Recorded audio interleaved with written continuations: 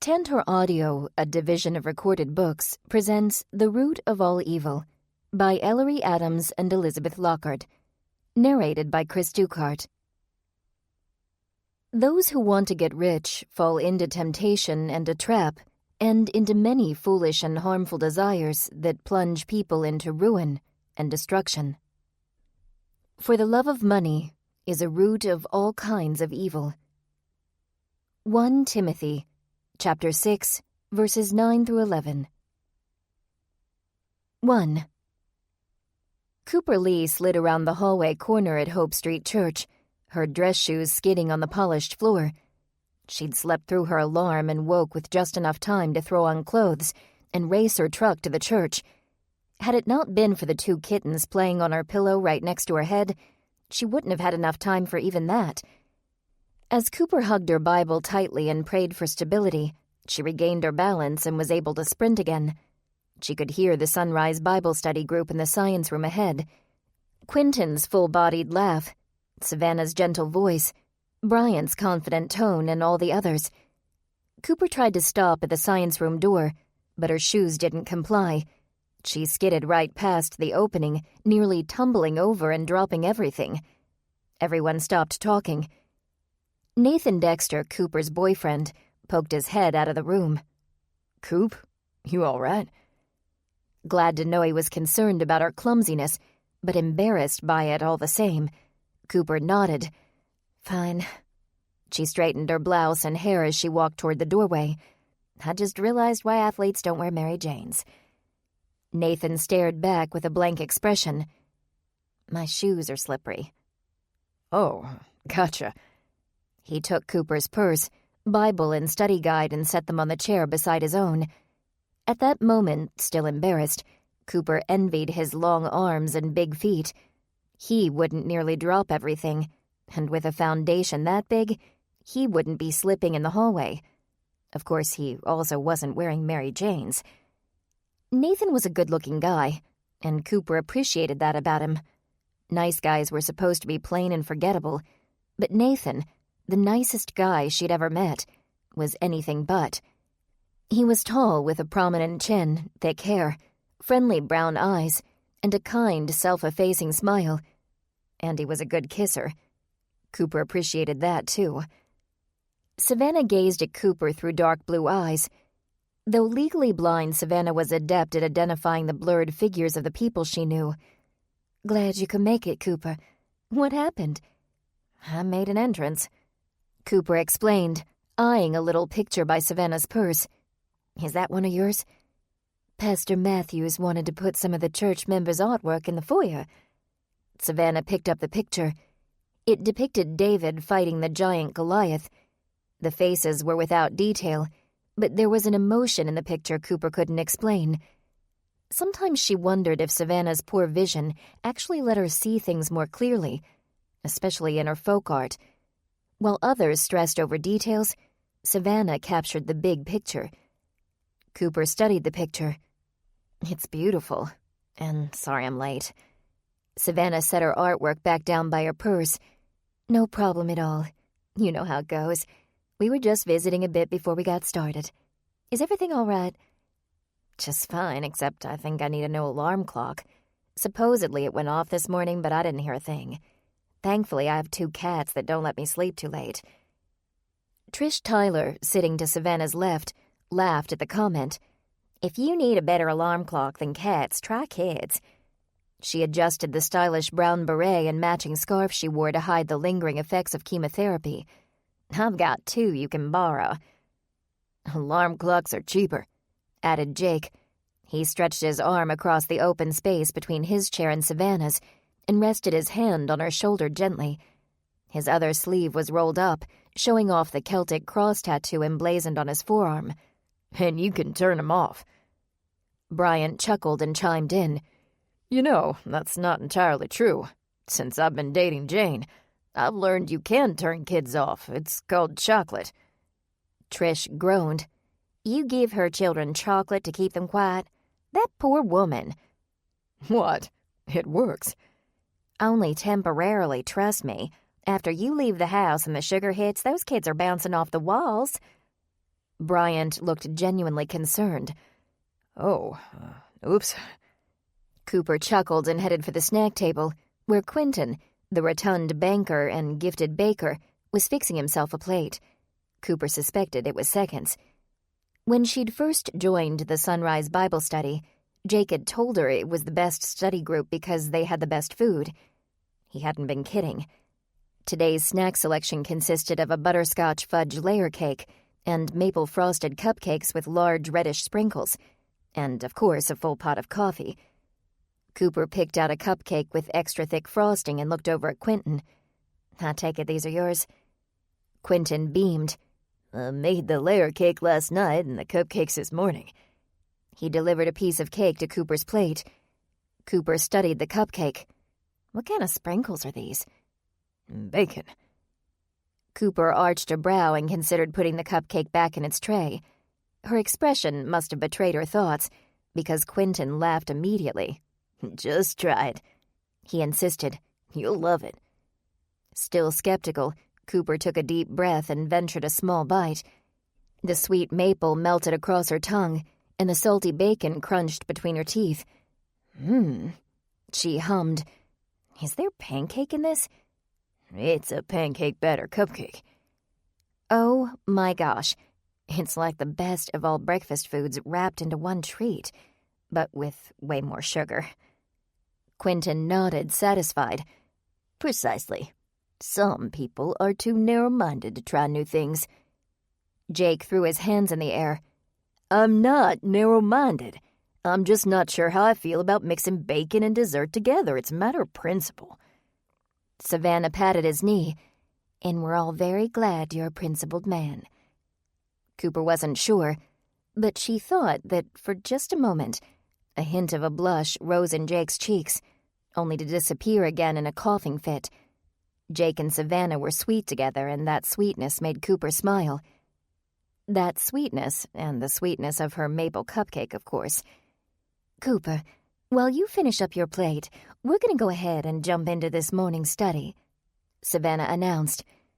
"Today, we continue our study of the expectations and responsibilities of the church. We're in the book of 1 Timothy, chapter 3.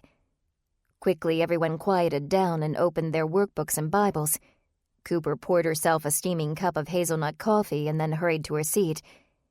"So," Savannah continued, "according to this, what is expected of church leadership?" The discussion went on without pause until music floated down the hallway from the chapel. It was the CD the praise band played while people said hello to one another and found their seats. "Looks like that's all the time we have for today," Savannah said. "Before we pray and head on in, I do want to mention a volunteer opportunity." Trish closed her Bible. "What's it for?" "This one comes straight from Pastor Matthews," Savannah replied. "Hope Street Christian Academy is hosting a parent night this Friday. It'll be a time for students to bring their folks to the school to meet other parents, get to know teachers, see the classrooms. Pastor Matthews said he needs some volunteers to bring drinks and snacks and to man the snack table. I told him I'd ask if anyone here is interested. We are pretty well known around here for our own snack table." Cooper thought through her week schedule. Friday was wide open. "Sounds like a fun time. I bet I could get Mama to make some cookies. It'd be great advertising for Magnolia's Marvels." Quentin snapped his fingers. "I've got it," he announced. "Mini cupcakes. Not too much sugar for the kids. Maybe a red velvet, a chocolate, and just don't bring the maple ones." Jake warned, the corner of his mouth turned up in a little grin. "I doubt kindergarten, junior high, or high school kids want meat in their desserts." "I was actually thinking of a vanilla coconut for the third option." Quentin jested in return. "But now that you mention it, maybe I will bring something more exotic. Say, Savannah, why hasn't Pastor Matthews asked us to do this before? Is this a regular event the school hosts?" Savannah shook her head. "They have parent-teacher conferences, which aren't always fun for the parents or the teachers. But this is something new. It's just supposed to be a positive evening. Unfortunately, our little school isn't doing so well financially. and Pastor Matthews is hoping that if parents can come and see the place, without the stress of conferences, they'll want to be more involved in fundraising. I wish I could be there to help, Trish said. My immune system isn't quite up to snuff. Philip doesn't even want me coming to church as much as I do. All the people and the germs, you know. But I feel so much better when I get to see everyone here. However, I don't think he'd let me out of the house if he knew I was going to be around a school full of kids. We'll be praying for your health, Savannah said, taking hold of Trish's hand. Or I guess I should say, we'll continue praying for your health. Trish smiled. The cancer's basically gone. The chemo's almost over. I think a prayer of thanks is in order, too. Sorry, but I can't come either. Bryant apologized. I've got plans with Jane. She's been working late a lot, and we planned on a nice family movie night. Her and me and her kids. Trish wagged a warning finger in his face. No chocolate. Bryant raised his hands in surrender. I got it. No chocolate. And maybe an apology for using chocolate so often in the past. Nathan had his phone out and was looking at his calendar. I'm not sure if I can make it. I'll let you know as soon as I can. Big plans this Friday? Cooper asked, nudging him with her elbow. And I'm not invited? I might be meeting with a new client, he explained, speaking of his website design business. He's been kind of flaky, so the meeting may get moved again. I should know by Wednesday. That sounds like another prayer request to me, Savannah said. Jake and I will be bringing some beverages Friday, and the school is providing plates and glasses for us. We can get all the particulars from Pastor Matthews after church today. Now, if we all bow our heads, we can pray and not be late.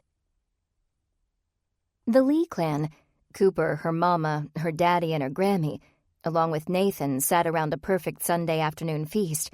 Applesauce pork chops, turnip greens with bacon, cornbread muffins, and a hash brown casserole. Did you hear about the Catholic church on the other side of town? Maggie asked at the table. Everyone nodded.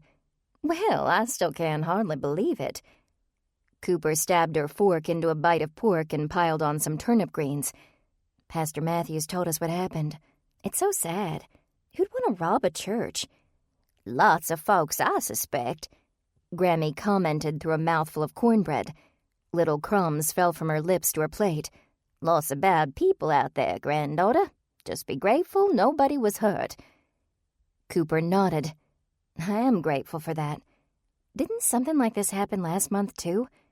A different church, Earl said. It was his first comment during the meal. Grammy snatched another muffin out of its basket and tore off half, dunking it in the pork's applesauce.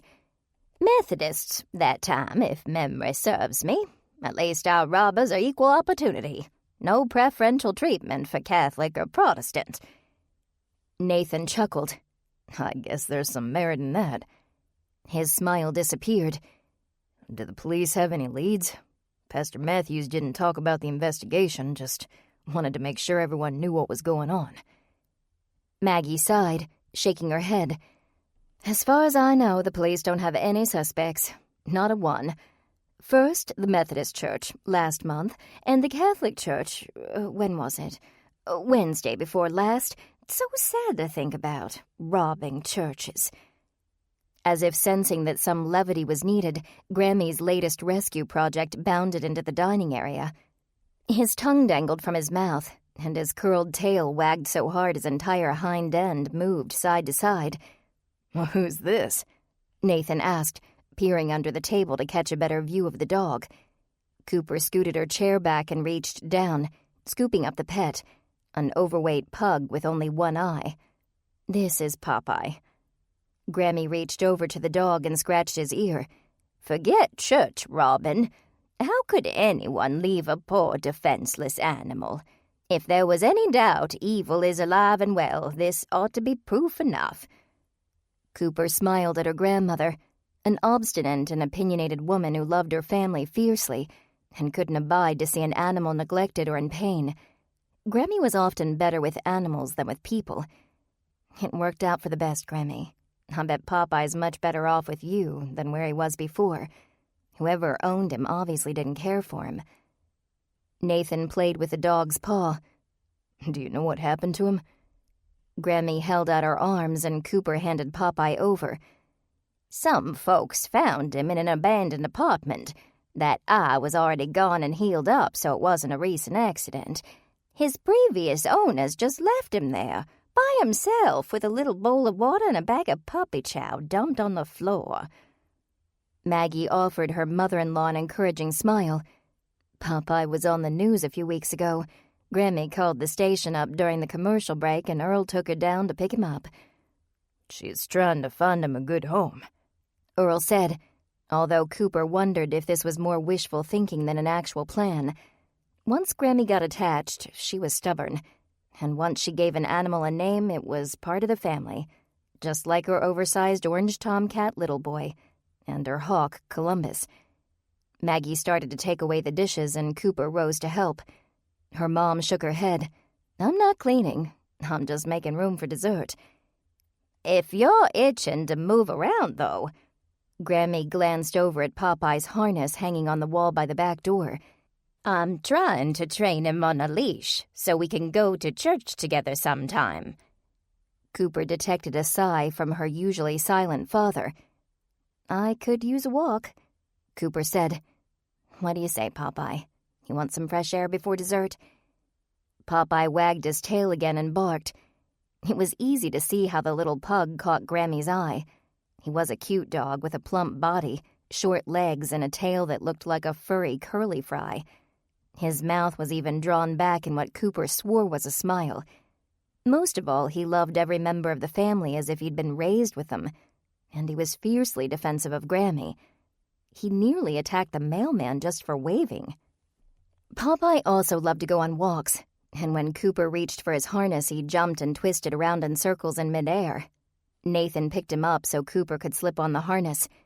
With leash in hand, Cooper opened the back door and out bolted the pug. Nathan followed, closing the door behind them and immediately slipping his arm around Cooper's waist. The cool October breeze whipped through her hair, carrying the smell of grass and leaves, while the warm sun hung lazily in the afternoon sky. Were it not for the pug going crazy at the end of the leash, it would have been a very romantic walk. Nice afternoon, Nathan said, holding Cooper close. Smells like fall. Cooper laid her head on his shoulder as they walked. It was warm and muscular. It is nice, isn't it? A perfect day. They walked past the aviary Earl had built for Columbus and followed the path toward Cooper's greenhouse. I only wish the whole family could be here. Your sister must be going crazy. How long has she been on bed rest? 4 weeks, although if you ask her, it's been more like a year. Nathan grinned. Just 1 year? Is she doing all right? She's okay, Cooper replied after a moment. Ashley was 30 weeks along into what her doctor had labeled a very high-risk pregnancy. After more than a year of trying to conceive, Ashley had learned that she had a bicornuate uterus, making it difficult to carry and have a baby. Now, toward the end of her pregnancy, she was on a strict regimen of bed rest and constant care. Cooper continued. She's going crazy, of course, but she knows it's best for the baby and for her. After all she and Lincoln went through to get pregnant, she's okay not taking any chances. What does she do all day? Cooper shrugged. I haven't seen her a whole lot since she went on bed rest, but Mama says she's keeping busy, watching movies, crocheting, doing puzzles. When I talked to her on the phone, she listed off all the books she's gotten through. I think she's read more novels in the past month than in the rest of her life combined. They passed by the greenhouse, reminding Cooper she needed to do some gardening that week. Nathan gave her a peck on the cheek. I'm glad she's got something to do, he said. I can't imagine having to stay in bed nonstop. Might be nice for a day or two. Sure, but weeks on end? I'd get bored out of my mind. Besides, it's different when you choose to lounge in bed all day. Then it's relaxing. When you're sick or something and you don't have a choice, it's just infuriating. Exactly. They reached the end of the greenhouse, and Popeye tugged on his leash to go back to the house. Cooper and Nathan turned around to oblige. It might be infuriating, Cooper commented, but at least it's something they want. the baby. I mean, Ashley's not stuck in bed for no good reason. She'll get something wonderful out of it in the end. Nathan shrugged. He wore an odd expression that Cooper couldn't quite read. I guess so. They want a baby, so they're doing what they have to do to keep the baby healthy. Still, a tough spot for her. But it's worth it. I guess so. He didn't sound very sure. Cooper tried to decipher his expression. His brow was furrowed, as if he were concerned, and one side of his mouth was drawn back, as if he were skeptical. Cooper knew he wanted children someday, or at least she thought she knew. But now she wondered. Maybe he hadn't realized what was sometimes required to get children. Maybe he still ascribed to the stork theory, that loving parents got a nice delivery from the friendly baby-carrying bird. Or, Cooper realized with rising anxiety, maybe seeing what Ashley and Lincoln were going through had made him rethink the kind of future he wanted. Before Cooper could subtly probe for an explanation of Nathan's reaction, the back door opened and Grammy stepped outside, watching the couple curiously. Popeye tugged on his leash so hard that it jerked Cooper out of Nathan's arm and away from her worries. Nathan took hold of her hand. Grammy looked disappointed. "Dessert time," Grammy announced as the two came closer. She had a mischievous little twinkle in her eye. "Hope I'm not interrupting anything." Cooper smiled. Just getting Popeye's exercise, Grammy. "Too bad. But come on in, your mama made a good-looking pie. And if you're not at the table when we sit down to eat it, I'm not sharing." 2. A mountain of paperwork stared at Cooper from her desk. In her former position as repairman, or repair person, at Make It Work, Richmond's premier office equipment repair company, she had to file reports about her trips and repairs, but that was it. Now, as manager of leasing and maintenance, the paperwork was never ending. She'd gone from spending most of her time under copy machines and driving to and from jobs to spending her days at a desk. The great thing about her promotion was the 50% increase in pay. All those credit card bills were starting to disappear, and Cooper was finally seeing a future without debt. If she had to trade a little freedom for that future, so be it. Cooper sifted through the first few papers on her desk. They were reports from her two employees in leasing and maintenance, Josh Whitaker, formerly employed by a mom-and-pop repair company, and Bobby Walker, who jumped ship at Reliable Office Solutions before they went out of business. Josh and Bobby respected and liked Cooper, and they'd quickly learned their duties, making Cooper's own transition from repairs to desk work that much smoother. Today, her dependable crew was out on repair calls, and by 11:30, Cooper felt her eyes crossing from poring over paperwork. She stretched her arms over her head, leaned back in her seat and closed her eyes. "I'm in my repair van," she mumbled. "Easy drive, no traffic. The Beatles crooning me to my next job." But the smell of paper and ink robbed her of any relaxation her imagination might have provided. She wasn't in the van, and she wasn't listening to the Beatles. To make matters worse, she'd forgotten her headphones today, so she couldn't even indulge in a little hard day's night without disrupting Mr. Farmer on the other side of the wall. Cooper sighed, locked her computer screen and meandered down the hall, past the closed door to Mr. Farmer's office, and past the open door to Ben's office. Once a fellow repair person like Cooper, Ben now managed the document security side of Make It Work.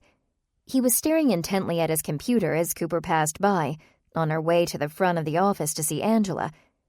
Angela was the company receptionist, in charge of scheduling and billing, but her unwritten job title encompassed so much more. She was the heart of Make It Work, a buxom platinum blonde with fake lashes, sexy heels, and a good deal of pluck. When Cooper sat on the edge of her desk, Angela glanced up from her compact and lipstick. She wore a tight blue blouse and a tighter gray pencil skirt. "You look tired, Coop." She offered Cooper her compact so she could see the exhaustion in her own face. Cooper declined with a shake of her head. "Anything wrong?"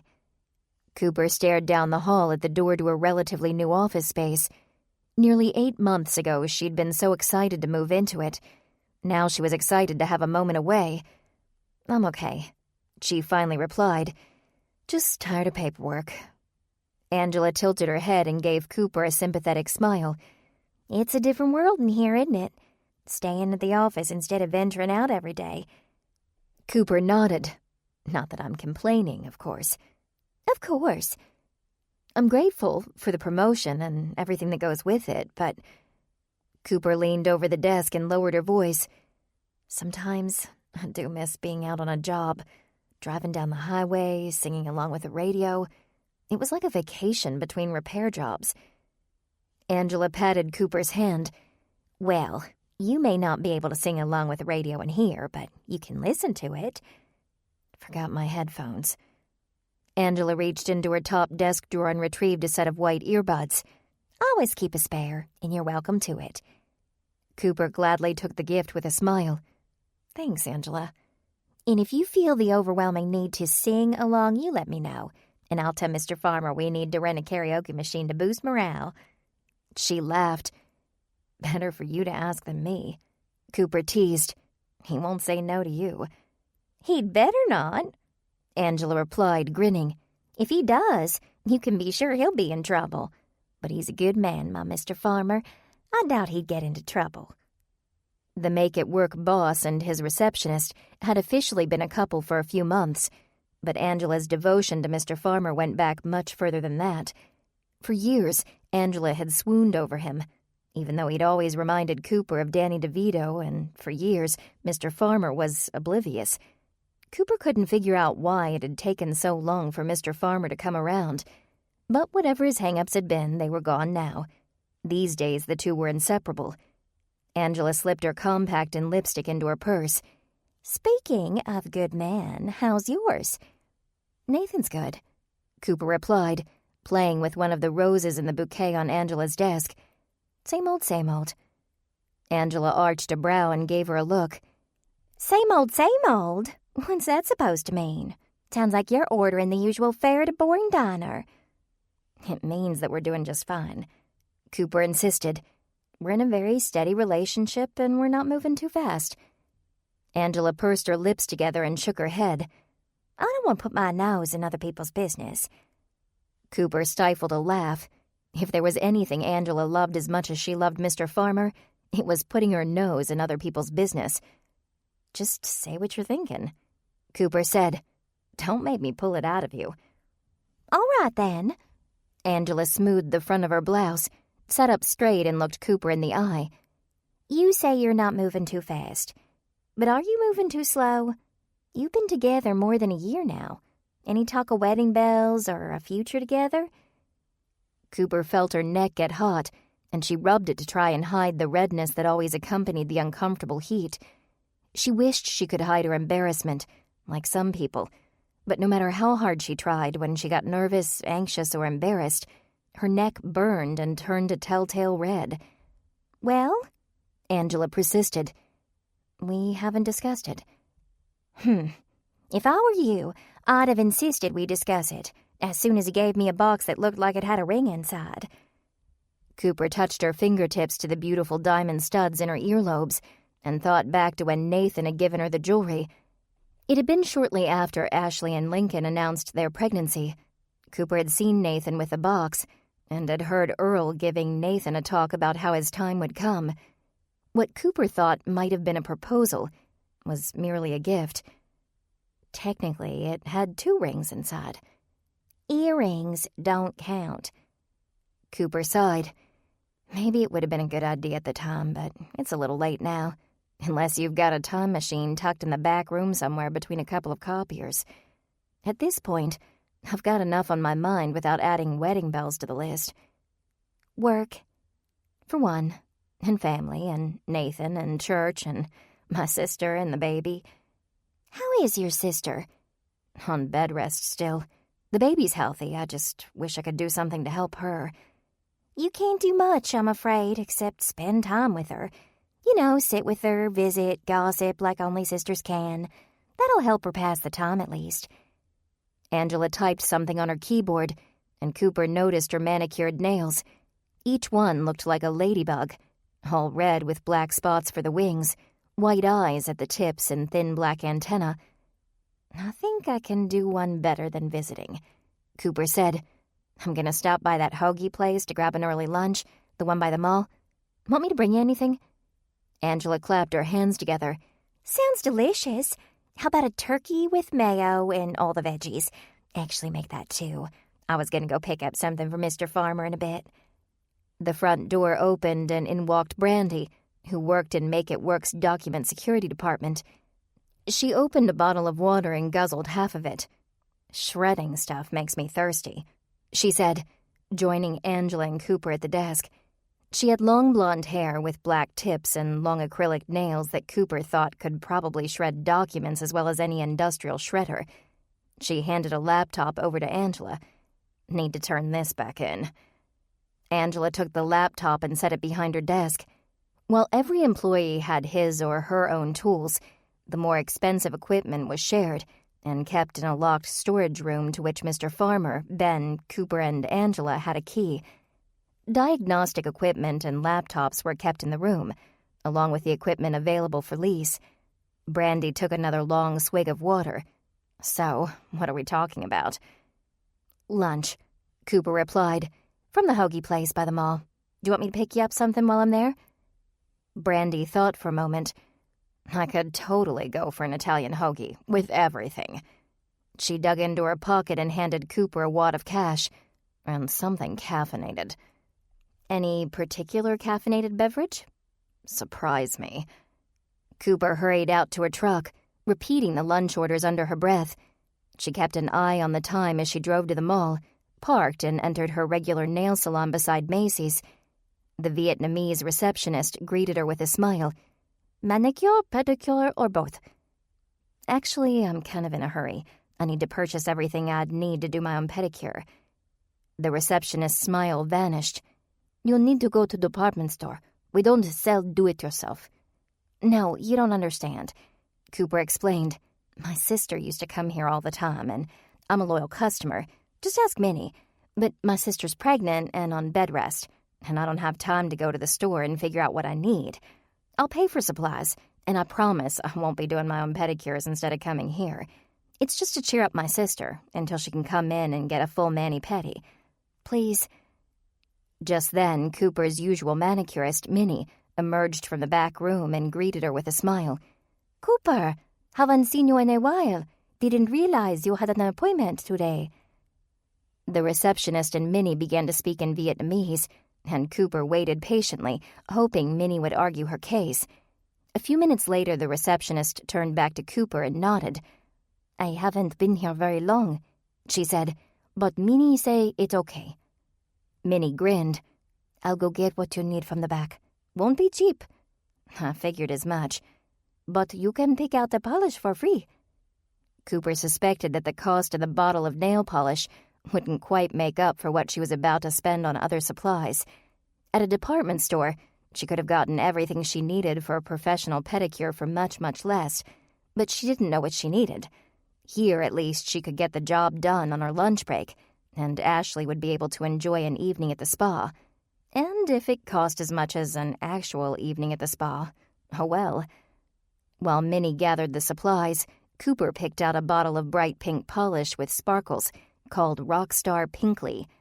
She reluctantly handed her card over to the receptionist, tried not to think too much about the ungodly sum, and took her supplies to go. Ashley's happiness was worth it. Then Cooper picked up hoagies for the office and started back to work. Ashley and Lincoln Love lived in a veritable mansion off of River Road in the wealthy part of town. Lincoln came from money, and Ashley knew how to spend it.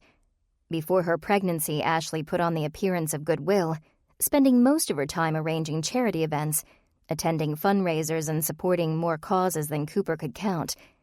Now her service work was on hiatus because she was too physically and mentally exhausted to even plan activities from bed. Cooper knocked on the door to the Love's massive house, and a woman in scrubs answered. It was Rhonda, the nurse and caregiver Lincoln had hired to keep watch over Ashley and their unborn child while he was away at work. Must be nice to be able to afford that, Cooper thought. "Good to see you, Rhonda," she said, her arms full of pedicure supplies. Rhonda smiled, her strawberry blonde hair pulled back in a tight ponytail, and her bright green eyes wide and awake, as if she'd just ingested a few shots of espresso. "Good to see you too, Miss Lee," the nurse replied. "Need any help with that?" "Nah. I hope I didn't pull you away from Ashley." Rhonda moved away from the door so Cooper could enter. "Mrs. Love gets tired of me being here all the time. I check on her every hour, and in the meantime I stay in the drawing room, crocheting to pass the time." "Do you know if Ashley's sleeping?" "I checked on her about 5 minutes ago, and she was wide awake then." Cooper drew in a deep breath and shouted, "Ashley, it's Coop. You sleeping?" "If I was, you just woke me up," Ashley shouted from the master bedroom. "Could you grab me a couple water bottles on your way?" Cooper went to the kitchen, a massive cooking space with top-of-the-line appliances in the quartz countertops, and grabbed 2 bottles from the ones Lincoln kept on the counter for Ashley. She preferred them room temperature. She stole an apple for herself and headed to the bedroom, water, snack, and supplies balanced carefully in her arms. Ashley had been on bed rest for a whole month now, with varying degrees of freedom, depending on the doctor's report in any given week. In that time, she'd fashioned herself a little nest in the bed. Cooper found her surrounded by pillows and blankets, with only her eyes peeking up high enough to see the television set. Those eyes turned to Cooper. "Wasn't expecting to see you," Ashley said. Her voice sounded drained. Cooper stepped closer so she could actually see her sister amid the bedding. "Thought I'd drop by and see how my favorite sister's doing." From the looks of things, she wasn't doing well. The TV was turned to a shopping channel on which 2 older women were trying to sell viewers some kind of super vacuum. The nightstand was littered with empty plates, bowls, and cups. Ashley's laptop was laid upside down on Lincoln's side of the bed. Ashley's usually pristine hair was pulled back in a matted, dirty ponytail, and what little polish was left on her nails was chipped badly. Her face was puffy, her eyes red, and her stomach uncomfortably large. She panted, as if Cooper's trip up the stairs had winded her, and pushed herself up so that she could better see. "Did you bring the water?" Cooper handed the bottles over. "You're a lifesaver. I'm so thirsty, and I'm so tired of seeing that nurse." "She seemed pretty nice at the door." "Sure," Ashley replied, and then paused to gulp some water. "But she's here all the time, every day while Lincoln's at work. Rhonda's by my side. She won't let me do anything." "That's her job, Ash. She's here to take care of you." "But I want to get out of bed and do something." "Yeah, well, she's also here to protect you from yourself." Cooper plopped the armload of pedicure supplies on the bed. "Brought your present." "A present?" Ashley asked, her weary eyes lighting up for a moment. "You brought me a present?" "Mm-hmm."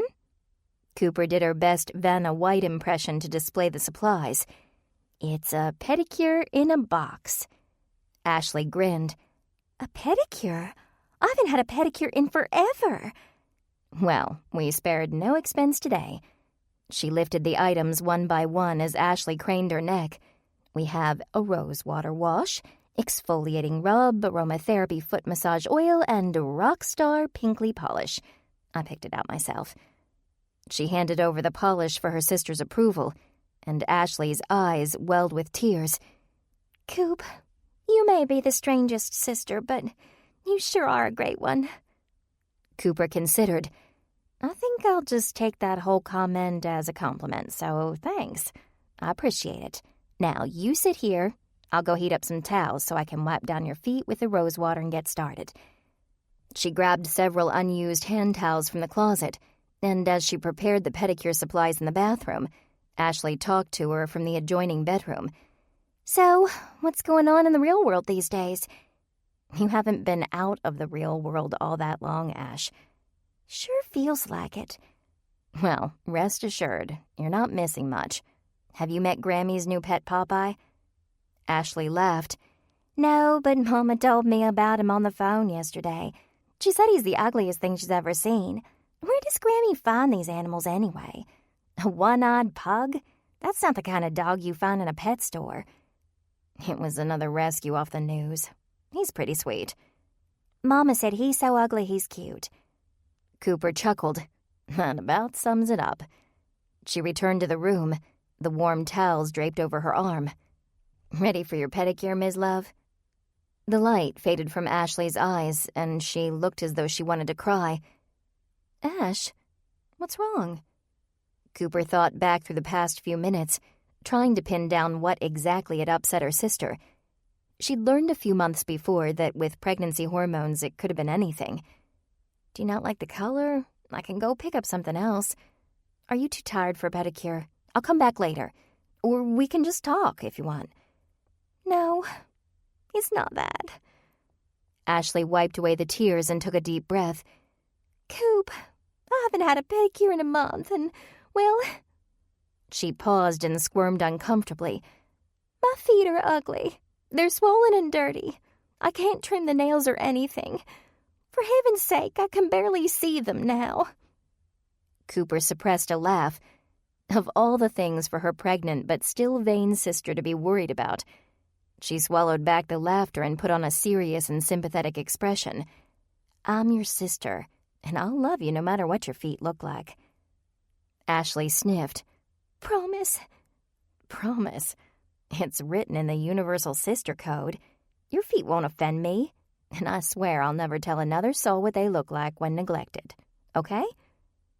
Ashley considered for a moment and then nodded. Okay, let's do it.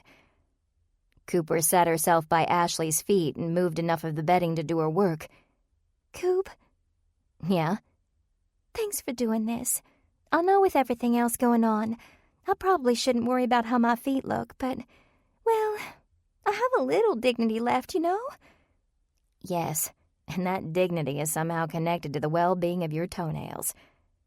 Cooper chuckled aloud to let her sister know it was a joke, and Ashley smiled.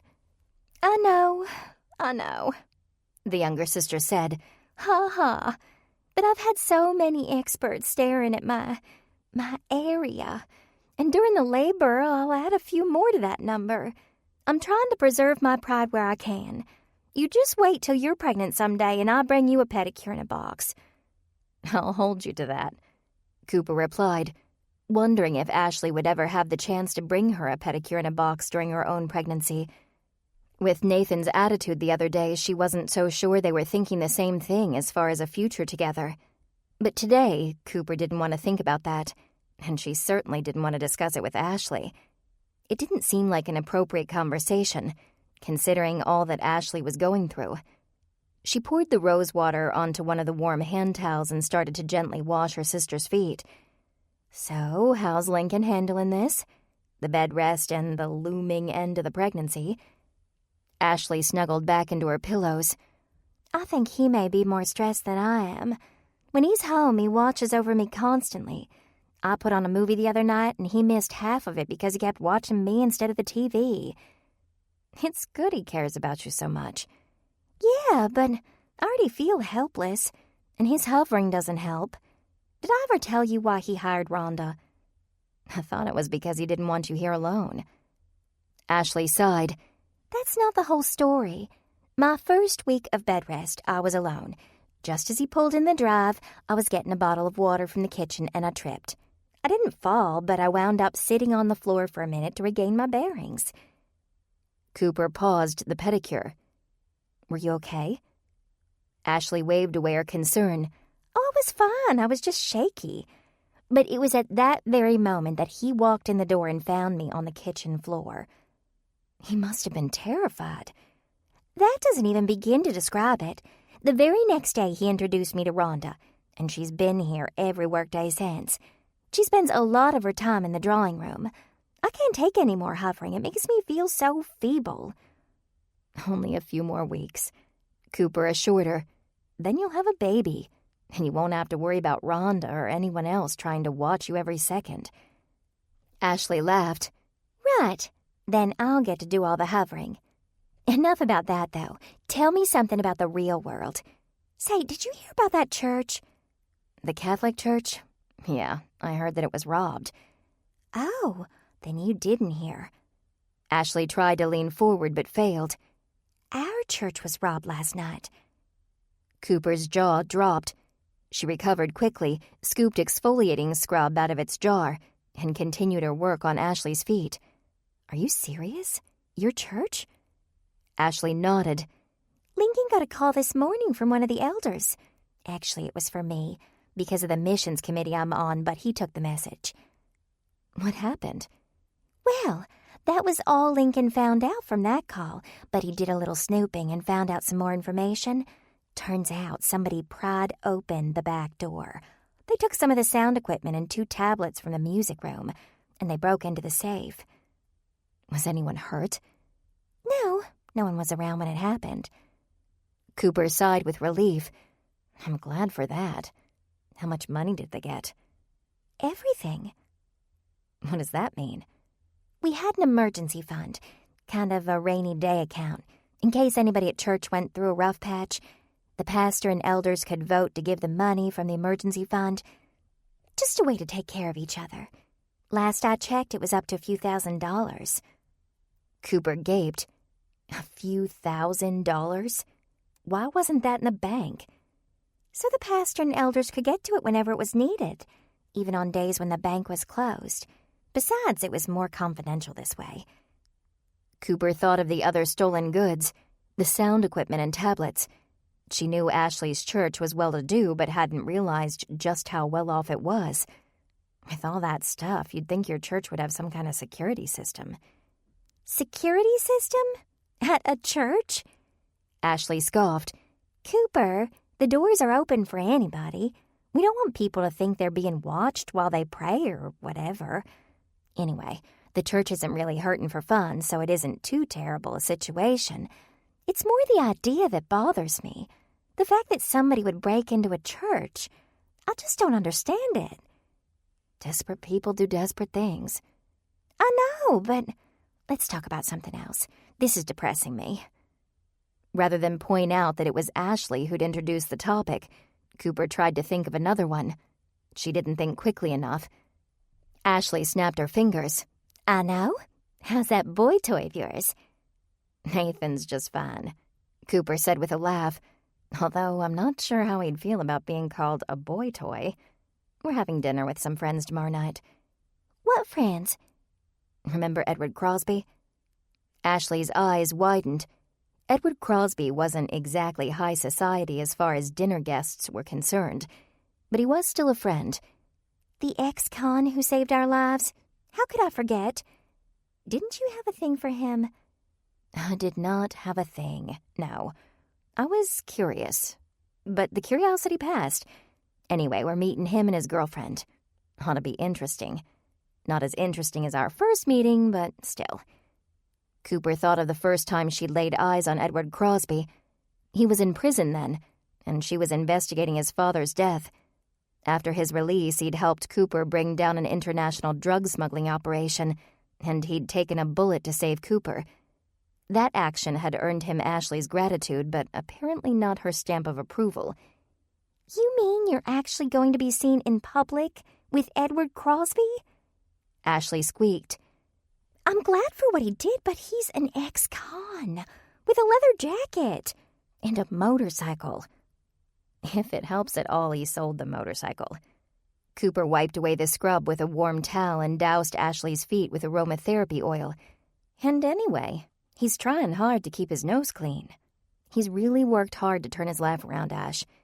Don't you think he needs some friends? Some non-ex-con friends?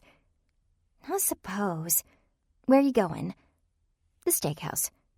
Ashley groaned. Fine, just make sure he knows how to use a knife and fork and doesn't try to pick up the steak and eat it with his fingers. I think we'll be okay. Ashley winced and tugged her foot away from Cooper. Ouch, that's sore. Sorry. Cooper eased up on her pressure. How's that?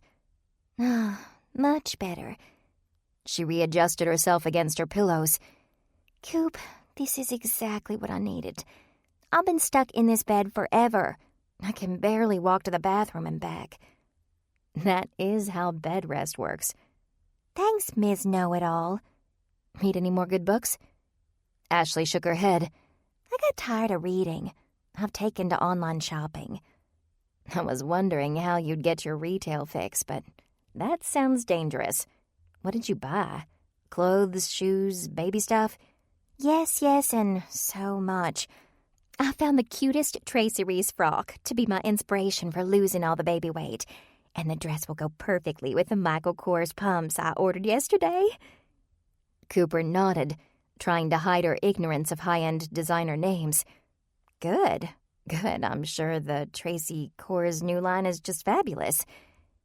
Ashley laughed. Tracy Reese and Michael Kors, Coop. You're hopeless. Let's get back to all of your binge spending, shall we? What else did you buy? I got a great deal on a Yuri Verov. More shoes? No, silly. He's a painter in New York, a real up-and-comer in the art world. I'm not big on postmodernism myself, but I heard from some ladies at church that in a few years he'll be in every major gallery on the East Coast.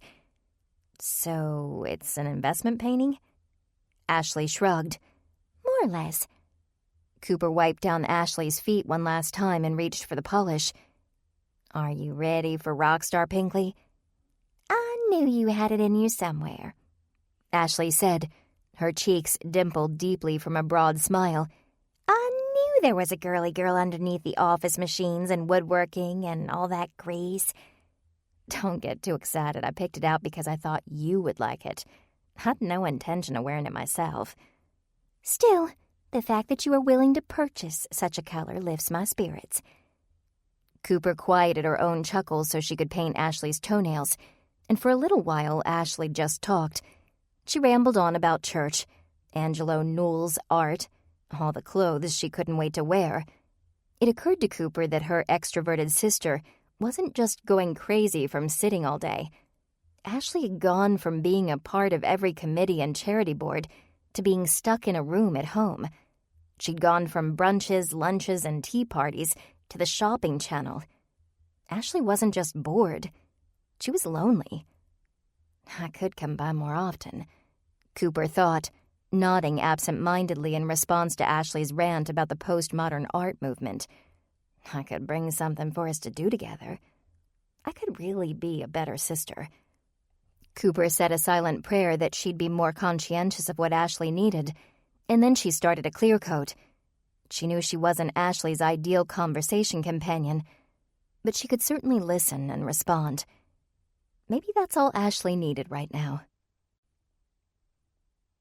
3. Cooper and Nathan sat in a corner booth at the steakhouse waiting for Edward and his date to show. The potato skins they'd ordered for the table were taunting Cooper. She'd eaten 3 already and was fighting the urge to eat them all. Her stomach growled in protest. You can go ahead if you need to, Nathan assured her, pushing the appetizer plate in front of her. We'll order another plate. They're probably cold by now anyway. Cooper pushed it away again and shook her head. I won't be that rude, even if they are 20 minutes late. Nathan kissed her cheek. You know how Edward can be. He probably stopped to admire somebody's Harley and lost track of time. He won't care if you go ahead and eat. I doubt he has a firm grasp on all the rules of etiquette. Cooper laughed and looked up at the front door. There stood Edward Crosby in his leather jacket, talking to the maitre d'. He was alone. He was supposed to bring his girlfriend. Cooper whispered, Maybe she's parking the car or something. Nathan stood and waved to Edward, and after another moment's discussion with the maitre d', Edward gave the man a friendly pat on the shoulder and hurried to the booth. Sorry I'm late, he apologized, removing his jacket and tossing it into the seat before sliding in himself. He wore a respectable eggplant purple dress shirt and black slacks that almost hid the fact that he'd worn exercise socks with his dress shoes. No problem, Nathan replied kindly. We went ahead and ordered an appetizer for the table. Hope you don't mind. Mind? I'm starving. Edward grabbed a potato skin and shoved the whole thing in his mouth at once. Cooper watched, partly horrified at his lack of manners, and partly envious that his hunger seemed to be somewhat satiated. Where's the girlfriend? Oh, her. Edward swallowed and reached for another skin. We broke up. Taking an appetizer for herself before they all disappeared, Cooper donned an appropriately sad expression. Sorry to hear it. Edward shook his head. It needed to happen. I should have done it sooner. Problems? Not really problems in the traditional sense. Nathan took a drink of water and cleared his throat. We don't have to talk about it if you don't want to. Edward drew in a deep breath. Thanks, man. Let's talk about the steak here. Is it any good? Cooper shot her boyfriend a dirty look for interrupting, but realized he couldn't have known that she wanted all the details. She turned a smile on Edward. Sooner or later she'd get the rest of the story. The steak's great, she said. So is the fish, if you like fish. I'll take cow over fish any day. Edward fell silent, and all three scoured the menu. After ordering thick steaks, medium well, the guy slipped into work talk while Cooper sat by, smiling idly and nodding as if she were paying attention. There was something different about Edward tonight. With his pressed clothes and his clean, slicked hair, he almost looked respectable. Almost. Then he shoved another whole potato skin into his mouth. So, Cooper, Edward said, once he'd swallowed. Take down any more drug dealers recently? I'm afraid life has been a little more sedate than that, Cooper replied. How about you? Working with the police? Cooper could see him stiffen. Given his criminal history, Edward wasn't a fan of the cops, even if he did assist them in one case. Before Cooper could change the subject, the waiter arrived with their food. Saved by the steak. The conversation lagged while they started their dinner. After some time, Nathan excused himself, heading to the restroom, and Cooper took the opportunity to talk to Edward again. He might not want to get into the whole relationship discussion with you, but I do, she said. You sounded so excited to come to dinner when we talked. I thought you were really looking forward to it. And frankly, I was looking forward to meeting whatever her name was. What happened? Well, I was excited for dinner, but I was excited to see the two of you, not to eat with her. See, I don't have a lot of what you'd call wholesome friends, so you guys are really good for me. I was looking forward to a nice civilized night out. When it came to me and her, though, it just didn't work. Before you said you didn't have problems in the traditional sense. What does that even mean? Why do you care? I'm female, Cooper shot back, and I'm your friend. Those two things mean I will always want to know what's going on in your relationships. So tell me. Fine. He swallowed a gulp of soda.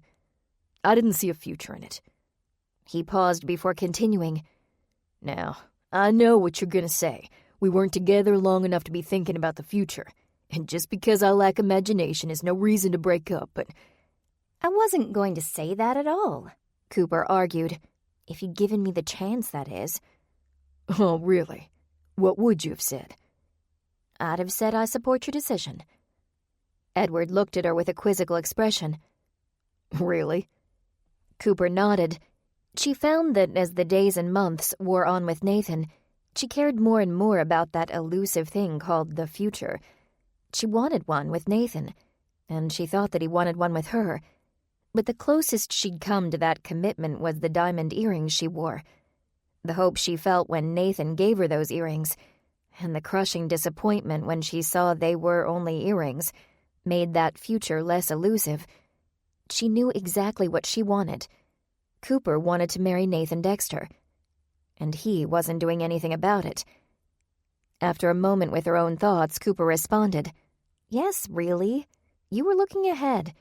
You want a real relationship, not just a one-night stand or short-term fun. It was good of you to be thinking about your future, and hers, by the way. Now you can both move on and find whoever's right for you. Huh. Edward stabbed a bite of his steak. Thanks.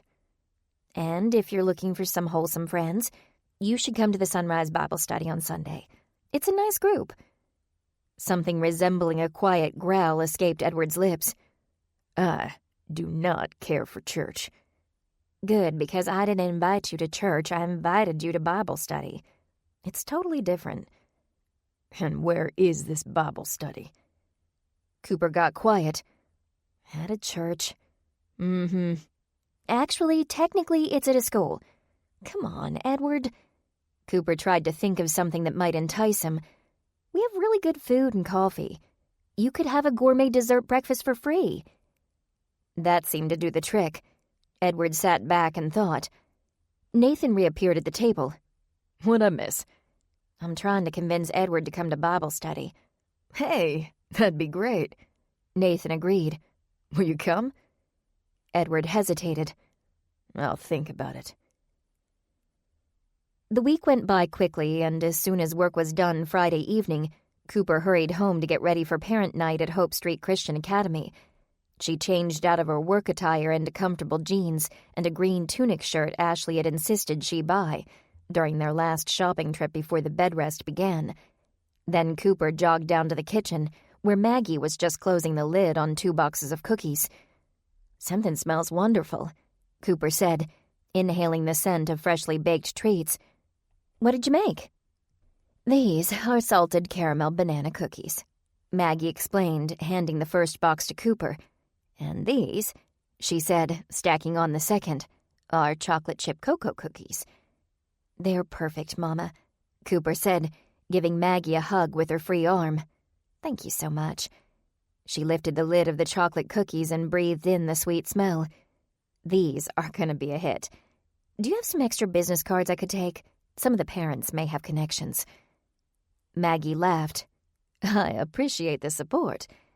She retrieved a stack of cards from a little tin box by the refrigerator. "You have fun tonight." "Between your cookies and Quentin's cupcakes, I fully intend to." Cooper sang along with her radio on the way to church and arrived 15 minutes before parent night was scheduled to begin. Since the snacks were supposed to be set up at 5 till, she had a good 10 minutes to park, deliver Magnolia's marvels to the Sunrise Bible Study food table, and set up the feast. More than enough time. Cooper found a space near the school's main entrance and hurried inside with cookies in tow. The snack table was set up near the door to catch the eye of incoming parents, and Savannah, Jake, and Quentin were already preparing the food. The group hadn't failed to produce a tasty-looking spread. There were 3 trays of mini cupcakes, courtesy of Quentin. Jake ladled fruit punch from a heavy bowl into disposable plastic glasses, while Savannah prepped a pot of decaf vanilla hazelnut coffee. "Looks good," Cooper said, setting her cookie boxes at the end of the table. "Quentin, those cupcakes look delicious. I don't suppose they need sampling." Quentin grinned. "Only if your Magnolia's marvels need sampling, too." "You've got yourself a deal." Quentin took a paper plate from the stack and set the first mini cupcake on it. The cake itself looked chocolate, while the frosting was white with brown at the edges. "This is a s'mores cupcake," he explained. "It has 2 layers of chocolate with a graham cracker crumble in between. The frosting is marshmallow fluff." "The fluff looks like it's been cooked over a fire." "I took my creme brulee torch to the edges." Quentin set the second mini cupcake on the plate. The cake and frosting were all white, with what appeared to be nut pieces on top. "These are white chocolate cakes with vanilla coconut frosting, topped with macadamia nuts." He pointed to a third kind of cupcake. "That's just standard red velvet with a cream cheese frosting. It's nothing special, so don't feel obligated to sample that if you don't want to." "I don't feel obligated," Cooper replied. She leaned over, took one of the red velvet cupcakes and added it to her sampling plate. "But I want one." Before she could take her first bite, Quentin cleared his throat loudly. Cooper turned her attention from her sample plate to see that he was nodding expectantly toward her Magnolia's Marvels boxes. "Oh, right." Cooper set down her cupcake and opened the first box. "These are salted caramel banana." She set a cookie on a plate, moved the box, and opened the next one. "And these are chocolate chip cocoa cookies." She handed the plate to Quentin, and as he tasted the cookies, Cooper went back to her cupcakes. She sank her teeth into the s'mores cake first. The marshmallow fluff melted in her mouth, combining with the rich, dark chocolate cake and the crunch of graham crackers. She hummed. "This actually tastes like a s'mores." Quentin chuckled. "That's the idea." "Yeah, well, I may not leave any for the kids. In that case, they're out of luck because I called dibs on the rest of your mama's cookies. Cooper smiled and popped the other half of the s'mores cupcake into her mouth. Before she'd finished chewing, she reached for the white chocolate. The flavor was smooth and light, with the sweetness of coconut and the richness of the nuts. It tasted like a Sunday afternoon summer picnic, and for a moment she imagined she was running in a grassy field in a white dress and broad hat. What do you think? Quentin asked. Cooper held up a hand to quiet him. Just a minute. I'm in the middle of a reverie here. Quentin chuckled. Glad to hear they're up to par. That's an understatement. Cooper downed the rest of the white chocolate cupcake quickly and then tried the red velvet. They were easily the best red velvet cupcakes she'd ever had. So moist, and with the perfect amount of sweetness. I think I've died and gone to heaven. Savannah laughed.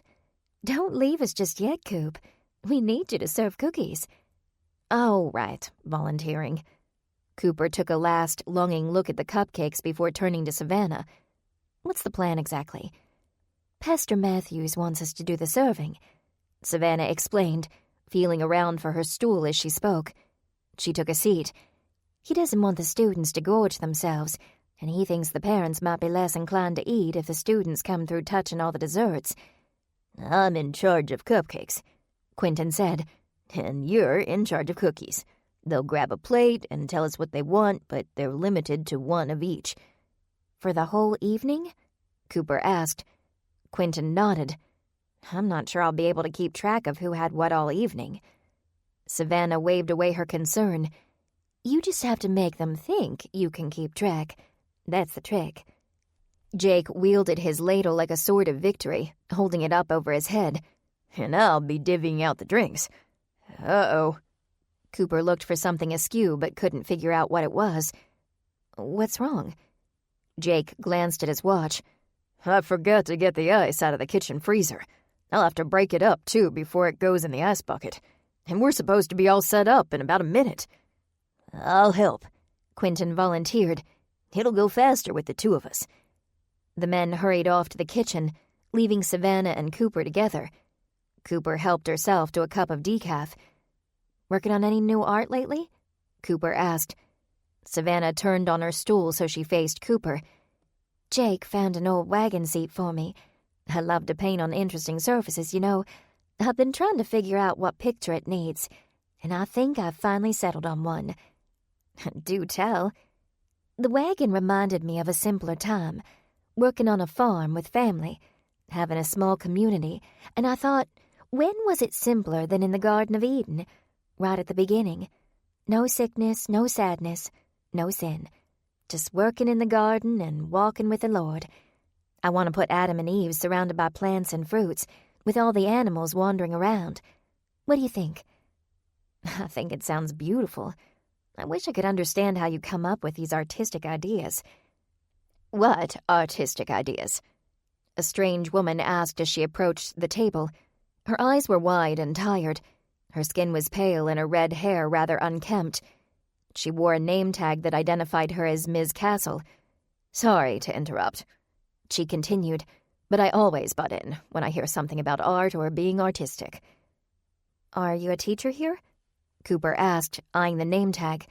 Yes, I'm Sylvia Castle, the art teacher.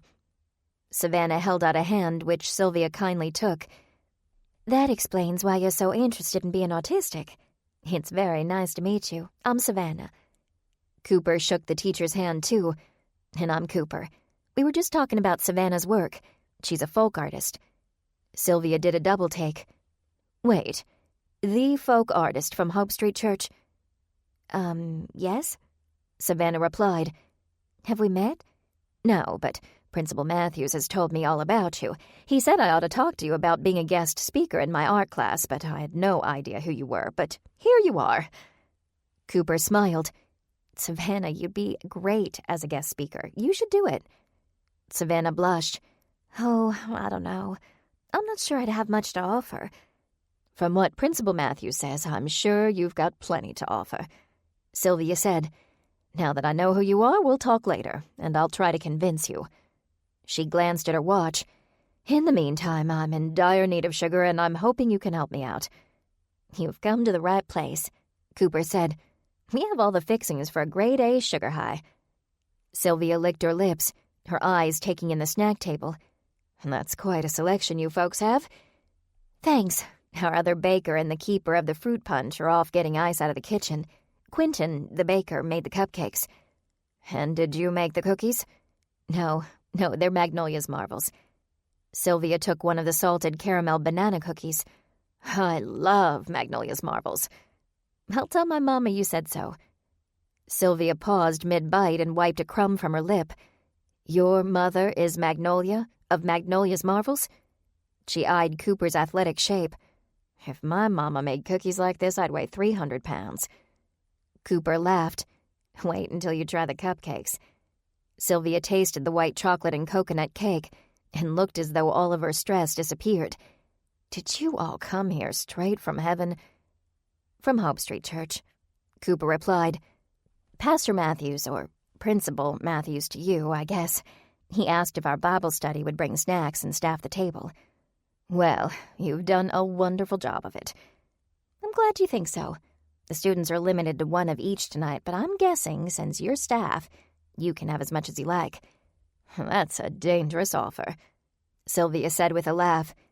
It was then that Cooper noticed the dark bags under her eyes and the slight shake in her hands as she gratefully accepted a plate of cookies and cupcakes. Sylvia's eyes welled. "You have no idea how much I needed this. It's been a long week." "Sorry to hear that," Cooper replied. Sylvia looked as though she might fall over, right where she stood. "Anything we can do to help?" For a moment, Sylvia stood still, as if she didn't quite comprehend what Cooper was saying. Then quietly, she said, "You really mean that?" Cooper nodded, taken aback by the woman's apparent disbelief. "Sure, anything. Do you want to talk?" Sylvia took a deep breath and donned a tired smile. "I don't think so, but I appreciate the offer." She took a bite of Maggie's hot chocolate chip cookies. "And I really appreciate these. I'll be back for seconds later." "I'll save you some." The art teacher disappeared down the hall, just as a small crowd of students and parents arrived, and Quentin and Jake returned to the table with a silver ice bucket filled to the brim. "Looks like you barely made it," Savannah commented. Jake wiped his forehead and sighed dramatically. "Thought we might not make it at all." For the next hour, Cooper and Quentin passed out the sweets, while Jake and Savannah manned the beverages. Parents followed their children to the snack table, and while the students chatted among themselves, the parents talked to the Sunrise Bible Study team. The guests arrived in waves, stopped for food, and then headed back to classrooms as a new group came in. Teachers peeked into the hallway to greet the newcomers before disappearing once more to talk to the parents in their classrooms. Some students prattled on about the art and science projects they had on display, while others rolled their eyes, reluctantly following their parents around. Finally, there came a lull. Cooper left Quentin in charge of the goodies and headed back toward the restroom. The hallways were alive with the sounds of talking and laughter. Cooper peered into the classrooms as she passed to see parents gathered around the teachers and students standing in groups, giggling and gossiping. Surprisingly, the line for the women's restroom was short, and when Cooper emerged, she heard above the regular chatter a very unpleasant sound. An angry voice drifted out of the classroom across the hall from the restroom. "A new kind of low, even for you, and that's saying something." Cooper recognized Sylvia's voice. "Because I can't afford it, and you know it. I don't see why it's my problem anyway. No, don't do that. I'll see what I can do, but don't you ever do this to me again." The conversation stopped.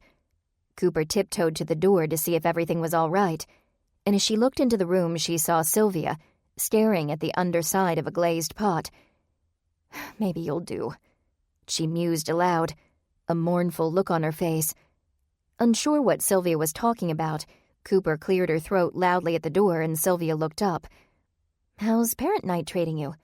Cooper asked, offering the teacher a kind smile. Sylvia replaced the pot on its rack. She looked even more ragged than earlier in the evening. "I'm enjoying it. Students just love to bring their parents in and show them all their art projects. Regardless of what they think of me the rest of the year, on parent night I'm usually painted as a favorite teacher, since I give them away to show off to their folks." She laughed at the thought. "I don't usually have to talk much, except to assure parents that all the children are creative and well-behaved." "Are they?" "Some are both. Some are creative but ill-behaved, and the rest are well-behaved but couldn't do something creative if their lives depended on it. I'm hoping some gentle flattery will increase the donations this year." "I heard that the school isn't doing well financially." Sylvia sat in one of the students' desks, rubbing away the exhaustion in her eyes. "That's an understatement. If we don't get money soon, the school may have to close its doors." She clapped her hand over her mouth and then slowly slid it away. "I wasn't supposed to say that. I'm so sorry. That is not meant for everyone to know." "It's all right," Cooper assured her. "What's said in the art room stays in the art room." Sylvia emitted a relieved sigh. "Thanks." Cooper took a seat in the desk beside the teacher. "I knew the school was having some trouble, but I didn't realize it was so serious." "Only a few of us do. That's why I shouldn't have said what I said. It just came out." "Well, I didn't hear a thing. But if I did, I might say that I hope your flattery of students is successful." Sylvia nodded gratefully. "The same goes for your cookies and cupcakes." "Do you need anything?" "I'm fine." "You sure?" Cooper asked. "You're tied to this room, but I've got backup at the snack table. You're looking a little tired, too. I'd be glad to bring you some coffee or something." The teacher considered her request. "If you mean it." "Sure I do." Sylvia rose, walked to her desk, and returned a moment later with a piece of paper. "I made a little about this class flyer for the parents, and I've run out. The copy machine in the teacher's lounge is broken.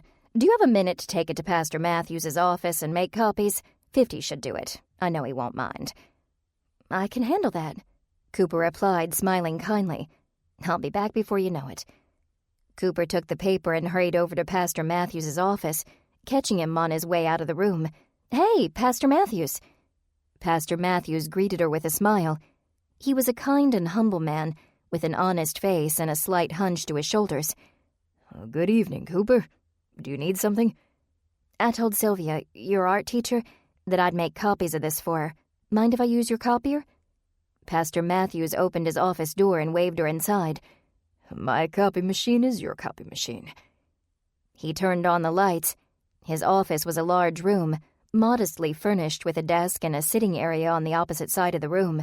The walls were lined with bookshelves, stacked with volumes on theology, interspersed with framed photographs and souvenirs from the pastor's trips overseas. The copy machine sat behind the desk, beside a safe. The machine was new. "It was a donation," Pastor Matthews commented as Cooper admiringly studied the machine. "I've had it for about 6 months." Cooper's inner repairman took control, and she squatted beside the machine to see behind it. The panels were clean and tightly affixed. The cables were properly wrangled, not knotted together. "This one's in great shape. Who donated it?" "A business downtown. It was great timing, really. My older machine died, and that same day, a rep from the company stopped by and asked if I'd like a new copier." "Sounds more like miraculous timing." "Tell me about it. Now, with the copier in the teacher's lounge on the fritz, we may need to move this one so the teachers can use it." Cooper placed the flyer on the copier surface, set the machine to 50 copies, and pressed the start button. "What's wrong with the other copier?" Pastor Matthews shrugged. "Not sure exactly. I've taken a look inside a few times, but I'm not really sure what I'm looking for. Truth be told, I'm not the most tech-savvy person." Cooper stood and turned to face the pastor with a smile. "You know, I just happen to be familiar with these machines." "You are? Really?" "I work at Make It Work. This is kind of my area of expertise, actually. I'd be glad to take a look sometime, if you like. Pro bono, of course." "Would you? Anything you can do to keep it in working order would be terrific." "I'll make no guarantees," Cooper explained, "but I'll do what I can. No need for you to spend money getting it fixed if you don't have to." Pastor Matthews crossed over to Cooper and gave her a quick, friendly hug. Coop, I'd really appreciate that. That was just one more thing on my plate to take care of. Cooper checked the copier. Only a few more pages to go. I'm glad I can help. And if I can't get the other machine working, I bet I could get you a good deal on a lease through Make It Work. Pastor Matthews laughed. Oh, you're quite the salesman, aren't you? I just know my boss wouldn't forgive me if I let an opportunity pass me by. Actually, it's not my boss. It's his assistant. She's the salesman. Cooper took the copies and tapped the edges on top of the machine to straighten out the stack. On behalf of Sylvia, thanks for the use of your copier. Pastor Matthews walked her to the door and locked it behind him. You tell her she's welcome. And maybe by next week she'll be able to use the teacher's lounge copier again. Cooper returned to the art room to find Sylvia standing alone, while a student showed his parents a watercolor painting hanging on the wall. Sylvia came to the door to meet her. Thank you so much, the teacher said, taking the copies. I owe you one. Nah, you gave me a break from the food table. I may still owe you. Is there anything else I can help you with? Do you want to talk about anything? Sylvia shook her head. She looked a little happier now that she had students in the room, and Cooper sensed it was time to leave the teacher to her work. If you change your mind, Cooper said, I'd be more than happy to take another break. She left Sylvia with a smile. Saturday could have been a lazy day. There was nothing that needed to be done, and Cooper was tempted to stay in her pajamas, play with her cats, Miriam and Moses, and watch TV with her Grammy. But the night before, just as she was falling asleep, she got the idea that it would be fun to make a haunted birdhouse for Halloween. She hadn't spent much time building since she'd made Nathan a Star Wars TIE Fighter birdhouse for Christmas, and she was feeling the itch. So instead of sleeping in and doing nothing on Saturday, Cooper woke up early, got dressed, and headed to the hardware store to get supplies. She could picture the birdhouse in her mind as vividly as if she were staring at the finished product. Faux shingles on a steep roof, a spire off one corner, a little graveyard in the front, dark browns and grays. It took a good 2 hours at the store to find the right materials, and by the time she got home, Cooper was ready for a snack. She snagged a sandwich from the kitchen and ate it while she walked outside. It was a beautiful day. Not too cool, but not too warm. The sky was more or less clear. Columbus watched her with interest as she passed by. Having a good day? She asked the hawk quietly, pausing to stand in front of his cage. Columbus ruffled his white and tawny feathers. I'll take you for a walk later. Promise. Cooper continued walking and stepped inside the greenhouse.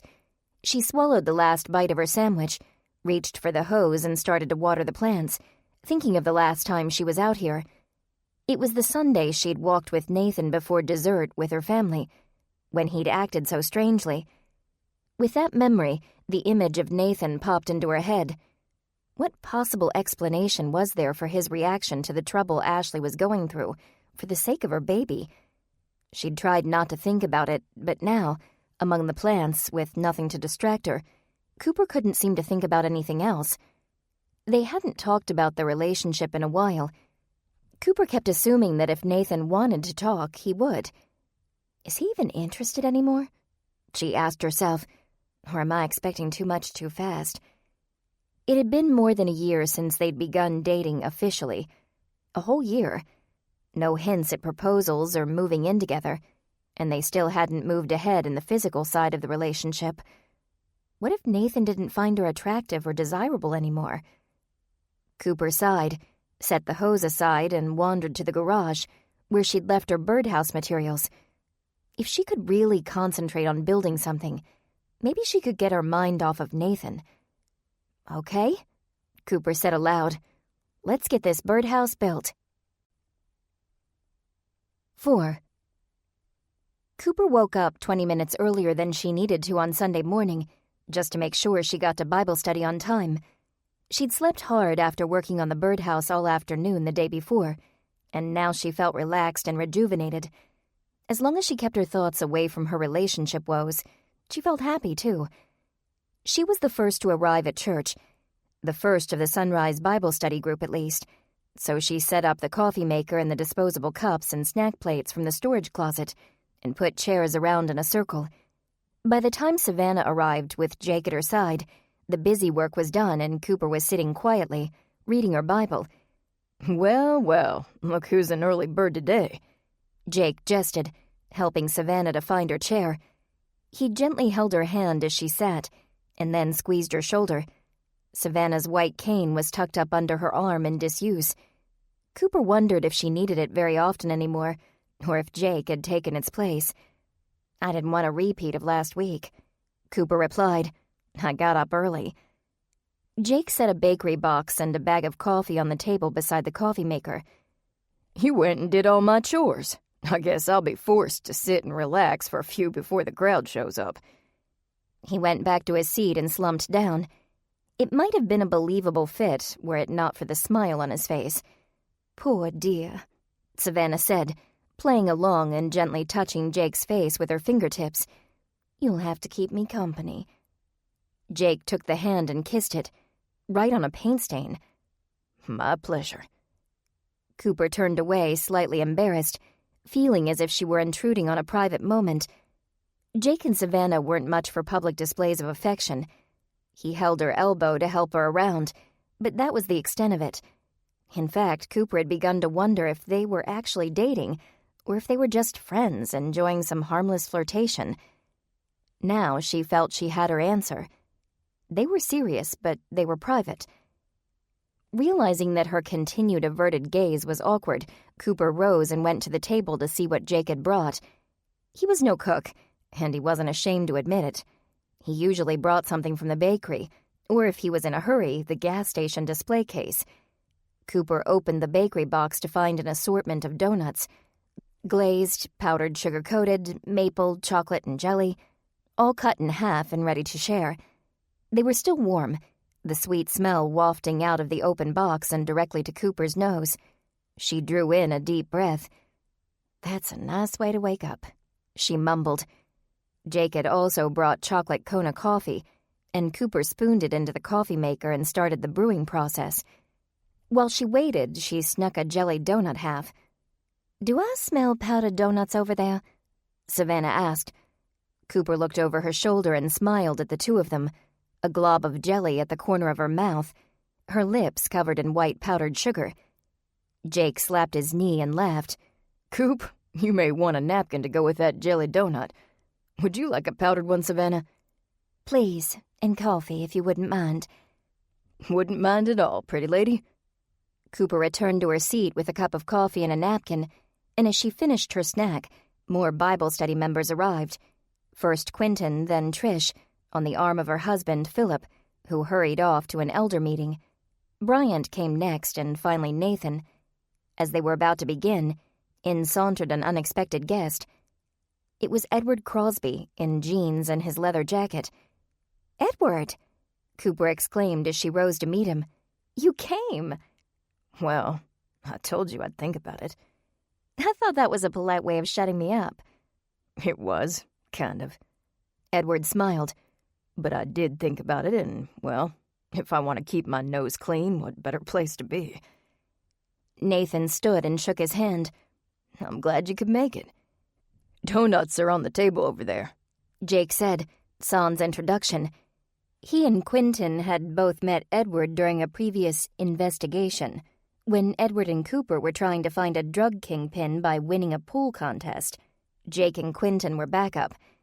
Jake continued. "Good to see you again." Yeah, nice to see you too. I think I'll check out those donuts." Edward went to the snack table and nonchalantly gestured for Cooper to join him, as everyone continued to chat. He looked back at all the people and spoke in a low voice. "I know I've met that guy." "He's Jake," Cooper replied, "and the portly gentleman is Quentin. You've met him too, but don't worry about it, Edward. I'll introduce you to everyone else. I'm just glad you came." "I hope I'll be as glad as you are." "Aren't you happy you came?" "I'll let you know when it's over." When Edward had a plate and coffee and had taken a seat beside Nathan, the Sunrise members went around the circle, each introducing himself or herself to the newcomer. Halfway through their introductions, a woman in her 50s appeared in the doorway. "Dear me, I'm late," she said, putting her hands to her cheeks and shaking her head in dismay. She wore a pale blue dress and a broad-brimmed white hat with a matching pale blue ribbon around it. Her orthopedic shoes squeaked against the tile floor.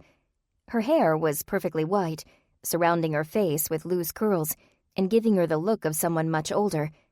Her arms and hands, though, were strong, and her smile was vivid. Savannah turned to the door, squinting.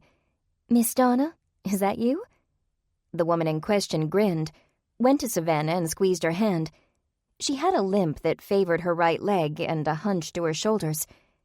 "You guessed right, sweetie." "No guessing needed," Savannah replied. "You smell like rosemary, same as last week. Everyone, this is Donna Linley." "But everyone calls me Miss Donna," the woman interjected. Savannah continued. "Last week was her first week at Hope Street Church, and I invited her to give our little group a try." She turned to look up into Miss Donna's beaming face. "I'm so pleased to see you again." "I'm the one who's pleased, sweetie," Miss Donna said, sitting in the empty seat beside Savannah. "Been far too long since I opened the good book and had some good fellowship. But I see I've gone and interrupted. Please continue." "We were just introducing ourselves for the sake of another visitor," Cooper explained. "This is Edward's first visit, too." "How nice that I'm not the only one," Miss Donna exclaimed. Edward nodded toward her coolly, his expression unreadable. "Is it a limp, sweetie?" she asked, trying to determine the source of his discomfort. "I was in a car accident years ago. Instead of going to a physical therapist, I was stubborn and decided I'd be fine on my own.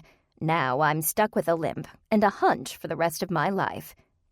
Edward replied with a disinterested, "Oh." Ms. Donna went on. "Maybe you all could just go back to the beginning again for my sake, if that's not too much trouble." "Not at all," Quentin assured her. "I'll start." Again they went around the circle, each saying his or her name and a hobby or interesting fact. Edward was impassive, but Ms. Donna nodded kindly at every comment.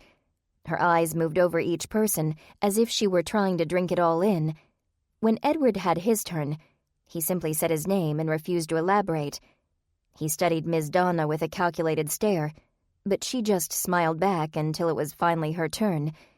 "You all seem like such lovely people. As Savannah here said, I'm Ms. Donna Linley. I recently moved to Richmond from Dubuque, Iowa." "That's a long way from home," Trish commented. "What brought you out here?" "Family. But there's a funny story. I made quick plans when my daughter told me her husband was laid off. I was coming to Richmond to help watch the grandkids, so she could look for work at the same time he did, to make sure the family was in a good place financially." "Awfully kind of you," Jake said. "Not a lot of mothers would pick up and leave everything for the sake of their adult children." "My daughter and my grandkids are my life," Ms. Donna replied. "It didn't seem like a burden to me. It was an opportunity.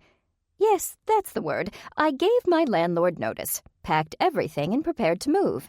Then, 2 weeks ago, when I was just about to start my travels, my daughter called. Jenny, my daughter, said that her husband found a new job and she wasn't going to have to look for work." "Oh, wonderful," Bryant exclaimed. "Glad to hear it all worked out so well."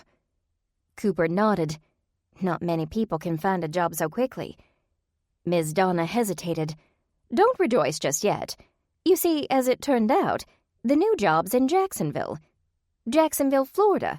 The company wanted Bob, my son-in-law, right away, so off they went to Florida. I'd already made all the arrangements, so I went ahead and came to Richmond. Seemed like time for a change of scenery anyway. By the time I got here, Jenny, Bob, and the kids were already on their way." Everyone was quiet for a moment. Cooper wasn't sure what to say. It was a heartbreaking story, and the look in Ms. Donna's eyes nearly brought tears to her own. Savannah reached over and took Ms. Donna's hand. "We'll help you work through this, Ms. Donna." Ms. Donna smiled gratefully. "I appreciate that. And don't think I'm not happy for them. I certainly wouldn't have taken that job from my son-in-law for the world. Once I got here, though, I found myself wishing I'd stayed in Dubuque. I had a home I loved, friends I enjoyed, a whole life. I don't rightly know anyone in Richmond since Jenny's not here anymore." Cooper leaned forward. So what happens now? Will you stay in Richmond or will you move to Jacksonville? For the time being, I'll stay here. Jenny told me she'd let me know when they've settled into their new house. If they find a place big enough, I might even be able to go live with them. That's the future, though, and none of us is guaranteed tomorrow. I've just got to get through the days one at a time. That's not a bad idea, Miss Donna, Savannah said. Matthew chapter 6, verse 34. Therefore, do not worry about tomorrow, for tomorrow will worry about itself. Each day has enough trouble of its own. And don't I know it? Miss Donna laughed. More and more trouble every day. Sometimes I swear I feel more like 96 than 56.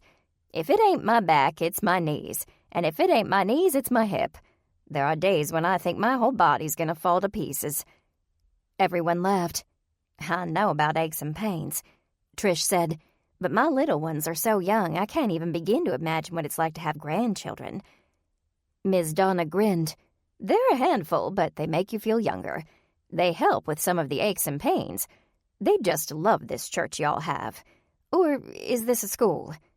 Both, Jake answered. Hope Street Church and Hope Street Christian Academy. It's a wonderful setup, Ms. Donna observed. All this space to work with. Savannah laughed. For us, it's a great space. For the school, it became almost too much. Children would go hide in the chapel instead of going to class, so the school had to install a set of double doors that remains locked except on Sundays and during school functions and extracurricular activities. While we have Bible study in a classroom and other groups meet in other rooms, the worship band practices before the service. Well, I'm glad to have found you. Ms. Donna beamed. Now then, what are you studying? They dove right into Bible study, picking up where they'd left off the week before.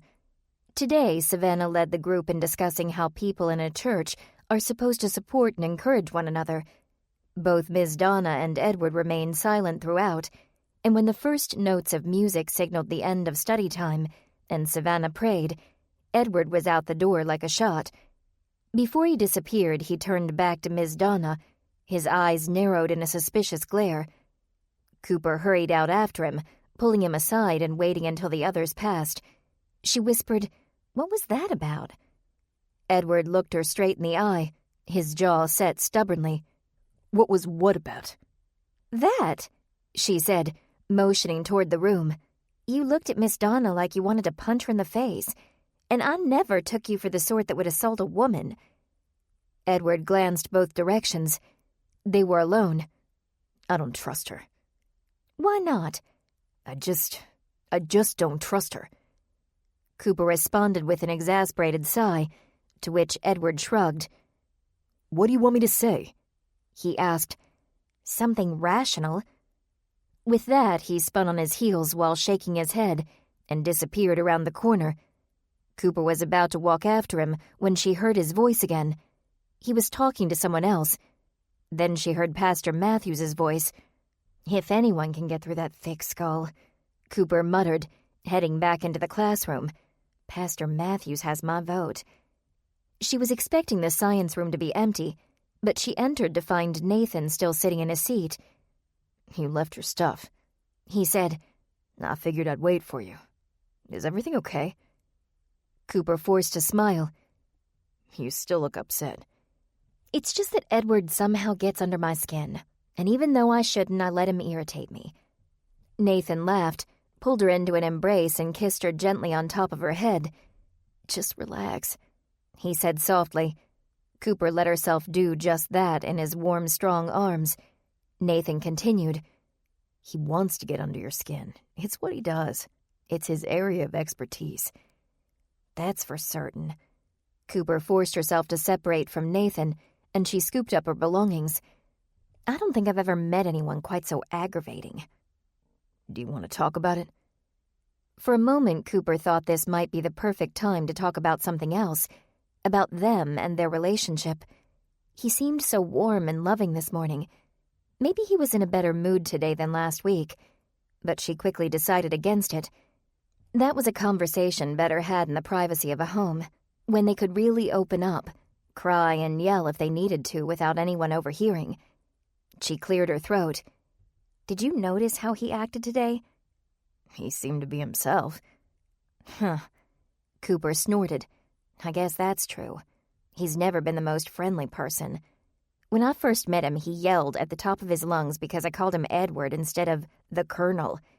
Just when I think he's changed, he gets weird again. Like today, he sure gave Miss Donna the cold shoulder. Nathan pursed his lips pensively, as if he struggled to find the words he wanted. What? It's just that, is that really surprising? That Edward can be a jerk? I guess not. Not that.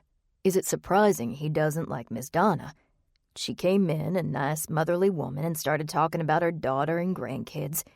When you met Edward, it was because you were investigating his father's murder, and Edward never had a great relationship with his dad. A wave of guilt washed over Cooper.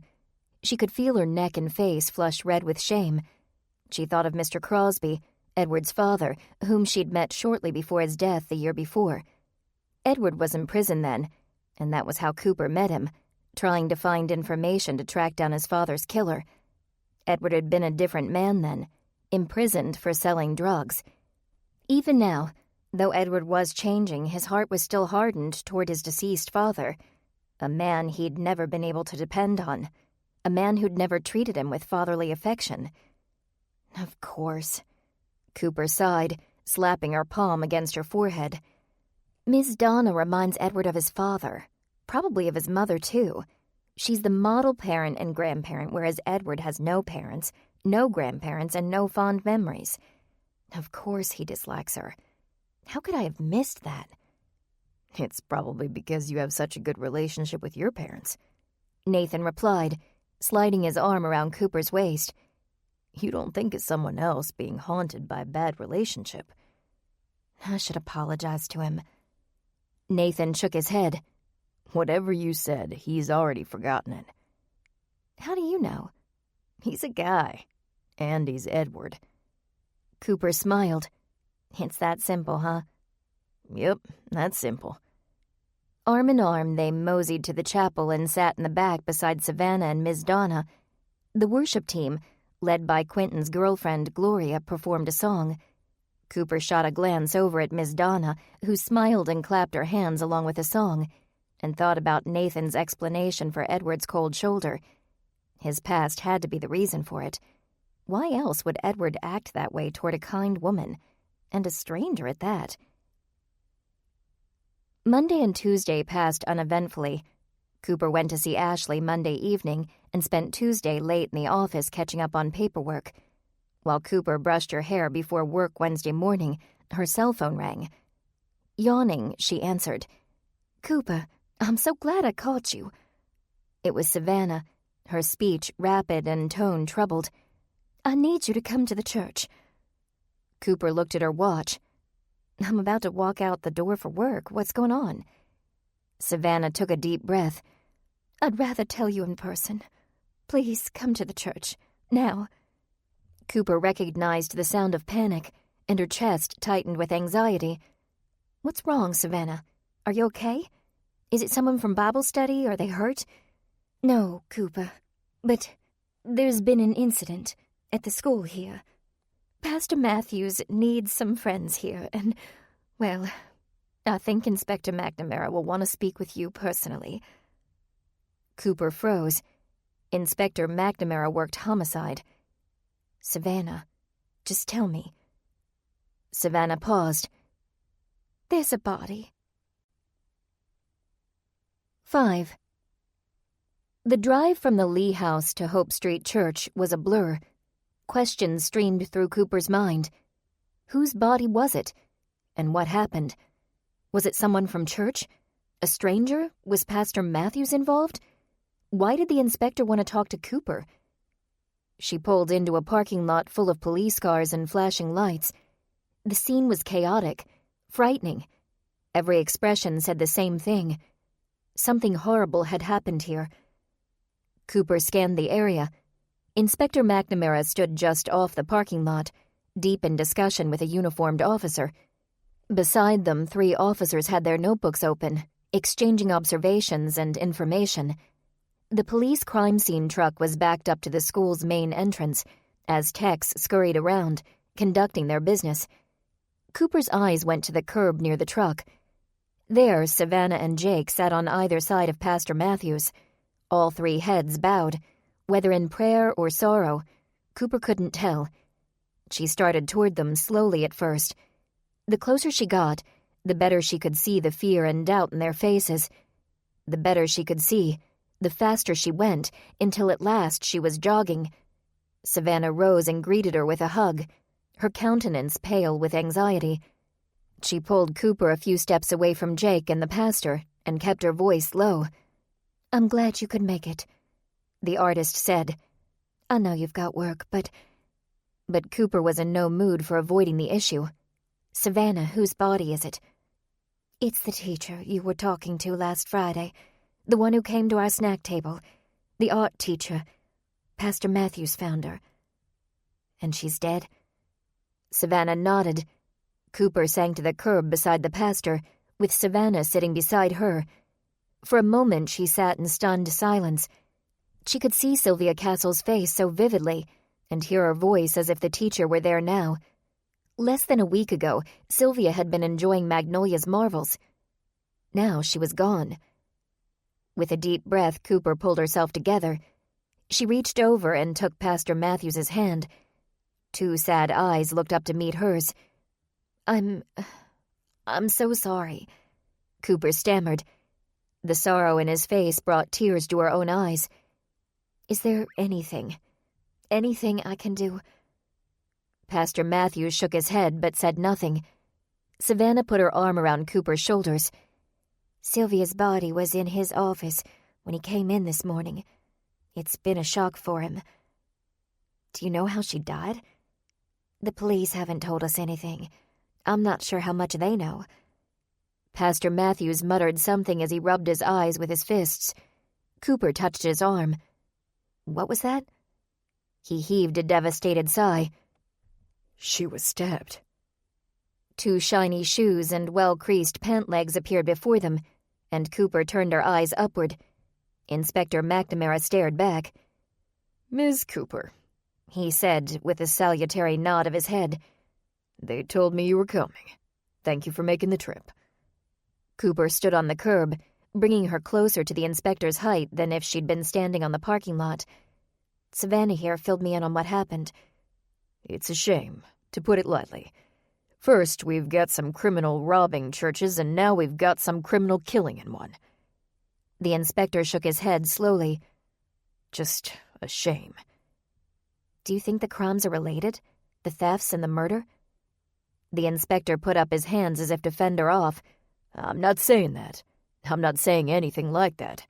I'm just saying it's a shame. And I'm sorry, Pastor Matthews, but I need you to walk me through what happened today." Pastor Matthews cleared his throat. "All right. What time did you arrive?" 7:30. I usually get here at 7 to get everything in order for the day. I try to be the first person here, so my teachers know I'm working hard for them, just like they're working hard for the kids, but today I was late." He looked up into McNamara's face. "You don't suppose if I'd gotten here earlier—" McNamara cut him off. "It wouldn't have helped, so don't start thinking that way. The coroner says she died sometime last night. We don't know the exact time of death yet, but you coming earlier today wouldn't have saved her. Remember that, all right?" Pastor Matthews nodded weakly. "Now then, what did you see when you got here?" Nothing. Nothing out of the ordinary." "Did you see anyone else here?" "I saw Harry's car in the teacher's lot. He's the science teacher at Hope Street." The pastor pointed to the appropriate parking lot. "His is the green sedan in the corner. A lot of the teachers park on the other side of the school because they're closer to their classrooms that way, so I don't know who else was here." "Is Harry usually here around 7:30? "Like clockwork." Inspector McNamara scribbled in his notepad. "Did you see the victim's car?" "Sylvia rode the bus." "Okay, so you drive here, you park, you see Harry's car, then what?" "I unlocked the main entrance." If the door was locked until you arrived, how did Harry get in? All the teachers have keys to the side door. All of them? McNamara raised a skeptical brow. Isn't that a security risk? Pastor Matthews shook his head. I trust all my teachers. Besides, it's a small school, and everybody has a different schedule. They're all here during the day, but after school, some take work home, others prefer to work at their desks, and a few come in on weekends. I realized a long time ago it's easier and more efficient if all of them have keys to the side door. The inspector arched a disapproving brow. All right, then. Where does the side door lead? To the teacher's lounge. What happened next? After I unlocked the main door, I went to my office. There was a catch in the pastor's throat. He paused for a few seconds before continuing. I opened the office door. I turned on the light. That's when I found Sylvia. McNamara knelt down in front of the pastor. He smiled kindly and spoke in a low, gentle voice. I'm sorry, Pastor Matthews. I know this isn't easy for you, for any of you. But I need you to describe what you saw when you entered the office. Everything. Windows open or closed, doors ajar, every detail you can remember. Pastor Matthews closed his eyes, breathing deeply, concentrating and remembering. There are 2 doors to my office. One leads to the hallway by the classrooms. One goes directly into the chapel. The one to the chapel was closed and locked, but the one to the hallway was unlocked already. Do you usually leave that door open? No, the pastor replied. He paused and canted his head in thought. No, I don't. I don't leave the door open. I always lock both office doors before I leave. Do you remember locking the doors last night? Pastor Matthews shrugged. I don't know. I think so, but maybe I didn't. I always do, but maybe I forgot. I'm not sure. So it's possible you left the door unlocked. I suppose it's possible. McNamara made another notation. Despite the pastor's hesitation, McNamara was patient. All right, now, let's talk about the office. What did you see? Everything looked normal at first. I set down my briefcase on my desk, and then I saw Sylvia lying on the floor on the other side of the desk. There was blood, and she wasn't moving. I checked her pulse and called 911. I sat on the floor beside her until you got there, just in case I'd missed her heartbeat, and I didn't want her to wake up and be all alone. Pastor Matthews paused, his breaths deep and labored, exhausted from relating what had happened. And that's everything. McNamara extended a hand and the pastor took it. Thank you, Pastor Matthews. If you think of something else, please let me know. We'll find out if the other staff members saw anything interesting. The inspector stood and turned away. Saw anything? Pastor Matthews muttered. Saw anything interesting? He fixated on the idea, as if struggling to recall an elusive detail. Saw anything? He jumped up. Wait, there's something else. McNamara returned a steady gaze to him, pen ready at his notepad. Yes? I'd almost forgotten. It's so new I didn't think of it, but it may have caught something. The inspector furrowed his brow. Pastor Matthews, are you all right? Would you like to talk to a counselor? Pastor Matthews ignored the insinuation that he was suffering an emotional break, but Cooper didn't. She shot a dirty look in McNamara's direction. The inspector looked back, wide-eyed and innocent. I can't believe I forgot. Pastor Matthews continued. One of our parishioners installed a security camera Sunday evening. The furrow disappeared from the inspector's face and was replaced by a look of surprise. You have a security system? That is useful information. It's not a whole system, Pastor Matthews explained. just one camera. He turned to Cooper. Your friend Edward suggested it Sunday before church. He must have come to me straight from your Bible study. Cooper thought back to Sunday morning when Edward had stormed off after Cooper confronted him about his treatment of Miss Donna. "That's what he was talking to you about?" she asked. "A security camera?" As Pastor Matthews focused on something other than the image of Sylvia on his office floor, he came alive. Edward wanted to install an entire system, but I didn't want folks to be deterred from coming into the church. I didn't want them to feel like they were being watched. He was quite insistent, though, given the other church robberies. Edward said that the other churches had been entered via a back door, and we really ought to watch every entrance other than the main one. I finally agreed to let him install one camera on one door. McNamara flipped his notepad shut. One camera? One door. That's it?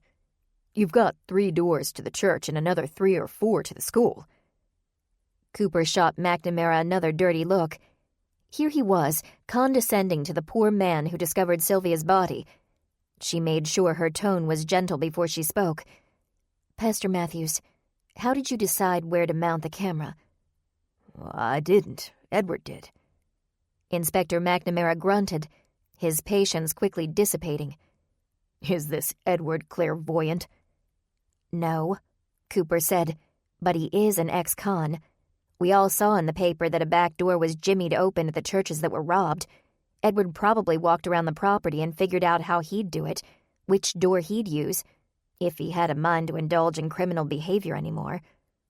Do you think he has a mind to indulge in criminal behavior anymore? The inspector asked. Both Cooper and Pastor Matthews shook their heads. Pastor Matthews replied, I don't know him well, but he only wanted to help. Wait a sec. Ms. Lee, is this the Edward who got you and your friends involved in 2 police investigations? His father's death and then a drug bust? "Not exactly," Cooper replied. "We were looking for his father's killer and got Edward involved. And then we voluntarily helped with the whole drug ring takedown. Lest you forget, in the second case, Edward was working with the police. He's not going back to his old life." Inspector McNamara pursed his lips and frowned, not entirely convinced. We'll see. Back to the camera. The one camera your friend Edward mysteriously knew where to place. Pastor Matthews lowered himself back to the curb before speaking again. I couldn't say how Edward decided where to put the camera, but that's not the point. I haven't looked at the footage. There may not be anything there. I haven't heard how the... He looked physically ill, but he swallowed hard and continued. I haven't heard how the murderer got inside, so he may have used a different door. The sickly look wasn't lost on McNamara, who quickly changed his tone to a more compassionate one. I'll tell you what, Pastor Matthews. If you could give me the footage, I'll have my men look through it. You don't need to worry about it at all. You don't need to watch it. Pastor Matthews breathed a sigh of relief. Edward installed a program on my computer. He said all the footage is transmitted digitally. I didn't understand it, but you're welcome to take my computer. I'd really appreciate it. The desktop in my office. He looked over his shoulder at the church. I'd rather not go back in there right now. I understand, Pastor. I'll borrow your hard drive and take it to the station. After we've gotten what we need, I'll get it back to you, I promise. In the meantime, Ms. Lee... Yes, Cooper squeaked, her throat tightening with apprehension. What did he want with her? I understand that you were acquainted with the victim. Cooper shook her head. Not really. We talked a little bit on Friday, but I'd never met her before parent night. McNamara glanced at the crime scene techs making their way out of the church, and he waved to a uniformed policeman with them. The officer came running. He was a handsome man in his mid-30s. His hair was brown, with subtle red highlights, and a natural wave that fell over his forehead and into his chocolate-brown eyes as he moved. He slowed to a stop and stood beside Inspector McNamara. Ms. Lee, this is Officer Braden, the inspector said. I need to let the crime scene guys know about the pastor's computer and the camera. So Officer Braden's going to take your statement. He's a newbie here, but he's good at his job. Tell him everything about this parent night." McNamara nodded a farewell to her and Pastor Matthews, turned away and joined the policeman emerging from the school. Officer Braden offered Cooper a handshake. "Will Braden, and for the record, I'm not fresh from the academy, just new to this station." Cooper shook his hand. "I'm Cooper Lee, and I'm afraid I don't have much of anything useful to tell you. I really didn't know Sylvia." "You knew her a little, though. Isn't that right?" Cooper hesitated. "I'm not sure I'd even go that far. We met at parent night last Friday. I was helping with the food table, and she came over and talked with me for a few minutes. Later on in the evening, I stopped by her room, and we talked a little bit more. I wound up making copies of a flyer for her. When I got back from doing that, she had some parents in her room, so I left. I didn't see her again. That's about it." "You said you talked." "Some." "Mind telling me what you talked about?" Cooper led Officer Braden away from Pastor Matthews. He could use some peace and privacy. Officer Braden nodded and followed. Sylvia was stressed. Cooper began when they were a short distance from the pastor, Jake, and Savannah. That much was obvious. She was worried about Hope Street, and she was hoping that she'd be able to inspire parents to help raise funds. "Is that all?" "She really enjoyed the food we brought." Officer Braden smiled. "I was looking for more useful information." "There was something. When I stopped by her room, I heard part of a phone call that didn't sound pleasant. It was only her side of the call, of course, and I'm not sure what it was about, but she didn't seem at all happy." "Tell me what you heard." "Okay, well, as I said, Sylvia wasn't very happy. She said she couldn't afford something. That something was a new loaf for someone. I didn't hear enough to put the puzzle pieces together. I'm sorry." Officer Braden nodded and jotted in his notepad. "It's all right, Miss Lee. No need to apologize. If you do think of something, here's my number." He handed her a business card. "It's the direct line to my desk."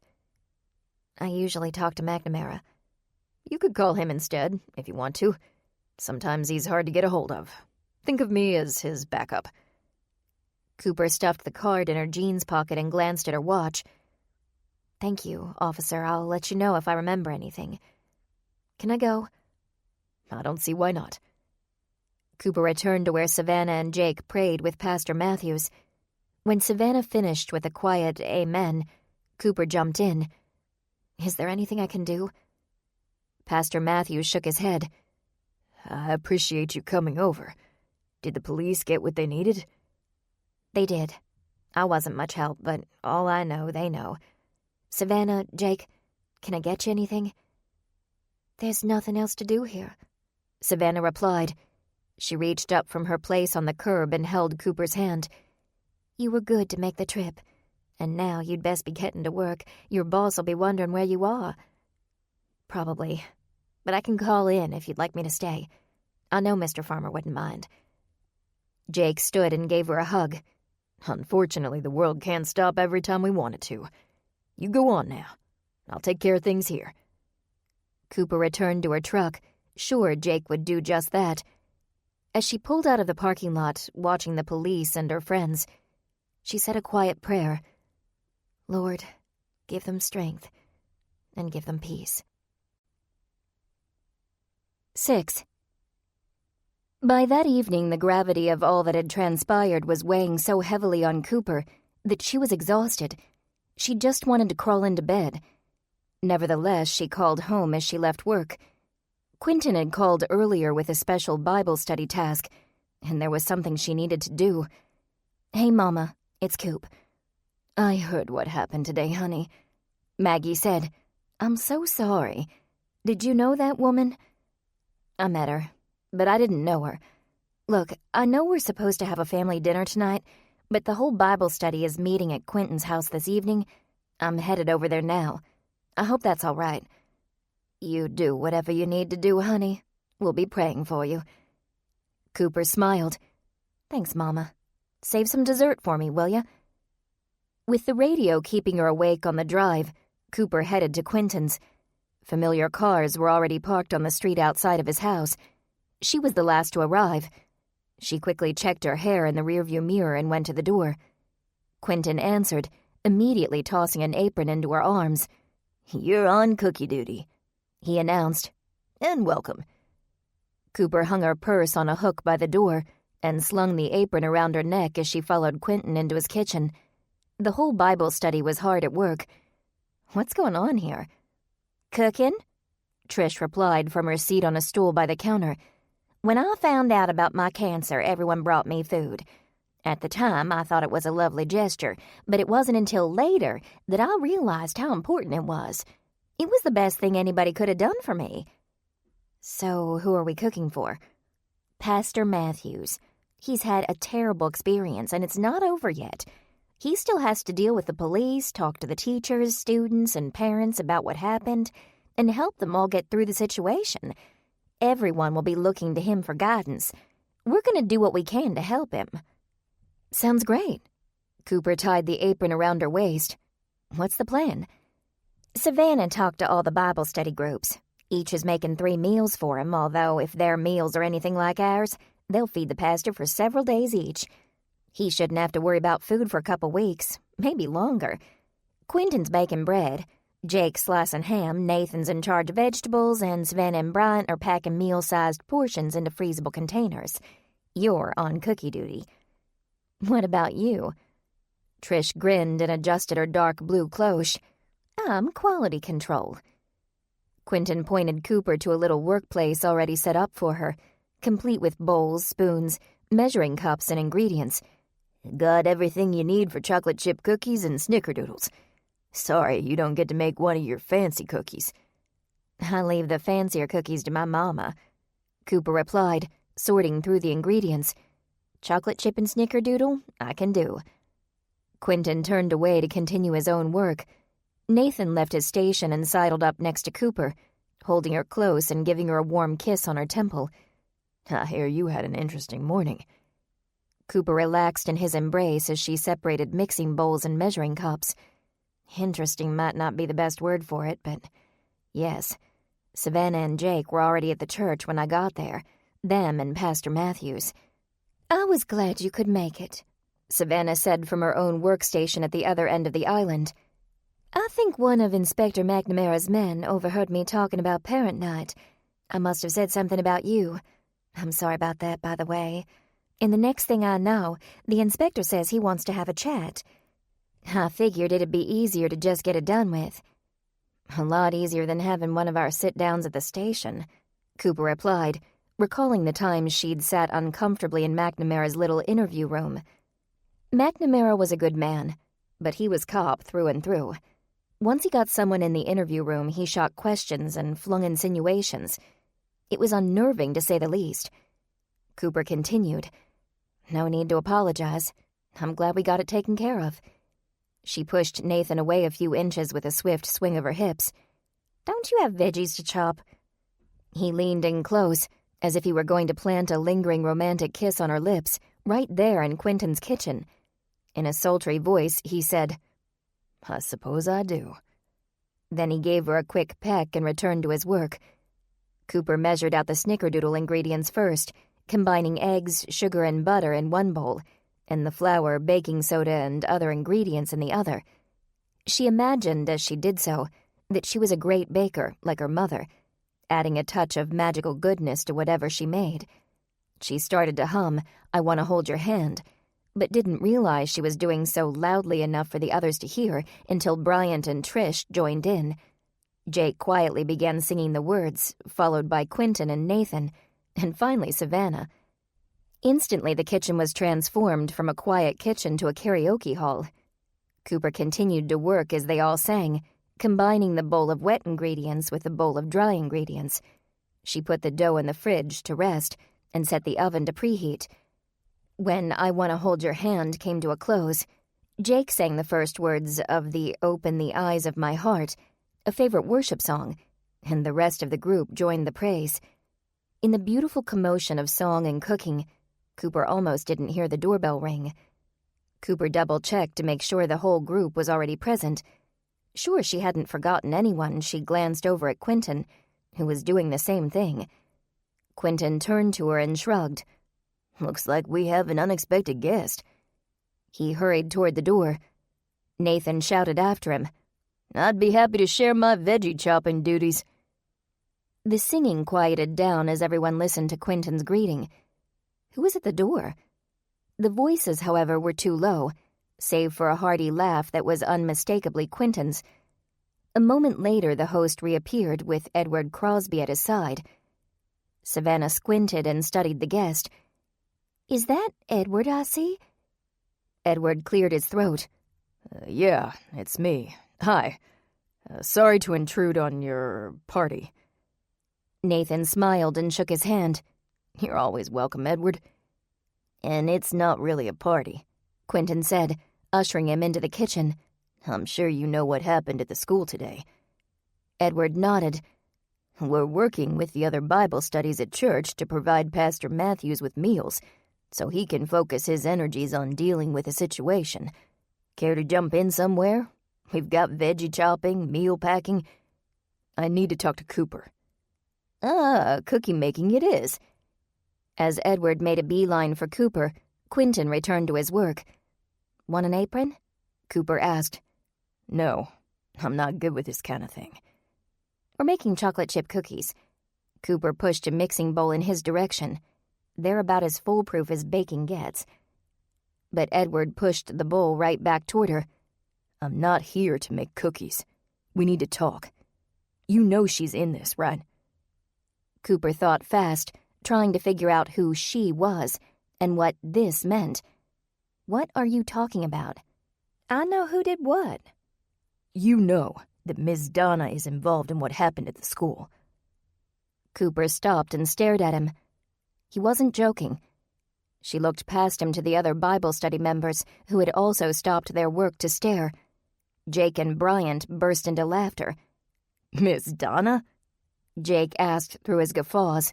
Little harmless Miss Donna? She's pretty terrifying. Bryant jested.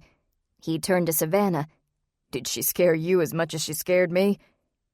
Edward's face turned red. Cooper could tell that Jake and Bryant didn't realize that Edward was serious, but Edward just thought he was being mocked. He turned his back to the others and lowered his voice. You know I'm right. How on earth would I know that?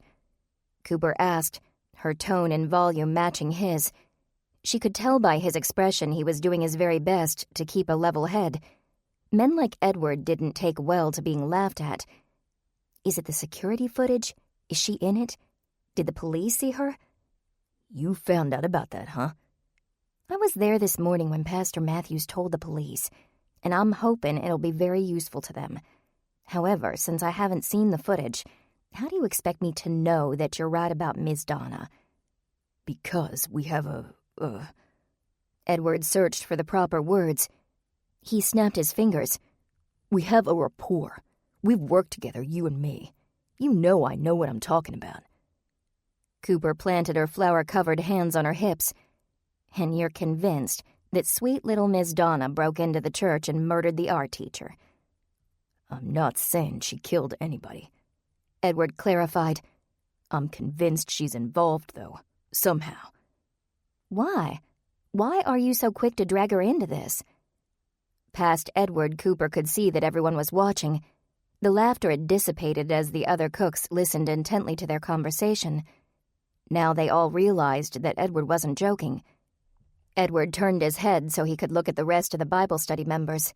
He met each gaze in turn before he began. When Miss Donna came to your group on Sunday, she was sizing you up. Before Cooper could dismiss the claim outright, Nathan jumped in.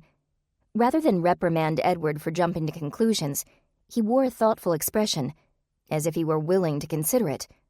What do you mean, sizing us up? With that small encouragement, Edward straightened his shoulders, stood a little taller, and explained.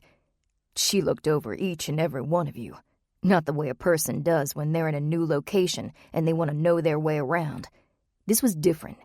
She was studying your clothes, your purses, your jewelry. It was subtle, but she did it. Savannah set aside the sandwich bag she'd been holding. Let's pretend you're right. Why would she do that? To what end? My guess?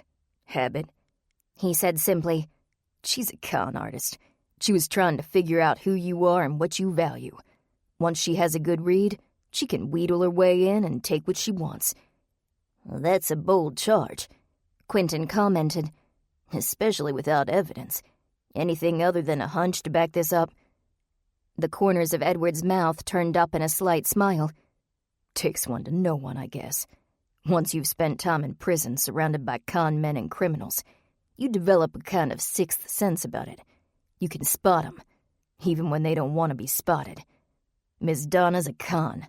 I'd bet on it. His response was met with silence. There was something undeniably convincing in his sincerity, his confidence, and while Cooper wasn't ready to accuse Miss Donna, she realized she also wasn't ready to dismiss Edward. Edward turned to Cooper and continued, "What if I brought you the footage from the security camera?" "Does it show Miss Donna?" "Not exactly, but I think you'll agree it's pretty damning, incriminating." Cooper considered the idea. "Bring the footage. I'll have to judge for myself whether or not I think it's incriminating. But if it is, well..." She hesitated. "We'll figure out where to go from there. I'm not sure if you know this, but the police have Pastor Matthews's computer, so if Miss Donna's in the video, they'll see it." "I doubt they'll catch what I did." And on that same note, about the police having the computer, how exactly do you plan on getting a hold of the footage? "It's easy," Edward assured her. "The footage went to the pastor's hard drive, but the computer automatically backs everything up to the church server. I found that out when I installed the new program. Anyway, I'll show you the video and you'll know I'm right." Nathan drew in a deep breath. "If you bring incriminating evidence of Miss Donna at the church, I think we'd all know you're right. I'd hate to accuse her without something concrete, but if she's guilty..." He let his idea trail off into the silence. Cooper looked from friend to friend. Their troubled faces reflected the unease she felt. Indictments such as this were serious business, and no one wanted to believe Miss Donna could have been involved. Cooper said a silent prayer and turned back to her cookies. "I've said my piece," Edward announced. "Have fun making meals." With that, he stalked out of the kitchen and out of the house, pulling the door closed behind him. "Do you really think it could be true?" Bryant asked them as soon as Edward was gone. "Do you think a lady like Miss Donna could really be involved in something like murder?" "Edward seems to think so," Savannah replied. "Sure," Jake said. "But don't get me wrong. I'd hate to stake an accusation on his experience in prison, which isn't to say I don't appreciate his struggles." Cooper walked over to Nathan, who'd just started to chop again. "What do you think?" she asked. Nathan shrugged. "I'm not about to blame her or dismiss him at this point. Not without something concrete. You?" "The same," Cooper replied. She hesitated. "I hope he's wrong." Nathan stopped what he was doing. He hadn't missed that hesitation. "Do you really?" "Well, sure," Cooper stammered, trying to arrange her thoughts. "I mean, I don't want Miss Donna to be guilty, but..." "But what?" "A part of me hopes he's right. Not because I want to send Miss Donna to jail or anything. I think Edward's still trying to find his self-worth. I want him to have this win under his belt, I guess." Cooper wandered back to her cookie station and mixed the ingredients for chocolate chip cookies. The oven beeped, announcing it had reached the proper temperature for baking. But Cooper had a hard time concentrating on the task at hand after Edward's abrupt visit. If he was wrong, he'd feel humiliated and defeated. If he was right, it meant that Miss Donna was really a wolf in kind church lady clothing. Either way, it wouldn't be good. The rest of the week passed slowly. Cooper's employees, Bobby and Josh, went out to make repairs, while she stayed behind with the paperwork.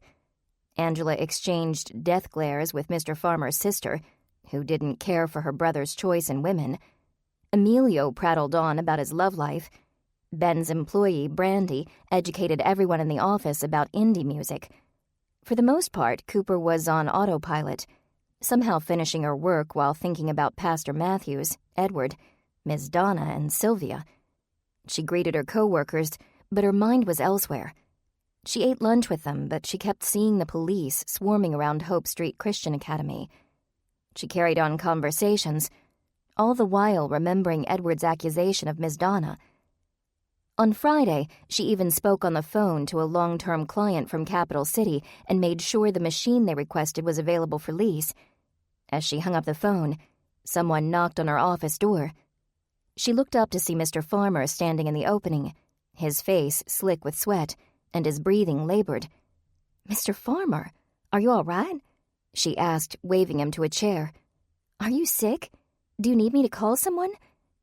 Mr. Farmer shook his head, sighed, and mopped his bald brow with a handkerchief. "If only water would fix the problem. If only I were sick. This is potentially terrible." "What? What's potentially terrible?" "Cooper, one of the work laptops has gone missing." Cooper smiled and shrugged. "Is that all? Don't worry about it, Mr. Farmer.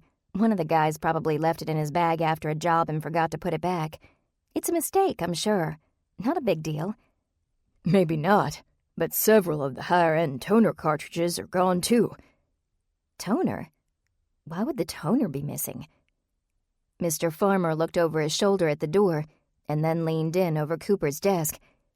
"They're worth a couple $100 each. Now, that may not be a lot of money if you just take one. But what if this isn't the first time?" "Are you saying what I think you're saying?" Cooper interjected. "You don't really think somebody here is a thief, do you?" Mr. Farmer wiped his face again. "I don't want to, Cooper.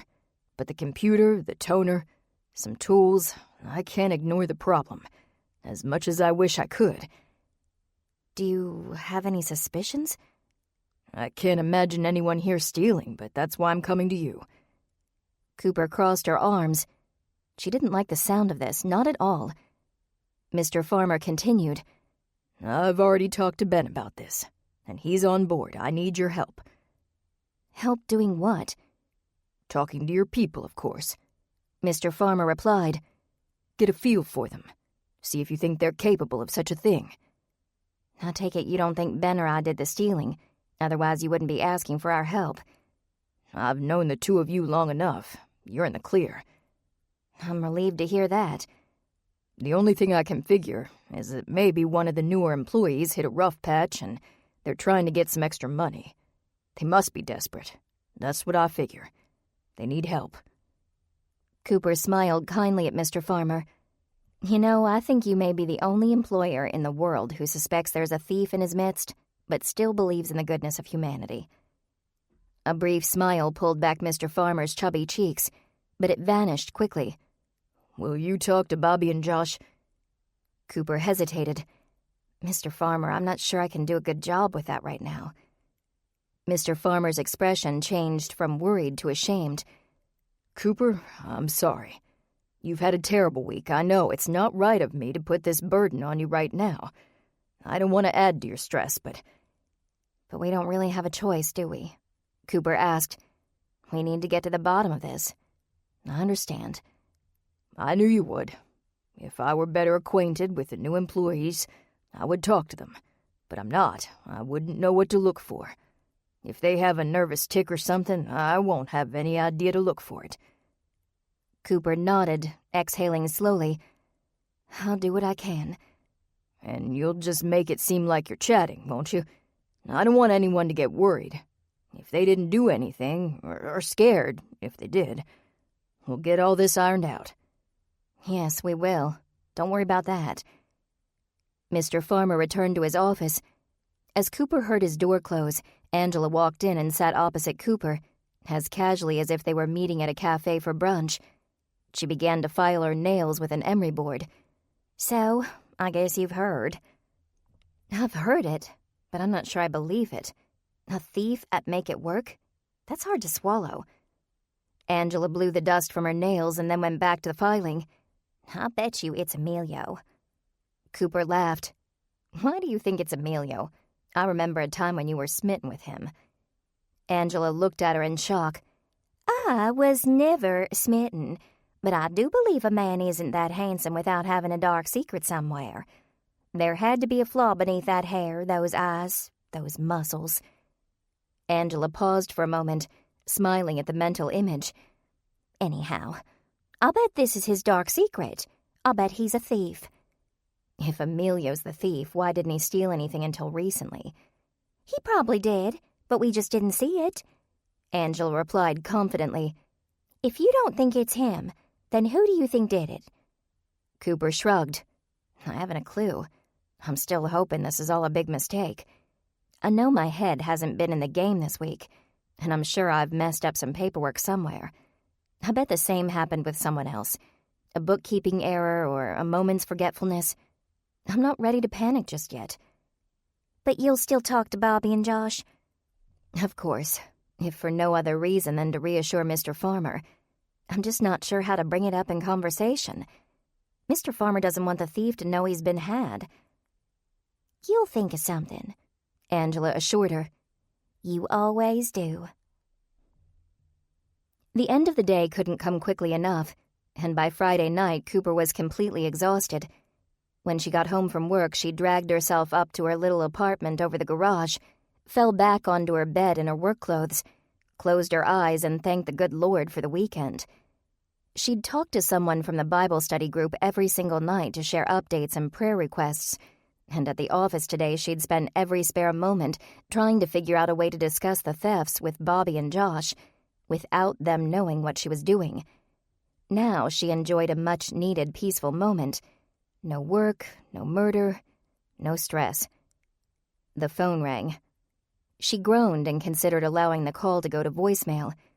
Why couldn't she have one moment to herself? Might be something important, she told herself wearily as she rose to answer. When she said, "Hello," she didn't bother to hide her fatigue. It was Nathan. "Everything all right? Is this a bad time?" Cooper tried to soften her tone, if only a little. "Everything's okay, I'm just tired. It's been a long week." "That's an understatement. I was wondering if you'd like to go out and relax for a while. There's a new frozen yogurt place over by the car wash. You interested?"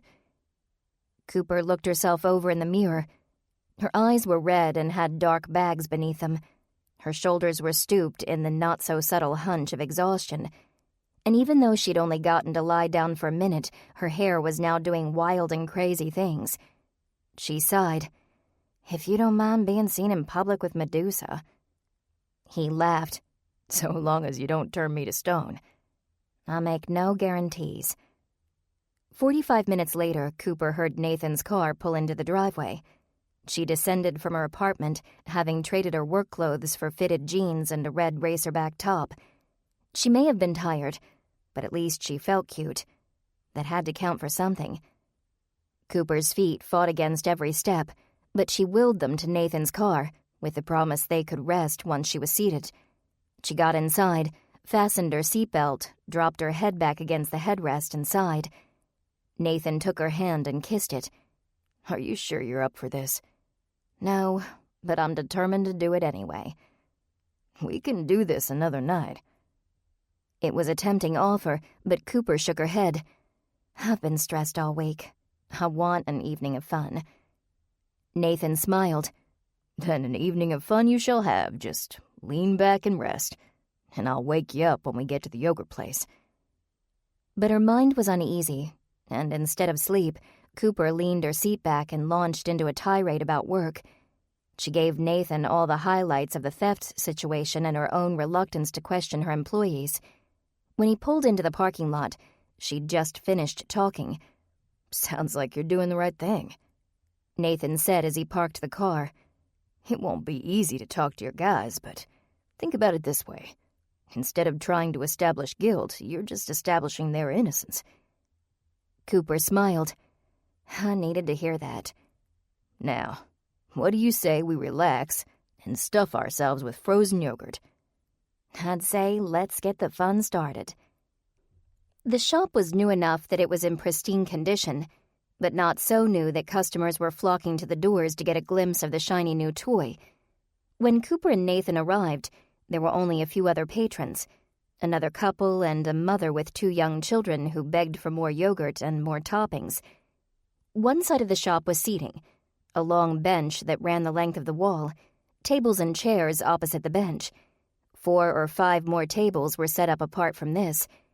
The back wall was lined with 10 self-serve yogurt spouts and a topping station that wrapped around to the checkout counter, where the shop employee weighed yogurt and toppings to calculate the final price.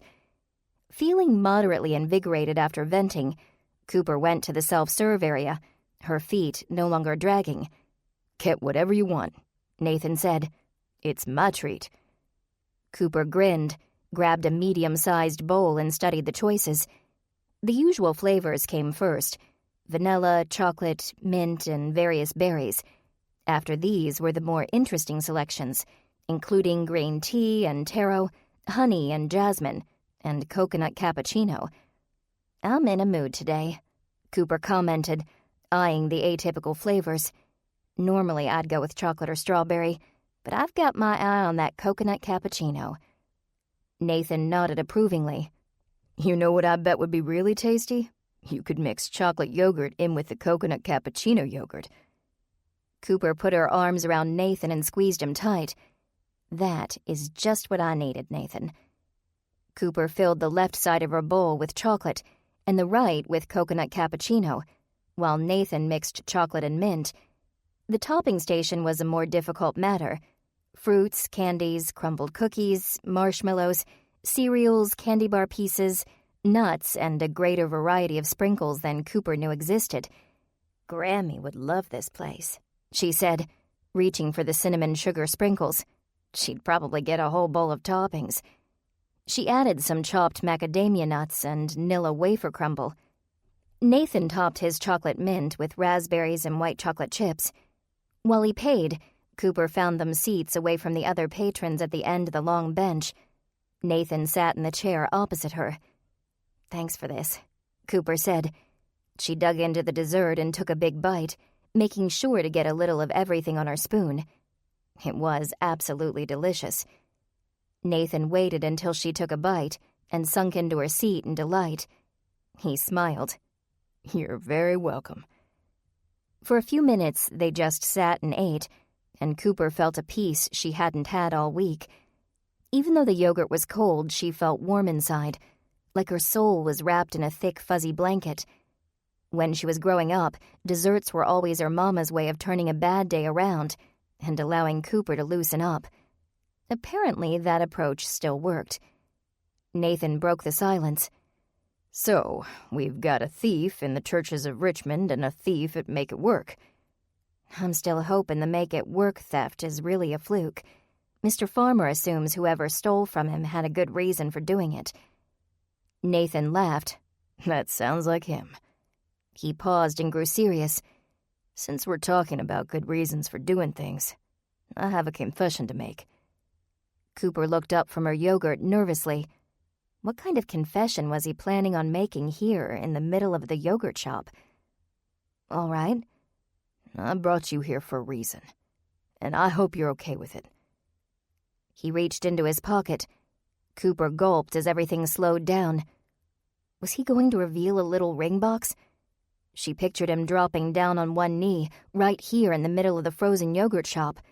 She could see herself throwing her arms around him, sobbing and accepting the ring, while the other patrons broke out into a round of applause for the happy couple. But as Cooper held her breath, Nathan pulled out a book of coupons. "This place is my newest client," he explained, pushing the coupon book across the table so she could take a look. "They liked the site so much they sent my name out to all their small business contacts, and they gave me a special coupon book, usually reserved for employees." Cooper smiled and tried to be excited in spite of her disappointment. Would he ever pop the question? "That's great, but why is that a confession?" "Well, I brought you here instead of someplace else because I have coupons for free dessert. It seems a little cheap on my part." "Let's call it frugal." "I like that." Nathan grinned and stuffed a spoonful of yogurt in his mouth. "Did you hear about the celebration tomorrow?" Cooper shook her head, trying to move past the coupon book letdown.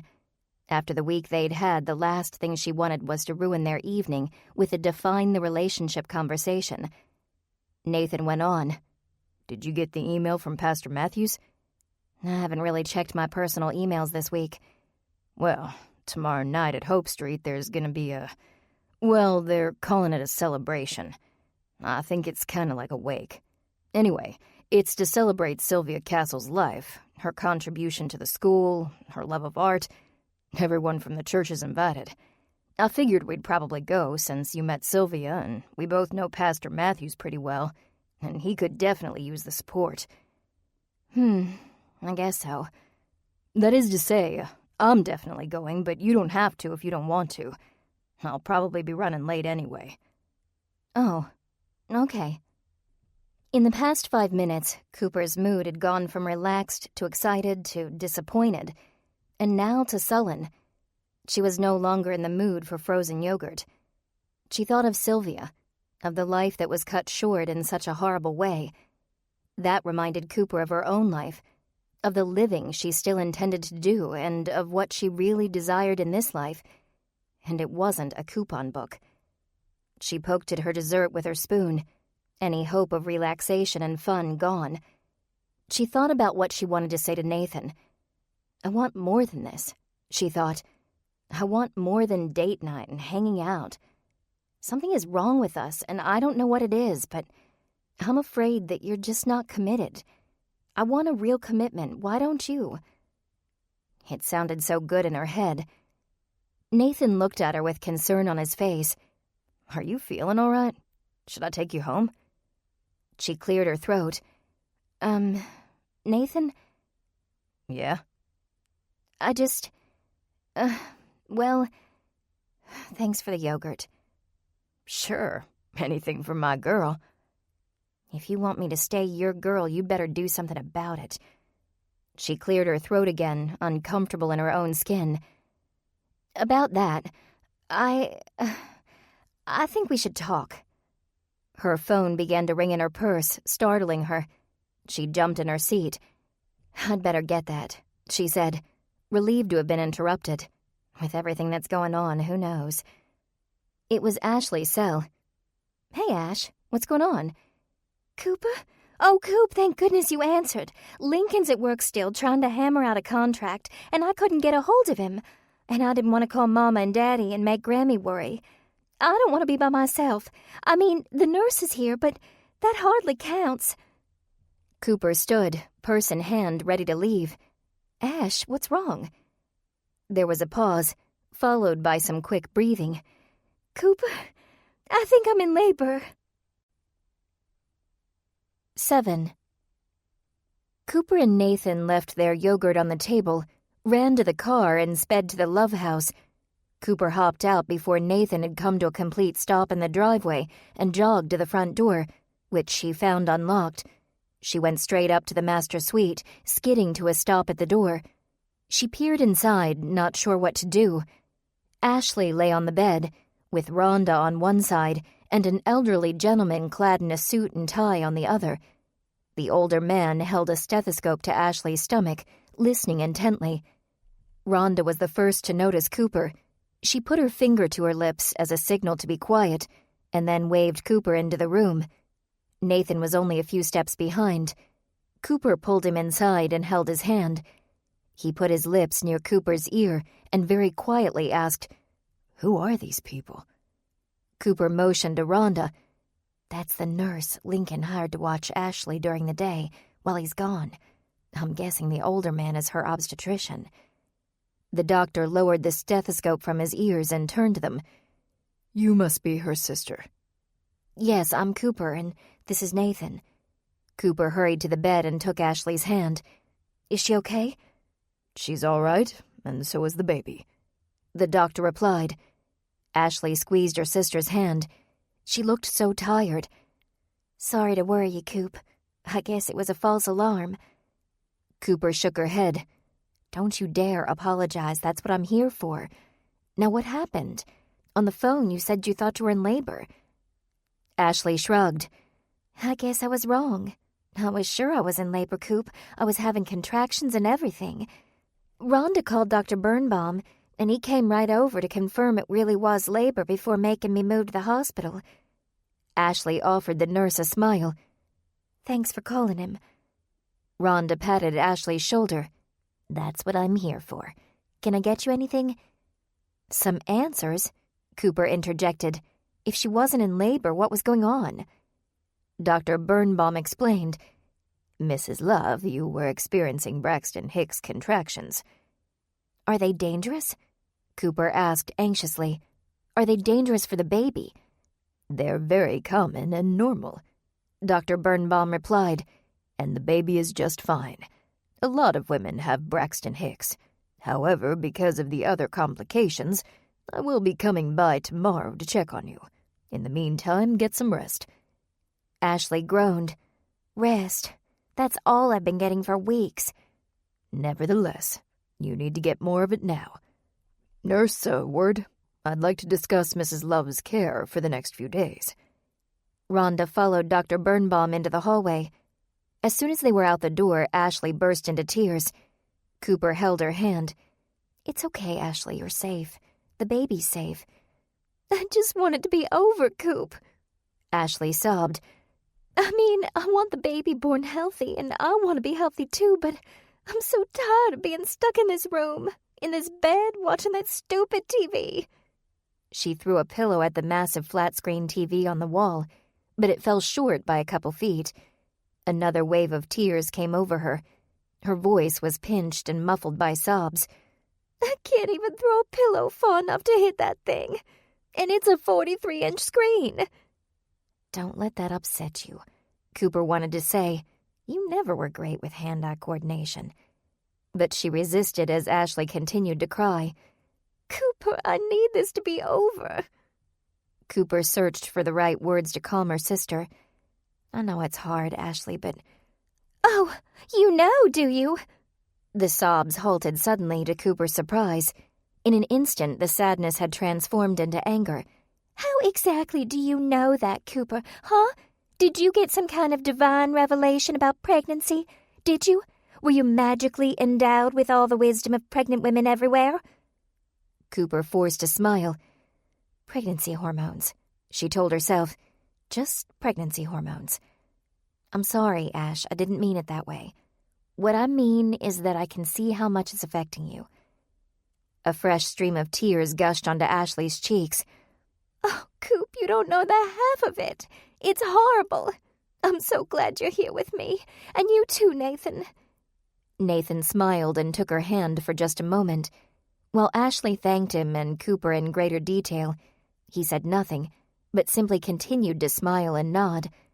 There was nothing he could do to improve the situation.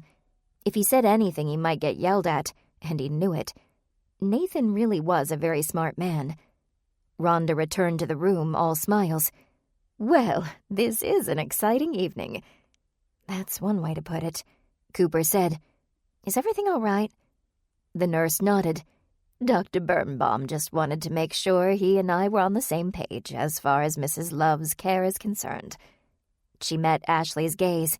We want to do everything we can to make sure you and your baby are as safe and healthy as possible. That means bed rest.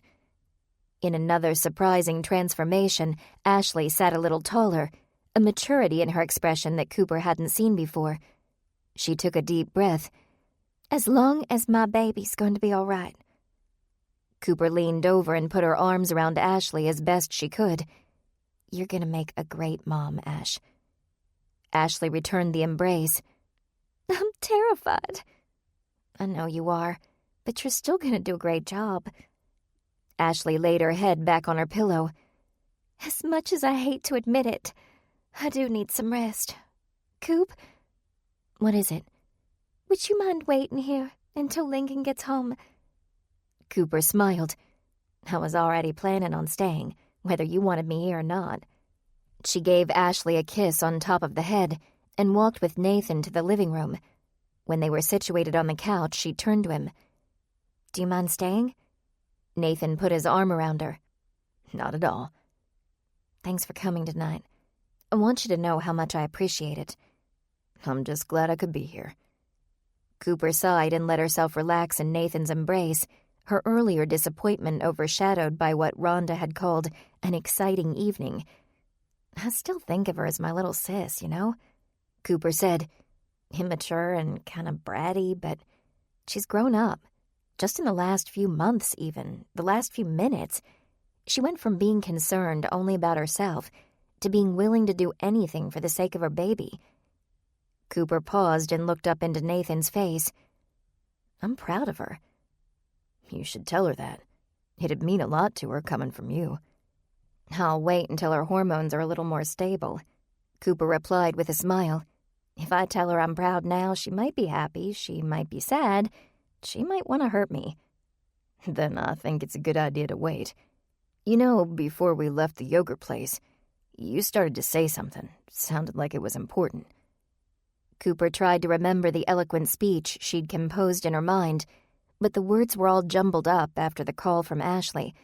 Besides that, she wanted to be cool and rational when she and Nathan had the talk, and now that she was thinking of children and pregnancy, she was already on the verge of tears. She shook her head. I'm too tired to think now. It can wait.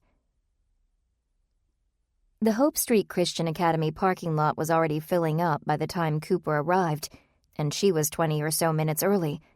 She wore black dress slacks and a blouse emblazoned with brushstrokes of color. It seemed a fitting way to honor Sylvia. Cooper stepped out of her truck, smoothed her clothes and hair, and took a deep breath. Events such as this were necessary and helpful to those grieving, but they were never easy. Tonight was sure to be exhausting, so Cooper prayed that she'd have the strength to encourage those who needed it most. Her heels clicked on the asphalt as she made her way to the candlelit path that began where the parking lot and sidewalk met and led to the main entrance to the school.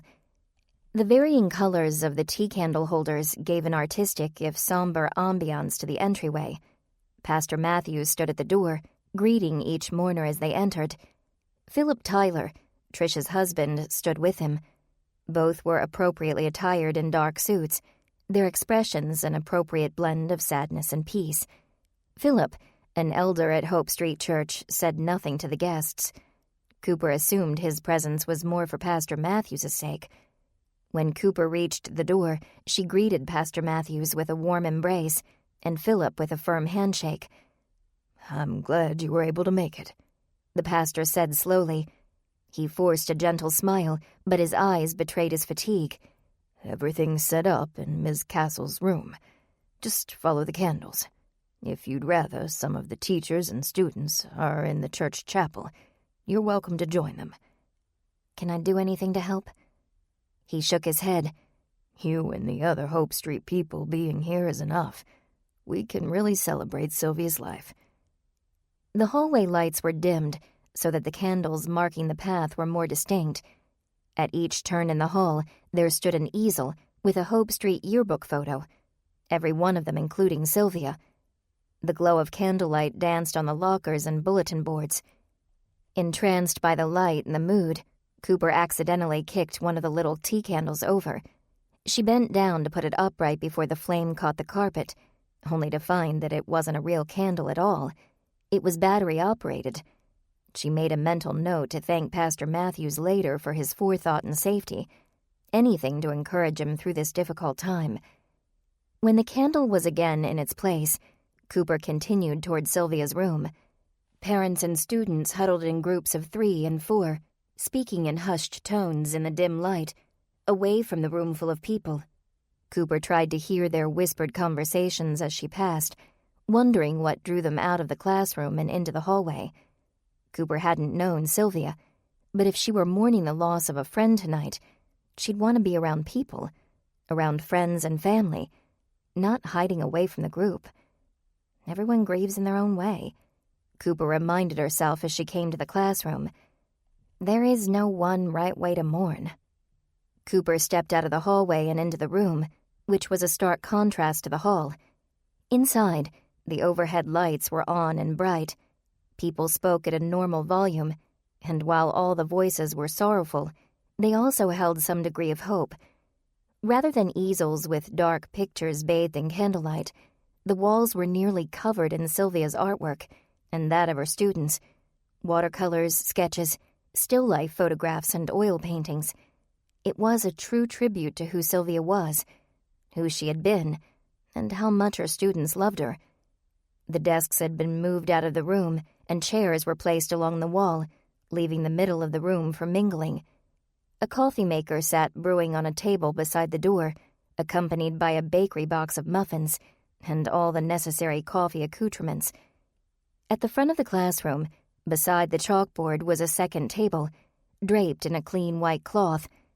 A large photograph of Sylvia served as the centerpiece, set between two tall white candles, real candles. The photo depicted Sylvia wrapped in a heavy green shawl, her red hair blowing in a strong wind, and two dimples deep in her cheeks from a broad smile. She stood before a magnificent brick house, 2 stories high, with a body of water stretching out behind it. She looked so happy, so full of life. A guest book was opened in front of the photo, signed by mourners, many of whom wrote a note about Sylvia's impact on them or their children. Cooper considered writing something meaningful, but in the end only signed her name.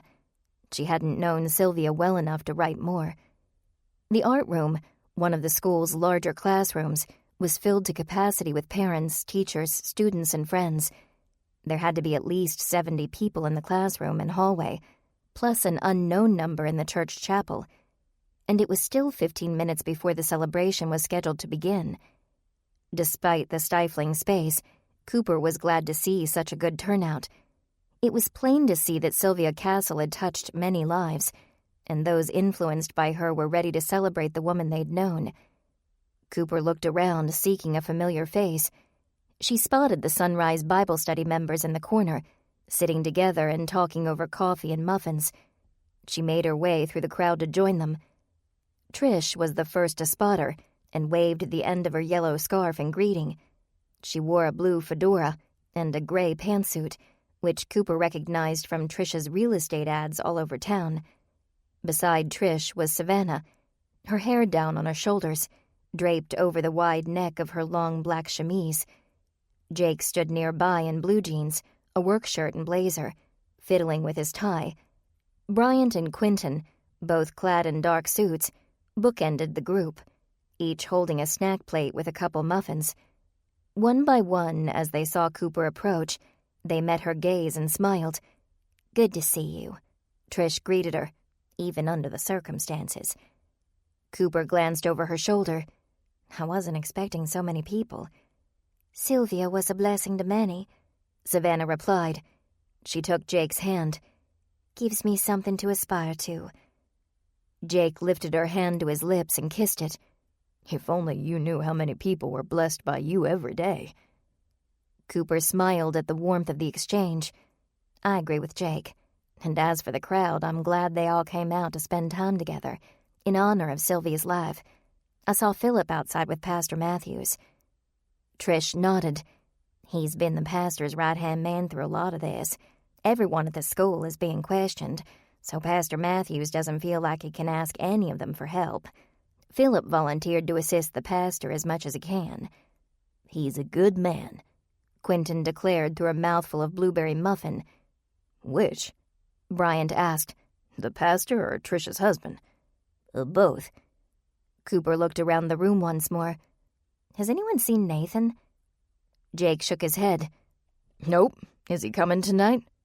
"He said he'd be here. Of course, he also said he'd be late, and..."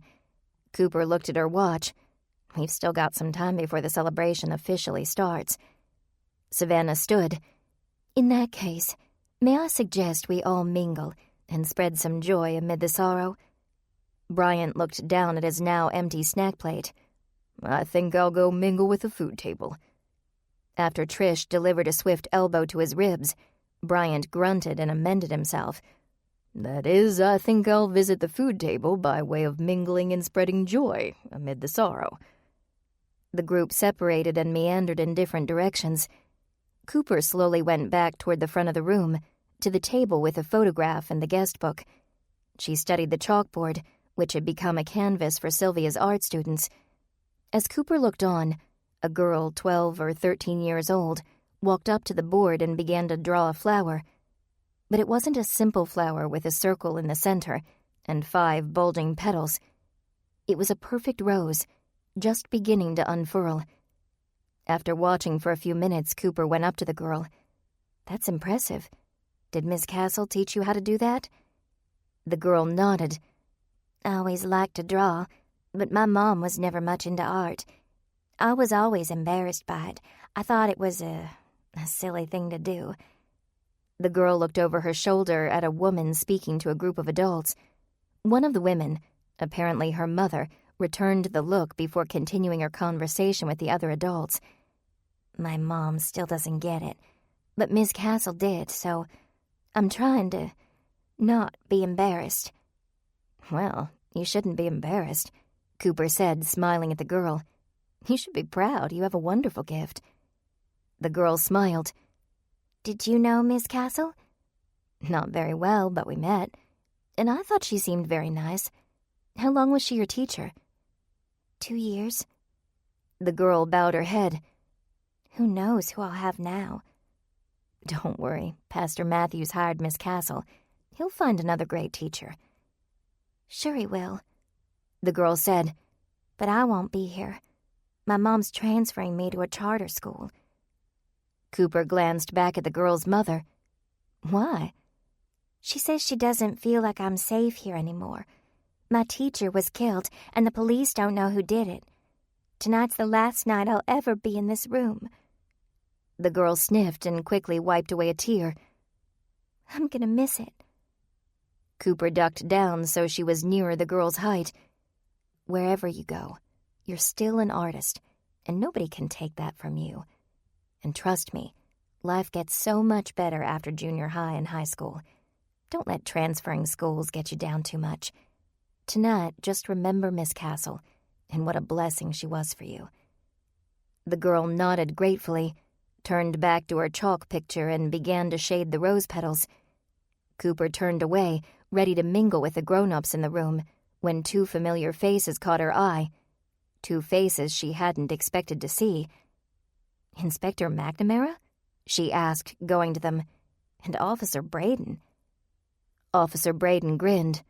"It's just Will tonight, Miss Lee." "And I'm Cooper." McNamara adjusted his sport coat. "I'm still Inspector." "Well, Inspector, I hadn't planned on seeing you here tonight, either of you." "My niece is a student here," McNamara replied.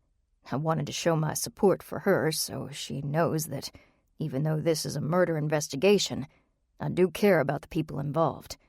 However, I came straight here from the precinct and didn't have a chance to eat anything. If you'll excuse me, I'm headed over to those muffins." Left alone with Will Braden, Cooper wasn't sure what to say. She was ready to excuse herself, too, when he spoke. "I thought you didn't know Sylvia." "I didn't, but I do know Pastor Matthews, and I know that he needs support. Plus the church and school work together. My whole Bible study came tonight." Officer Braden nodded as if he accepted the answer as true. It was Cooper's turn. "I thought you didn't know Sylvia." "I didn't." "Then why are you here?" "I thought the inspector might appreciate having another cop to talk to." He leaned in and lowered his voice. "I'm also investigating a murder." "I see. This is a great place to get a feel for the people who were close to Sylvia." Officer Braden nodded. "Well, regardless of the reason you came, I'm sure your presence will mean a lot to the teachers, knowing the police are taking a personal interest in Sylvia's death." Braden met Cooper's gaze, an odd warmth in his expression. He still stood close, his voice soft. "As long as it means something to somebody." For a moment they stood, eyes locked, and Cooper wasn't sure what to do.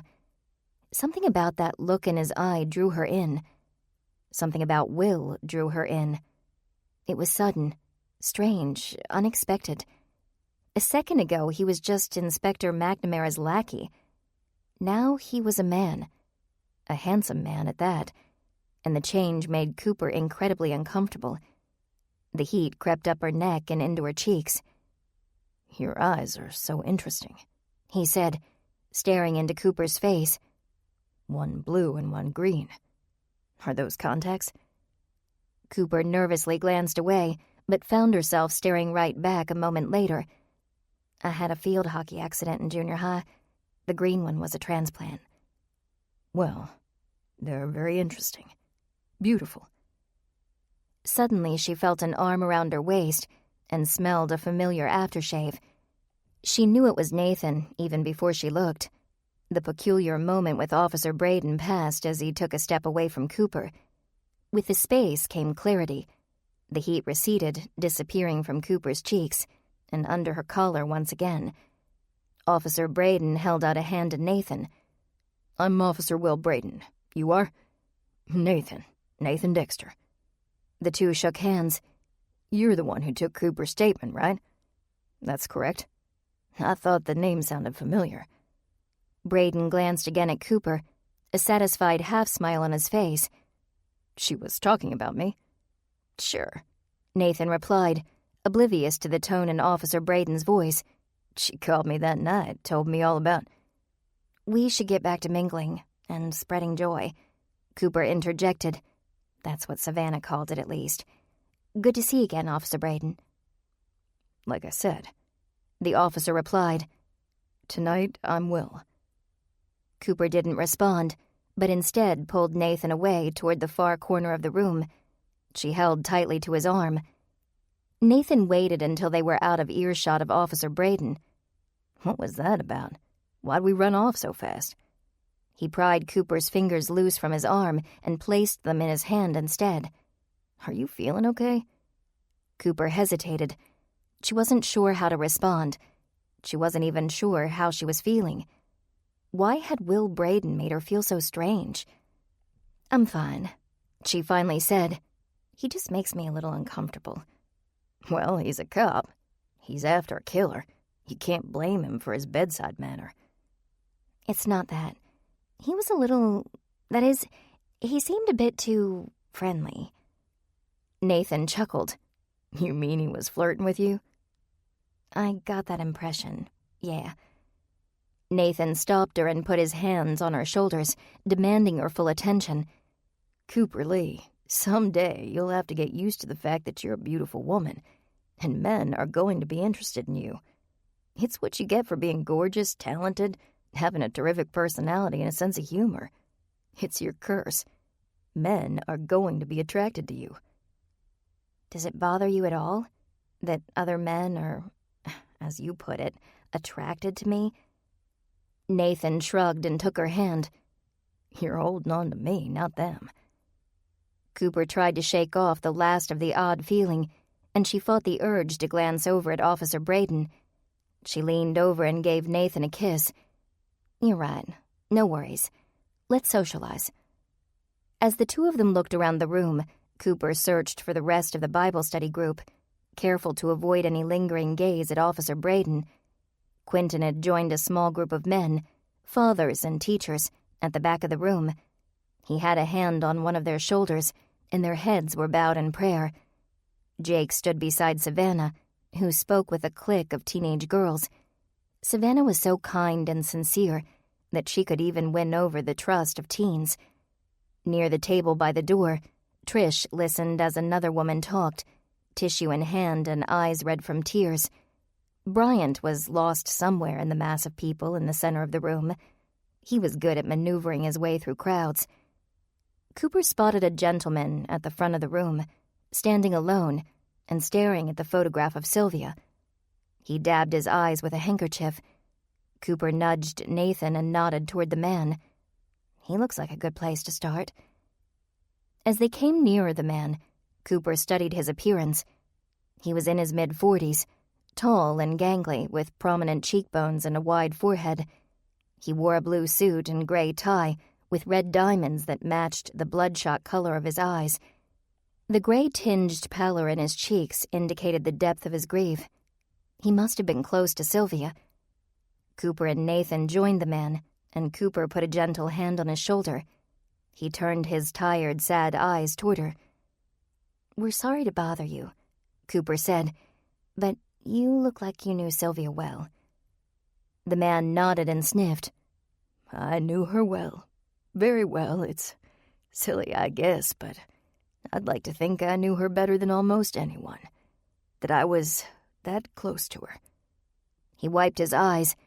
She was a great teacher and a wonderful woman. Did you know her? I only knew her a little. I met her and talked with her once. I'm Cooper. This is Nathan. Harold Winterstein. But you can call me Harry. I wish we could have met under better circumstances. How did you know my Sylvia? Cooper made a mental note of my Sylvia. I met her at parent night last week. Are you a parent? No, not yet at least. I attend Hope Street Church, and my Bible study was in charge of snacks. Sylvia came over to get some food, and we got to talking. How did you know her? We worked together. Here at Hope Street? For 4 years. 4 great years. Harry sighed, his eyes glazed in a haze of nostalgia.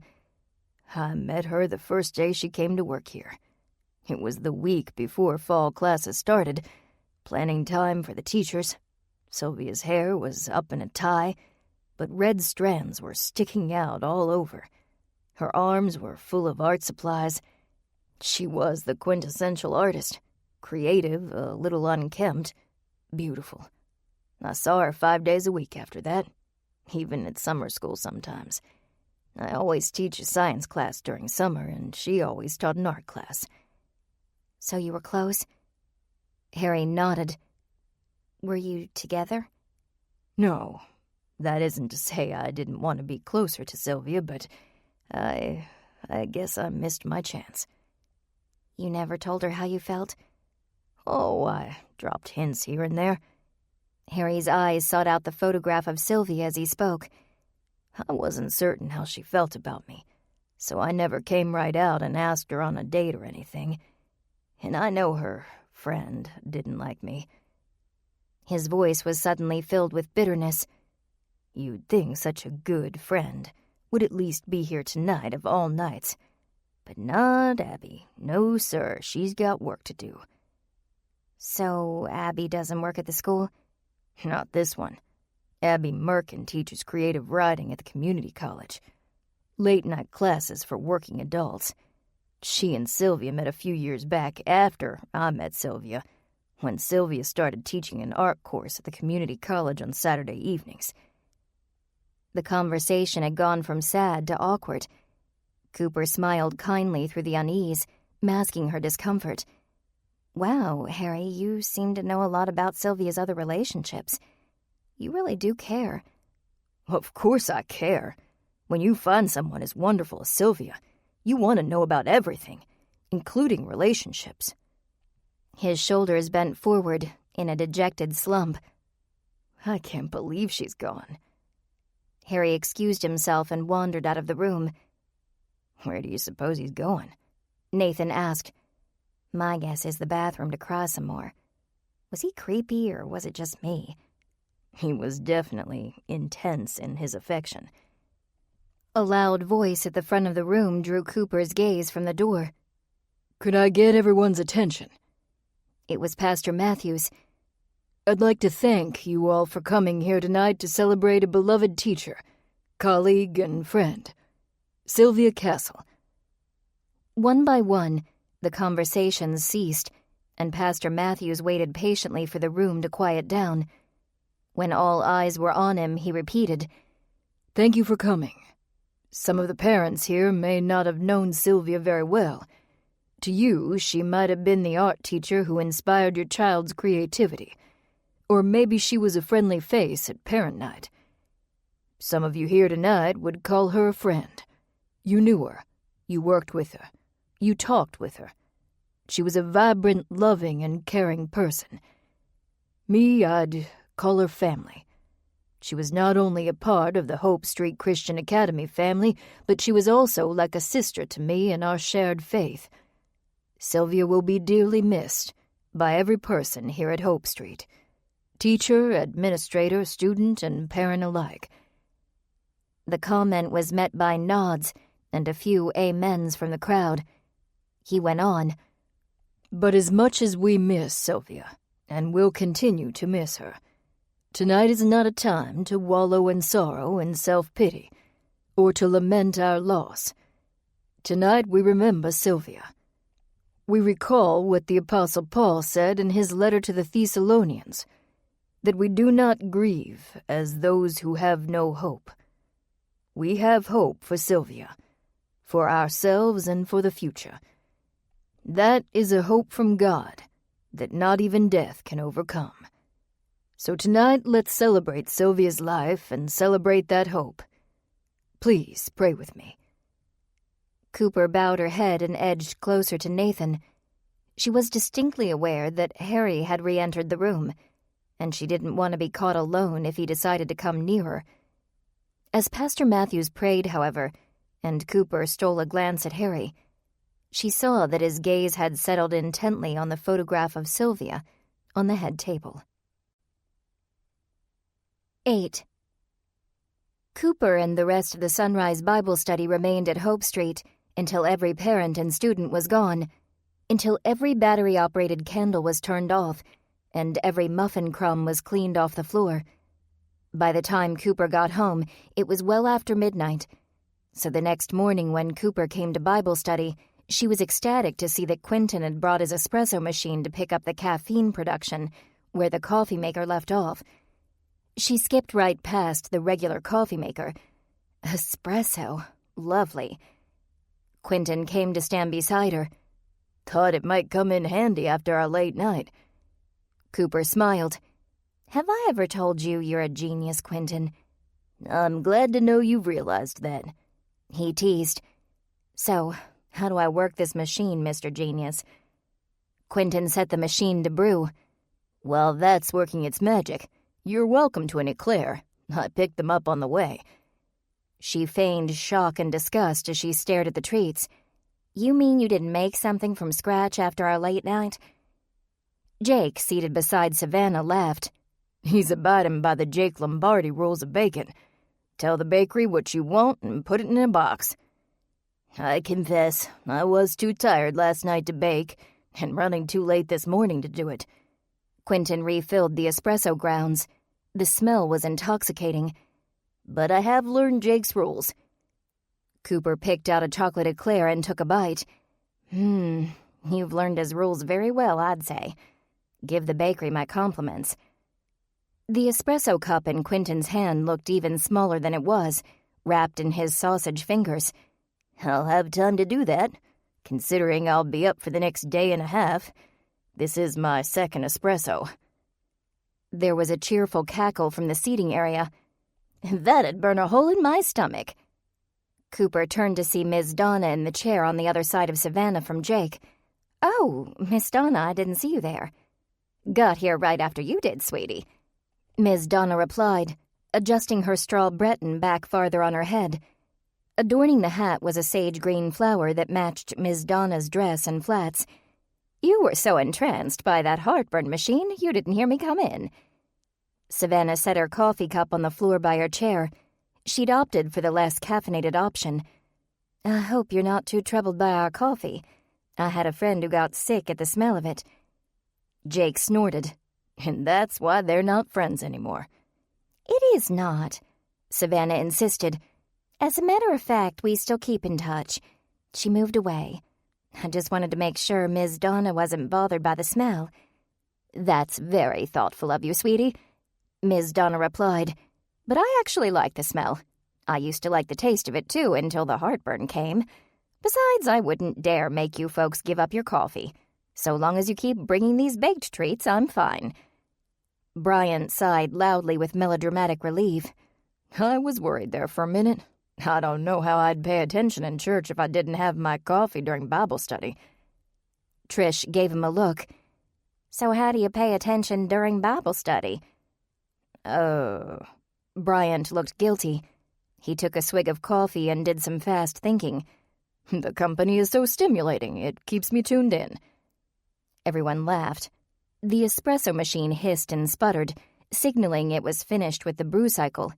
Quentin placed the little white cup on a matching saucer and handed both to Cooper. She offered him a deeply grateful smile. I owe you. Just bring some of your mama's cookies next week, and we'll call it even." Deal. Cooper took her espresso and eclair and sat down in the circle.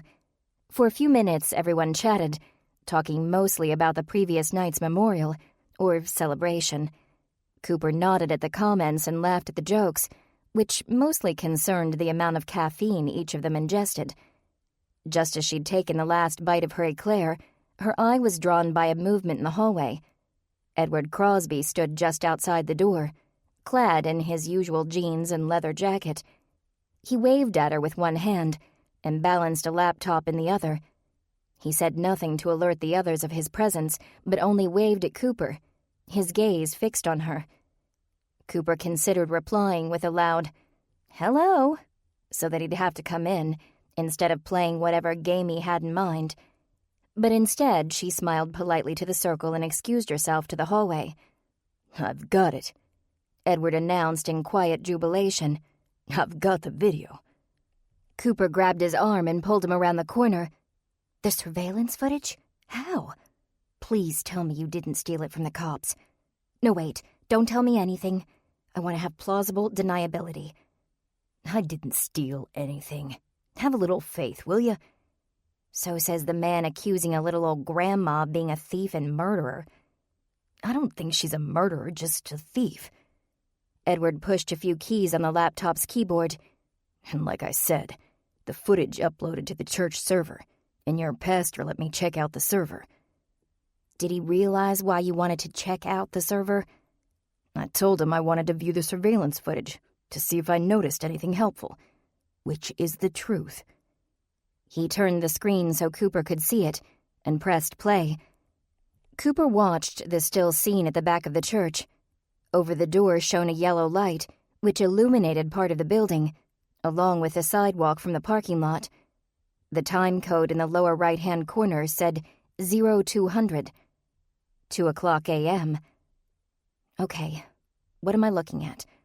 Cooper asked, crossing her arms, suddenly uncomfortable. Now she understood what her sister and Pastor Matthews had meant about people feeling spied on in church. She felt as though she were intruding on someone's privacy, and all she was seeing was the church's back door. Edward hesitated, and then replied, "You'll know it when you see it." Cooper continued to watch, waiting for the damning evidence of Miss Donna's guilt. For a few seconds, nothing happened. Then a dark figure appeared in the corner of the screen, making its way toward the door. The person had a large black bag slung over his shoulder and a blue ski mask over his or her face. All the skin, save for the eyes, was covered. Long sleeves, gloves, hiking boots. Whoever it was went to the door, pulled a screwdriver from the bag, and proceeded to break in. Edward paused the video, a triumphant smile on his face. "Did you see?" "I saw an anonymous masked individual break into the church. Yeah." Edward sighed and rewound the tape. "Watch closer." "This would probably go faster if you just told me whatever it is I'm missing." "Just watch." He played the video again, and this time Cooper concentrated on the stranger in the video. Tool bag, dark clothes, blue mask. Then she saw it. "Wait," she said. "Rewind it again." Edward did as she asked, and Cooper studied the footage one more time. The intruder didn't just walk to the door. She limped, favoring her right leg, and her shoulders were bent in a slight hunch. It was then Cooper noticed the intruder's height and shape, the same as Miss Donna's. Cooper staggered back a step and leaned against the wall. Could it be that sweet Miss Donna was a thief? A criminal? Could it be that Edward was right and their new friend was simply sizing them up? Why would she? Cooper began slowly. That is, if it's her, why would she stay? Why would she still be here?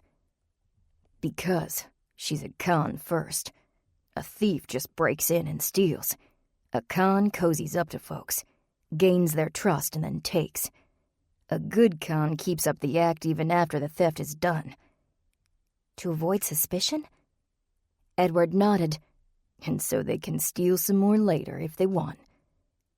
Cooper turned, stepped quietly around the corner and peered into the science room. Ms. Donna had set her purse in a chair beside Savannah and was headed to the snack table for a piece of Quentin's angel food cake. Same limp, same hunch, same height, Cooper thought. It is her. But as certain as her brain was, Cooper's heart was still unsure. She began to pace in the hallway. Edward followed her, the laptop still open. Well? Well, what? I bet 1,000,000 people have that same limp. You're probably right. But that limp, with that stoop, her height, her knowledge about the inside of the church, who's here, what you've got, and if you were really paying attention, you saw the orthopedic shoes. I missed those. Cooper sighed, shaking her head. But is it really enough proof? More importantly, what do we do now? Edward shrugged. I say you turn her into the cops. Who are we turning into the cops? Nathan rounded the corner, Bible in hand and a spring in his step. At least he was still having a good morning. Cooper greeted him with a big hug. She needed someone to lean on right now. I'm so glad you're here. So am I, he replied with a smile, holding her tightly. What's up? Cooper looked to Edward. You'd better show him. Nathan had to watch the video 4 times before he saw it. His expression went from skeptical to pained. So much for having a good morning. Oh, wow. Seriously? Seriously, Cooper said. So are you turning her in? Is that the conversation I walked in on before? Cooper drew in a deep breath. We can't turn her in, not yet anyway. What we have here is some compelling evidence, but like I said, I'm not sure it's enough proof. I can't abide the idea of turning her over to the police without having something more concrete. You want a confession? If at all possible. Edward laughed. Somebody like her won't confess her crimes. She's too good at what she does. Cooper thought for a moment. Edward, you said something earlier. You said you thought she was guilty of theft, but not murder. Why? She's a con artist, not a killer. Murdering somebody would mess up her whole plan. And it's a carefully laid plan. My guess is she and the killer happened to be here on the same night. Pastor Matthews told me a stereo was missing from the music room, but it was found out back. Nothing was actually stolen from the church. Her plan was interrupted. Maybe she saw something. Maybe. That would explain why she didn't finish her job. What does that have to do with anything? Nathan raised a hand. Being in a school was getting to him. I have a question for you, Edward. Why are you so hell-bent on proving Miss Donna's guilt? Edward looked at him thoughtfully and nodded appreciatively. That's a fair question. I turned my life around. I did the time and the old me is gone. I can't be associated with criminals. I won't let her come in and screw up everything I've worked for. That's why I'm hell-bent on proving Miss Donna's guilt. Now, Coop, your turn to answer my question. What do I care if Miss Donna saw something? Cooper asked. Well, the obvious reason is that if Miss Donna saw the killer, she can help catch the killer.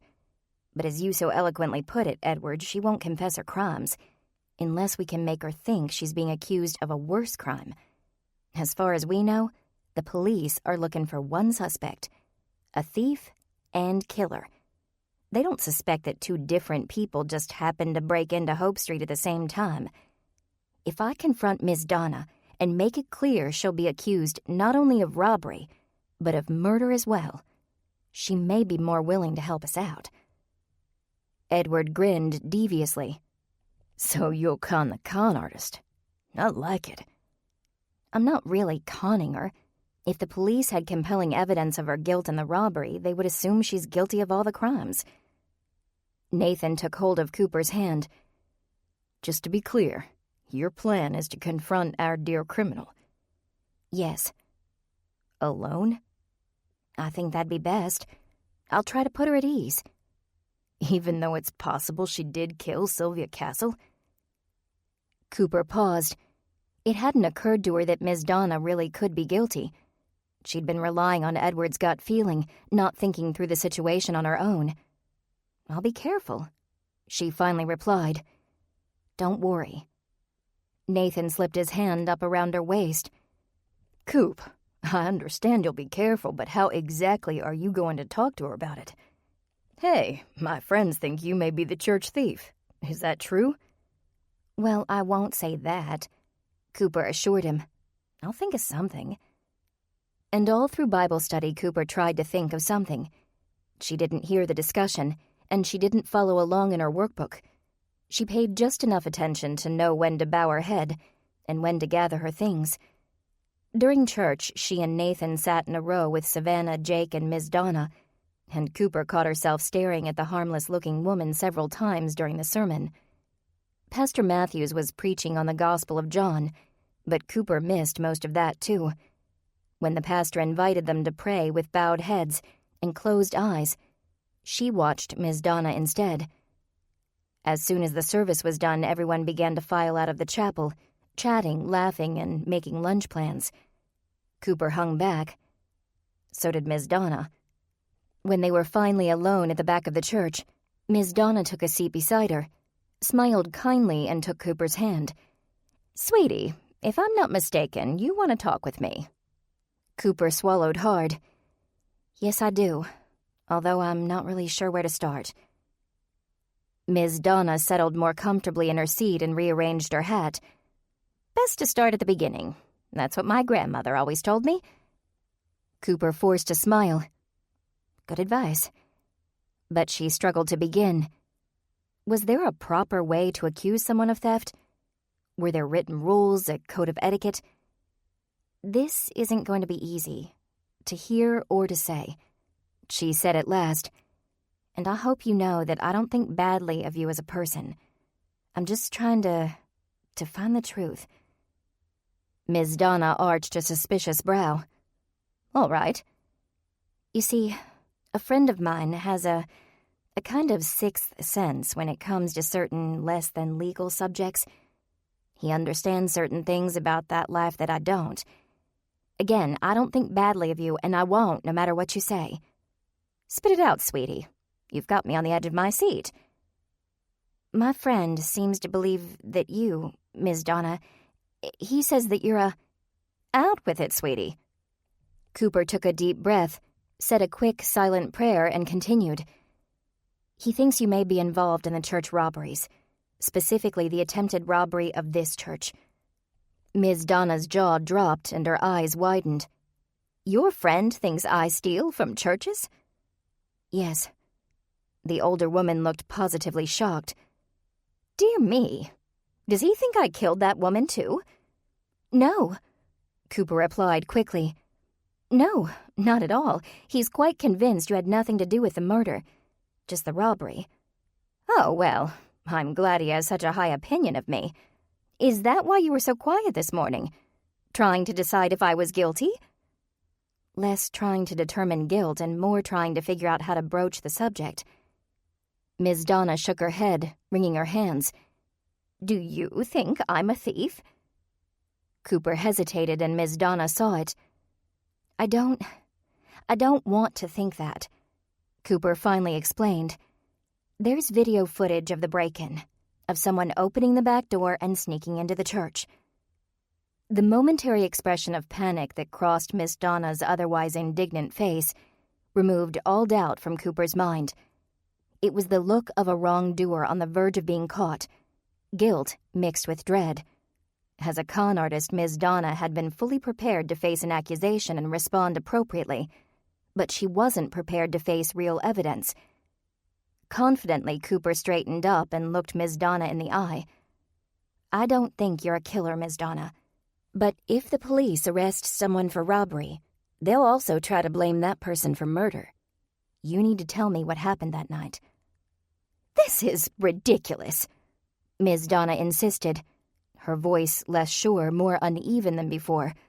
I don't have to sit here and take this. You're right, you don't. You should know, however, that the police have the video I saw, and if my friend and I were able to connect the dots, the cops will too. It's only a matter of time. Time that will be shortened significantly if someone calls in a tip about the identity of the thief. Ms. Donna's face went gray. You wouldn't. Not immediately, no. You're trying to blackmail me." "It's only blackmail if you have something to hide, Miss Donna. If you're innocent, I have no leverage." Miss Donna ran her tongue against the inside of her cheek and then clamped her lips together. She gave Cooper a steely glare. Her voice was flat, cold. "I think I'll be leaving now." "I'd think twice about leaving the city if I were you," Cooper replied as Miss Donna stepped past her and hurried toward the door. "It wouldn't look good if the police found you trying to run away." Miss Donna paused, glanced over her shoulder with a seething scowl, and stormed out. Cooper rubbed her hands together and drew in a few deep breaths. "A woman her age robbing churches," she muttered. "I have a new kind of respect for my elders." "Oh, she's guilty," Cooper insisted, keeping her voice low enough that the other Cracker Barrel patrons wouldn't overhear. The Sunrise Bible Study members, including Edward, were crowded around a rectangular table, not quite large enough for the whole group. The place was packed with the Sunday lunch crowd. "That's unsettling," Savannah whispered, shaking her head. She was the most distressed of all of them. She was the one who invited Miss Donna in the first place. "She's such a nice woman. How sure are you?" "She's a con artist, all right," Edward declared, positive and more than a little proud that his deduction had been proven correct. "An average, run-of-the-mill con artist. That's how she wheedled her way into the other churches. Everybody thought she was just a nice lady looking for a place to fit in." "It makes sense when you think about it," Trish said as she stirred her tea. "That's why there haven't been multiple robberies in a single area or denomination. One Catholic church, one Baptist, one Methodist, and so on." Bryant nodded. "Our Miss Donna, if that's even her real name, couldn't risk being seen at a function by people from a church she'd left. There's less chance of crossing paths with someone from an old church if you switch areas and types of churches. Unfortunately, you don't see a lot of interdenominational events where all believers get together, regardless of the type of church they attend." Jake washed down a bite of sandwich with a drink of iced tea. "You're right. If we did have more of those intermination, whatever it is you said, it's more likely she would have been caught. But surely someone noticed that she left their church right after the robbery." "She didn't leave right after the robbery," Savannah replied. "With our church, she came back after she tried to rob it. She probably did the same elsewhere. If she'd left immediately, without a word, someone would have been suspicious. On the other hand, who'd suspect a sweet grandmother who continued to attend church after such a terrible incident?" "Exactly," Edward agreed. "She covered her tracks by returning. I've been thinking about it. When it came to your church, it was especially important that she come back after the job was done." Nathan furrowed his brow. "Why is that?" "Because of the murder.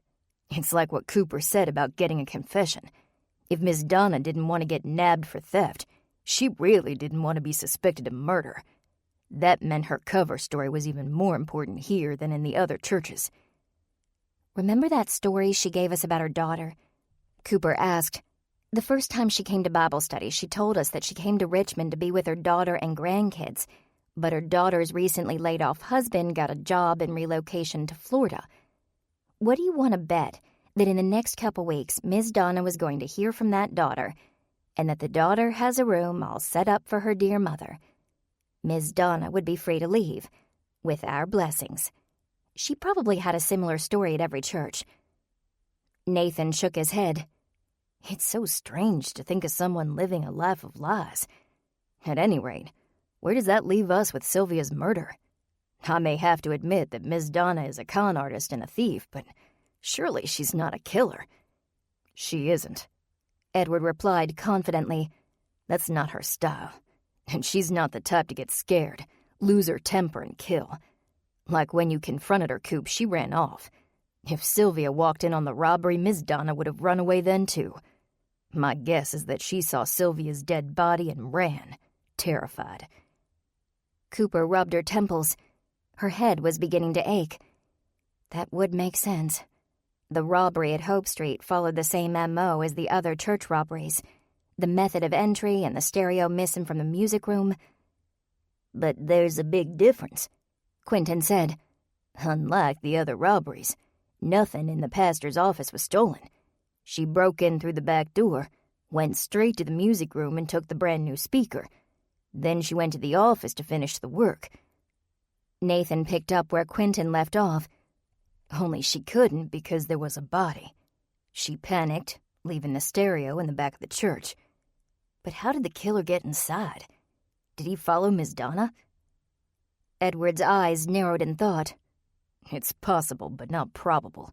Unless the killer knew Miss Donna's plan, which I doubt. A con artist can only succeed if they work in secret. Cooper picked at her sandwich. So it's possible there's a second point of entry somewhere. There was a silence as everyone processed the theory. Then Bryant raised his hand slightly. I have a question.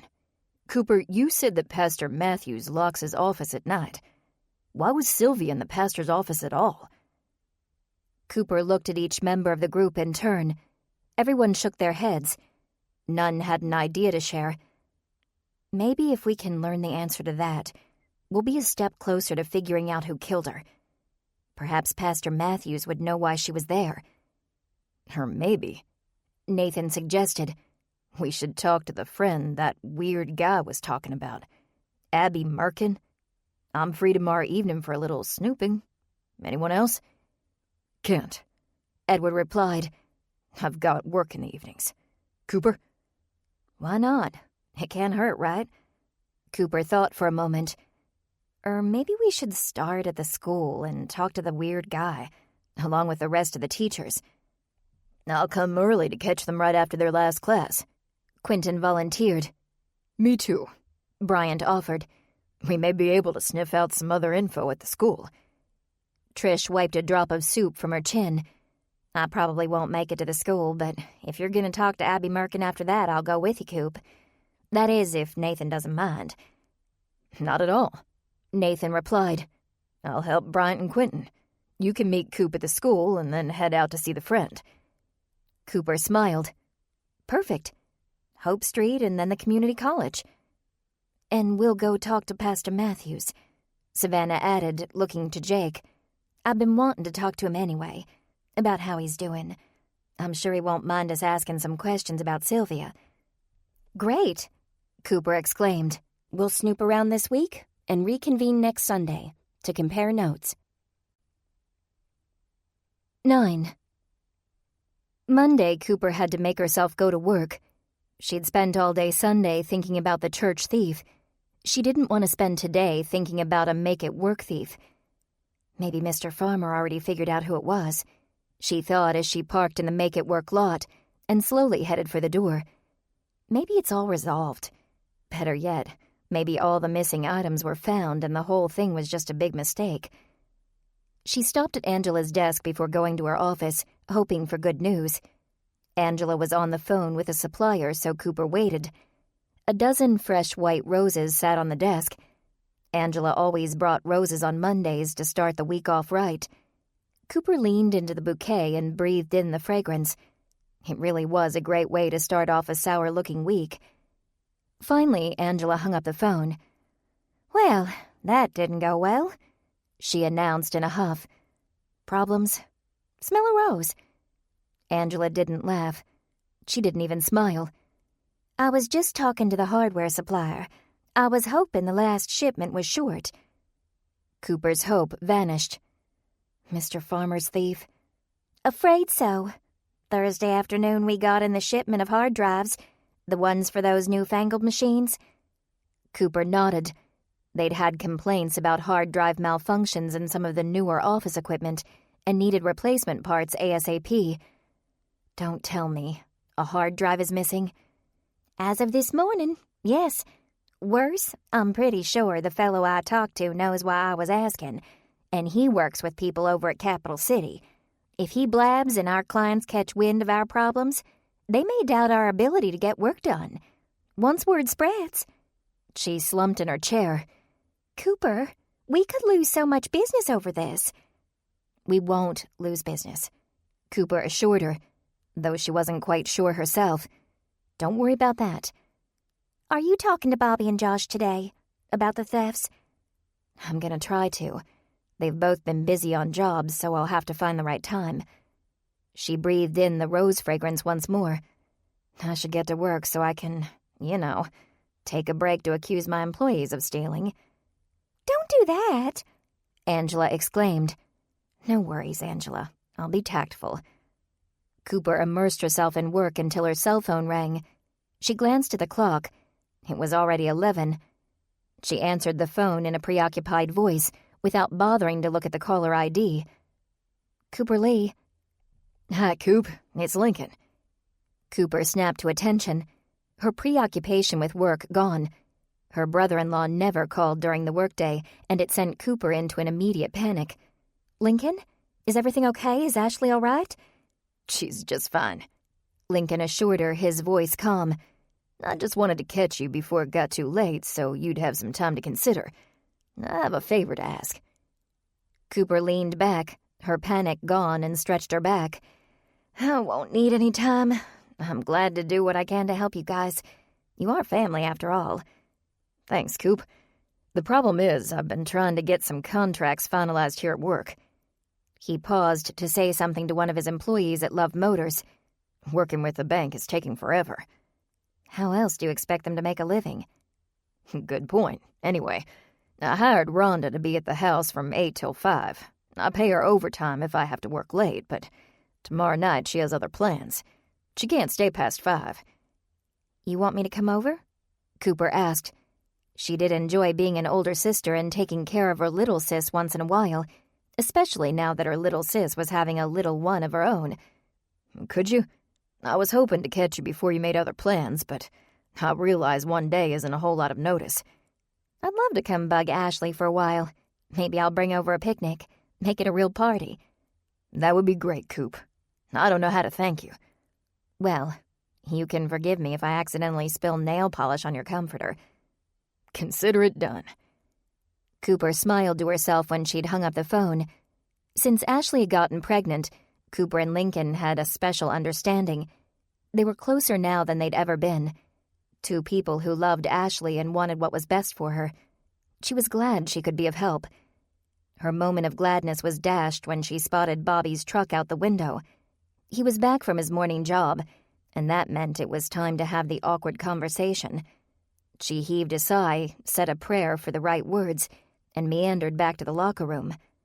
Bobby Weller was a kindly, hard-working man in his mid-40s and one of Cooper's employees in the leasing and maintenance division, where he'd been working for nearly half a year. He had 6 children with his high school sweetheart and was one of the most good-natured people Cooper had ever met. Cooper also enjoyed the company of his wife, whom she'd met the day after Bobby was hired on.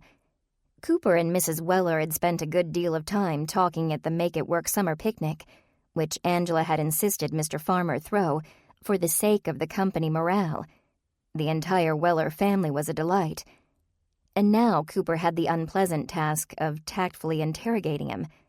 She'd been racking her brain since Friday for a diplomatic way to approach the subject, but as she slowly walked to the locker room, she still had nothing. Then again, given her less than successful interaction with Ms. Donna yesterday, maybe she just wasn't any good at subtle approaches. 2 thieves in 1 week, she muttered. How did I get myself into this? Bobby was by himself at his locker, trading the company shirt he wore for a fresh one. He'd spilled toner on himself, a stain Mrs. Weller would not appreciate come laundry day. Hey, Bobby. He glanced up at her with a smile. Morning, Cooper. Got another job for me already? Good to see business is so healthy around here. Business is healthy, but I don't have anything else for you yet. I wanted to see how the job went this morning. Looks like you had a toner mishap. Bobby shrugged. You know how Toner is. Likes to put up a fight sometimes, but I won in the end. Other than that, it was smooth sailing. He stretched his arms up and his slight paunch poked out from beneath his undershirt. He donned his clean company shirt. Mostly the machines just needed a tune-up. The clients are happy, I'm happy. The office equipment is happy. Glad to hear it. Cooper paused, searching for the words. "So, how's your wife? I haven't seen her since the picnic." "She's doing really well, thanks for asking. I know she really enjoyed getting to meet everyone from work. I think she'd like to have another picnic if Mr. Farmer would go for it. She talks about having you over for dinner sometime if you'd be interested." "I'd love to." Guilt washed over Cooper. Why did he have to be so nice while she was trying to question him? "I'll mention the picnic to Angela, and she'll make it happen. How are the kids?" "Right as rain. Happy and healthy. Nothing to complain about there." Cooper nodded. Good. Good. Boy, this economy's something else. Am I right?" Bobby looked slightly confused at the sudden change of subject, which was fitting considering how awkward Cooper felt and probably sounded. He shrugged. "It's not the best, but I'm glad to have steady work." "Right. Good attitude." Cooper bobbed her head up and down, praying that something heavy would fall on her head and deliver her from the awkward situation. "Well, I'll go get back to work." She left Bobby to button his clean shirt and hurried to Mr. Farmer's office. "I can't do it," she announced, barging into the room without bothering to knock. She didn't quite slam the door behind her, but she didn't close it gently either. He looked up from his computer, brows raised and eyes wide. "I beg your pardon? What can't you do?" "I can't interrogate my employees secretly without them knowing they're being interrogated. I just talked to Bobby Weller, who is an honest and upright man, by the way, and not only did I feel like a horrible person just allowing myself to think he might be guilty, but now he probably thinks I'm a socially inept idiot." Mr. Farmer bade Cooper sit, folded his hands on his desk, and nodded. "I know this isn't easy, Cooper, but it has to be done. I've weighed the options, and at this point it's either you and Ben question your employees discreetly, or we search every employee, person, locker, car. As a last resort, we could call in the police, but I'm really hoping it won't go that far." Cooper imagined Mr. Farmer emptying her locker and digging through the junk in her truck's glove compartment. She imagined the police storming in to make it work, clad in full body armor, with riot shields and batons. It probably wasn't what Mr. Farmer had in mind, but the visual persuaded her to rethink her reluctance to talk to her employees. "Fine," she finally sighed. "I'll do my best to find what I can. But for the record, I don't like it." "Duly noted. Have you had a chance to talk to Josh?" Cooper shook her head.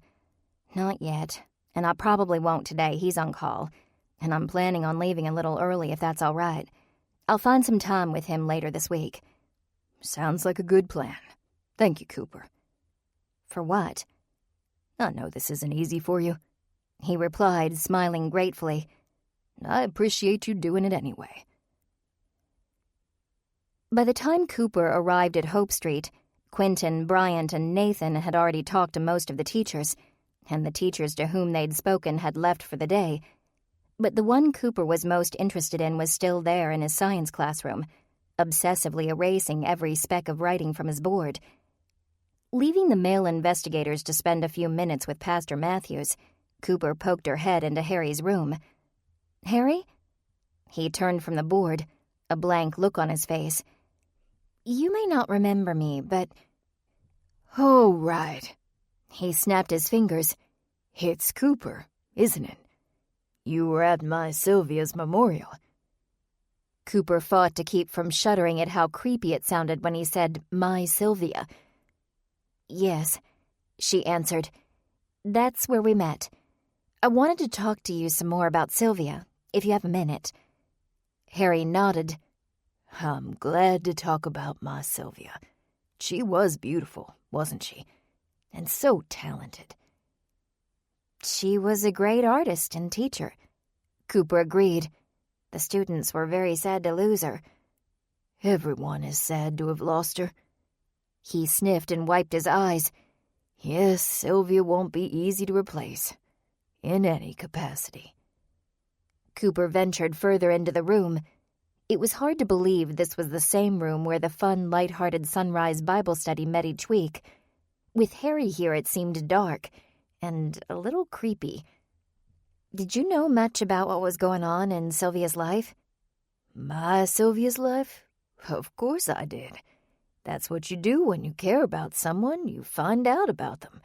You learn everything you can. So that's what I did with my Sylvia. Is this about her death? Actually, I'd like to start with her life, if you don't mind. He clapped his hands together. I would love to talk about my Sylvia's life. She was born in Michigan. Did you know that? And her family was... That's a little further back than I need to go. Cooper suddenly felt very uncomfortable. Harry was more than intense. He was obsessed. Do you know of anyone who wanted to hurt her? Or any reason someone might have disliked her? No one disliked my Sylvia, he replied defensively. Although some of us did have difficulty getting her to see how genuine our emotions were. What does that mean? Every time I made an overture, Sylvia was oblivious to my affections. He spoke as bitterly as he had at the memorial. Or rather, she was made oblivious to my affections. Cooper cocked her head in curiosity. What do you mean, she was made oblivious? I really shouldn't get into it. It isn't my place to... Harry, if you need to talk about this, I'm here to listen. Thanks. Very much. He took a deep breath. It's just that I always thought that someone was getting in the way. Every time I made an overture, albeit a subtle one, and I was sure Sylvia saw how I felt, she'd talk to a friend. I think that friend convinced Sylvia I didn't mean anything by it. Rather than ask how an overture could be subtle, Cooper put on her best empathetic face. That can be a difficult situation. Is this the same friend you mentioned at the memorial, Abby Merkin? He nodded. Have you spoken to her? Not yet. I'm going to. Well, she's the one to talk to. She was the puppet master, and my poor Sylvia was being manipulated by her. Harry sighed. My poor, poor Sylvia. Sensing that he was about to launch into sonnets or a complete history of Sylvia's life, Cooper took a step toward the door. Thank you, Harry, for your time. I'd better be going. Cooper, would you do me a favor? Reluctantly, Cooper replied, Sure, within reason. Would you keep me updated on what you know about Sylvia? That would mean the world to me. Cooper smiled.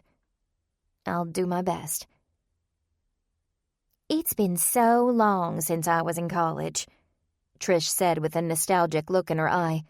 She and Cooper walked together through Burnett Hall at the J. Sargent Reynolds Community College, Parham Road campus. The school was located about a mile off the highway in northern Richmond, a nice drive away from the hustle and bustle. They were on their way to see Abby Merkin. Ah, Trish sighed. the good old days. I remember all-nighters, grouchy professors, and a lot of homework, Cooper replied as she studied the announcement wall. It was a mixture of official announcements and student ones, from course cancellations and schedule changes to a recent engagement and a keg party. No responsibility, all the energy you could ever want, and a metabolism that allowed me to have my cake and eat it too. Of course, you still look gorgeous. After 2 kids, I just don't have the same body I had in college. Cooper laughed. You look great. In fact, if you're not careful, you might get some nice young college man inviting you to the keg party. Ah! Can you imagine? Me at a college party. I'd be calling home every half hour to check on Phil and the kids, and I'd fall asleep by 10. I don't think those parties start until 10. Trish grinned. Then I'd have to sleepwalk to attend it all. Burnett Hall was centrally located on the campus, between administrative offices and student life facilities. Here, during the day, Abby Merkin taught English to students in their late teens and early 20s. In the evenings, she taught working adults who could only take night classes. Trish and Cooper meandered slowly down the hallway. Their target was in the room at the end, but since class wouldn't be over for another 15 minutes, they took their time getting there. Cooper scanned all of the school announcements and then studied the photos on the opposite wall. They were pictures of employees, and right in the center was Abby Merkin, sitting on a bench outside. She had the longest hair Cooper had ever seen, dark brown and pulled back in a ponytail that disappeared off the edge of the picture. She wore a fractal-patterned top, a long skirt and reading glasses with thin purple metal frames. She was immersed in Bram Stoker's Dracula. Abby Merkin certainly looks like an English professor, Trish commented. Don't you think she looks like an English professor? Cooper laughed. I can't deny that she does. Actually, she reminds me of my lit professor. In looks, anyway, fun and eccentric. I'm betting your professor wasn't involved in murder. She was too born for that sort of thing. In all fairness, Abby's not involved in murder either, that we know of. Touché. They continued down the hall until they reached Abby's room. The door was propped open, and from the hall, Cooper could see the professor and hear the lecture. Never underestimate the value of words. Words come from the soul. Abby pounded her fist over her heart. And how we string them together. How we choose to stop the flow of words and start it again, the words we use. All of that tells something about who we are. She came to stand in front of one student. So, in answer to your question, no. It makes a very big difference which word you choose. You can't just pick a synonym from the thesaurus, willy-nilly, and expect it to work. If you're lucky, it'll fit. But it may or may not convey the necessary connotations. It may not say what you want it to. Her tone was so convicting that Cooper was entranced. Abby glanced at her watch and continued. Any other questions? Cooper leaned over to Trish and whispered, I take it back. My professor wasn't like that at all. No? I wish I'd had a professor with that much passion in college. I wouldn't have gotten such bad grades in English. One of the students made a comment Cooper couldn't make out, and then, with a flourish, Abby announced, Class dismissed. 15 students flooded out of the room, all of them checking their phones at once and cramming notebooks into their bags as they walked. Cooper and Trish waited until the students had left before entering the room. Abby glanced up at them. I'm afraid the class is full, she said. You'll have to wait for the next course. We aren't enrolling, Cooper replied. But we did catch the end of your lecture. It was quite inspiring. Oh, that. Abby laughed. There's always someone who thinks word choice is random. They either learn quickly that that's not the case or they don't care. Usually the class is comprised of more mature students learn quickly. What brings you to my class, if not to enroll? We're here to ask you some questions about Sylvia Castle. The smile vanished from Abby's face. I already spoke with the police. Have a good night. She picked up her briefcase and started for the door. Wait, please, Trish said. We attend Hope Street Church, and Cooper here met Sylvia at an event at Hope Street Christian Academy. We just want to help. Abby slowed, then stopped, and she returned to where Cooper and Trish stood at the head of the class. Why do you want to help? Because she was killed at our church, Cooper replied. She took a step nearer Abby, pleading with her tone and expression. I met the woman, and she was murdered in our pastor's office. Anything we can do to get Sylvia some justice, we'll do it. Talk to us, please. Abby's tone was skeptical. Why do you want to talk to me? We were told that you and Sylvia were good friends. And who told you that? One of the other teachers at Hope Street, Harry Winterstein. Abby rolled her eyes and slammed her briefcase on the front table. What did that jerk say? I told Sylvia she ought to get a restraining order. But did she? No. And look how that worked out. Cooper cast a sidelong glance at Trish. Are you saying you believe Harry killed Sylvia? Abby sat on the edge of the table and rubbed her eyes. It was only then that Cooper saw how tired the woman really was. She could hide her grief while she taught, masking it with conviction about the English language. But now, Without the audience, she was exhausted. "I don't know," Abby finally replied. I doubt it. I'm just angry. Don't listen to it. Harry's a creep, but I don't know that he'd go as far as murder. Then again, I have a hard time believing anyone would go as far as murder. I have a good imagination. I have to with what I teach, but I have a hard time comprehending some of the darker realities of life. It's difficult to think of people being that evil, Cooper agreed. To willfully take another person's life in cold blood, it's probably better to not comprehend it. The corner of Abby's mouth turned upward. You make a very good point. I'm Abby Merkin, but you already know that. You're Cooper Lee, and this is Trish Tyler, Cooper said. Abby stared at Trish for a moment. I swear I know you from somewhere. Before Trish could mention her business ads, Abby snapped her fingers. Yes, I do know you from somewhere. I thought I recognized your face. My brother bought a house from you a year or so back. I saw your face on the sold sign. Trish beamed. That's me, Tyler Fine Properties. If you need to buy or sell a house, please give me a call. I'll let you know if the need should arise. Cooper waited until the moment had passed. She didn't want to interrupt Trish's pitch. Back to Sylvia. Yes, Sylvia, Abby said. I don't know that I'll be any help. Anything you can tell us would be beneficial, Cooper replied. Enemies, financial troubles, relationship problems, anything like that. Do you know what she would have been doing at the school in the middle of the night? Abby settled back on the table. I know she often went there after hours to use the kiln, but I don't think it was usually in the middle of the night. Although when Sylvia became immersed in a project, she lost all track of time. So it's possible she was working on her art? Sure. Cooper turned to Trish. That still doesn't tell us why she was in the pastor's office. Abby cocked her head to the side. Is it all that strange that she was in an office? The pastor locks his office at night, Cooper explained. That means either Sylvia broke into the office and entered, or her killer broke in and she entered. Abby nodded. I see. Is it possible the door was unlocked? Trish answered. Sure, but that still doesn't explain what Sylvia was doing there. We're hoping that if we can learn what she was doing at the school in the office, we'll have a better picture of what happened and why. I don't know what to tell you, Abby said slowly. If she was doing something she shouldn't have been doing, she didn't tell me. I didn't know she was there at all that night. Did Sylvia have problems with anyone? Trish asked. Was there anyone who may have been angry with her or may have had some kind of grudge against her? Harry Winterstein comes to mind.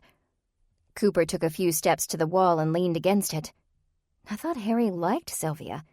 He did, a lot, but she didn't like him back.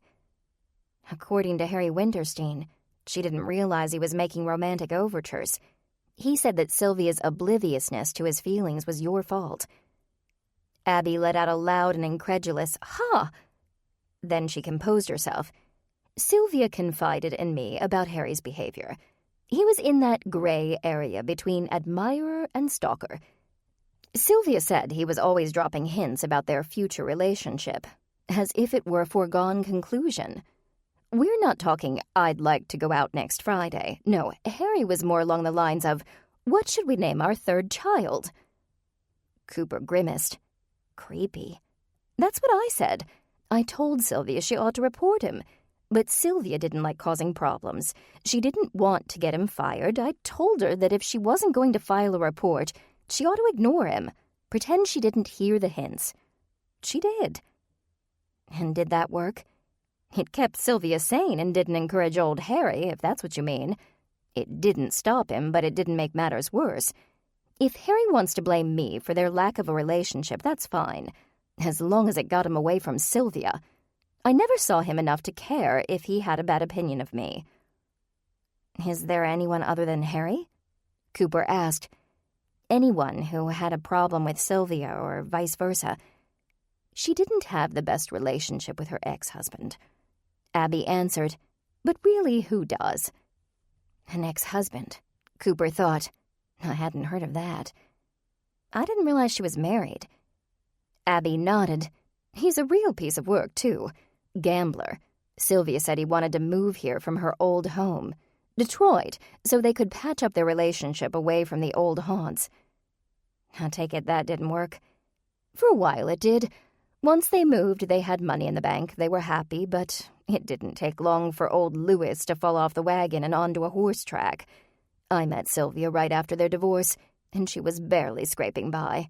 She came for money, too, but when her parents died, Lewis squandered most of it away. That's his name? Cooper asked. Lewis? Lewis Wilburson. Trish perked up. Coop, it looks like we have another person to talk to. Cooper nodded. I don't suppose you know what part of town he lives in. We can probably track him down, but it'd be easier if we had some idea where to start. I'll do you one better, Abby replied. I went with Sylvia once to his house to pick up a box of her things because she didn't want to go alone. I can give you his address. While Trish went home and did some research on Lewis Wilburson's neighborhood, Cooper had a plan to share with her family. Lincoln was expecting Cooper to go and entertain her sister, but Cooper was thinking of something even better. By the time she got home from the Parham Road campus, dinner was done and put away. Cooper dug leftover casserole out of the fridge and waved her mama over to the table as she ate. Maggie sat beside her, wiping her hands on an apron. Ashley called. She said you're going over to visit tomorrow evening? Cooper swallowed an oversized bite. Lincoln said he'd be running late, and the nurse he hired can't stay after 5. I told him I'd keep Ash company. Very nice of you. Actually, I was thinking maybe we could do something. All of us. You, Daddy, Grammy, me. What if we all went over and surprised her? She hasn't been able to come to a family gathering for a while. Maggie clapped her hands together. We could have a picnic. That'd be perfect. I'm free all tomorrow afternoon. I'll make fried chicken and those cheddar cheese biscuits she loves. Oh, and I bought some nice-looking butternut squash at the store today. Maggie jumped up, crossed the kitchen, and retrieved a pad of paper from beside the phone. She made notes as she spoke. We'll need a few warm dishes and a few cool ones, some variety, so we're sure to have something that tastes good to her. And, of course, I'll make a dessert, or 2, a pie and some cookies, maybe 2 pies. We'll see. Cooper smiled to herself. She was glad Maggie was so excited, and she was even more glad Maggie loved to cook. While her mama continued to plan and check the pantry for ingredients, Cooper headed up to her apartment. Just as she was falling asleep, her phone rang. Hello? She answered groggily. Hello, Cooper. This is Harry Winterstein, just checking to see if you have any updates. Instantly, Cooper was wide awake. Harry? I don't remember giving you my number. You didn't. I got it from Pastor Matthews. Pastor Matthews just gave you my number? There was a pause. Not exactly. He left his phone on his desk, and so I looked in his contacts. I hope you don't mind. To be honest, Harry, I'd rather you'd asked for it, and I don't have any updates. Did you talk to Abby? Yes. And? Cooper sighed. Harry, I don't have anything useful to share. I'll let you know if I do, provided you don't keep calling me. There was another pause. All right. I can do that. You have a good night, Cooper. Cooper stared at her cell for a good 30 seconds, praying that this wasn't the beginning of her own stalker-like experience. When she finally calmed down, she changed into her pajamas. Her head barely touched the pillow before she fell fast asleep. The next day was long and uncomfortable, as Cooper looked for a good time to talk to her other employee, Josh Whitaker. Part of her wanted to get it over with. Another part wanted to put it off for as long as possible. Since Josh was out on repairs most of the day, and Cooper was on the phone whenever he was around, the second part won. Cooper was out the door that evening as soon as the clock over Angela's desk read 4:00 p.m. She got home just as Maggie and Grammy were packing picnic baskets. Did you get the pecan pie? Grammy asked, licking her lips. And the English cream pie, and the cookies, Maggie replied. She peered into one of the baskets, double-checked for desserts, and then set it aside. She picked up an empty basket and set it up on the counter. We'll put the hot foods in here so they'll keep each other warm. She gestured to the third basket, empty on the floor. And that'll hold the cold food. Maggie looked over her shoulder at Cooper, who stood in the kitchen doorway, watching the proceedings with interest. You're here right on time.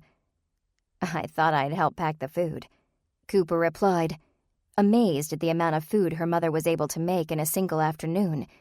But it looks like you've got it under control.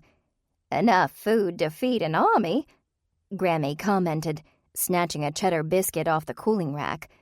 Ought to be enough for my pregnant granddaughter. Cooper laughed. She's eating for 2, Grammy, not for an army. Sometimes, when you've got a kiddo in you, you might as well be eating for an army. Grammy wiggled a bony finger in Cooper's face. One of these days, you'll see what I mean. Cooper made no response. What would she say? Maybe I'll never see what you mean. Maybe I'll be living in the apartment over my parents' garage forever. Instead of saying anything, Cooper moved the rest of the biscuits off the cooling rack and into a bag. But not before Grammy snagged one more. Apparently, Ashley isn't the only one who likes those biscuits. Cooper teased. Grammy wiped a crumb off her chin.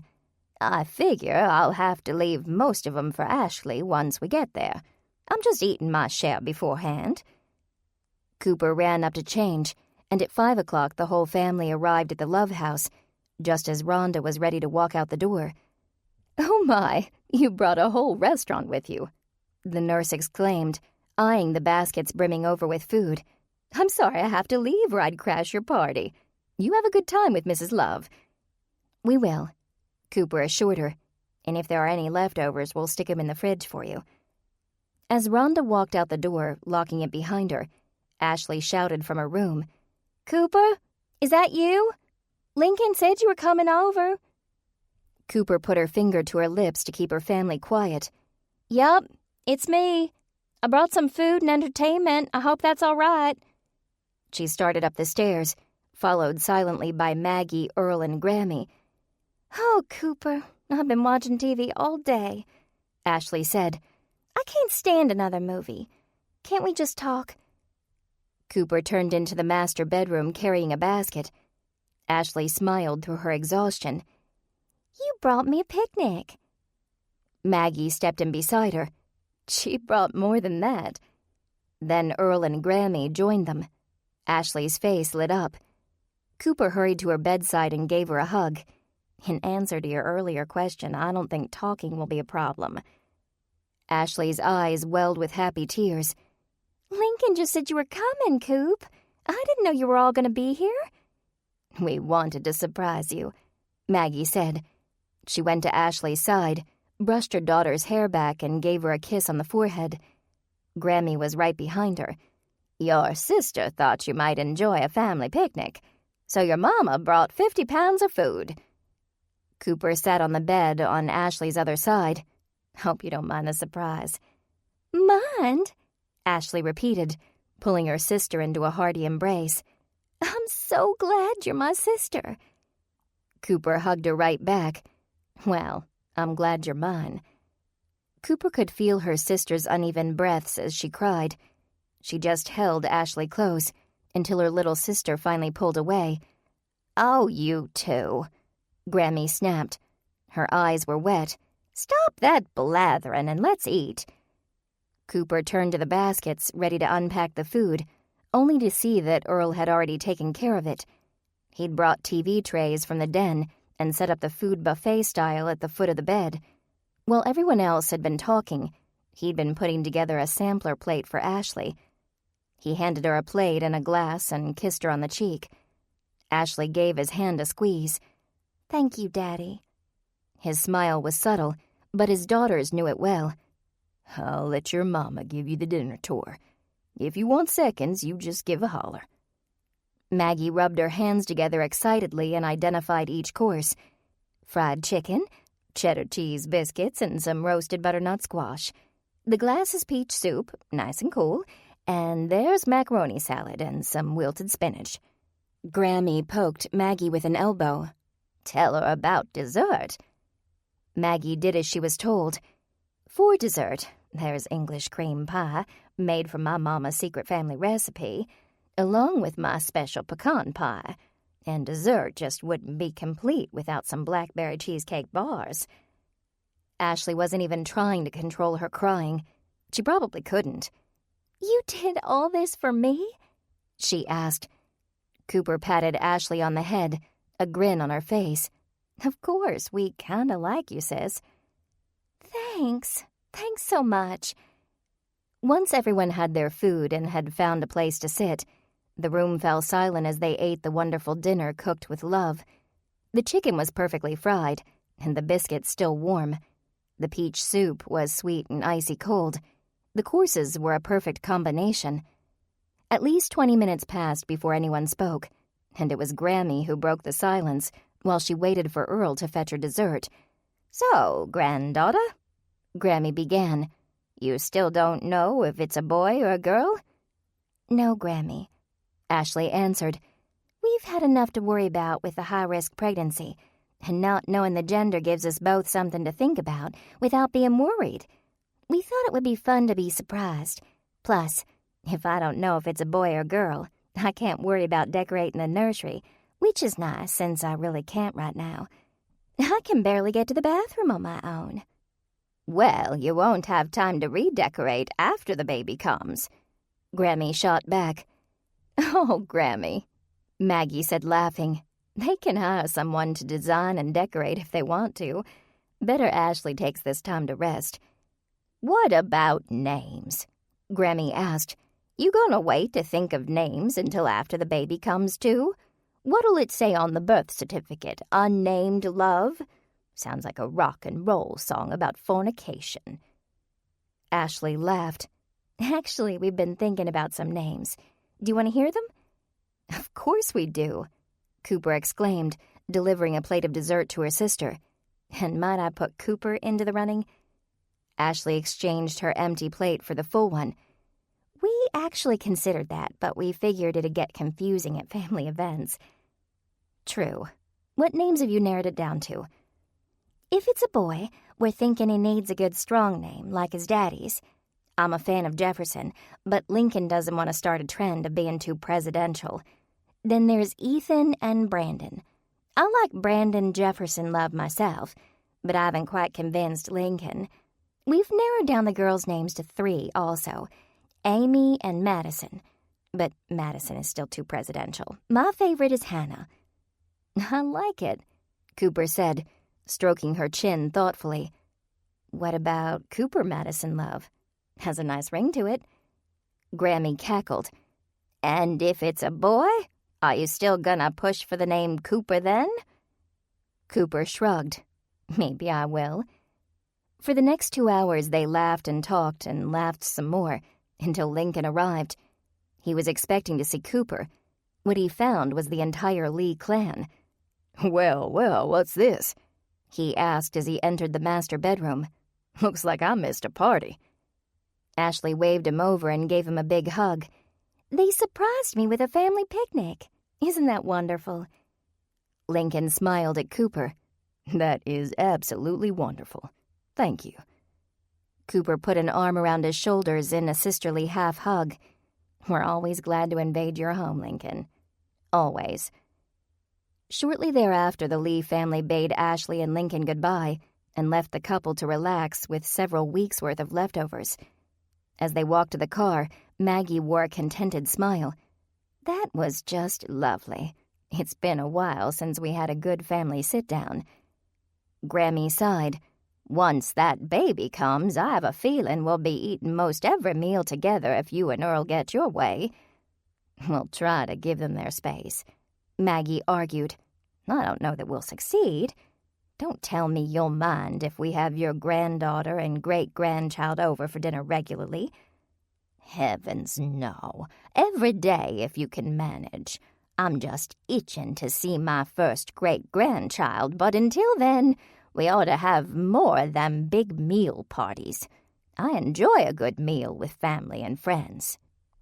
I agree. Maggie stood in the Loves' driveway thinking, "Cooper, why don't you invite your Bible study for lunch after church this Sunday?" "You sure?" Cooper asked, counting Bible study members in her head and comparing that to the number of chairs at her parents' table. "Will there be room?" "Sure there will be," Maggie exclaimed. "We'll pull in a few folding chairs if we have to. Earl?" Cooper's daddy snapped his head up from the car's side mirror, which he'd been polishing with a handkerchief. "Earl, this works out just perfect. I can cook that roast you bought on sale." Maggie put her arm around Cooper. "Your daddy bought a roast big enough to feed the whole church, because he said he got a good deal on it. I've been trying to figure out the best way to cook it or freeze it, but that'd be a good size for your group. I'll put it in early, and if you get home in time for a late meal, it ought to be just perfect." Cooper couldn't resist her mother's enthusiasm. "I think a big lunch sounds great. I'll let everyone know." 10. Cooper called the Sunrise Bible Study members as soon as she got home and was glad to hear that everyone was excited for a lunch with her family. They exchanged info about Sylvia, Cooper giving the lowdown on Abby Merkin and Nathan sharing the conversation he, Quentin, and Bryant had had with the Hope Street teachers. Unfortunately, those conversations hadn't amounted to much. No one knew of anyone who had a grudge against Sylvia, and they all sincerely missed her. Cooper was also glad to find that Savannah and Bryant were willing to go with her to visit Sylvia's ex-husband, Louis, the following evening. "I was hoping Nathan could come," she explained to Savannah, her last phone call of the night. "He's busy with a client." "Nathan's busy these days," Savannah replied. "He did a site for a new frozen yogurt shop, and they've referred all their small business associates to him." There was a pause before Savannah spoke again. "You sound like you're not entirely thrilled." Cooper took a deep breath. "I'm just concerned." "That he's working too hard?" "That he's working so hard because... You know what? It doesn't matter. He's working. Quentin has baking plans with his girlfriend, and Trish and Philip have a date night." "Good for them." She said they hired a sitter, so they have the whole evening to themselves. "What about Jake? Is he available?" "He has work too, I'm afraid. It seems there's always some plumbing work that needs to be done." "In that case, it looks like it'll be the three of us. You, me, and Bryant. I'll swing by your place after work." "And I'll check and see if Bryant can meet us here," Savannah said. "Talk to you tomorrow." Another awkward day of work passed as Cooper tried to find an opportunity to talk with Josh about the work thefts. But the moment never felt right. By mid-afternoon, she gave up for the day and focused solely on her work. As soon as 5 o'clock rolled around, she bolted, heading toward Savannah's house. Bryant was already there when she arrived, and he and Savannah were out the door before Cooper had even parked. "Good to see you," Bryant said as he opened the passenger door for Savannah. He hopped in the back seat. "You too." Cooper eyed a covered baking dish Savannah held on her lap. "What you got there?" "I thought a casserole might make a nice icebreaker for when we meet the man," Savannah replied. "From what you said about him, he may not have many friends who will bring him food during this time of mourning. Are you all right, Cooper? You look tired." I guess I didn't tell you guys what's going on at work." Cooper backed out of the driveway. "With the whole Ms. Donna situation, I didn't think about it while I was with you Sunday. Some stuff has gone missing at work, and my boss thinks there's a thief in our midst." "That's tough," Bryant said, shaking his head. "Too much theft going on around here, if you ask me." "People want more stuff and more money." Savannah adjusted one of the air vents. "Sometimes they just fall on hard times and don't see any other way out." "You sound like Mr. Farmer," Cooper said with a laugh. He's convinced there's a thief, but he's also convinced whoever it is must have a good reason. Bryant poked his head up between the driver and passenger seats. There's no good reason to steal from somebody else. I'm not saying there is, Savannah countered, but I am saying that folks sometimes don't realize there's another way. Bryant sat back in his seat. Well, I'm sorry for what's going on at work, Coop, but as far as this evening goes, I think we're off to a good start. Cooper glanced back over her shoulder. How so? You knew Sylvia, so you've got an in. I didn't really know her. You knew her better than either of us did, and Savannah's an artist like Sylvia was. This Lewis guy may trust her, because she has that in common with the woman he lost. Or he may distrust me because of it, Savannah argued. True, that is a possibility. But if he distrusts you, then I'm here. What's your in? I've been married 3 times. I understand bad marriage and divorce. Whatever his story is, I can empathize, to a degree. His fault, her fault, circumstances beyond their control, I've been there and done that. Cooper hadn't thought about it until now, but Bryant was right. Their trio was perfectly suited. We'll work him from all angles.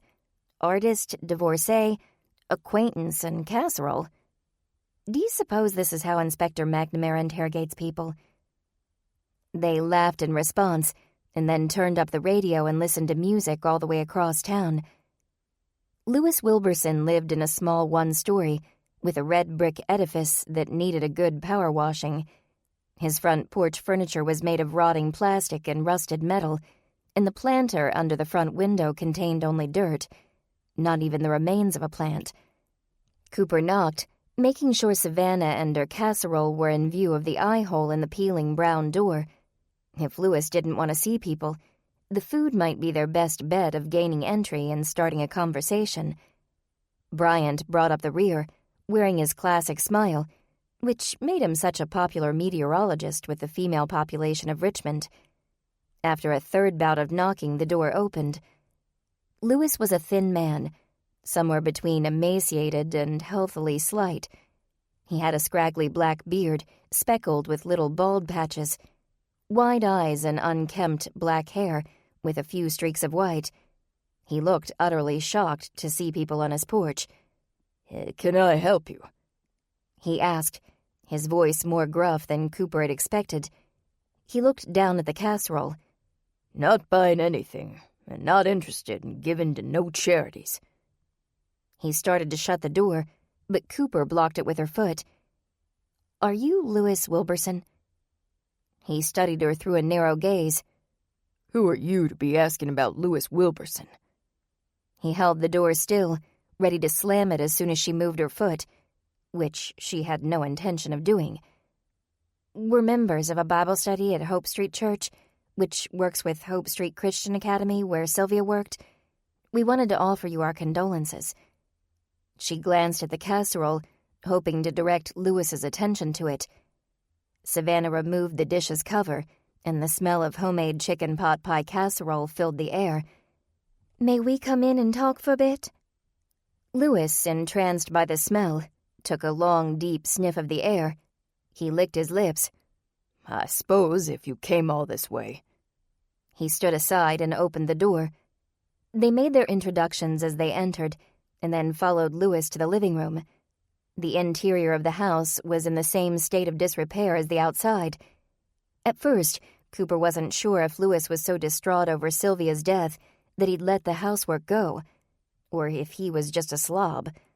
The closer she looked, the more she bet on the latter. The dust and dirt on every surface had been building up for months, possibly even years. The air was stale and sour, but Cooper, Savannah, and Bryant smiled anyway, taking seats on a dusty couch when Lewis bade them sit. He made himself comfortable in a padded rocker beside the fireplace. Photos on the mantel provided the room's only color and life. Everything else was drab and dirty. A few uneasy, silent moments passed. "Thanks for letting us in," Cooper finally said. "We're sorry to bother you." Louis replied with a grunt as he rocked in his chair, eyeing each of them in turn. His eyes went back to the casserole, and Cooper wondered if there would be any discussion at all. Louis's only interest seemed to be the casserole. Suddenly, Louis brightened a little. Coffee? I was just about to make some. His visitors nodded, and he scurried off to the kitchen, but not before Savannah handed him the casserole. Wow, Bryant whispered, glancing around the room. I was never this bad a housekeeper after a divorce. To be fair, Savannah said, this may have nothing to do with the divorce. He was likely a terrible housekeeper from birth. Yeah, but wow. How do you live like this? Cooper shrugged. I imagine you get used to it after a while. The window shades were all closed and filthy.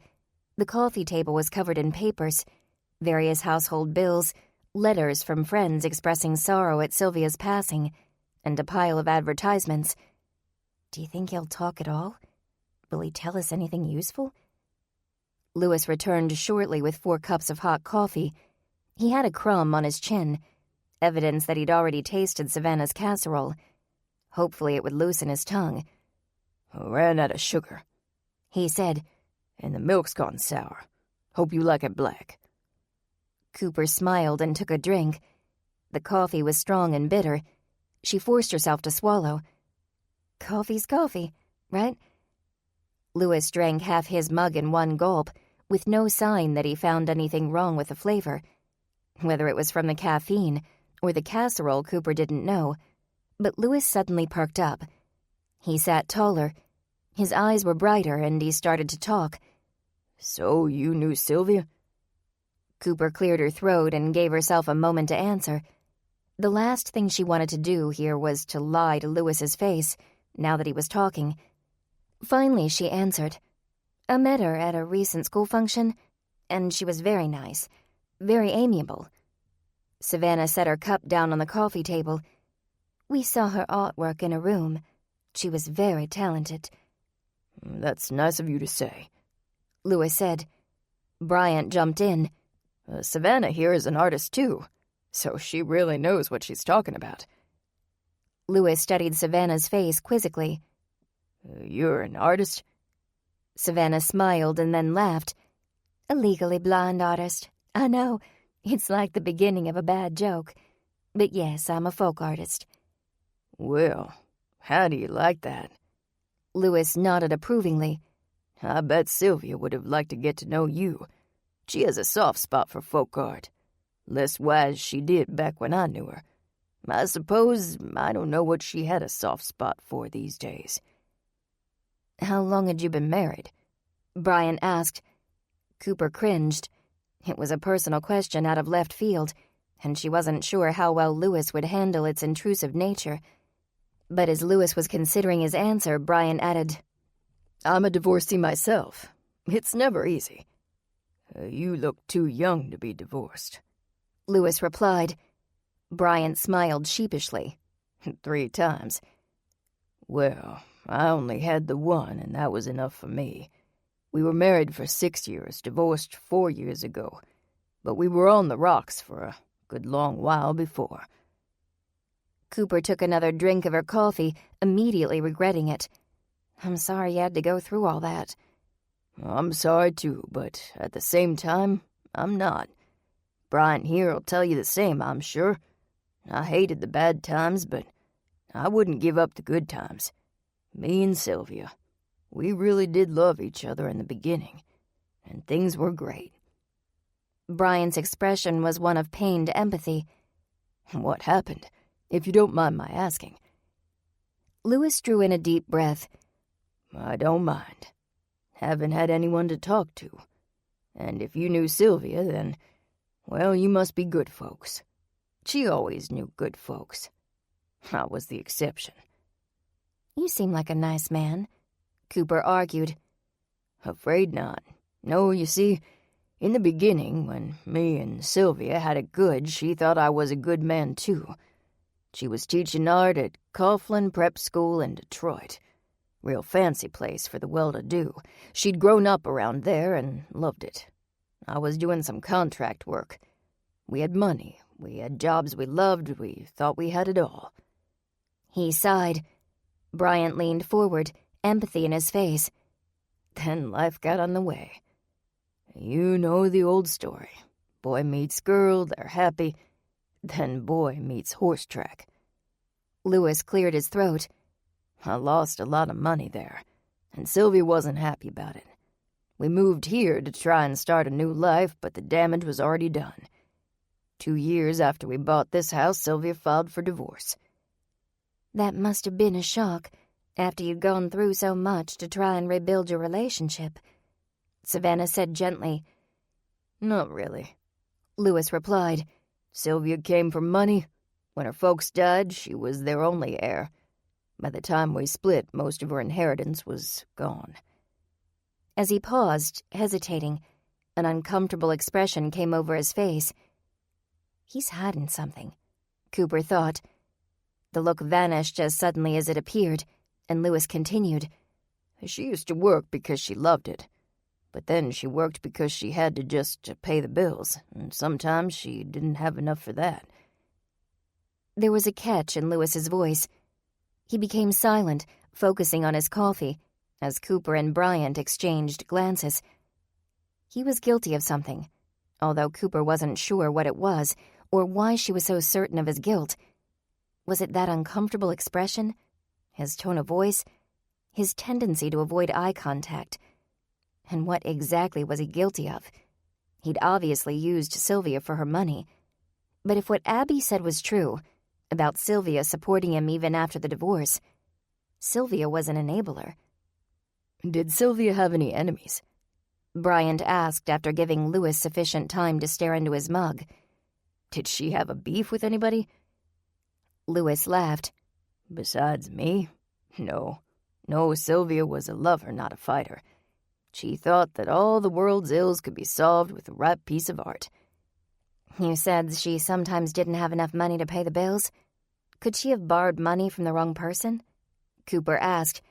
And when she couldn't pay them back, The only person I know of that she borrowed from was a friend of hers. Sweet gal, a teacher at the community college, I think. Abby Merkin? Lewis nodded. That's her. I only met her once.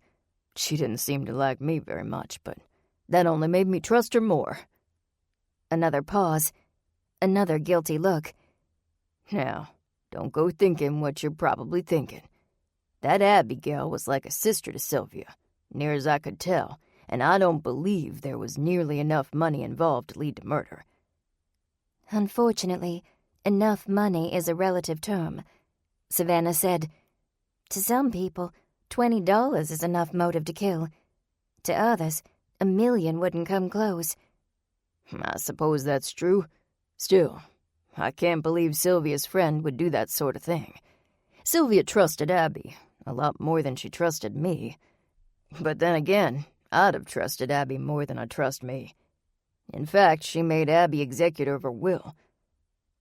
That's a hefty responsibility, Cooper said, although it sounds like Sylvia didn't have much to leave anyone. Only her insurance. In case you're wondering, I'm the primary beneficiary on that. Bryant looked shocked. Really? My ex-wives took my name off the paperwork as soon as the divorces went through. I suppose Sylvia knew I'd always be needing money.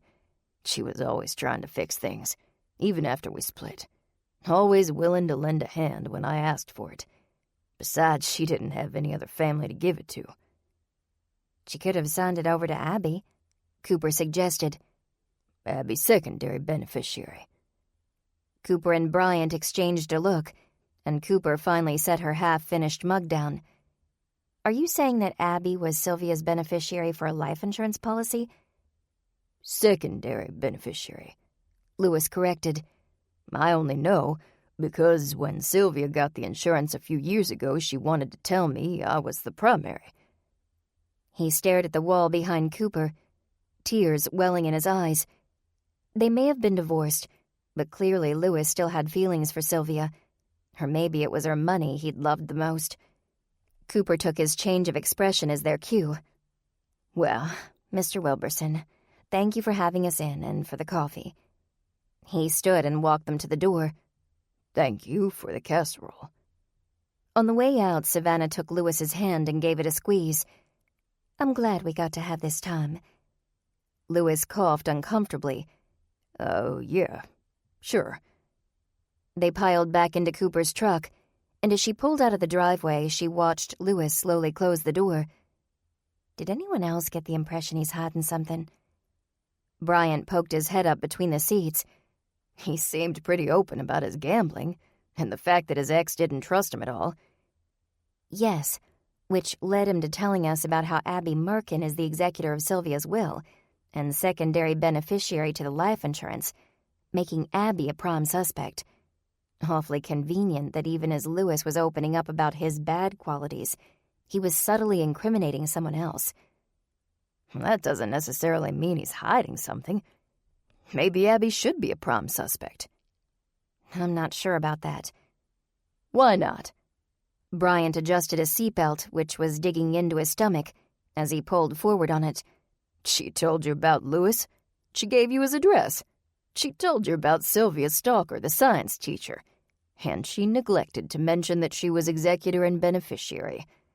If you ask me, that's awfully convenient. Savannah rested her head against the side window. I don't deny that we need to learn more about Abby, but I agree with Cooper. Lewis is grieving and he's lost, and that breaks my heart.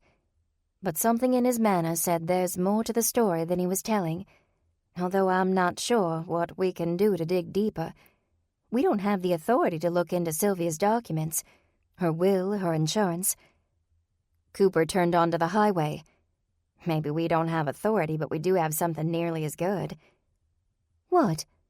An ally. If Abby isn't trying to hide anything, she may be willing to share information about the will and insurance. I'll see if Trish wants to go with me to talk to Abby again. She may be willing to help us more than we realize. Bryant sat back in his seat. Or she may be guilty. Savannah's cell began to ring, and Cooper and Bryant stopped talking so she could answer it. Cooper tried not to eavesdrop, concentrating instead on the road and their visit with Lewis. A few minutes later, Savannah rejoined the conversation. That was Pastor Matthews, she announced. Cooper paid attention once more. How is he? As well as can be expected. I know our little group has been doing a lot since Sylvia's death, but Pastor Matthews has asked us for one more favor. We're glad to help, Bryant replied. What does he need? The police gave him the okay to pack up Sylvia's things in her classroom. He's wondering if our group could give him a hand tomorrow evening. I'll be there, Cooper said. Are they close to having a replacement for Sylvia? They don't have anyone yet, but he needs to start accepting applications and interviewing candidates soon. He doesn't want prospective teachers to be faced with all the memories of a dead teacher when they walk into the art room. What are they doing in the meantime? Canceling the art classes? Actually, that was the other reason Pastor Matthews called. He's lining up substitute teachers for the next few weeks, and he asked if I'd be willing to teach for a day.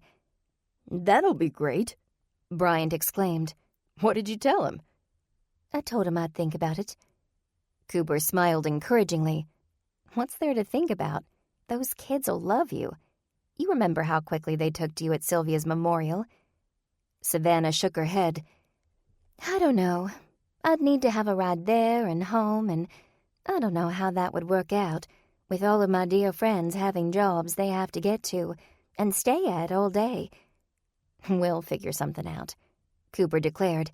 If you want a sub, we'll find your ride. Where there's a will, there's a carpool. Savannah considered, a little grin on her face. It would be a fun experience. There's a lot of talent among those students, as far as I could tell. A lot of colors and shapes in their pictures and unique pottery. I'd like to get to know the students better and maybe encourage them a bit. You'd be a great encouragement. They'd learn so much from you. Tell Pastor Matthews you'll do it. You've inspired me, Savannah finally said. All right, I'll do it. 11. At a little after 1 p.m. the next day, Cooper took a well-deserved and desperately needed lunch break. As soon as she sat down in her truck, her phone rang. "Cooper here," she answered. "Cooper, hi, this is Harry Winterstein." Cooper rolled her eyes. "Harry, I asked you not to call." "I know, but I hadn't heard from you in a few days, so I thought I'd check in. Better to be safe than sorry, you know." "Harry, I don't have anything useful to tell you. Try talking to the police. They probably know more than I do." "I've been calling them too, but they're not very helpful," Harry replied. "And they're not nearly as nice and polite as you are." Cooper gritted her teeth, trying to muster up the nerve to be mean and impolite, but she just couldn't.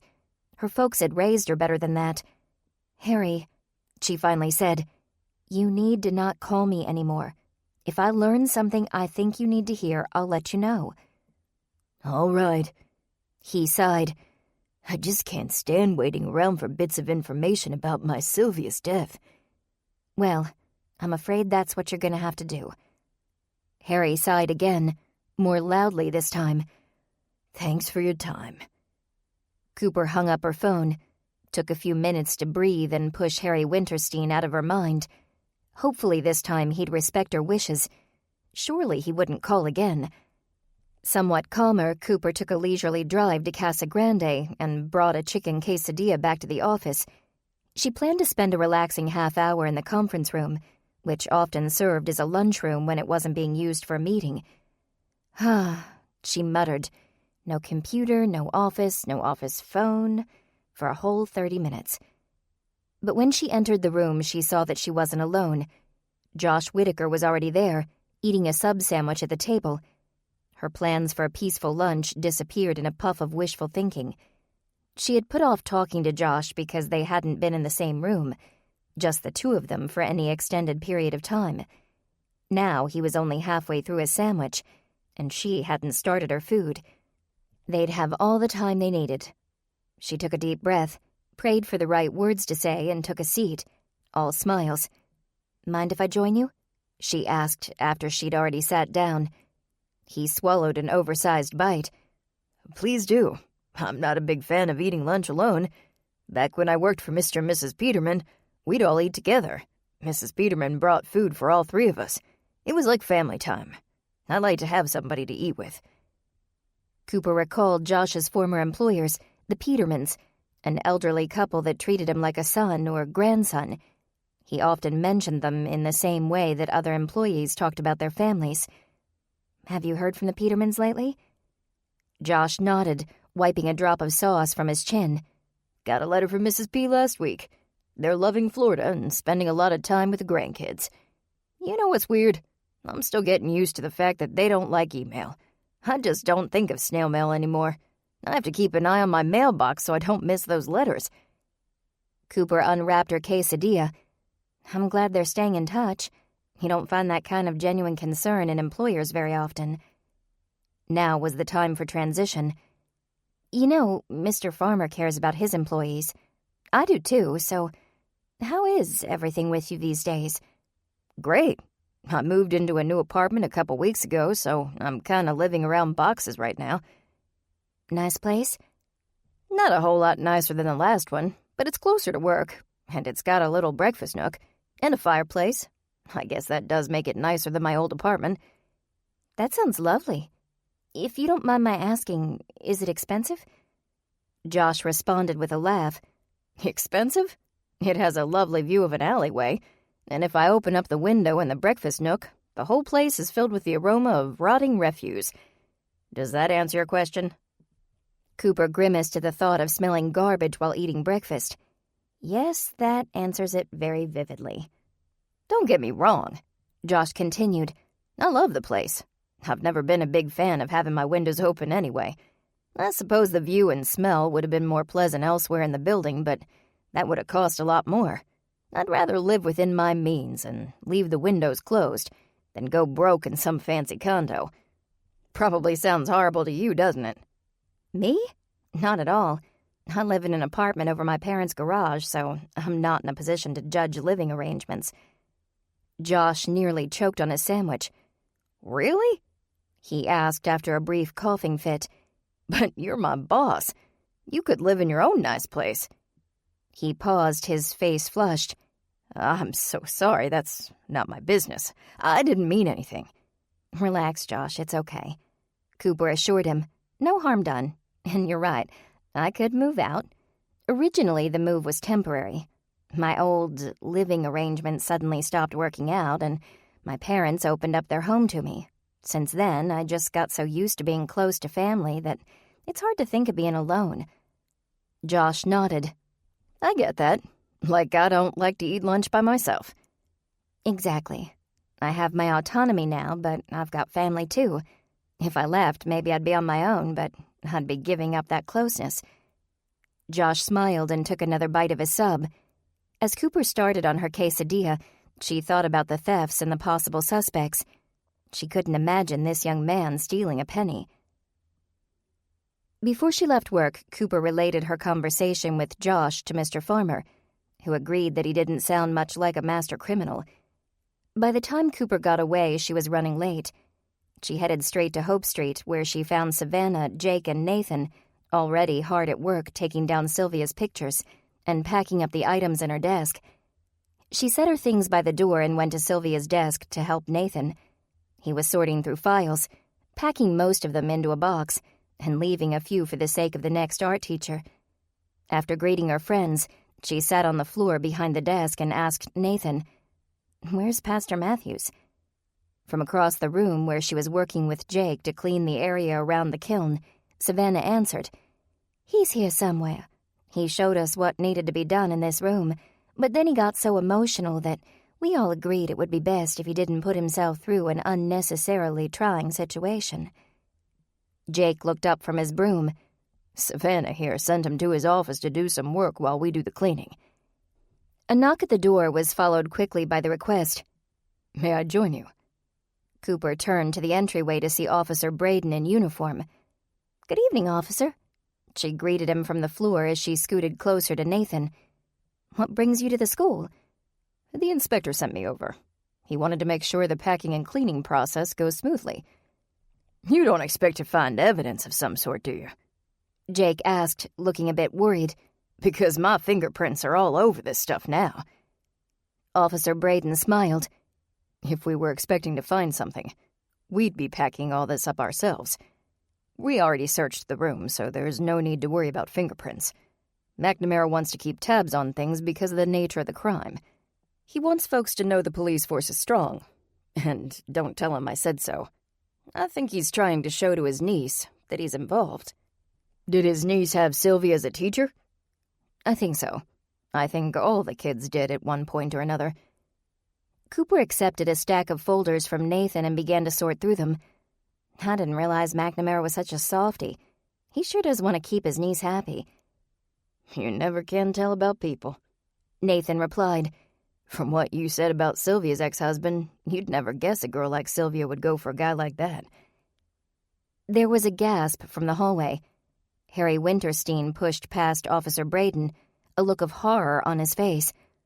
"Was he bad to her? Was that the problem? I didn't even know she was married." Jake crossed the room and put his hands on Harry's shoulders. "It's not anything you need to worry about, Harry." But who was he?" Officer Braden joined the conversation. "You talking about Lewis Wilburson?" Jake nodded, his attention still on Harry. Cooper couldn't tell if he was really trying to console the science teacher, or if he was simply trying to keep the teacher from getting nearer the ladies in the group. "A few of our Bible study members took him a casserole," Jake explained, directing his comment at Harry. "You don't need to even think about him, all right?" Harry sighed. "But maybe he's the real reason Sylvia and I couldn't be. Maybe she was still hung up on him. Maybe she was so wounded from our previous relationship that she couldn't let anyone else in." Cooper averted her eyes, unsure how to react. A part of her wanted to chuckle at his melodrama. Harry seemed to think that he and Sylvia were meant to be, and some cruel trick of fate was to blame for keeping them apart. Another part of her wanted to pat him on the head, as if he were a child. He obviously didn't understand the situation or women. But the third part of her wanted to take him by the shoulders, shake him and tell him the truth, that he was creepy and he needed to stop it. Fortunately, Harry turned and slinked from the room, lost in his melancholy. Cooper and Nathan exchanged a glance, and Nathan handed a stack of papers over to her. Coop, I think these are from parent night. Cooper read the flyer, recognizing it immediately. This is the paper I copied for Sylvia as a favor. Officer Braden arched a brow. I thought you said you didn't know her well, but apparently you knew her well enough to be running errands for her. Cooper shot him a look. He was questioning her integrity and she didn't appreciate it. She was stressed. Parents were flocking into the school and she needed a hand. She asked me to make copies. I did, that's all.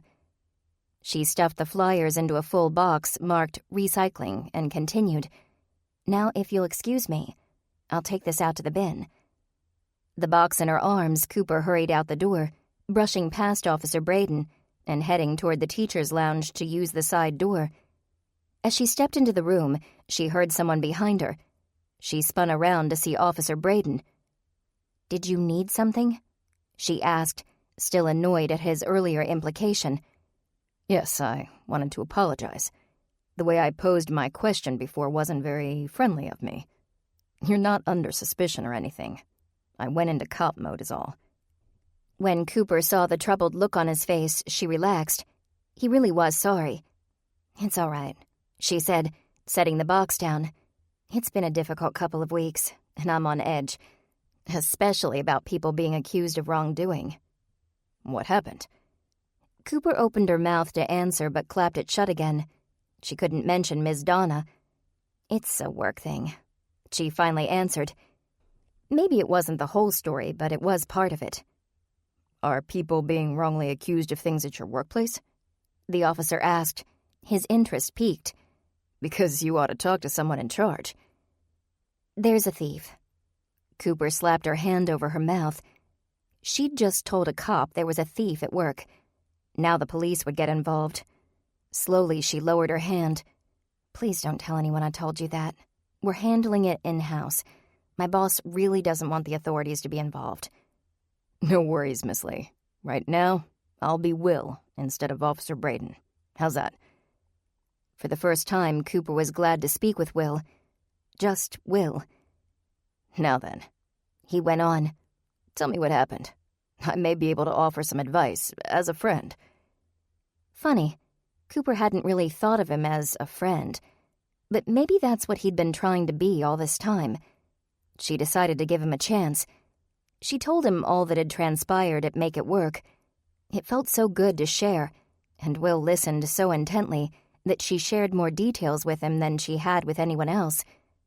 He listened patiently, absorbing every word, and he didn't speak until she was finished. "I agree with you," he said. "Your employees, Bobby and Josh, was it? They don't sound like hardened criminals. If I were you, I'd talk to the other manager.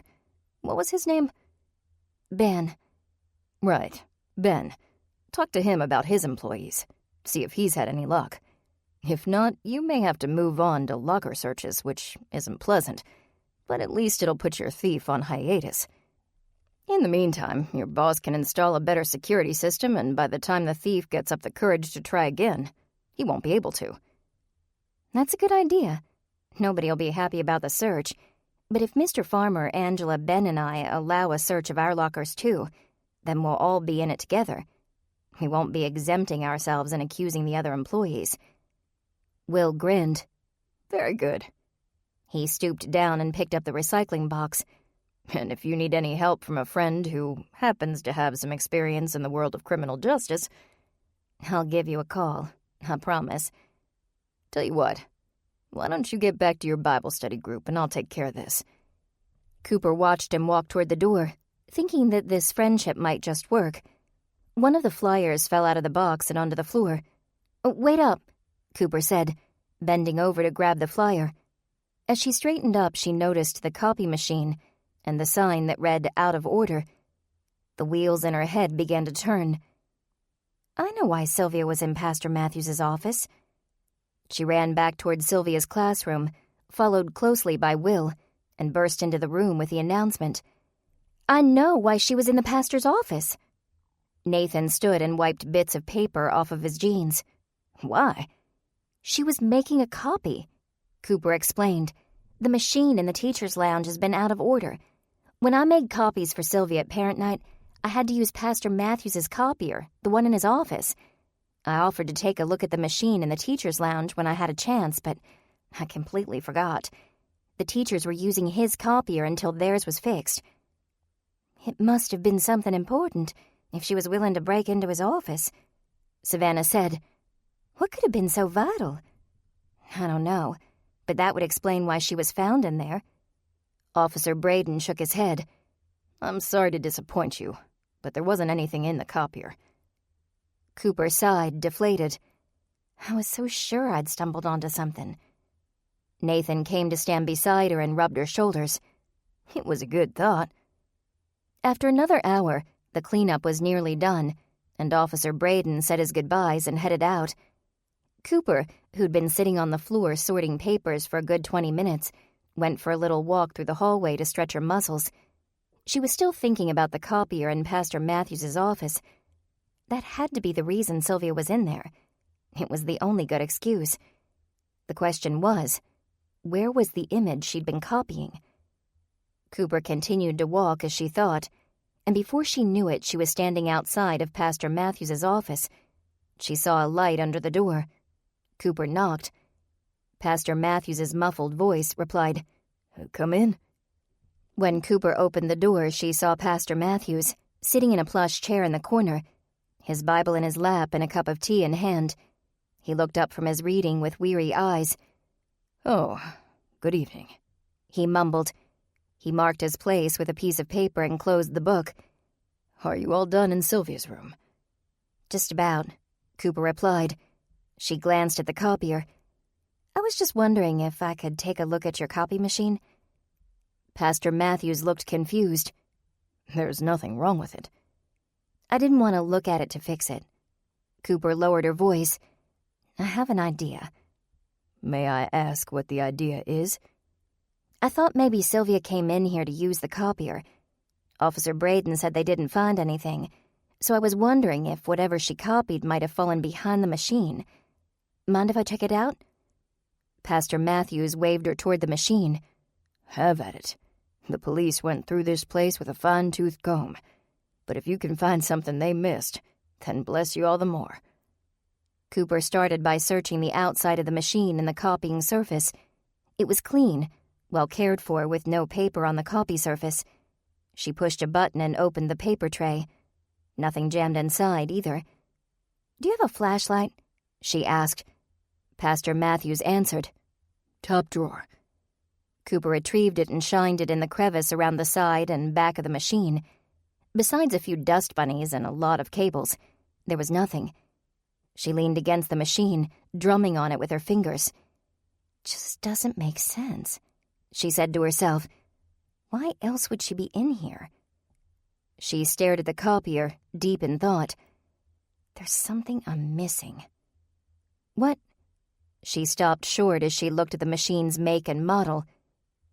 Digital, she muttered. That means you have a hard drive. She spun to face the pastor. May I use your phone? She didn't wait for an answer before picking up his desk landline and dialing. It rang twice. Inspector McNamara. Cooper let out a held breath. Inspector, I'm so glad you're still there. Who is this? Cooper Lee.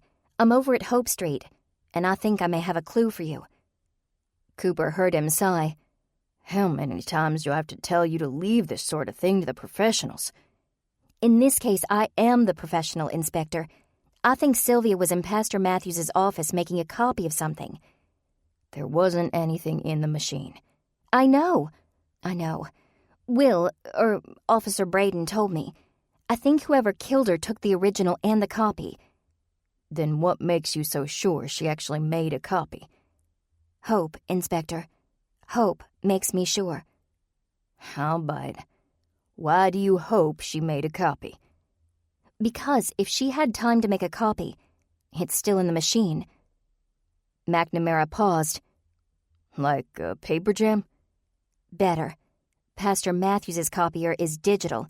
That means it has a hard drive inside, and the copied images are stored on that hard drive.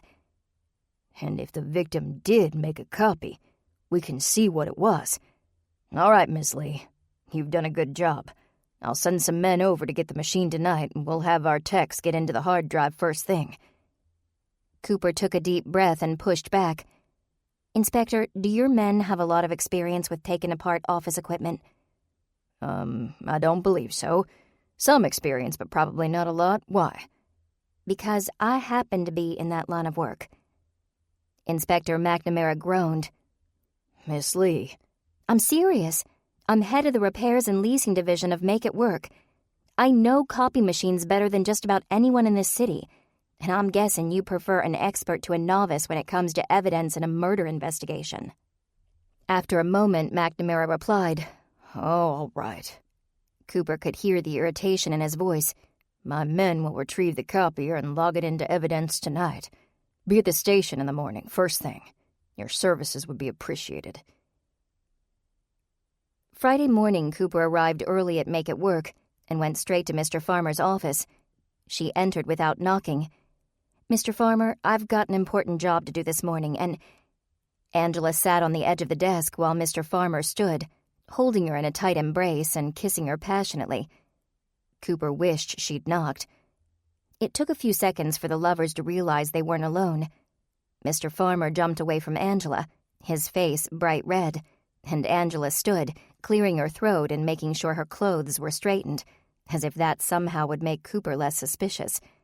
Sorry to interrupt, Cooper said, not that an apology would remove that image from her mind. I think I'll get back to my desk, Angela interjected. She winked at Cooper as she left. Mr. Farmer took a seat at his desk, putting on his best employer face. I apologize for my unprofessional... No need, sir, Cooper assured him. I'm just glad you and Angela are happy together. The corner of Mr. Farmer's mouth turned up in a smile. We are. He caught himself smiling, erased the expression with a coughing fit, and then continued. Now, to work. What do you need, Cooper? I've offered our services, or my services, to the police as part of an investigation, she explained, as Mr. Farmer's brows shot up with interest. I wanted to clear that with you before I head over this morning. Angela burst back into the room. The police? She asked, having been listening the whole time. What on earth do they need you for? They need some work done on a copy machine. It's evidence, or it might be evidence. I said I'd go over this morning and take a look, but only if it's all right with you, Mr. Farmer. I don't want to involve your company in an investigation unless you're on board. Of course I'm on board, Mr. Farmer replied. Anything we can do to help the police. And who knows, maybe this'll turn into a regular thing for us, helping the police in their time of need. Think of the great reputation. Think of the contracts we could get, Angela added. Think of the revenue. Cooper enjoyed how their minds worked so differently. When Mr. Farmer and Angela were finished, Cooper replied with a quick, "Thanks, sir," before hurrying out. After all, McNamara had said to be at the station first thing. She turned into the hallway with Angela at her heels. I'd apologize for what you walked in on, Angela said quietly, except that I'm not really sorry. I wish you hadn't walked in and interrupted it, but it was nice to have a romantic moment with Mr. Farmer. So you two are pretty serious? Cooper, it's so wonderful. He's such a kind man, and he cares about me so much. Do you know what he did? What? Well, you know how his sister is. Cooper nodded. She'd had the displeasure of meeting Mr. Farmer's sibling, a bull-headed woman with a terrible attitude, whose choice to go by the name Mrs. Farmer had caused Angela a near heart attack when they'd first met. Angela had thought her man was actually married. As it turned out, Mrs. Farmer was a divorcee who used her maiden name but preferred the way Mrs. sounded. Cooper wasn't a fan of Mrs. Farmer. Angela continued. We were eating dinner all together, the three of us, a couple weeks ago. She made a few comments about me being a secretary and about the business needing to be more efficient. The same comment she always makes.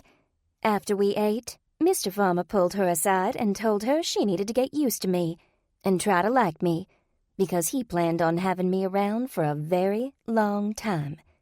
A very long time. He doesn't know I heard him, but I did. Angela, that's great. And yesterday, we had to have dinner with her again, and she started to make the same comments. Mr. Farmer stuck to his guns. He told her again she'd better try to like me because I'd be around for a very long time. The same words and everything. A very long time. Cooper was glad to see her friend so happy. It's wonderful that he's sticking up for you. But when he says a very long time, what do you think he means? It means I might finally be looking at that white dress and veil, Angela declared. Oh, Cooper, you've no idea how excited I am. I have an idea, Cooper replied with a smile, and I can't even tell you how excited I am for you. But just don't get your hopes up too soon. Mr. Farmer's always done things in his own time, and he might not be asking you anything just yet. Angela cocked her head to the side in a pensive pose and smiled empathetically. Still not sure what Nathan's planning? I'm still not sure if he is planning. As far as I know, he may be planning on dating for another 5 years, or I don't know. Angela smirked. Maybe he's waiting to see if you're physically compatible. You two still haven't, you know. Cooper sighed. It just never seems to happen. I spend the night at his place, and he sleeps on the couch. We kiss, and when I think it's finally the right time, something inevitably happens. We've come very close on more than one occasion, but you don't really think that's what he's waiting for, do you? The man may want to make sure he likes the popsicles before he buys the whole ice cream truck. The heat began to rise in Cooper's neck, and she glanced at her watch. She was glad to see the morning was getting on. It gave her a way out of the uncomfortable conversation. I'm sorry, Angela, but I have to go. As she left, Angela hollered after her. See if you can get those cops to sign one of our annual contracts. Dear Angela, always looking out for Mr. Farmer's business. Cooper grabbed her old tool bag and a laptop and drove to the station. Normally, she'd have listened to the radio or a CD, but today she couldn't. Angela's words went through her mind again and again. Was she correct about the problem? Did Nathan worry they wouldn't be able to connect on an intimate level? Cooper felt herself getting angry. If that was Nathan's concern, he should have said something. After all, the first time they almost slept together, it was Nathan who said he wanted sex to be more than just something physical. He wanted it to be making love. Was he so worried about the physical side of things now that he wouldn't move the relationship forward? She was still thinking about Angela's comments when she arrived at the station, but she put on her best professional smile, walked to the front desk, and asked for Inspector McNamara. He emerged from the office area a few minutes later. "You're late," he said. "I didn't realize you had a set time for my arrival." "I said first thing." "Yes, well, I had to go to the office first. I wanted my boss to sign off on my helping you before I did it. You don't want me to get in trouble, do you?" McNamara took a swig of steaming coffee. "Follow me." Cooper walked with the inspector back into a part of the station she'd never seen before. They stopped at a window, behind which sat a policeman going through stacks of paperwork. McNamara rapped on the window. The policeman inside slid a clipboard under the window, and McNamara signed his name to it. "This is Cooper Lee," the inspector told the other man. "She's here to see the copy machine we took from Hope Street Church yesterday." The policeman nodded, pushed a button, and a door by the window unlocked. McNamara took Cooper inside. The room was large, like a warehouse within the police station. Shelving rose from the floor to the ceiling in labyrinthine style, the shelves lined with marked plastic bags. "This is evidence," McNamara explained as Cooper scanned the room. "You touch nothing but that." He pointed to the copier set up a few feet away, close to the door. "You don't touch. You don't look. You don't even breathe on anything but that copier. Got it?" Cooper nodded.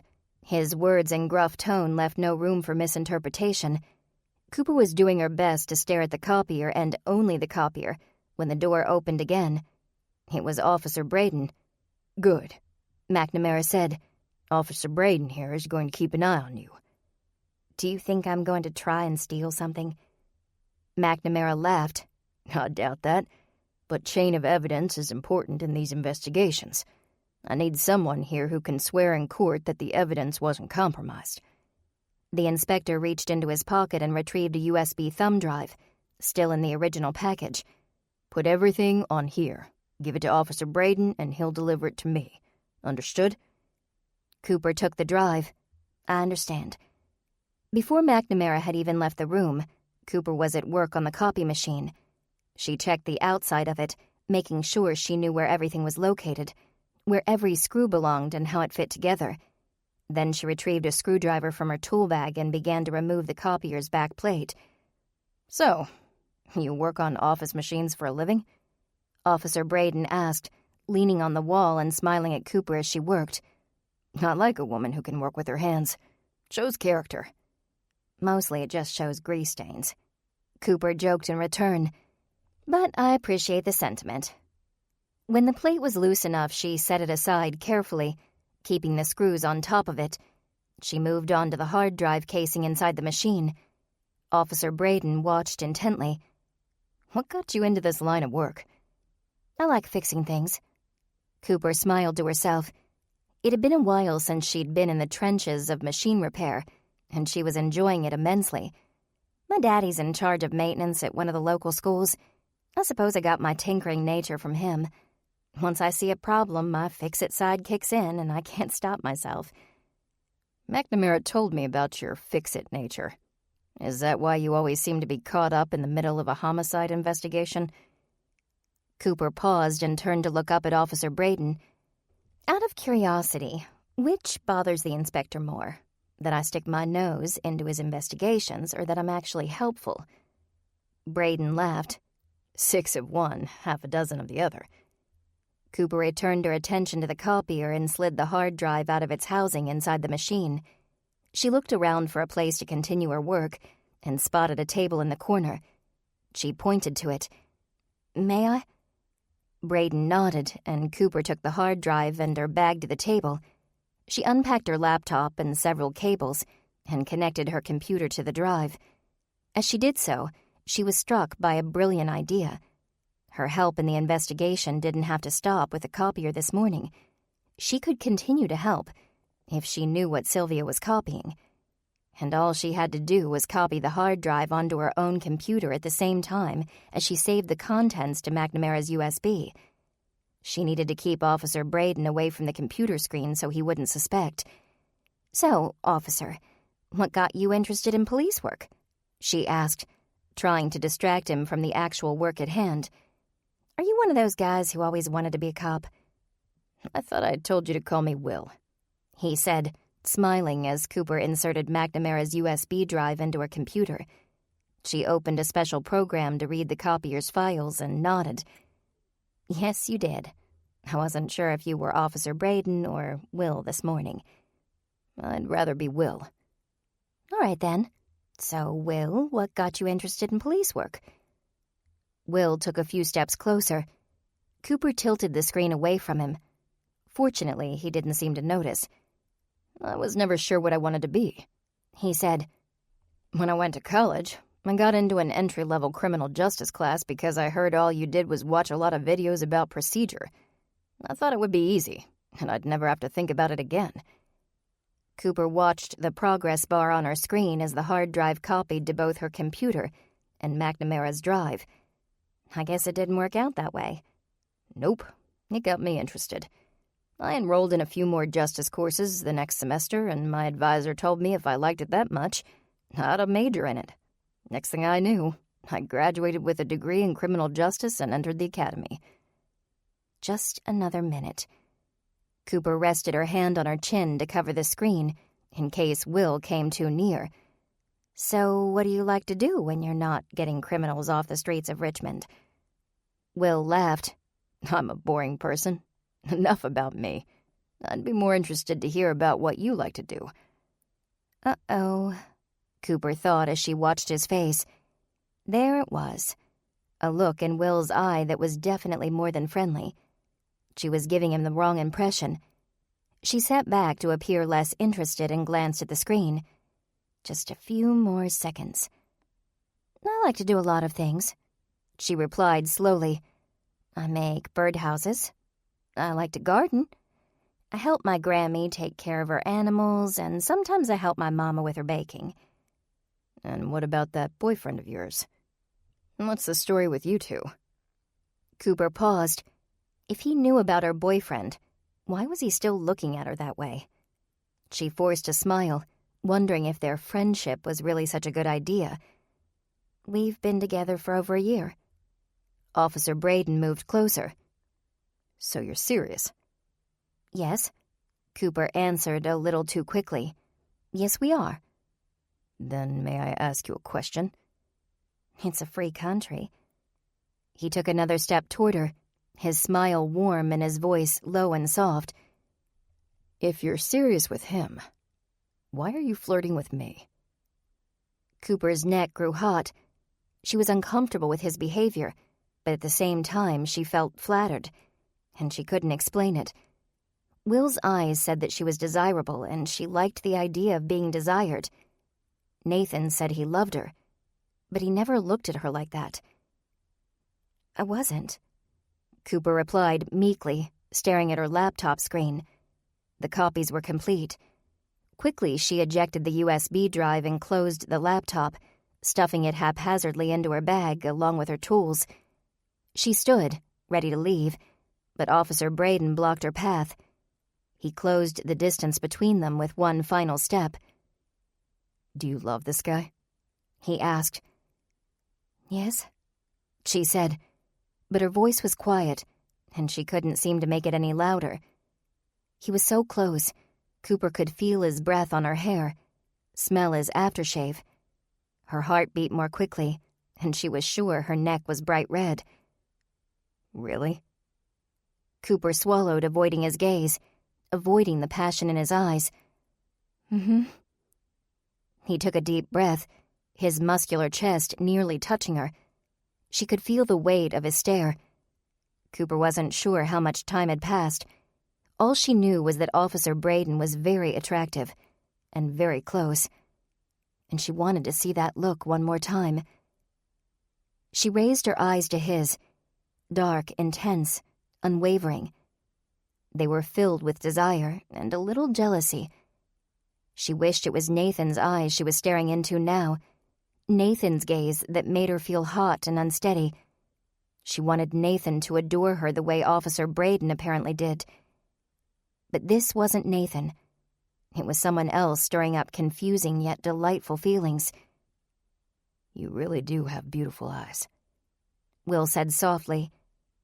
Cooper struggled to keep herself from closing the few inches between them, and just as she felt herself losing the struggle, the moment she started to lean in, the door to the evidence room opened. Cooper quickly backed away. 2 officers entered, nodding a greeting to Officer Braden. Cooper caught the door before it closed. Will followed her. Once they were out in the hall, Cooper took a few deep breaths to calm herself. She turned to face Officer Braden again, and she handed him the USB drive. He took it, his grasp lingering on her fingertips for a few seconds. His hand was strong and rough with calluses. Cooper got the feeling he might take hold of her right there, with witnesses walking the hall. She wasn't sure she'd mind if he did. But Officer Braden released her hand and smiled. I hope I see you again soon. If you're working on this investigation, you'll probably see me sooner or later, Officer Braden. It's Will. Cooper nodded but didn't call him by name. It was safer for her if she only thought of him as Officer Braden now, not as Will, not as a friend. He stayed a few paces behind her as he walked her to the front door. Before she left, she shook his hand. Thank you for keeping an eye on me, Officer Braden. That look was in his eyes again, for just an instant, and then it was gone, buried under etiquette and civility. Any time, Miss Lee. Cooper was turning to leave when out of the corner of her eye something caught her attention. Or rather, someone caught her attention. A figure she could have sworn she knew disappeared into the offices. an older woman with a very particular limp and hunch. She stared for a moment, then turned away. "You're stressed," she thought. "You're just not thinking straight. Not after what just happened, what almost happened with Will. You won't be thinking straight for quite a while." 12.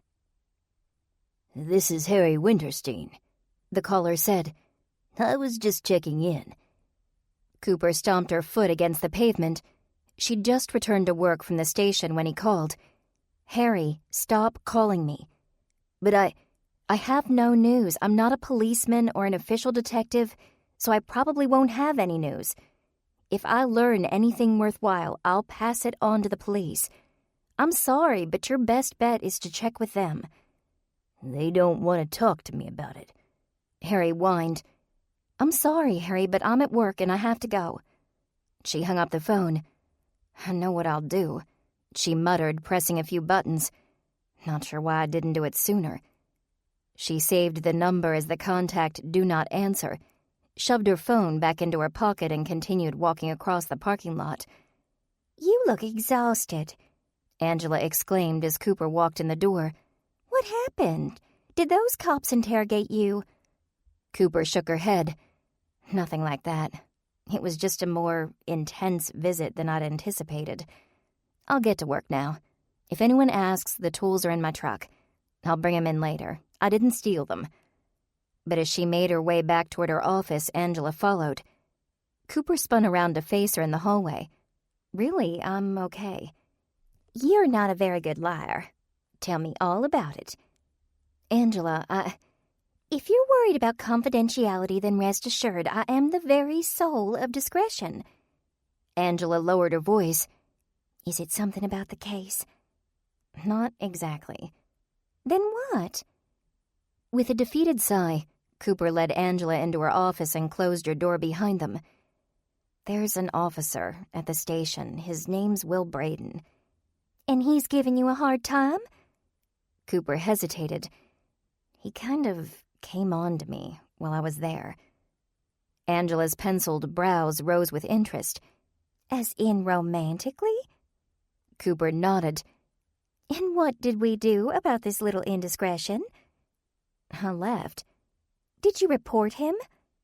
Cooper remained silent. "Did you tell him off?"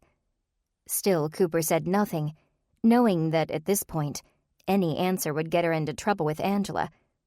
As it turned out, no answer was just as bad. A wicked little smile crept onto Angela's face. "Did you like it?" Cooper rubbed her cool hand over her hot neck and sank down in her desk chair. "This is all your fault, you know?" "Gracious, how is it my fault? And don't think I didn't notice you avoiding my last question." "It's your fault because of that comment you made about Nathan," Cooper explained. "You said that maybe his commitment stumbling block was that we don't have much of a physical relationship. I couldn't stop thinking about that all the way to the station, and then when Officer Braden, looked at me with that, I realized that Nathan doesn't look at me that way. I don't know that he ever has." "What way is that?" "Like I'm the only woman, the only person in the world that he can see." Angela smiled in sympathetic kindness. "Well, I'm sorry I got you all worried, Coop, but my comment wasn't the cause of that man's advances, or of you enjoying those advances. Sounds like you need to sort some things out with Nathan." Angela nodded in affirmation of her own advice. "Now then, what exactly happened?" Cooper told her every detail of the encounter, from the humdrum removal of the copier plate, to the heated standoff, to the quasi-professional goodbye. By the end of the tale, Angela was fanning herself with a piece of paper. "Well, Cooper, you vixen." She paused as the phone on her desk down the hall started to ring. Even through the door, it was a loud ring. "I suppose I ought to get back to work. Good luck concentrating on your work, Cooper. I know I'll be having a hard time of it." Sure enough, Cooper couldn't concentrate on her work for the rest of the day. The morning's events played over in her mind so vividly, she could still smell Will's aftershave. When she closed her eyes, She imagined what might have happened. A long, lingering kiss, an embrace so tight she almost couldn't breathe, a moment unreal and passionate. Then she opened her eyes again, and the world was as it should be. It was very distracting. She tried not to close her eyes. When it was finally time to leave for the day, Cooper meandered down the hall and into the parking lot, absent-minded until she saw Ben, the document security manager at Make It Work. She waved him down, and he pulled his car up in front of her, rolling down his window. Ben was a good-looking man, married with no children. His former obsession with physical fitness had subsided somewhat of late. Cooper hoped it had something to do with his wife. Ben's wife was an alcoholic, and Cooper had a feeling that his daily 2-hour jaunts to the gym were his means of escaping the reality of his home life. These days, he was down to 2 hours 3 days a week, which Cooper prayed meant that he and his wife were moving forward, and that she was getting the help she needed. Now he had to deal with office drama. "Thanks for stopping," Cooper said when Ben parked before her. "I was wondering if you have a second to talk about—" She looked over her shoulder and then lowered her voice. "To talk about that thing Mr. Farmer talked to us about, you know?" Ben hesitated and then turned off his engine. "Yeah, I know what you're getting at. I talked to Emilio about it. Actually, he talked to me. I made one comment about a news story I saw, about a woman selling stuff she stole from her office." Cooper chuckled. Very subtle. "It worked. He launched into a tirade about it. When you steal from an office, you steal from everybody in the office." Ben did his best impression of Emilio's accent and attitude as he continued. "The man won't pay for everything out of his pocket, so what does he do? Yep, he docks everybody's pay. Everyone there's got to deal with it. Pretty rotten, if you ask me." Could be that he was trying to cover his tracks by adamantly speaking out against workplace theft. "I suppose, but I don't think so. I got the impression he's been burned by workplace thefts before. You should have heard the venom in his voice. Besides, you know Emilio. He can be a little... The word you're looking for is sleazy." Sure, a little sleazy. And arrogant. And kinda irritating sometimes. But does he really strike you as a thief?" Cooper sighed. "No. What about Brandy?" Ben's face fell. "About that." Oh, no. Cooper tried to read his downcast expression but couldn't figure out what it meant. "What's wrong?" "I keep trying to talk to her, but it's difficult when it's a male boss and a female employee.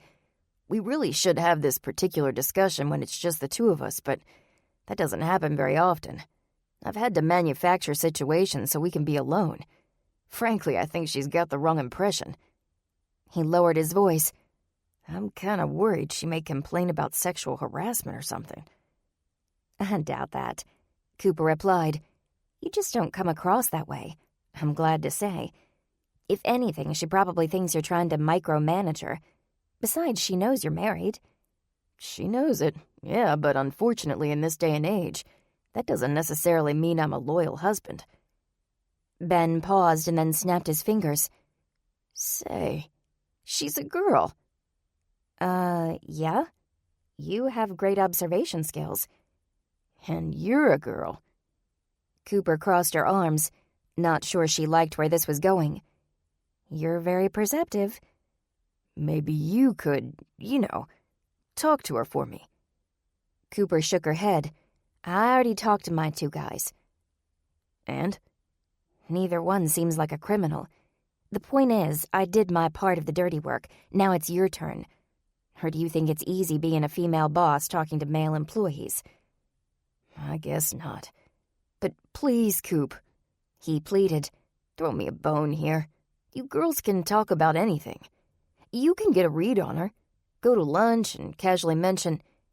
"Casually mention workplace thefts?" Cooper interrupted.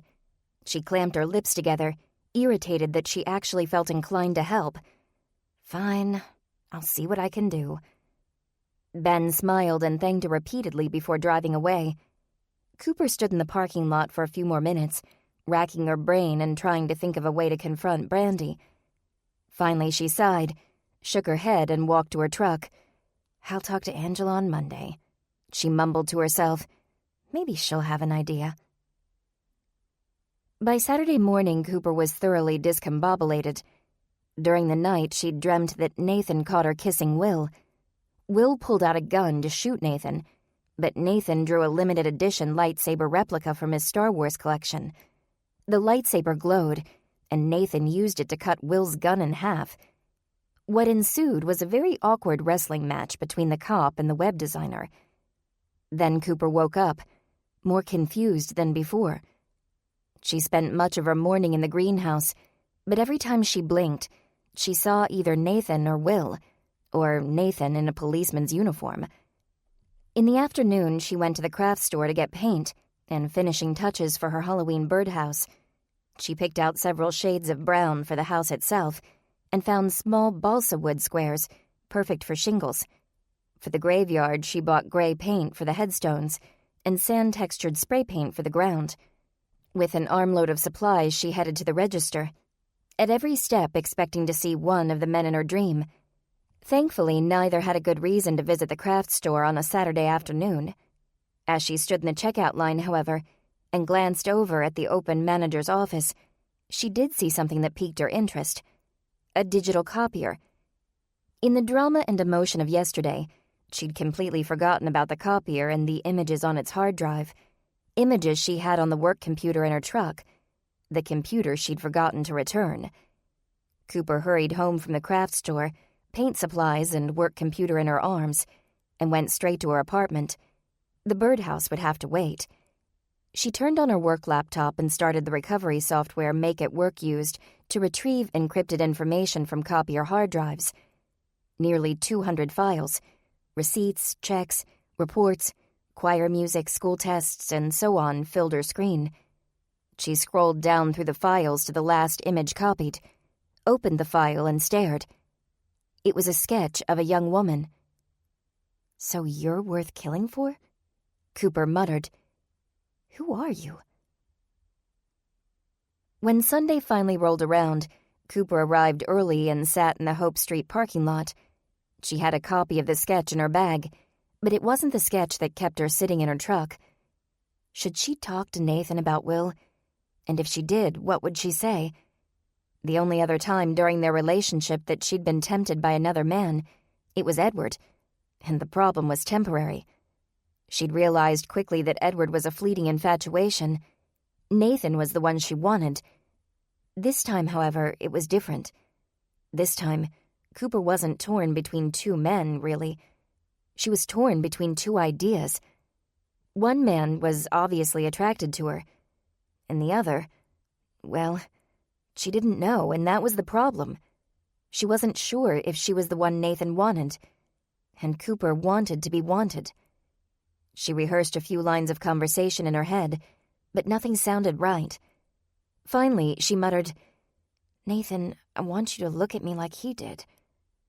However, without Officer Braden here to demonstrate the look, that was an impossible request.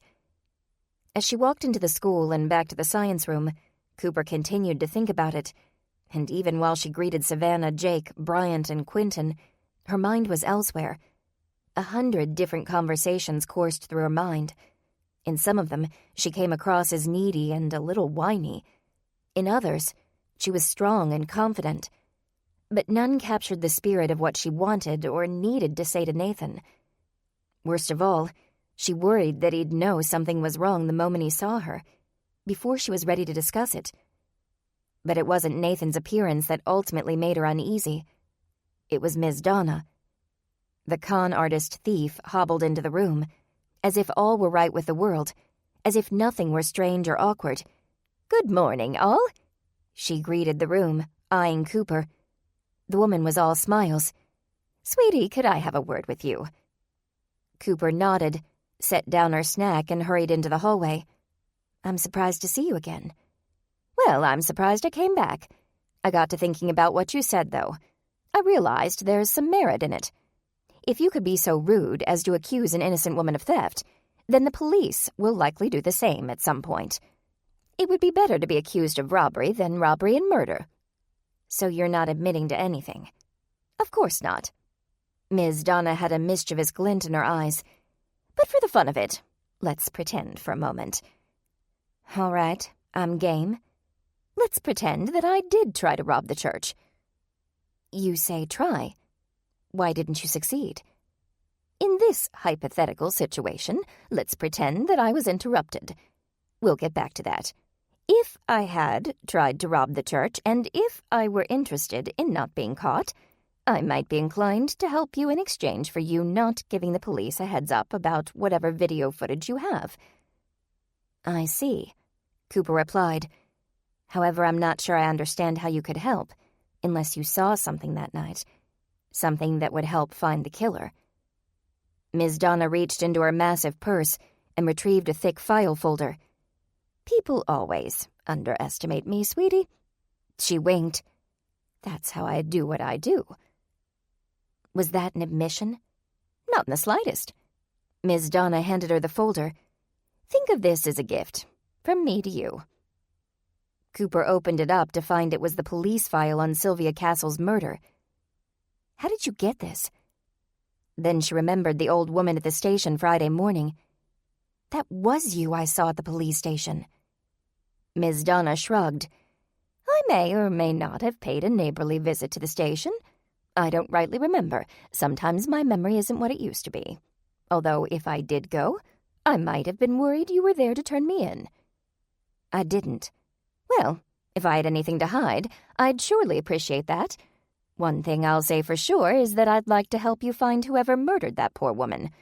Everything you need to get started ought to be in that file. Cooper flipped through the pages. How on earth did you get this? Oh, like I said, my memory isn't what it used to be. But if I were an intelligent person, I'd have made sure to leave the original file with your inspector, so they wouldn't miss the copy. Cooper tucked the file under her arm. Well, thanks, I think. Now you'd better come in with me. They'll get suspicious if you leave so quickly. Ms. Donna nodded. Good thinking. I have a feeling they're already suspicious, though. Of you? Yes. I meant they'd worry about me. Huh. They think I'm a killer. Not really. But if I disappear after talking with you, I'm pretty sure they'll change their minds. They re-entered the room, and Cooper immediately tucked the file under a purse. As she sat, Nathan arrived with Edward by his side, talking computers and cybercrime. At least if Nathan noticed something was wrong now, Cooper could blame it on Ms. Donna, and it wouldn't be entirely untrue. Besides, seeing him, she didn't feel as uneasy as she thought she would. Nathan made a beeline for Cooper, and she rose, hugging him tightly before turning her attention back to her snack. If he noticed anything odd in her demeanor, he didn't give any indication. Maybe Angela was wrong. Maybe Cooper was a good liar. Or maybe Nathan just wasn't seeing it. Everyone was, however, seeing Ms. Donna. Throughout their Bible study, the group members exchanged glances with one another and sidelong looks at the con artist. Cooper saw the odd mix of curiosity and apprehension in their faces. They all wanted to know what was going on, but nobody was sure how to act or what to say, so no one said much of anything, until Savannah ended the study in prayer. Cooper, is lunch still on at your house? Bryant asked. Cooper had completely forgotten. She wished everyone else had forgotten too, but by now her mama was busy in the kitchen. Oh, right. Lunch is still on. With a pause, Cooper turned to Ms. Donna. You're welcome to join us. I don't want to intrude. You wouldn't be intruding at all. My mama's making enough food to feed the entire church, and it'll give us all a chance to talk. Ms. Donna smiled as if all were normal. All right, then. I'd love to come and break bread with you all, but somebody'll have to give me directions. That won't be a problem, Jake said. I don't suppose you have a GPS, do you? Ms. Donna laughed. I don't hold to that new technology. Just draw me a little map. The first strains of worship music drifted in from the chapel. I'll get your map before church is out, Cooper said. Not to worry. Savannah, in a true act of grace, pulled Ms. Donna along with her and walked arm in arm with the con artist to the chapel. Trish, Quentin, Jake, and Bryant followed them, exchanging glances and whispers. Cooper, Edward, and Nathan stayed behind. What's she doing back? Edward demanded as soon as the last person was out the door. I thought she ran off. She thought better of it, Cooper replied. She wants to help us find the killer. Nathan crossed his arms. Do you think she really wants to help? Pretty sure. If she runs, and we go to the police with our suspicions, she may very well be blamed for theft and murder. Cooper picked up her purse and the file and handed the folder to Nathan. She borrowed this from the station. It's everything the police have on Sylvia. Nathan shook his head. It won't be good if McNamara finds out you have that. I know. I'm planning on returning it after we get a good look. After lunch, we can have a meeting. And since Miss Donna's coming, we can get everything out in the open. Edward snorted. She's not coming to lunch. She gave you the file she made nice so you won't turn her in. Now she'll run off again, and she'll be out of the state before the police can catch her. Cooper wondered at what he said. Was it true Miss Donna would run, now that she'd helped? She had an idea. So maybe I don't give her a map to my house. Maybe I insist on giving her a ride instead. That way we can put our cards on the table before she has a chance to bolt. Edward nodded approvingly, and Nathan handed the folder back to her. Both of them seemed to be on her side, but Cooper found herself wondering what Officer Braden would think if he knew what was going on. Cooper, Nathan, and Edward went to the chapel and sat in a row with Jake, Savannah, and Miss Donna. Cooper took a seat right next to the ladder. "Change of plans," Cooper whispered to her. "I'll drive you to my house after church." Miss Donna stared back innocently. "What? Don't you trust me to get there on my own?" "No." Miss Donna patted her on the cheek condescendingly. "You're a very smart girl." Alone with Miss Donna in the truck, Cooper thought of 1,000 questions to ask her travel companion, but every time she opened her mouth to speak, something inside stopped her. She couldn't form the words, and Miss Donna wasn't doing any talking. She was probably thinking up stories that would make her look more innocent than she was, which made Cooper more anxious to ask questions. Still, nothing came out. Cooper chalked it up to nerves and contented herself listening to the radio on their otherwise silent drive. She and Miss Donna were the first to arrive at the Lee house. "I haven't told my folks about, Cooper said quietly as they neared the front door. "All they know is that you're part of the Sunrise Bible Study." Miss Donna straightened and plastered a smile on her face. "Then I won't tell them either. I'll let you decide on the best way to handle your folks." Cooper opened the door to a smorgasbord of scents: meat, bread, vegetables, and sauces. "They're coming," she announced. From the kitchen, Grammy replied, "We'll be ready for 'em." Maggie's laugh carried. What she means is the food is about ready. As Miss Donna set her things down on the table by the front door, Popeye ran to meet her. The pug sat on its hind legs, pawing the air, his floppy tongue hanging out of his mouth. Miss Donna knelt to pet him, and the dog immediately took to her. "And who's this?" "Popeye, one of Grammy's rescues. Do you like animals?" "I love them. Given my line of work, I can't really keep one, but as a child, I always had a dog." "Well, Grammy's got a fat tomcat and a hawk, too, if you're interested." Odd how easy it was to fall into a normal conversation with a con artist. "I'm sure she'd love to show you her animals. Until she finds out about me. There's no reason for her to. Not today, at least." Cooper didn't relish the idea of keeping secrets from her family. On the other hand, she needed Ms. Donna's trust if they were going to work together to find Sylvia's killer. "Just enjoy lunch, and we'll deal with the particulars afterward. Now come on in and meet everybody."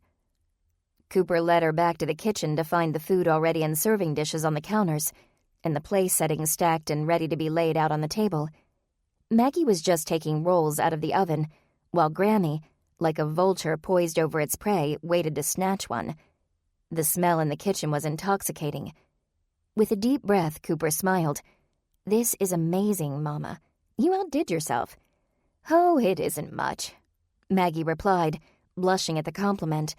"I thought it'd be nice to go all out for your friends." "Speaking of which," Cooper stepped aside so Maggie and Grammy had a clear view of the first guest. This is Miss Donna Lindley. Miss Donna, this is my mama, Maggie, and my Grammy.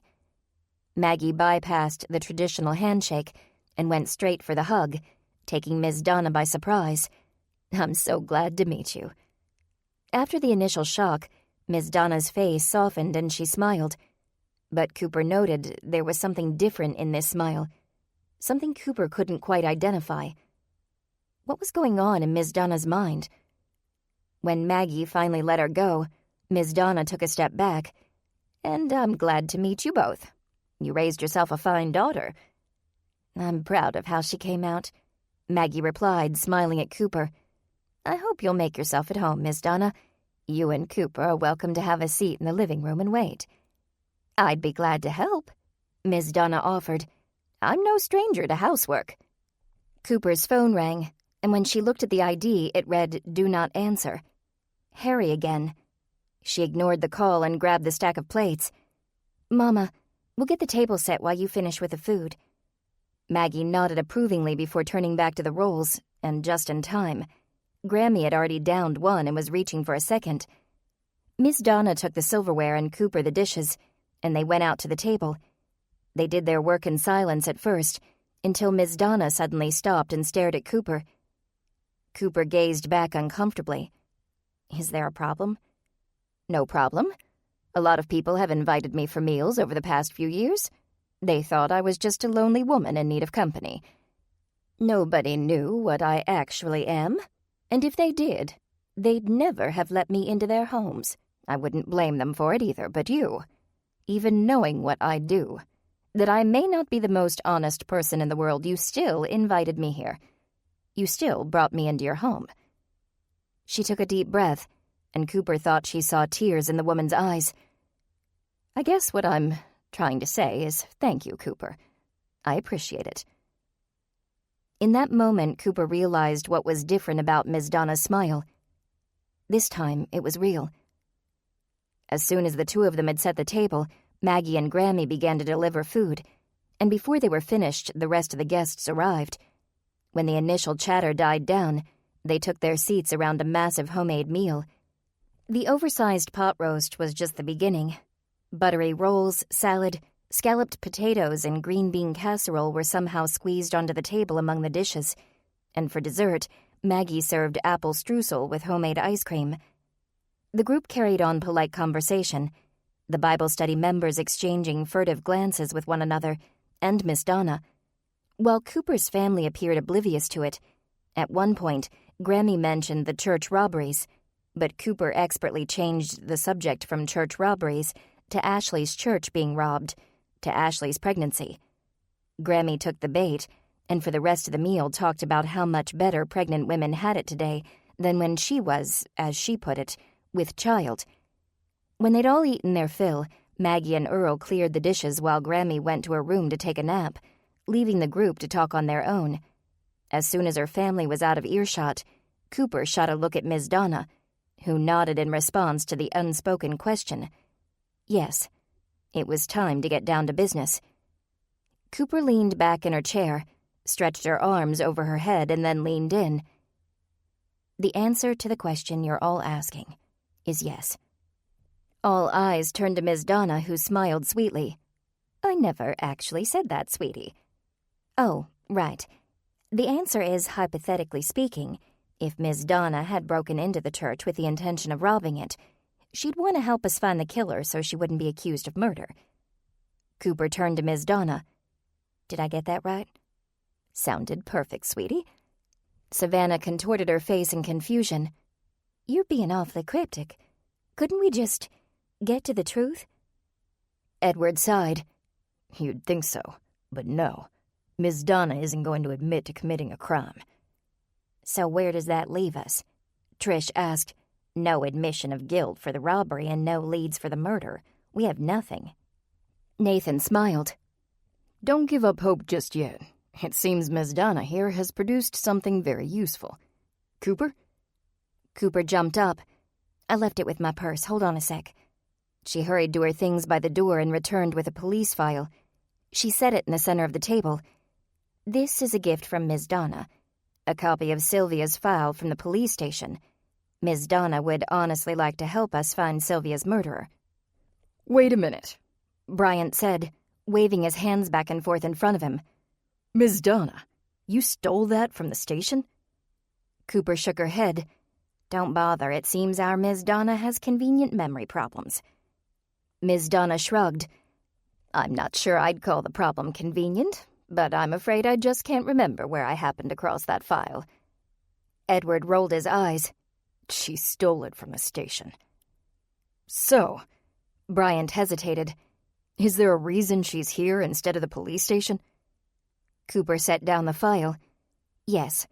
First of all, the only evidence we have against her is a video of a masked person with a limp. The police have that same video. It isn't proof she did anything. Second, she's had plenty of time to fence all the stolen goods, so I doubt we'd find any of them.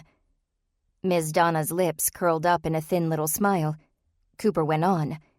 Third, she could have left town after I confronted her. Instead, she came back. I'm convinced that she actually wants to help us find the killer, and I think she could be a real asset. I vote we turn her in, Edward said. But you know that already. Nathan picked up his water glass as if to toast. If Cooper thinks she's trustworthy, then I agree. Ms. Donna laughed. Don't go putting words in her mouth, young man. She never claimed I was trustworthy. Savannah studied Ms. Donna for a few moments, her eyes taking in shapes and shading, seeing so much more than what was visible to most healthy eyes. Before we make any kind of group decision, I think I'd like to hear from Ms. Donna why exactly she wants to help us.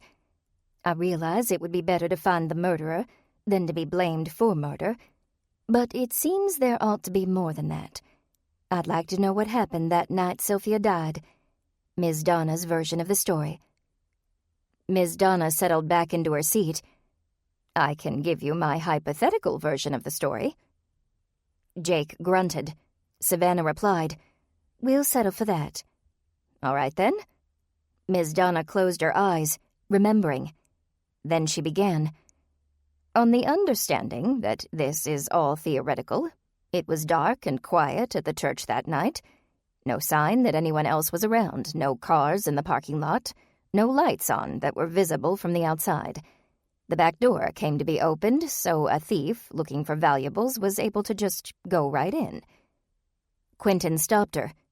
When you say that the door came to be opened, do you mean it was already opened? Or do you mean you opened it? In theory, of course. If it were already opened, it would have been a sign that someone else was there. Ms. Donna explained. Where was I? Ah, yes. Once inside, the thief would start with the storage area where the choir keeps its sound system and computers. Then the thief would go to the office. That night, however, the office door was open and a person was already inside. Cooper whispered, Sylvia? But Ms. Donna shook her head. Not her. Someone else. Tall, dressed a lot like a thief. In black, with a mask. It looked to be a man by the figure and build. He stood over that poor woman, a knife in his hand. She paused, her voice unsteady, and Cooper realized that the events of that night had probably affected Ms. Donna more than she wanted to admit. With a deep, calming breath, Ms. Donna continued. Instead of attacking, he took a couple of papers from the copy machine and ran out the second office door, the one that leads to the chapel. Cooper put a gentle hand on Ms. Donna's arm. What might the thief do then? The thief checked the woman's pulse and listened for breathing because a thief isn't necessarily a monster, not like the person who murdered that woman. On finding that the woman was dead already, the thief ran. Hypothetically, Savannah added. Ms. Donna nodded quietly. The group sat in silence, each of them mulling over Ms. Donna's story. As Cooper thought about the night Sylvia was killed, two things stood out in her mind. One, Ms. Donna's offer to assist was about more than just clearing her own name. She may not have been willing to say it, but Ms. Donna wanted to catch the man she'd seen standing over Sylvia's lifeless body. And two, Cooper had been correct in her assumption that the copy machine, and the last image copied on it was the key. She quickly went to her purse once more, retrieved the sketch image, and brought it back to the table. She handed it over to Miss Donna. "Recognize this?" Miss Donna took the paper and studied it. "I only saw it for a moment, but I'd say this is the picture the man took off of your pastor's copy machine. The same sketch, same face. How'd you find it?" "I found it on the copy machine. But I swear he took everything. I didn't find the paper on the copy machine," Cooper explained. "I found the image on the machine's hard drive. That's why I was at the police station on Friday. I had a hunch that maybe Sylvia was in Pastor Matthews's office to use his copier. It was the only reason I could think of for her to be in there. This was the last image copied." Ms. Donna passed the sketch around the table. Trish held it close, examining all the little lines. "Do we know this person?" "I don't," Cooper answered. "I was hoping one of you might." But as each person saw the sketch in turn, they responded with a headshake or a simple no. No one recognized the girl in the picture. Miss Donna took the police file in hand and began to open it. "Well, if nobody can ID her, let's have a look-see in here. I haven't had a chance to go over it, and I'm awful curious." In an instant, Edward was out of his seat, and at Miss Donna's side, his hand clamped on the folder, holding it closed. "Hold on. I don't trust you with that." Miss Donna motioned toward the chair beside her, in which Cooper sat. "Then ask our host nicely to switch seats with you, and have a look with me." Cooper stood. "I don't mind moving." "No," Edward argued, a brow raised. "No, I can be a gentleman. I'll just look over her shoulder."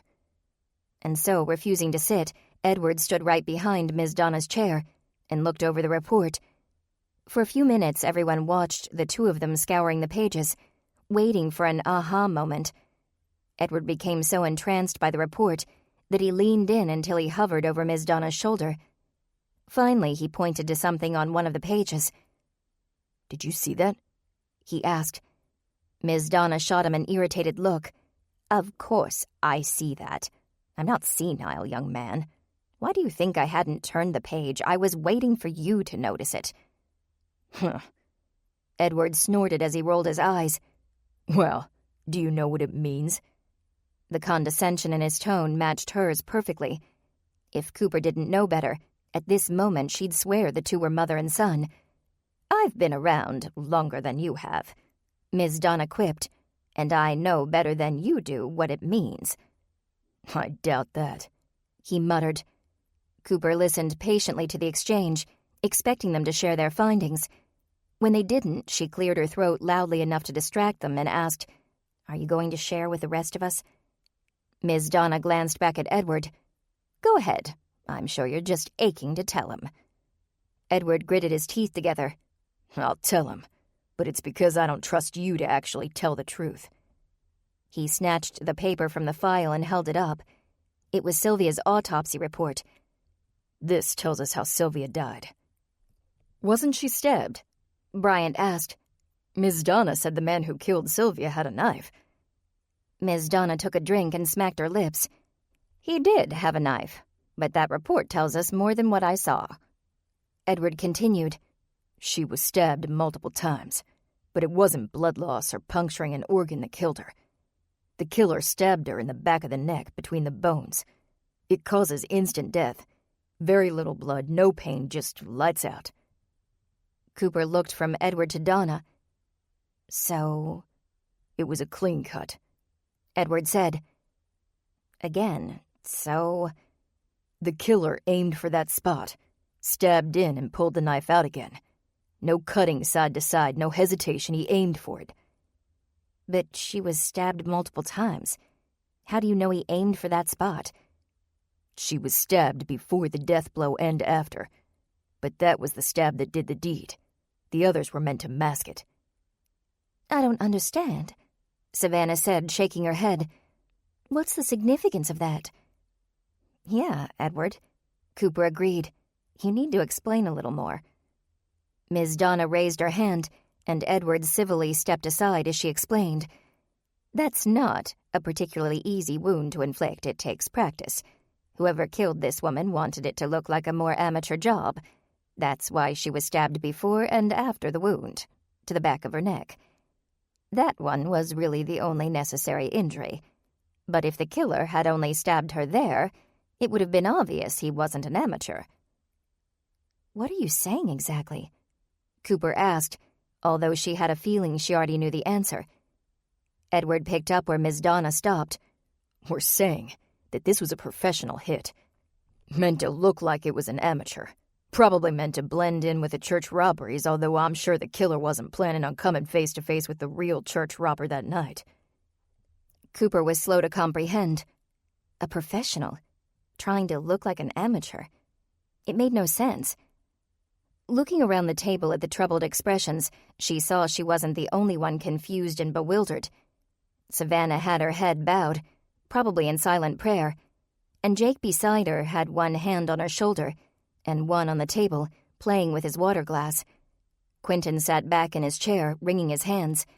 Trish just shook her head slowly, and Bryant, wide-eyed, stared at the empty table. Nathan rubbed his forehead and then rested his chin on his fists. He was the first to speak. "Why would a professional killer be after Sylvia? She was an art teacher at a private school." "Professional killers are interested in one thing," Edward replied. "Money. He was after Sylvia because someone paid him. That someone wanted to make sure Sylvia was dead, but they didn't want the police to immediately suspect a hired gun." But, Nathan sputtered. "Why?" Ms. Donna set the file down. "That's the real question, isn't it? Who would have sent a killer after the teacher? Furthermore, why mask the professional hit? Apparently your Sylvia had enemies. Now it's up to you to figure out who they were." Voices rose in whispers, and Savannah raised her hands to stave off the impending chatter. "Before we continue with this," she said, "I feel we ought to pray together. There's something much more evil in this than we'd realized, and it sounds as though it's also much more dangerous than we realized." As they bowed their heads and Savannah spoke, Cooper's mind lingered on Edward and Ms. Donna's conclusion that someone was hired to kill Sylvia Castle. She thought back to the people she'd spoken with thus far concerning the teacher and her past.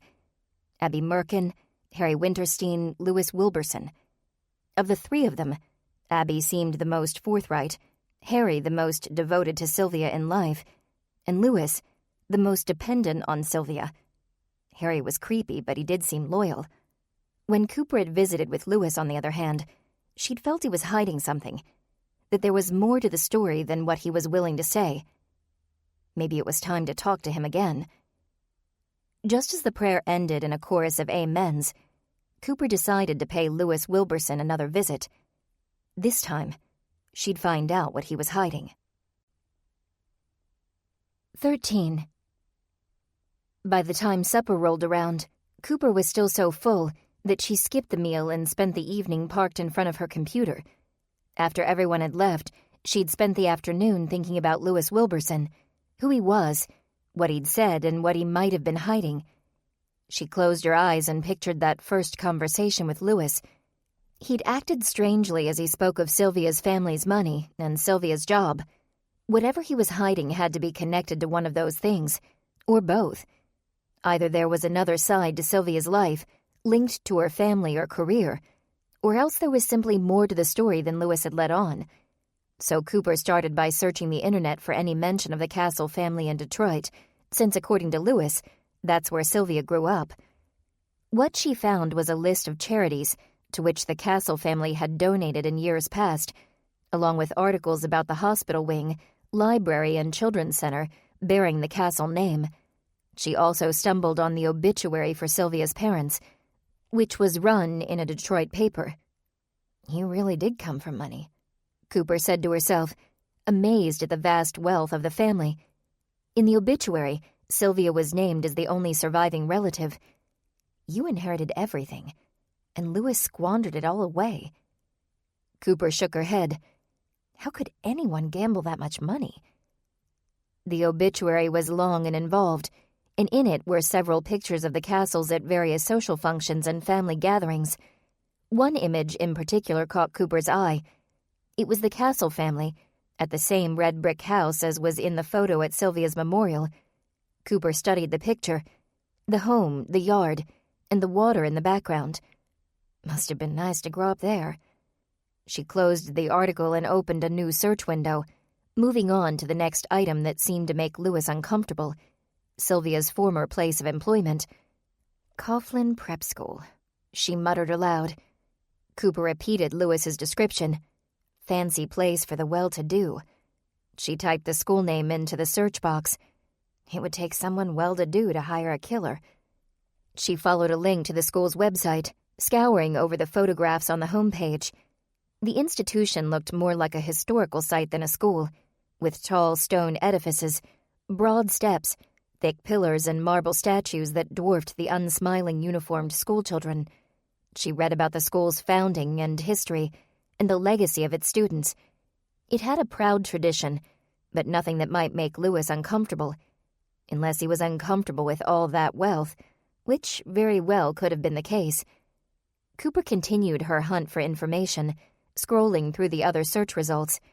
Most linked to pages on the school's official website, or to news stories about school sports events, theater productions, or famous students. Cooper directed her attention to a series of news articles, hoping that something might jump out. And jump something did. On the third page of the search results, she found a very different sort of news story. The headline read, "Mobster vanishes as police close in." Cooper hummed as she clicked the link. What does that have to do with the prep school? Alleged crime boss, Jonathan Edgar Barrio II, disappeared only hours before local police arrived at his personal residence to arrest him yesterday afternoon. His whereabouts are unknown, although officials believe he left the state and is in hiding. Barrio has long been the subject of an investigation into Detroit's organized crime, but officials have not yet obtained sufficient evidence to lead to his arrest. After reviewing evidence and hearing testimony at 1 p.m. yesterday, Judge Lionel Pritchett signed an arrest warrant. Barrio was not at his home, and those connected to his work are refusing to answer questions regarding his whereabouts. Barrio's 8-year-old son has also disappeared. Officials at Coughlin Preparatory School claim he left the school at the end of the day as usual, but failed to show up the next morning. The police are asking that anyone with information regarding John Barrio's whereabouts call the information hotline. All information will be kept confidential. Cooper reread the article, vaguely aware that the doorbell downstairs was ringing. The story was from 6 years ago, the year Lewis and Sylvia left Detroit and came to Richmond. That couldn't possibly be a coincidence.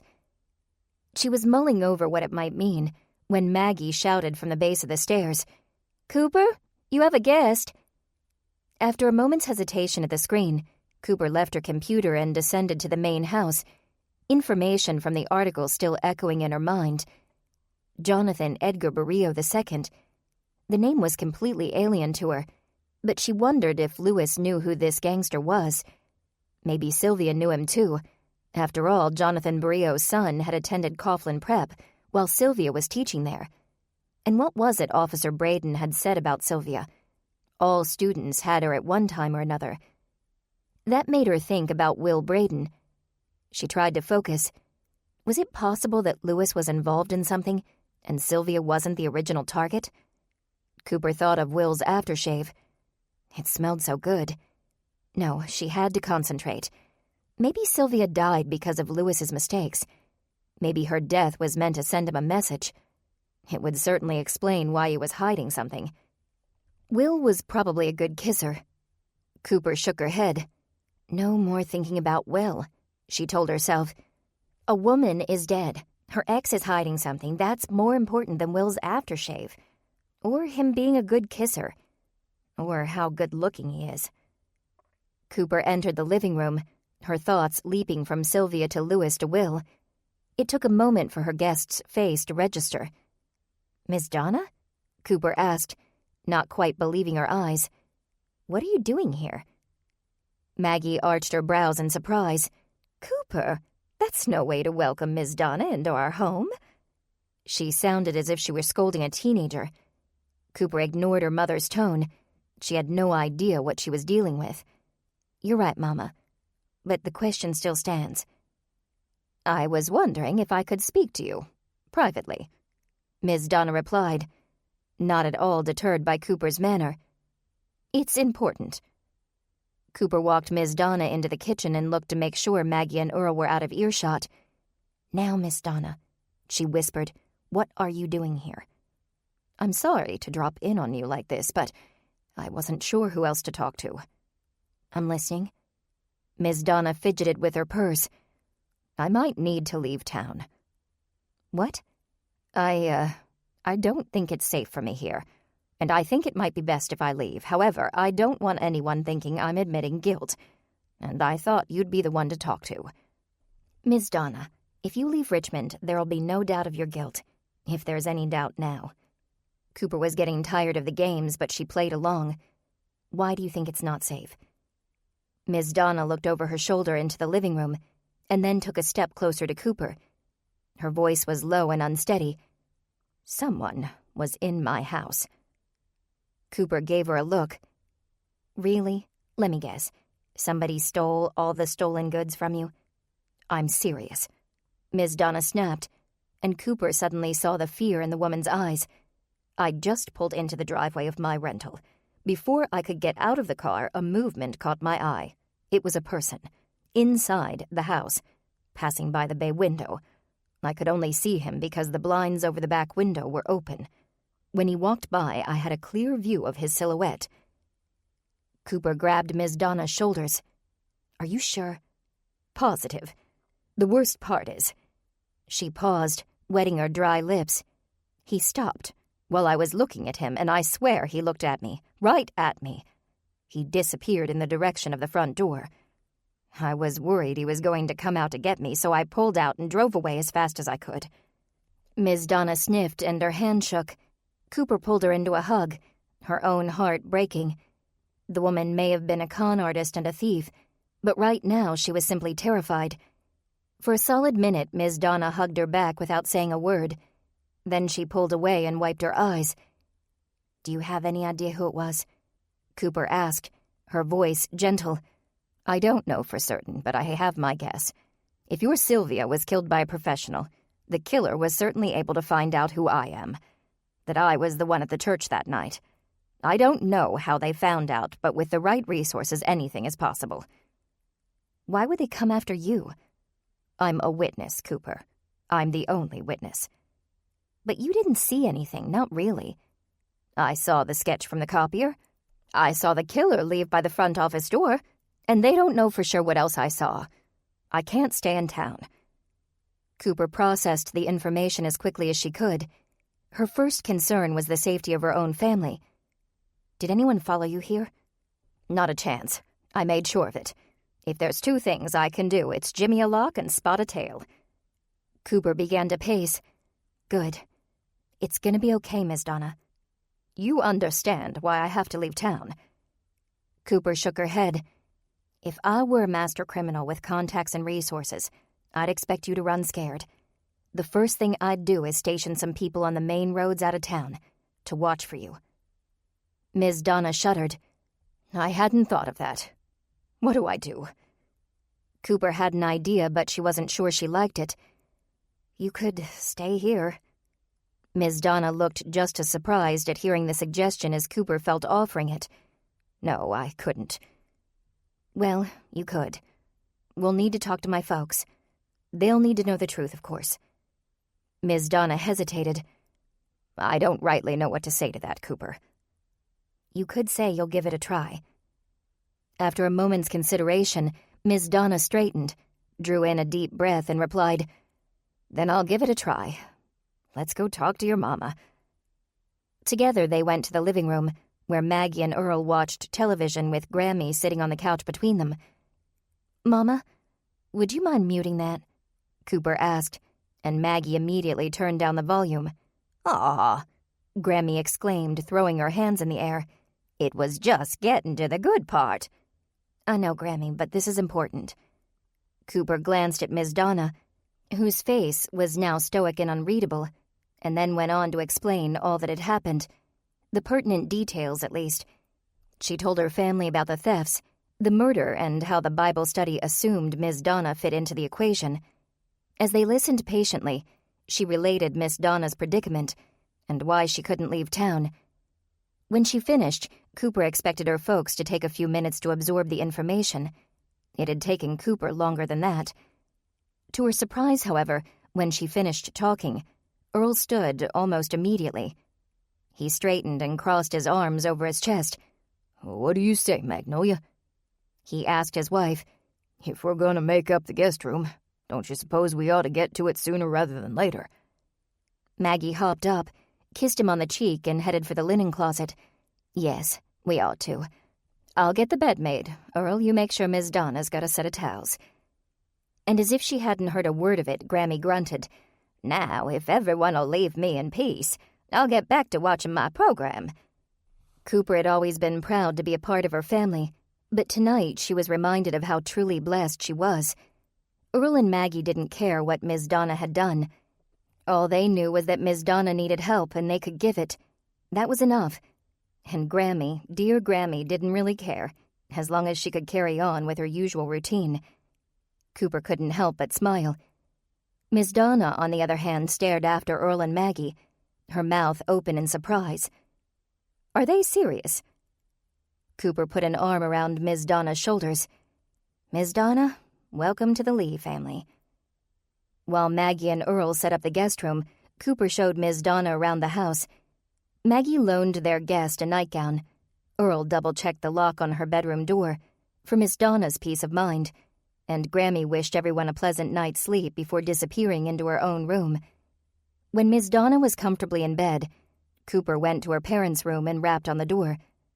Her father's voice called, "Come on in." Cooper entered, closing the door gently behind her. Her folks were already sitting in bed, reading by the light of their nightstand lamps. Earl read his Bible, while Maggie thumbed through a cookbook. "Everything all right?" Maggie asked. "Is your friend okay?" "Everything's fine," Cooper replied. "Miss Donna's falling asleep as we speak. I just wanted to thank you for taking Miss Donna in so readily." Maggie grinned. "Glad we could help. And I also wanted to make sure you're really okay with the arrangements." "With Miss Donna staying, you mean?" Cooper answered with a nod. Maggie closed her book and set it on her nightstand. She patted the edge of the bed, bidding Cooper to sit. As Cooper joined her parents, she was reminded of those days in her youth when she'd get scared and jump into her parents' bed. Maggie took Cooper's hand and patted it reassuringly. "Your friend may have made some questionable life choices, but she needs a place to stay. I realize we can't trust her completely, but we trust your judgment." Cooper gave her mama a hug. "I appreciate that," she said, doubts about her own judgment swirling in her mind. If she had good judgment, she wouldn't be housing a criminal. If she had good judgment, she wouldn't be so torn between Will and Nathan. If she had good judgment, she probably wouldn't be playing amateur detective. "I wish I had your confidence in my judgment," she finally said. "Sometimes I feel like I'm slipping." Earl closed his Bible and chimed in. "We all slip at one time or another, Coop. That's because we're human. You just gotta get back up and straighten things out." Cooper leaned across her mama and gave him a peck on the cheek. To Earl, everything was black and white, straightforward and simple.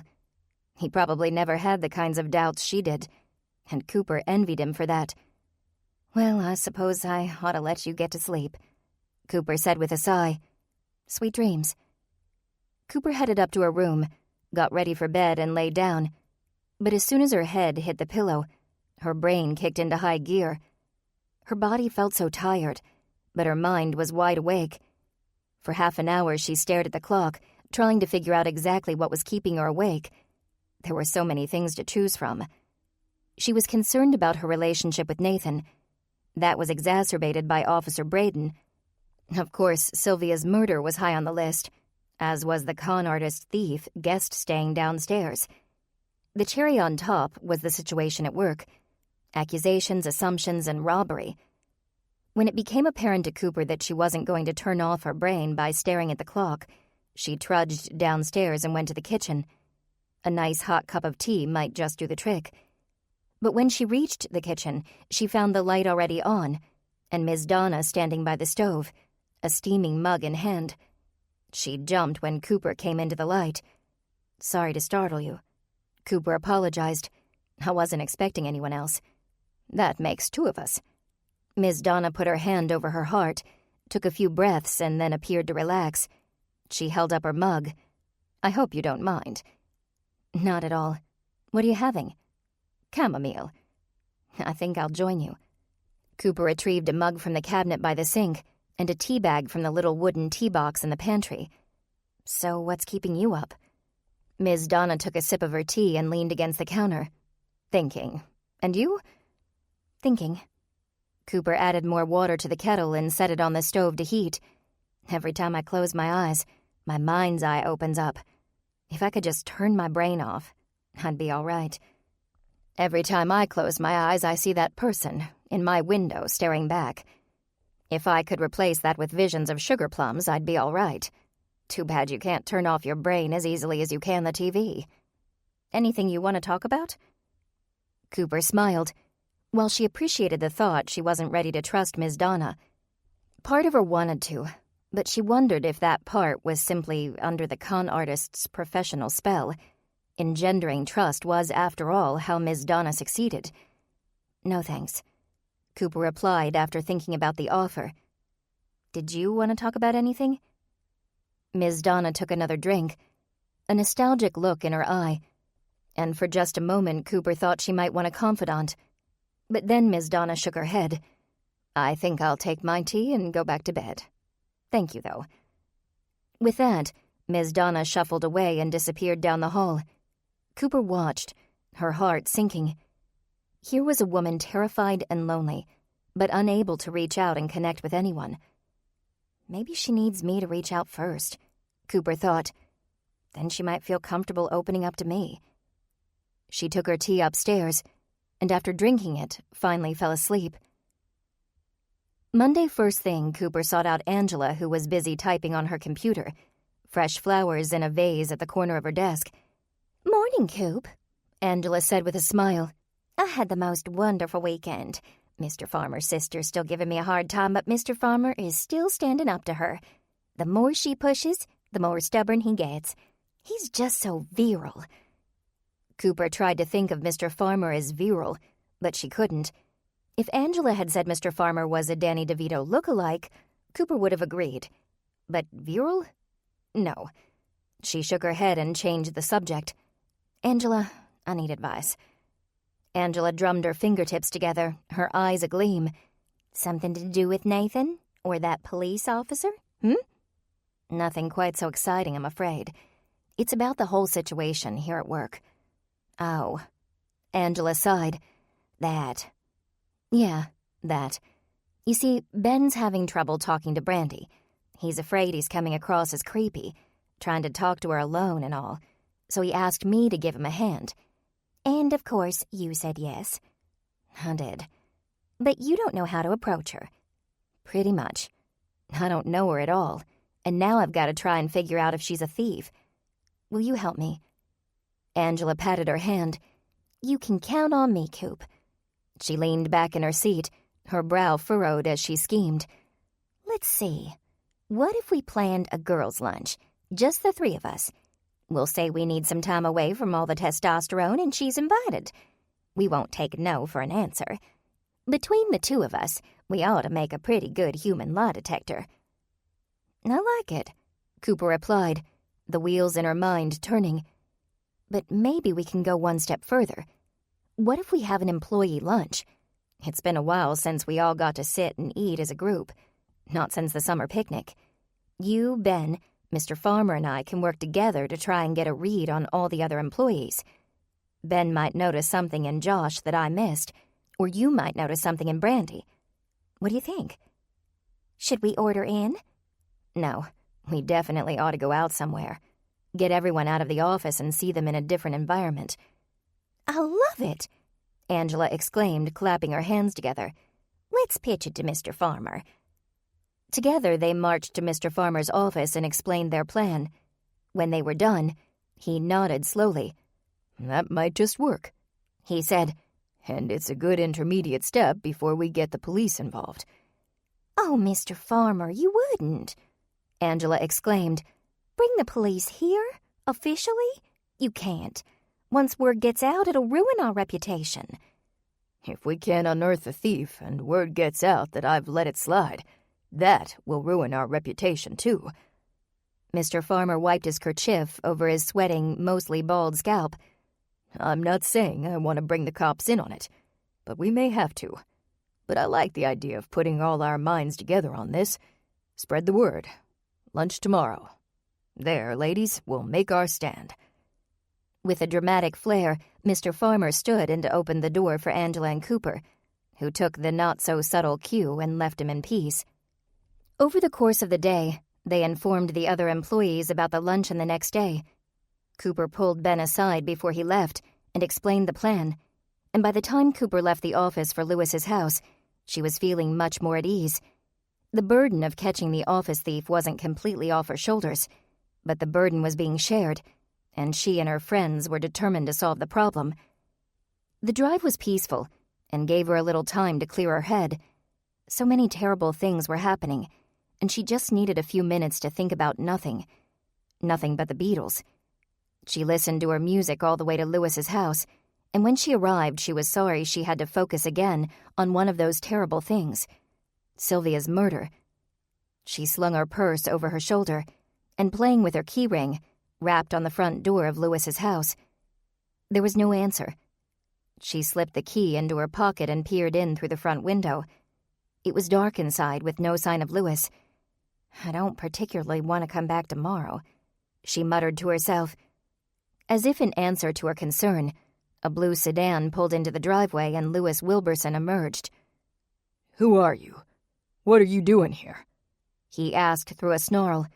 Then he squinted and grunted in recognition. "Oh, you again. I'm busy." Cooper waited for him on the porch. "Mr. Wilburson, I just need a few minutes." "I already talked to you and your friends about Sylvia. Don't think I'm unappreciative of the food you brought, but I don't have anything else to say." "I didn't come about Sylvia this time," Cooper said, stepping closer. "I came about a man named John Barrio." Cooper tried to say the name when it would have the greatest impact, and she wasn't disappointed. As she watched, the color faded from Lewis's face, replaced by a sickly pallor. He frowned, clenching his jaw and grinding his teeth together. His opened hands curled into fists. "Never heard of him," he said, obviously lying. "Get off of my property." He opened the door and hurried inside, but before he could close it again, Cooper had slipped past him into the entryway. "I think you do know him," she insisted. Lewis slammed and locked the door behind her, his rage more than a little frightening. Cooper glanced desperately around the room, nervous to be alone with him. He blocked the nearest exit with his body. If she wanted to reach the back door, she'd have to make a run for it. "I don't want to cause you problems," Cooper said gently. "I don't want to get you into any trouble. I just want to find out what happened to Sylvia." "If you want to help, leave." "Not until you tell me about John Barrio." "All I know about John Barrio I read in the paper. You can do the same." He made no attempt to mask his threatening tone. "Why do you want to know about Barrio anyway?" "I was researching this school in Detroit where Sylvia used to work. When I looked up Coughlin Prep on the internet, his name came up. His son attended the school where Sylvia taught. Was he one of her students?" "Probably. In her position, Sylvia taught all the kids sooner or later." "What struck me most, Mr. Wilburson, was the timing. It wasn't long after Barrio disappeared that you and Sylvia moved away from Detroit. Awfully coincidental, don't you think?" "So you think it's awfully coincidental that our marriage was falling apart? I didn't much care what was going on in the rest of the world by then. It was time for us to leave and try to salvage our marriage." Cooper took a step closer to him. "Mr. Wilburson, why haven't you thrown me out? You could do it. Just open the door and give me a shove." Ignoring her question, Lewis began to pace. "Sylvia had nothing to do with John Barrio. Don't go dragging her name through the mud because you think you found something interesting." He was struggling. Cooper could see it in his face. Lewis was torn between a need for secrecy and the desire to protect Sylvia's reputation, which was now his only way to make up for the way he'd treated her. He finally shrugged in resignation, walked into the living room and slumped in his recliner. Cooper followed. The room smelled stale, everything exactly the same as it had been on her first visit with Bryant and Savannah. Cooper sat on the edge of the couch, waiting for Lewis to continue. Slowly, he did. "John Barrio is a very bad man, with a hand in every cookie jar. Mayors, governors, senators, cops, unions. I'd say that that's all you need to know. But I have a feeling you just wind up on my front porch again, asking more questions. I'd rather not see you anymore after this if you don't mind." "I'll do my best. How did you know John Barrio?" Lewis took a deep breath. "I worked for him for a spell. He owned a racetrack, and I was a security man back then, all above board. Nothing illegal about what I did. Then I discovered the joy of picking or trying to pick a winning horse." His eyes looked through Cooper and into the past as he spoke. "I'd been a gambler my whole life, but at that track I found my real passion, and it was that passion that destroyed my marriage. I was in deep, way too deep. The track manager tossed me out of my—" He paused to reconsider his words. "Sylvia and I decided it was time to go." "Did Sylvia know about all this? About who you worked for?" "She knew I worked at the track, and she eventually learned how deeply in debt I was. She never knew it was John Barrio who owned the track." Cooper watched his face, his evasive gaze. "You're not telling me everything." "Ms. Lee, is it? Ms. Lee, you may not realize this, but you're not entitled to know everything. I've told you what you need to know so you can understand Sylvia was never involved with John Barrio." Cooper leaned back on the couch, trying to think of a tactic that would give her more information. She set her purse on the floor at her feet, crossed her arms stubbornly, and looked around the room for anything that might spark an idea. What she spotted was a framed picture on the mantel over the fireplace, a picture of Sylvia standing in front of a red brick home with a lake behind it. It was the same as the picture on the head table at Sylvia's memorial, the same house that was in her parents' obituary. "Mr. Wilburson, where was that picture taken?" She pointed, and Lewis turned to look. He rose and let his gaze linger on the photo before handing it to Cooper. "That was at her family's vacation home, on Lake St. Clair. It was passed down through her father's side for generations." "It looks nice." "Sylvia came from a lot of money. Rich. A gambler's dream girl. By the end of our marriage, that house was all that was left of her family's fortune." Cooper's eyes widened. Before doing her internet research, she hadn't realized just how much money Sylvia's family had. Now she had a good idea of the vast wealth of the Castles. "You gambled it all away?" She instantly regretted the tone she used. Lewis didn't seem to notice. He just nodded. "That's what happens when a girl like that marries a guy like me." "May I ask a rather rude question?" "You be rude, really. If you think barging into my house and interrogating me has been the polite way to do things, I'm afraid to hear what you think is rude." "I know Sylvia didn't have much, but who gets her estate now? Who inherits?" Sylvia was an only child. We have no children. She had no family left to speak of." "What about a will? Did she leave anything to anyone else?" Lewis rose and disappeared into the hallway. He emerged a few minutes later with a large envelope. "This is a copy of Sylvia's will. Whatever she had left is mine. Go ahead. You can take it." "Why would she leave her family estate to her ex-husband?" Cooper asked. "If you don't mind my asking." "I do, but I have a feeling you'll be back at my door if I don't answer. When we were married, Sylvia always tried to fix me, help me change, to be a better man. Even before I got in too deep, she saw me as a project. After the divorce, she didn't stop. Abby told her she was just enabling me, but Sylvia didn't listen." "But she divorced you. She obviously knew there was a problem she couldn't fix." Lewis shook his head. "Sylvia had her moments of stubbornness. The move from Detroit, the divorce. she'd start on the right path and then revert back to her old ways. When push came to shove, she couldn't stand the idea of me being lost and alone. I'm ashamed to say I used that to my advantage. Sylvia would swear she was through helping me, but the very next time I was in trouble, I'd beg for help and she'd cave. If I were half the man she deserved, I'd have stopped asking for money the second the divorce went through, but I think we both know I'm not anywhere near half the man she deserved. So leaving the estate to you was Sylvia's last-ditch effort to help you get out of your gambling debts? It's the kind of woman she was. Probably did more harm than good to both of us, but there's nothing I can do about it now. He started for the door. Don't you want the will back?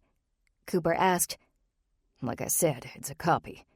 I'd rather be rid of it than have to see you again.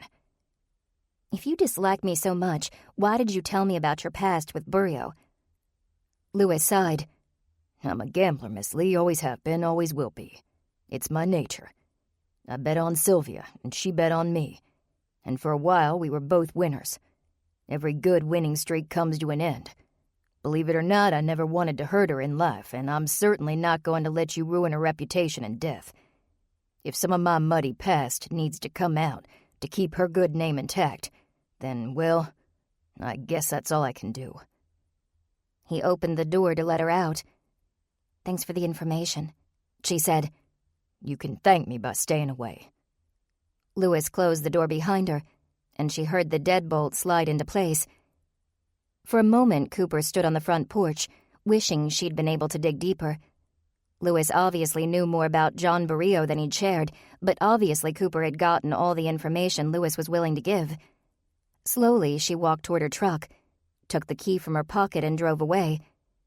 She was so deep in thought that she'd been on the road a good 15 minutes before she realized she was missing something. "Oh, no," she groaned. "My purse." It was still sitting on the floor by Lewis's couch. She turned around and headed back. So much for keeping my distance. A half hour after she'd left Lewis's house, she was back again. The sun had set completely, and the moon cast an eerie glow over his home.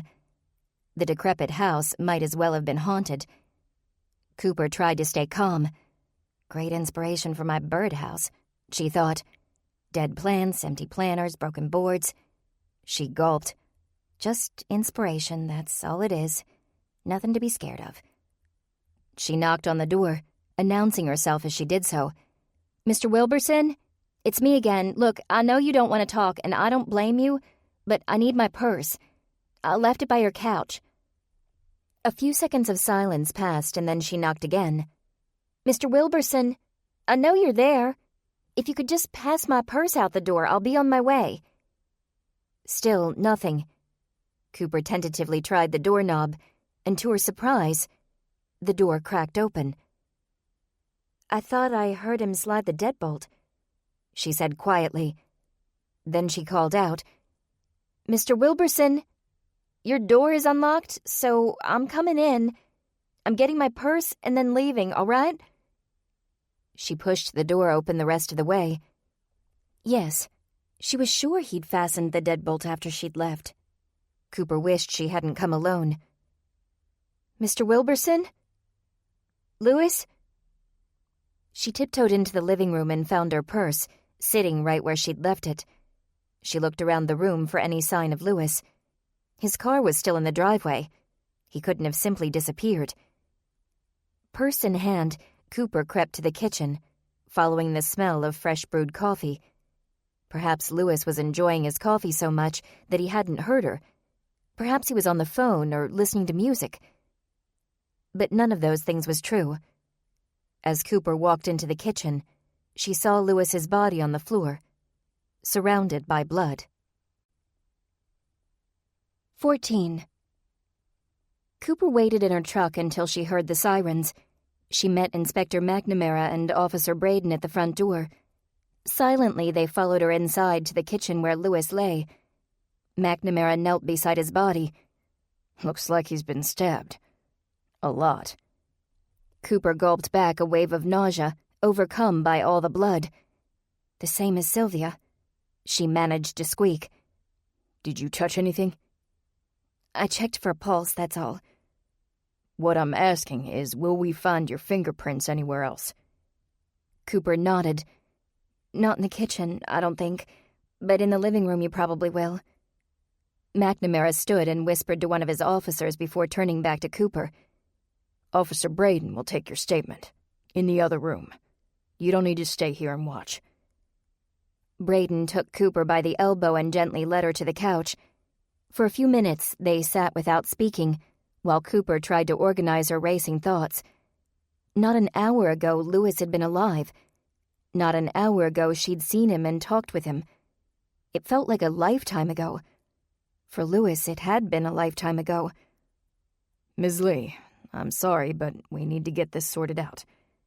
Officer Braden said softly. What were you doing here? Cooper began slowly. I came to see Lewis. Why? He's Sylvia's ex-husband.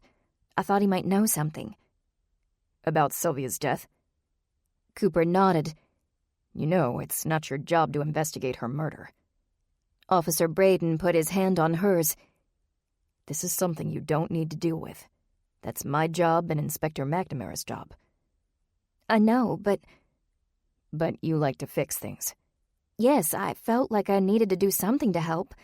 After all, Sylvia was killed in my pastor's office at my church, and I knew who she was. I just came to see Lewis because I thought he might be able to help. And did you learn anything? Maybe. When Sylvia was in Detroit, she taught at a prep school attended by the son of a mobster, a man named Barrio. Barrio went into hiding, and immediately thereafter, Sylvia and Lewis moved from Detroit to Richmond. Are you saying you believe Sylvia was involved with the mob? No, but Lewis was. He worked at a racetrack owned and operated by Barrio, before being fired because of a gambling problem that got out of hand. A skeptical smile appeared on Officer Braden's lips.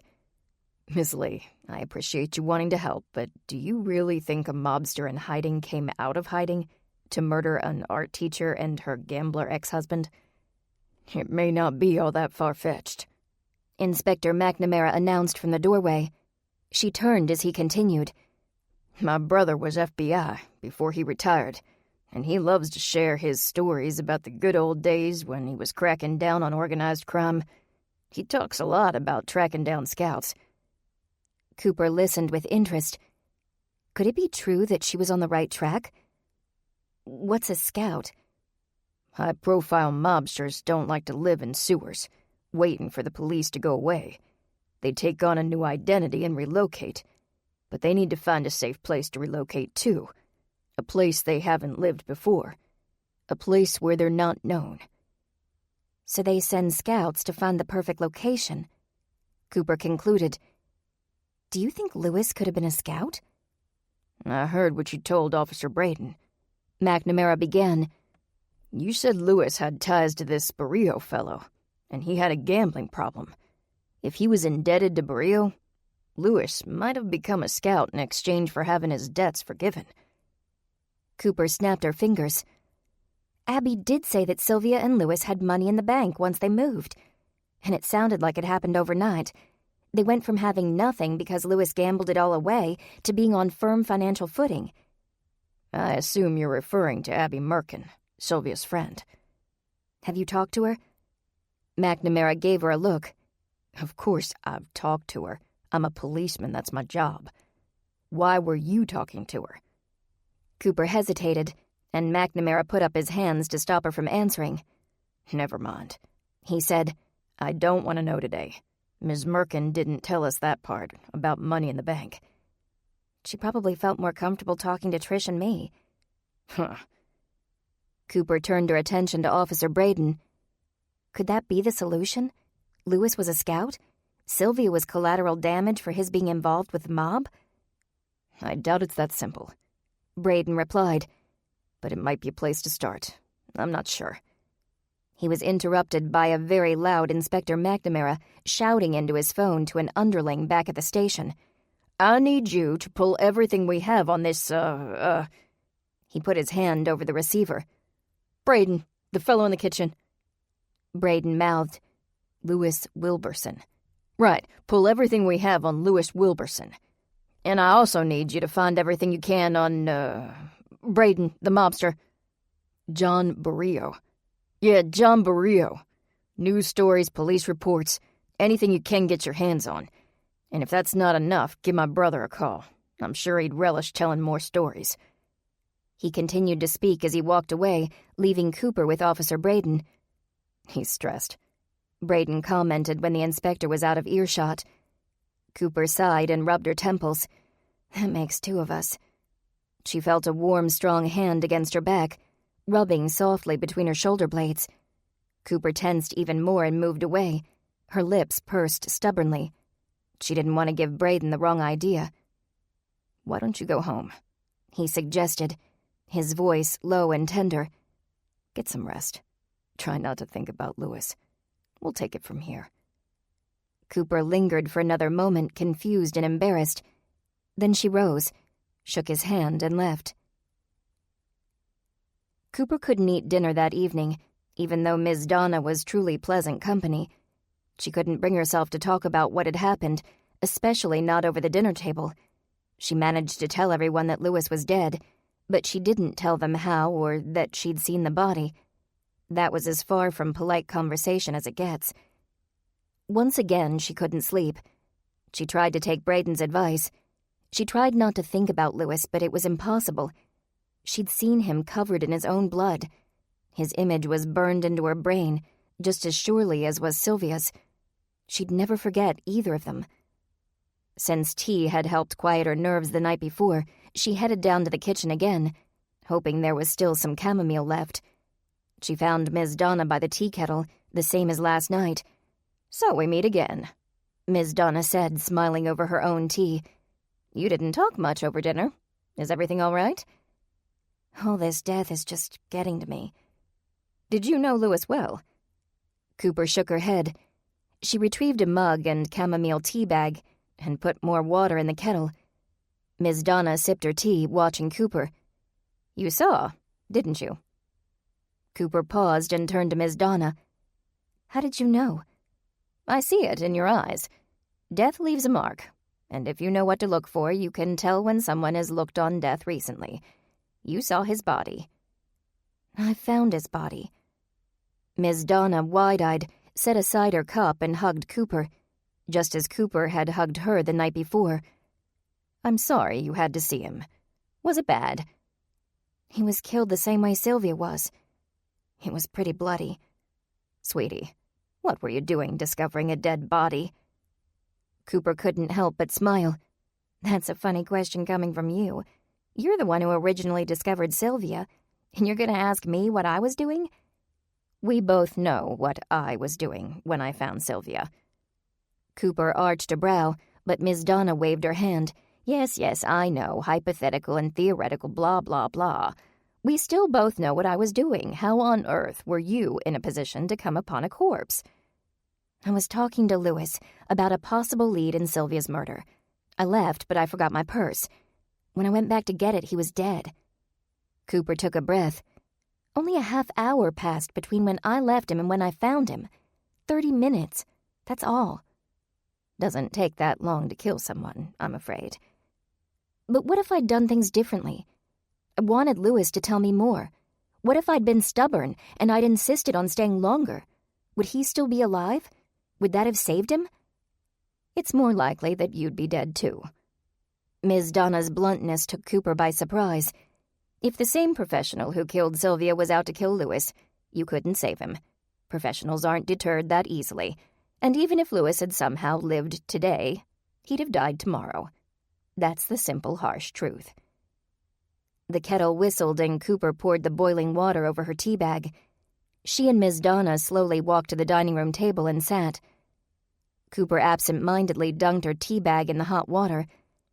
"Officer Braden said I should try to not think about Lewis." "Sounds like sage advice. Let's talk about something else. How's work?" Cooper groaned. "Not much better." "Don't tell me you've got corpses there, too." "No, not corpses.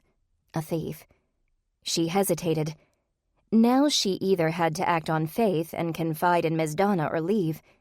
If she left, Cooper could protect herself emotionally, but she'd also be giving up on a very lonely woman.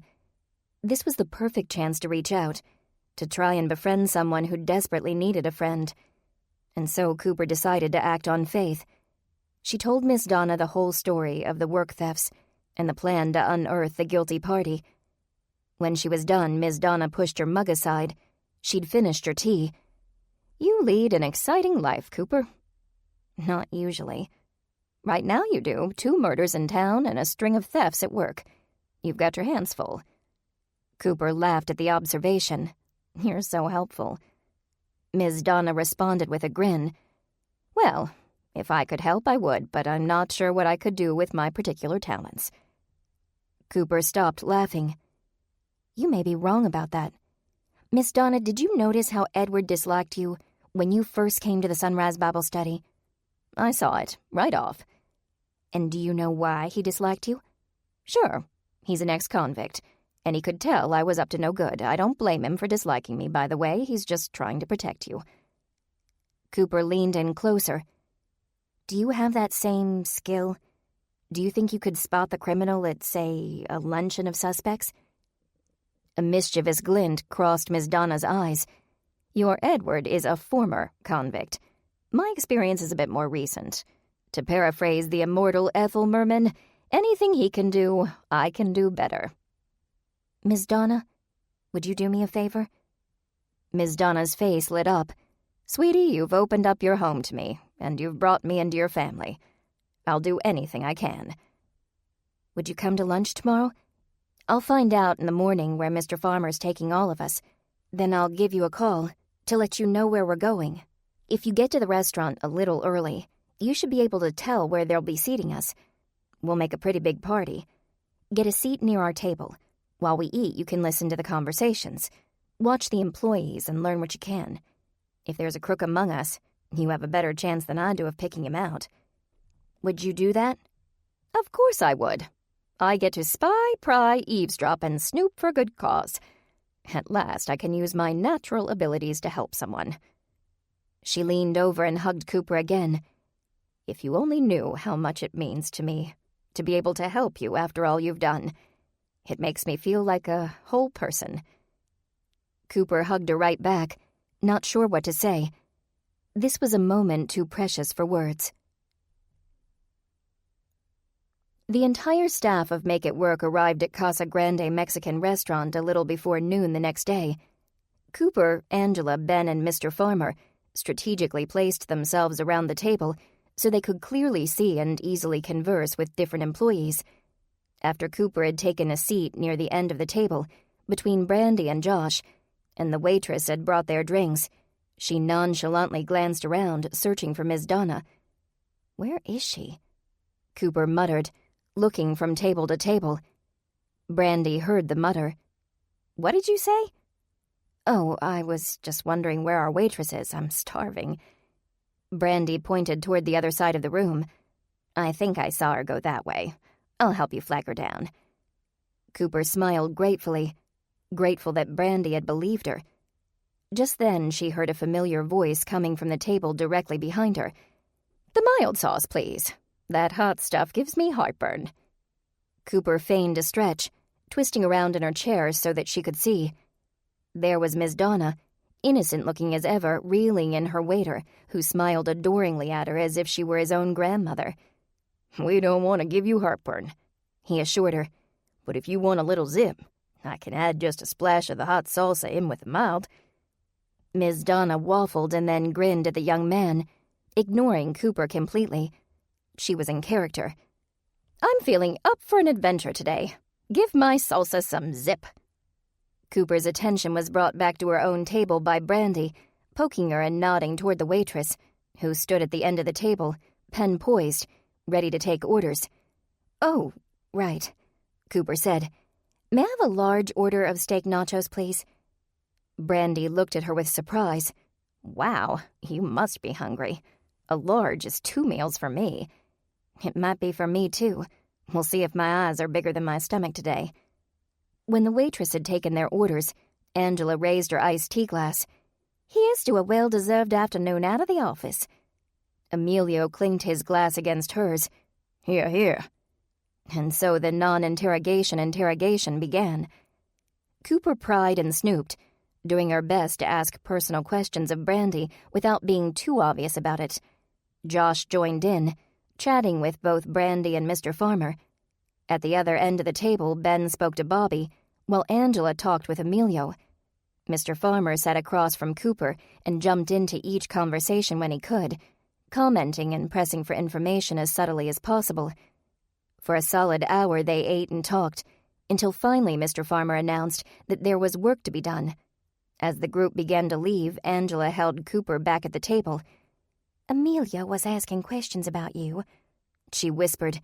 "He wanted to know if you're available." "Why's he asking? He's got a girlfriend." "Yes, but he's got a single friend, too, looking for a girl." "You told him I'm with Nathan, right?" "I told him I thought you were with him, but I wasn't sure. After what happened with that policeman and all, I didn't rightly know what to say about your relationship." Cooper sighed and grabbed her to-go box.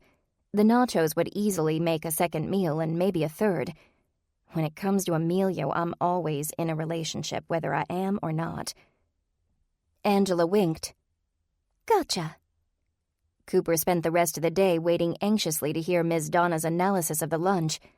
As far as Cooper could tell, there was no criminal among them, but she lacked the sixth sense of Ms. Donna and Edward. When she got home, she still had to wait through supper and Grammy's program, until at last her family retired for the evening and she and Ms. Donna could have their tea. "So, what did you think?" Cooper asked, putting on the kettle. "Who did it?" "Before we get to that, tell me who they were," Ms. Donna said. "Starting with the girl beside you, go around the table." "The girl beside me was Brandy. She works for Ben in the other part of the business. Then there was Bobby, one of my employees, and Ben, Emilio, Angela, Mr. Farmer, and Josh." "What's the verdict?" "Josh is interested in Brandy, that's for sure," Ms. Donna replied. "Mr. Farmer doesn't like Angela talking to Emilio, and she knows it. Ben's suspicious of Bobby." "Is it Bobby? Did he steal the stuff? I can't believe it. I know he's got a big family to provide for, but he seems like such a nice, upstanding man." Ms. Donna put up her hands to slow Cooper's jumping to conclusions. "Hold on a minute. Let me finish. Ben is suspicious of Bobby, but I don't think Bobby is guilty." "Who is?" Ms. Donna shook her head. "I'm sorry to tell you this, but I don't think any of them is guilty. At least, not that I could tell.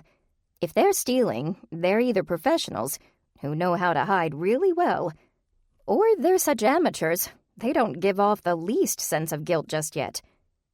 Cooper poured the hot water into 2 mugs and handed one to Ms. Donna. "Are you sure?" "I am. I'm sorry I couldn't be more help." No, I appreciate you taking the time to give me a hand." Ms. Donna dunked her teabag in the water.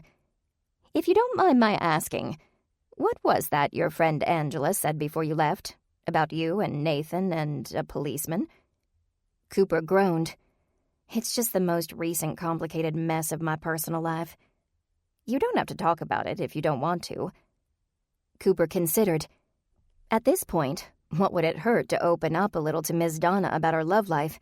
After all, there was nothing in it the woman could steal. "Lately, I've been doubting that Nathan is as committed to our relationship as I am. And a few days ago, I found out that a certain policeman I know is interested in me. Really interested in me. I'm not sure Nathan still is." "I see. And Angela thinks it's because Nathan and I haven't... That is, we're not... intimate?" Cooper nodded. "Angela says he might be holding back because he's afraid we're not compatible, in that way. But it was his idea to wait in the first place, and now it just never seems to happen. I'm worried that if we don't become intimate, I might lose him. But if that's all that would keep him invested in our relationship, then do I really want..."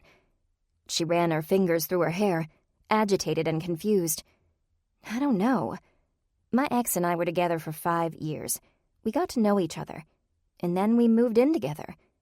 It all happened so naturally, and I thought that was the normal routine.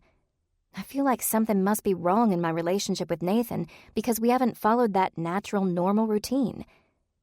"Let me clarify for myself," Ms. Donna said. You're worried you need to be intimate with Nathan to have a real solid relationship. Yes. And you're worried that Nathan doesn't want you the way your cop friend does because you've been together so long and haven't been intimate. Cooper nodded. Pretty much.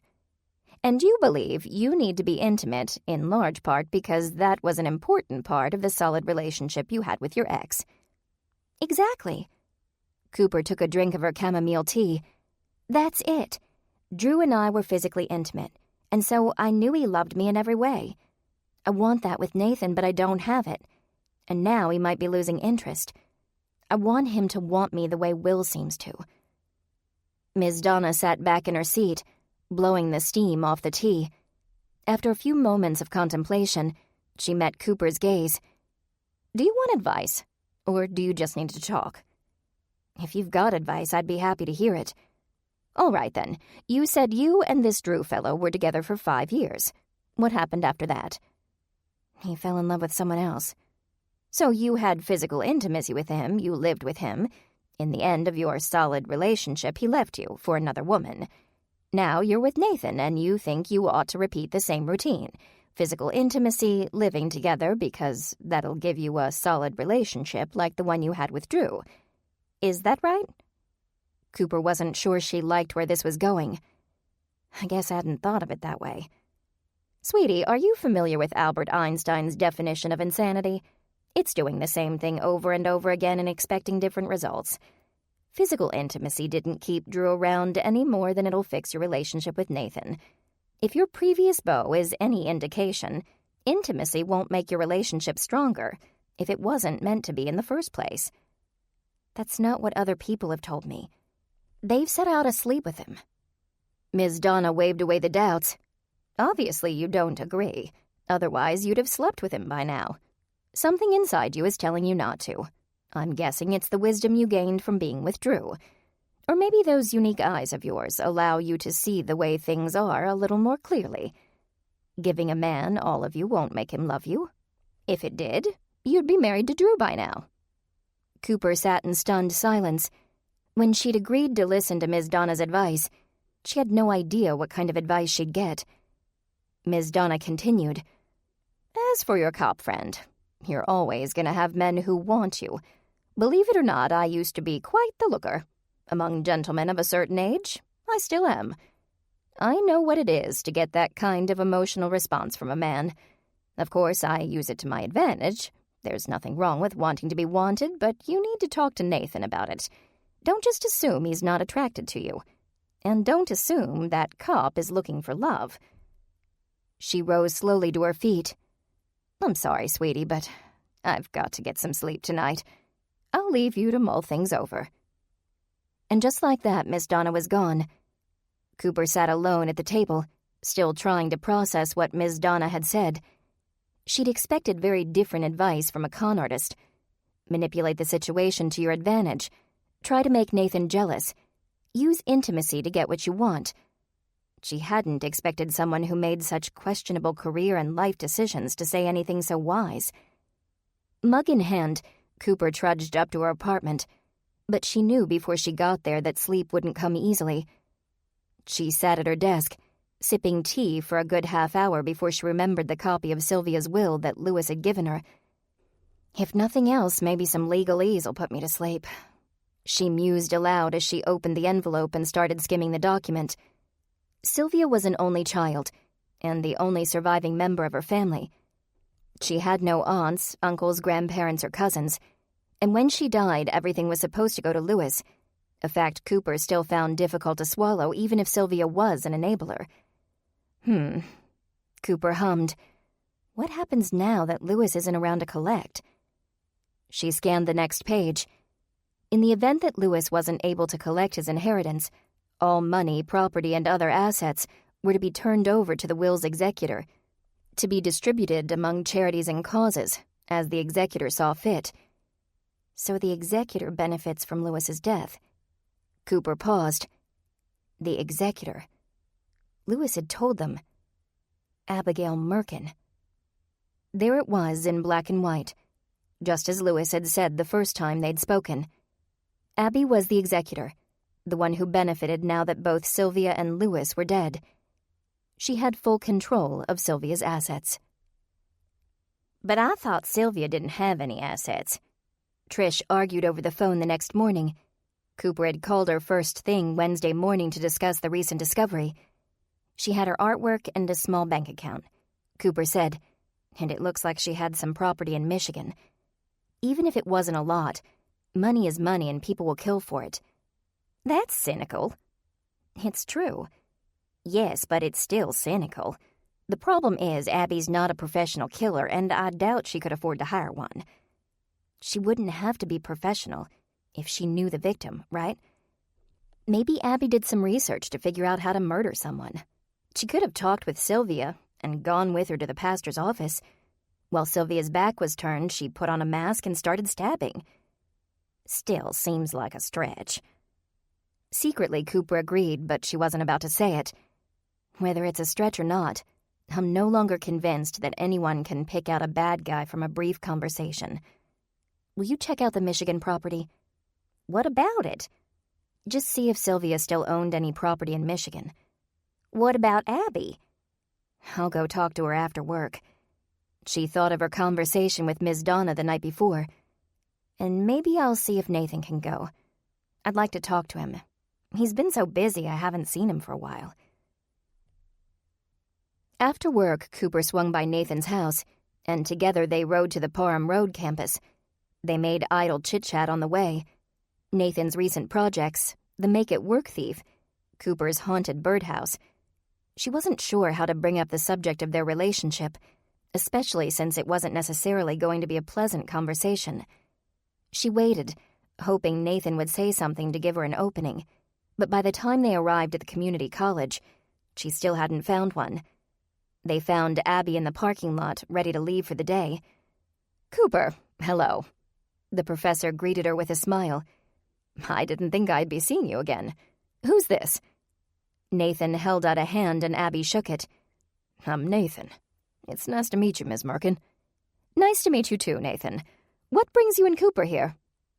"Did you hear about Louis Wilburson?" Cooper asked. Abby nodded. "I did. I can't say I'm heartbroken, considering how I ruined Sylvia's life, but I'm still sorry about the way it happened. Before he died, he gave me a copy of Sylvia's will so I could take a look at it and stop bothering him. I noticed that you're the executor." Abby's demeanor didn't change at all. "That's correct. Sylvia didn't trust Louis to do the job properly, and she didn't have any other family. She left everything to him, though. Against my advice, and all common sense, yes, she did. That man had a hold on her that even time and separation couldn't break. Now that Louis is dead, you get it all." Abby laughed. "Is that why you came to see me? You think I killed Louis?" "Cooper, I already talked to the police and gave them my alibi. Moreover, the fact that I control the money doesn't really benefit me. I'm in charge of distributing the funds. I don't get to keep them." Nathan stepped in, smiling sweetly. "Forgive us, Abby. We didn't mean to accuse you of anything. We're just trying to get the facts straight. If I may ask, what did Sylvia have to pass on?" "Not a lot." "What about property?" Cooper asked. "Did she have a house or anything?" "She lived in an apartment in town," Abby replied. "She mentioned having a little house in Michigan that her parents left her, the only remnant of their holdings that Louis hadn't gambled away. He tried more than once to force her to sell it and put the money toward his new debts, but she refused. Except for selling the house, she always came to his rescue, loaning him what he needed. He never paid it back." "I don't understand that," Nathan said. "Why did she bail him out? They were divorced. She didn't owe him anything." "Louis tried to explain it to me," Cooper added. "I still don't get it." Abby shrugged. "Sylvia had a good heart, and she wanted to believe she could save Louis. Plus, he always said he moved here away from the world he knew for her sake, so she felt obligated to help him out. Louis knew how she felt, and he used it. He would try and force her to put that little house up for sale, so she'd find another way to help him. It was a game he played to get what he wanted. He'd threaten the last of her parents' legacy, and he'd get money. Louis Wilburson was as manipulative and emotionally abusive as they come. The world's a better place without him. Surely Sylvia couldn't keep that up. Cooper shook her head in dismay. She couldn't pay for herself and his debts. Honestly, I'm not sure how she paid as long as she did. Sylvia had so little money on hand. But I guess that's what happens when you love the wrong person. You give, they take. Abby sighed and looked at her watch. If you'll excuse me, I have a meeting. On the way home, Cooper was quiet. She wasn't thinking about the discussion with Abby. Instead, her thoughts focused on the impending conversation with Nathan. It needed to happen now, before another day passed by, before she had to endure another sleepless night. All the way to Nathan, she considered the best way to broach the subject, but there was no easy way. She pulled into his driveway, parked the truck, and sat still and silent. "Do you want to come in?" Nathan asked expectantly. He had that look in his eye, the one that said he wanted to hug and kiss and talk well into the night. It wasn't a look of romance or passion, but one of routine. "No, thanks," she squeaked. "Coop, what's wrong?" "Why do you think there's something wrong?" "You've been a little off all evening," he said. "There's something bugging you, I can tell." It was now or never. "Nathan, does it bother you that we haven't... I mean that our physical relationship isn't moving forward?" Nathan shrugged. "Not really. I mean, intimacy is about more than just sex, right? And we've been through enough together that I feel like we're close." He grinned. "And I enjoy the physical relationship that we do have." While Cooper was glad to hear that he wasn't hung up on a lack of sex, that still didn't solve the problem. Then what is it? His grin disappeared, and his brow furrowed in confusion. "I don't understand. What is what?" "Do you want..." Cooper could feel her face and neck getting hot, and her throat tightening. How did she say it? How could she ask? She drew in a deep breath, and with a quick, silent prayer plowed ahead. "Do you want a future with me?" "Sure, of course," he answered without a pause, as if it were simply matter-of-fact, as if it were a foregone conclusion or a business deal. "Of course I want a future with you, and a present." "Then why haven't you taken steps?" He hesitated. "I'm not sure I know what you mean." "We've been together for more than a year, Nathan, but it feels like we're just killing time. When my sister and Lincoln had been dating this long, they were talking rings and churches, and I want to know where you stand." For at least a full minute, Nathan said nothing, and Cooper could feel the tears welling up in her eyes.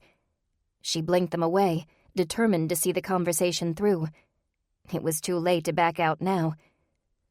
"Maybe I should just tell you where I stand," she finally said, since it appeared Nathan had no idea what to say or think. "You can figure things out after that. Nathan, I want a future with you. A real future. I want the house with the white fence and a dog playing in the backyard. I want kids, and a minivan and soccer games. Most of all, I want you." Nathan didn't even blink as she continued. "I don't know what's stopping you or holding you back.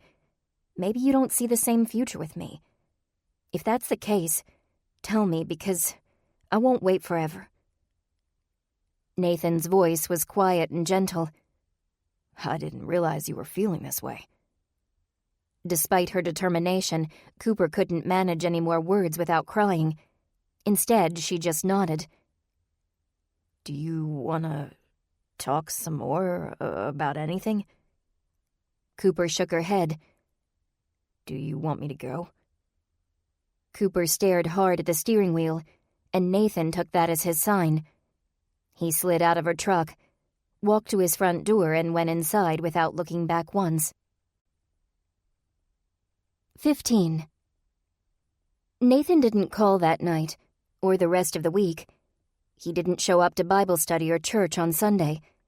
Cooper did her best to concentrate on her work and not think about him, but he was really all she could think about. Every time her phone rang, she hoped it was him. Every time she heard footsteps in the hall, She held her breath to see if he'd dropped by for an impromptu visit. In the meantime, life went on and work continued. Harry Winterstein called 6 times, and Cooper ignored every call. The atmosphere at Make It Work was tense, and Cooper didn't know what to do about it. Trish discovered that the Castle family estate was worth nearly $500,000. Sylvia had refused to sell because it was the last part of her family history that she owned. But she paid for that obstinacy by being broke most of the time in Richmond. While Cooper was glad to learn the information, Trish's call wasn't the one she wanted. It wasn't until the following Thursday that she answered her cell and heard Nathan's voice. "I'm glad you called," she said in lieu of a greeting. "I wanted to talk to you about—" "I know what you want to talk about, but there's something else going on right now." Nathan interrupted. "I spent the day at Hope Street with Savannah so she could do her substitute teaching. We found the girl in the picture." It took Cooper a moment to realize what Nathan was talking about. "You mean the sketch?" she asked. "The one in the copier?" "That's the one. She was a student in one of Miss Castle's classes." "Did she know anything about the sketch?" "Unfortunately, no. She's the daughter of a computer programmer and a homemaker, and she grew up in Richmond. There's nothing questionable about her, I'm afraid, and she had no idea where the sketch came from, or why someone would steal it." "So that's it?" Cooper asked, slumping in her chair. "A dead end." "But why would the killer take that sketch? It makes no sense." "Well, I just thought you'd want to know. See you Sunday." "Nathan, wait. Can't we talk, please?" Nathan sighed. "Look, Coop, you spoke your mind, and I'm glad you did. You've given me a lot to think about, but now you've got to give me some more time to think." "Oh, okay." Cooper tried to keep her tone upbeat even though she wanted to cry. "I'll see you Sunday." She hung up the phone, staring at it for a few minutes thereafter. Had she destroyed their relationship? Was this the end? She folded her arms on her desk and laid her head down. The "oh my" from the door told her that Angela had picked this exact moment to come in for a visit. "Are you ill?" Angela asked, rushing to Cooper's side. Cooper raised her head. "I think I made a big mistake. I may have ruined things with Nathan." "Well, if things are over with Nathan, you have your cop friend. And if that doesn't work out, there's always Emilio's buddy." "Don't remind me." Cooper groaned. "I still haven't figured out what to do about Will. And I'm not going out with anyone who calls himself Emilio's buddy. Not to change the subject or anything, but how's Mr. Farmer?" Angela's eyes twinkled. "He's wonderful, as usual. And I think his sister's warming up to me. She came in just this morning and said, 'Hello.' Either she's learning to like me or she's decided it's useless to cause a ruckus because I'm not going anywhere. Frankly, I don't care which one it is, so long as she stays out of my way." "I'm glad to hear it, but I was thinking of the situation here at the office. Mr. Farmer hasn't said anything since we all went to lunch together." "As great an idea as that lunch was, you and I both know it didn't do any good. We're not trained to spot thieves." Even a person who can spot thieves didn't see anything worthwhile, Cooper thought. "Do you know what he's got planned next?" "No, but—" Angela's phone began to ring. "I've got to answer that. Talk in a bit?" When Angela was gone, Cooper meandered down the hall to Mr. Farmer's office. The door was open, and Mr. Farmer looked up from his computer when she stepped inside. "Do you have a minute?" she asked. "For you? Always." Mr. Farmer smiled, but his eyes looked exhausted. "What do you need?" "I hadn't heard anything about the thefts. I thought I'd drop in and get an update." He motioned for her to close the door, and she did so before taking a seat in the plush chair in front of his desk. "Cooper, I don't know what to do." Cooper remained silent. She had no sage advice to give. Mr. Farmer went on. "I don't know who did it, and I don't want to bring in the authorities.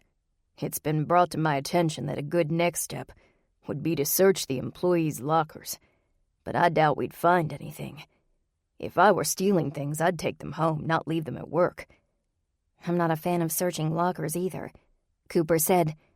"But it sounds like that's the last step before going to the police. Either that or ignore the problem, which we can't do. The employees won't like it.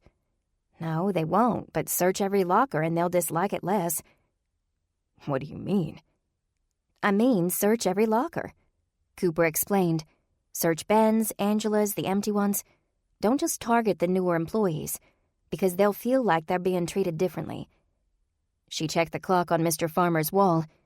Bobby and Josh will be here for another hour before they're out on jobs, and I think Emilio and Brandy are around here somewhere. Do it now. You can start with my locker if you like. Mr. Farmer stood, still tired but with a renewed confidence. All right, I will. We'll get to the bottom of this. Today. He called Ben, who tracked down Emilio and Brandy, while Cooper fetched Bobby and Josh. All 8 make-it-work staff members crowded into the little locker room.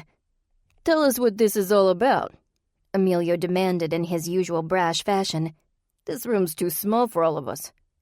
I know it's uncomfortable, Mr. Farmer replied, but I want you all to be here. I have some disturbing information. They all fell silent. There have been several thefts here recently, Mr. Farmer continued. I've tried to figure out who it is without being too obvious, without causing any problems or hurt feelings. But that strategy hasn't worked out too well. Cooper appreciated that he left her out of the story.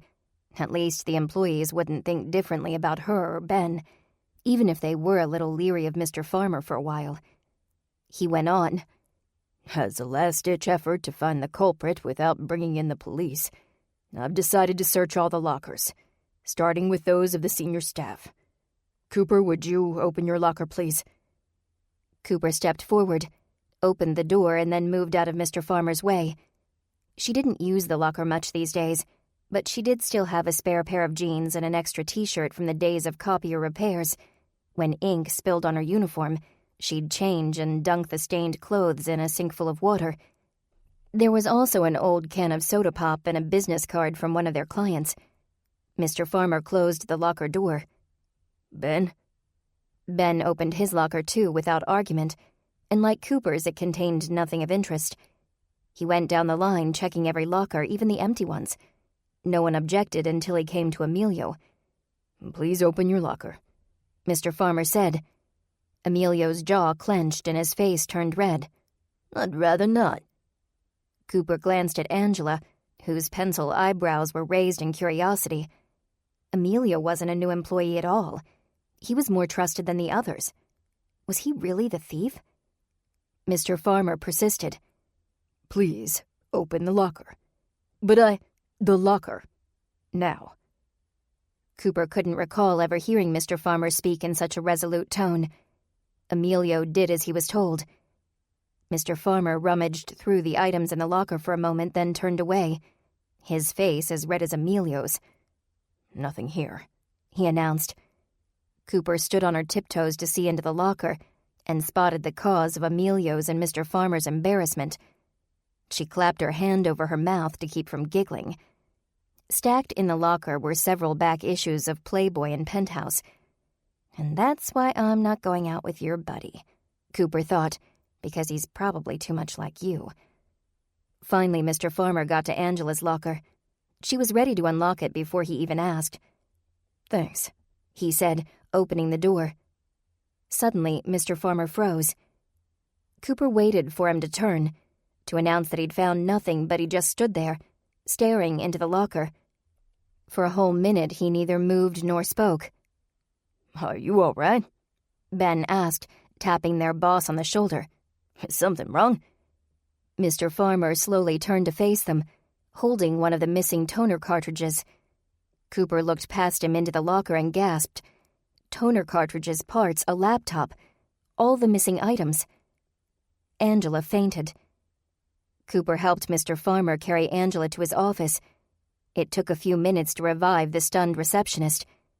When she'd finally woken up completely, her first words were, "I didn't do it." I know that, Mr. Farmer replied reassuringly. But I need to find out who did.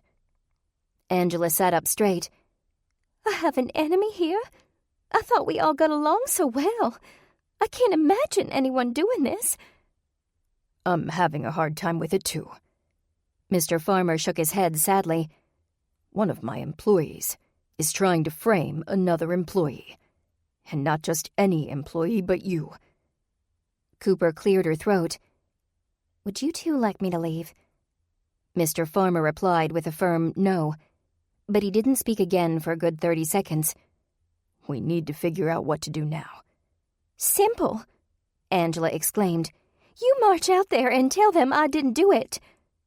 He can't, Cooper argued, putting her hand gently on Angela's shoulder. Someone tried to frame you, and it may be in our best interest to let that person believe they've succeeded. In the meantime, they won't suspect that we suspect them. It'll give us time to devise a new plan. Angela blinked repeatedly, thoroughly confused, and then she snapped her fingers. I know. You need to talk to your friend at the station. Cooper felt ill. The thought of speaking to Will Braden again tied her stomach in knots. I don't think that's a good idea. You have a friend at the police station? Mr. Farmer asked. Would he or she be willing to help us out? Unofficially, of course. We could get some professional assistance without having to file reports and mar the good name of this company. Cooper leaned on Angela's chair. No, I really don't think it's a good idea. Cooper, please, Angela pleaded. You know he'll help you out. We've got to find out who did this. In stereo, Angela and Mr. Farmer made their appeals, until finally Cooper threw her hands up in resignation. Fine, she said loudly. I'll give him a call. She marched to her office, feeling both irritated at Angela's insistence and guilty that she was irritated. It was only natural that Angela wanted to save her good name, and as a friend, Cooper should have been on board with the idea. But the last thing she wanted was to face Will Braden, especially when she still hadn't heard from Nathan. Reluctantly, Cooper dug through her purse, found Officer Braden's card, and called him at the station. When his machine picked up, she breathed a sigh of relief. Hi, this is Cooper Lee. She began at the beep.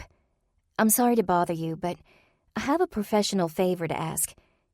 Do you remember what I told you about the thefts at work? The stolen items were found in the locker of a friend of mine, but my boss and I both know she didn't do it. My boss wants to figure this out without involving the police, and I was hoping maybe you could help me out somehow, as a friend. You have my number. A few minutes later, she left for the restroom, and when she returned, there was a message on her phone. It was Will saying, I'll be there in the morning. Yet again, Cooper couldn't sleep that night, and she didn't bother with the chamomile tea, mostly because she didn't want to risk running into Ms. Donna in the kitchen. While the houseguest meant well, Cooper wasn't in the mood for a friendly chat, and the more she couldn't sleep, the worse her worrying became, which in turn made her even more restless. So she spent most of the night lying in bed, staring at the ceiling and petting her cats, Moses and Miriam. By the purrs and licks, they made it known they appreciated the insomnia and would prefer it to Cooper's usual sleep schedule. Cooper scratched Moses behind the ear. If my love life doesn't get straightened out soon, you might get your wish. I may never have a good night's rest again, and we'll spend every night just like this, me worrying and you purring. Moses purred in approval. Cooper was at work early Friday morning. She had no idea when to expect Will, since the only time frame he'd given her was morning. But whenever he arrived, she'd be ready for him. She'd gone to great lengths to be unattractive, sporting an ugly blouse and oversized jeans, along with no makeup and barely brushed hair. Will couldn't possibly think she was flirting today, and surely he wouldn't flirt. Angela had stayed home to keep the guilty party under the impression that his or her deception had succeeded. Mr. Farmer, Cooper, and Will needed time to solve the problem before the real thief realized he, or she, was a suspect. Mr. Farmer had relocated to Angela's desk for the day to manage her job as best he could, until the temp service sent a replacement. The seconds passed by at an agonizingly slow pace that made Cooper's stomach hurt. 9 o'clock came and went.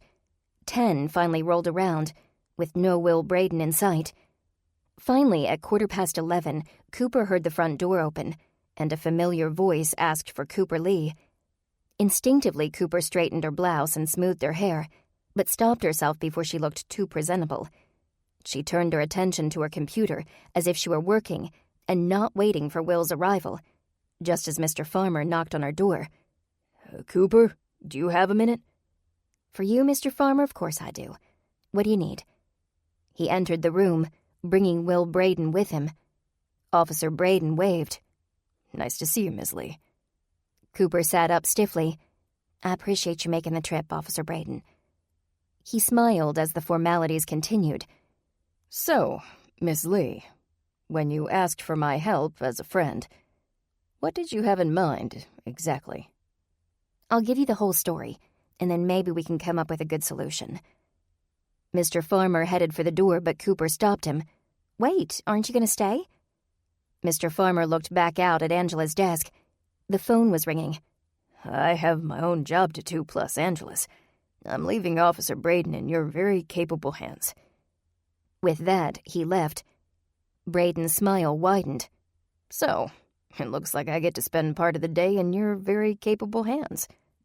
This is serious, Cooper shot back, both annoyed and amused by his boyish flirtation. I need you to focus. She explained what had happened the day before, the locker search and the subsequent discovery of the stolen items in Angela's locker. Are you sure she's innocent? Braden asked. In my experience, if the evidence says a person is guilty, they usually are. Not Angela, Cooper argued. She's not a thief. More than that, she loves this company, and she really loves Mr. Farmer. She'd never do anything to hurt him or his business. Braden hesitated, then gave her a slow smile. If you believe in her, I believe in her. His confidence in her judgment surprised Cooper. Thank you, she stammered. But what do we do? I brought a fingerprint kit. I'll dust the items in question and lift any prints I can. But you have nothing to compare them to. We don't have employee fingerprints. I'll get those too, but after I dust the items. If I print the employees first, I might tip off the real criminal, and he'll have time to wipe the goods. After I dust the merchandise and print the employees, you and I can sit down together and analyze the results. We'll look at who should have been handling the items versus who did handle them, paying special attention to any prints that are on every item. Do you suppose the thief wore gloves? I doubt it. Doesn't sound like this is a pro at work, just an ordinary run-of-the-mill petty thief.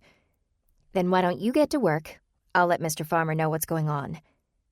Cooper didn't want to feel better with Will on the case, but she couldn't help it. She did.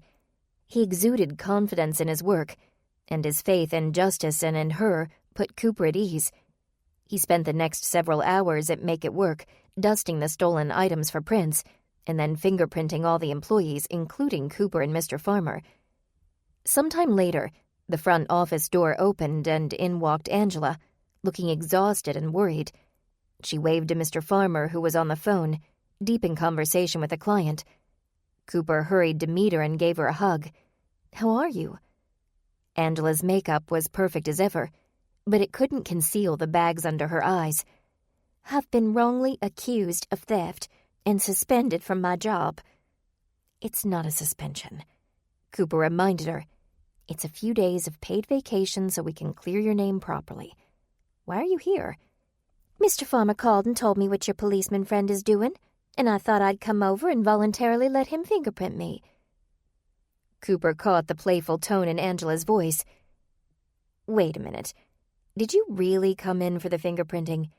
Or did you just want an excuse to see Officer Braden? Angela grinned and patted Cooper's shoulder. You know what they say. 2 birds, 1 stone. In helping find the thief, I get to meet the man who got you all flustered. It's one of those rare win-win situations. Will stepped out of Mr. Farmer's office and approached them, all smiles. You must be Angela, he said, extending a friendly hand. I'm Officer Braden. Angela hummed, accepting his firm handshake. Yes, you are. Cooper's told me so much about you. She's told me a lot about you, too. You have a loyal friend in Ms. Lee, but I thought you weren't going to be in the office for a few days. Cooper chimed in. Angela came to be fingerprinted. In that case, please follow me, Braden said. I have the fingerprinting station all set up in Mr. Farmer's office. Cooper started to follow, but Angela spun around and looked her square in the eyes. I'm sure you have work to do, Coop. And I think Officer Braden and I can handle the fingerprinting on our own. Yes, I do, and I'm sure you can, Cooper replied. But I'm afraid of what you might ask if the two of you are alone. Angela chuckled. Don't worry, I won't scare him off. She and Officer Braden disappeared into Mr. Farmer's office, and Cooper grudgingly went back to her own office to try and finish some of the work she'd been unable to concentrate on earlier. A good half-hour later, Will poked his head in. You busy? He asked. I should be. Cooper saved the document she was working on and stood to say goodbye to Officer Braden. I take it you're all finished here? I have everything I need. I'm all packed up, too. That Angela is sure an inquisitive person. I don't even want to know what she asked you. Don't worry. It wasn't anything too terrible. I got the impression she'd have liked to stay longer and chat, but she said she needed to leave to keep up appearances. She gave that boss of yours the cold shoulder. She's in a tough place. So is he. They're just trying to get through this without falling apart. Will strode up to her desk. I'm glad you called me. Cooper felt the familiar warmth creeping up her neck. It was for Angela's sake. I know, but I'm still glad. Will's voice was soft. He came around the desk and stood face to face with Cooper. I was afraid I'd scared you at the station. I wasn't scared. Cooper insisted as the heat grew stronger. You took me by surprise, and I have a boyfriend. Will leaned in so his lips were just inches from Cooper's. His eyes lingered on her mouth and snapped up to meet her gaze. He whispered, I can be very patient when I want to be. As Cooper's willpower drained away and she started to lean in, Will stepped back. I'll let you know when I have something, he said, turned around and walked away. With Nathan still apparently needing time, and with Will offering open arms, Cooper fell into her truck after work Friday exhausted, confused and conflicted. She needed someone to talk to, not the Bible study group because they were friends of Nathan, not Angela because she obviously thought sex was the solution to any relationship problem, and not Ms. Donna because Cooper had opened up as much as she cared to for the time being. So even though she felt a little guilty bothering her pregnant sister, Cooper drove over to the Love House, hoping that Ashley felt like having company. She rapped on the front door a little too hard, hurting her knuckles. Anybody home? A few seconds later, Rhonda opened the door, a quilting magazine in hand. Evening. I take it you're here to see Ashley. Selfishly, yes. I need some girl time. Good magazine? Rhonda shrugged. It's all right. My loud breathing was irritating your sister too much, so I thought it best to wait in the other room until she calmed down. Cooper peered past the nurse and toward the hallway, as if it were a cave that was home to an unknown beast. Is it safe, or should I come back later? She'll probably be glad to see you, but I can't guarantee it. Rhonda laughed. All I'll say for certain is enter at your own risk. Cooper entered the house and went straight to the master bedroom. She poked her head around the corner and knocked at the door. Ashley, buried in a mountain of pillows and flipping through TV channels, turned at the sound. Coop, is that you? I can't see over my nest. It's me. You look comfortable. Ashley pushed herself up, frowning. Comfortable? That's the last word I'd ever use to describe this. What brings you here? Cooper ventured in farther, trying to gauge her sister's mood. Is this a bad time? No, Ashley exclaimed, muting the TV. I'm glad you're here. I'm so bored, Cooper. You have no idea how boring this is. I can imagine. Ashley shook her head. You cannot imagine, Cooper. It's not like being sick, when you know that in a couple days you'll be able to be up and around. I have to stay off my feet all the time, and it'll easily be another month before it's over. To make matters worse, I'm so nervous, because if I do have to get up and walk around, I might be risking my child's life. I've got this boredom, exhaustion, anxiety thing going on. She stopped and sighed. It's horrible. I want this baby out. Cooper sat on the bed and held Ashley's hand. Just a little while longer, sis. I know you can do it. What choice do I have? This is all Lincoln's fault. Naturally. I'm serious. I don't doubt it. Ashley crossed her arms over her massive belly. You're not taking me seriously. Cooper met her sister's gaze without so much as a hint of a smile. I'm taking you very seriously, Ash, I promise. Considering your current state, I'll try to give you as little grief as possible. But isn't there anything good, anything positive about the experience? Ashley started to shake her head, but then her eyes lit up. Wait, yes. You know I told you about that painting I bought? The one from the up-and-coming artist? It came. Ashley pointed to a framed monstrosity in the corner. Take a look. Cooper took a step toward the massive picture, which was almost her height and nearly as wide. It was an oil painting of an abstract, burnt umber face over a sickly yellow-green background. Blotches of blue and gray and pale white streaks surrounded the face. Cooper grimaced, so her sister couldn't see, and then turned, smiling and nodding. It's great. You hate it. I just don't quite understand it. Does it have a name or something that might explain the concept? It's called Wretch. Cooper looked again at the painting and tilted her head to try and see it from a slightly different angle, wondering if Ashley meant wretch with a W or wretch with an R. She wasn't sure if the face was that of a wretch, if the face was retching, or if most viewers retched after seeing it. Or perhaps the name wretch described the color palette. Do you really like it? It's not my favorite, Ashley replied. I prefer something with a little more life and color, but the painter is going to be famous one of these days. Anything new in your life? Cooper laughed. I was hoping you'd ask that. She went on to relate the drama surrounding Will Braden and her doubts about Nathan. Ashley hung on every word. When Cooper was done, all Ashley could say was, "Wow, what a story." Anything useful to say? Yeah. I can't believe you talked to some random lady at your church before you talked to me. Your own sister. You've been kind of busy lately. Ashley gave her a look. Busy? I've been sitting in bed watching the shopping channel and reading books. I'd hardly call that busy. Is this because I've been emotional? Cooper dared not say yes. Emotional? No. I just didn't want to bother you with something so trivial, Ash. You say you're not busy, but you're growing a human being inside of you. That's hard work. You've got enough on your plate without worrying about my love life. But I want to worry about your love life. It's a wonderful escape from my own problems. I worry about everything, from whether I'll make it to the bathroom before I pee to whether my baby will be safe. Give me something romantic to worry about. Please. All right. Help me with my love life. I thought you'd never ask. Ashley adjusted the pillows around her midsection and continued. I have one question for you. Do you really like Will Braden? Cooper thought.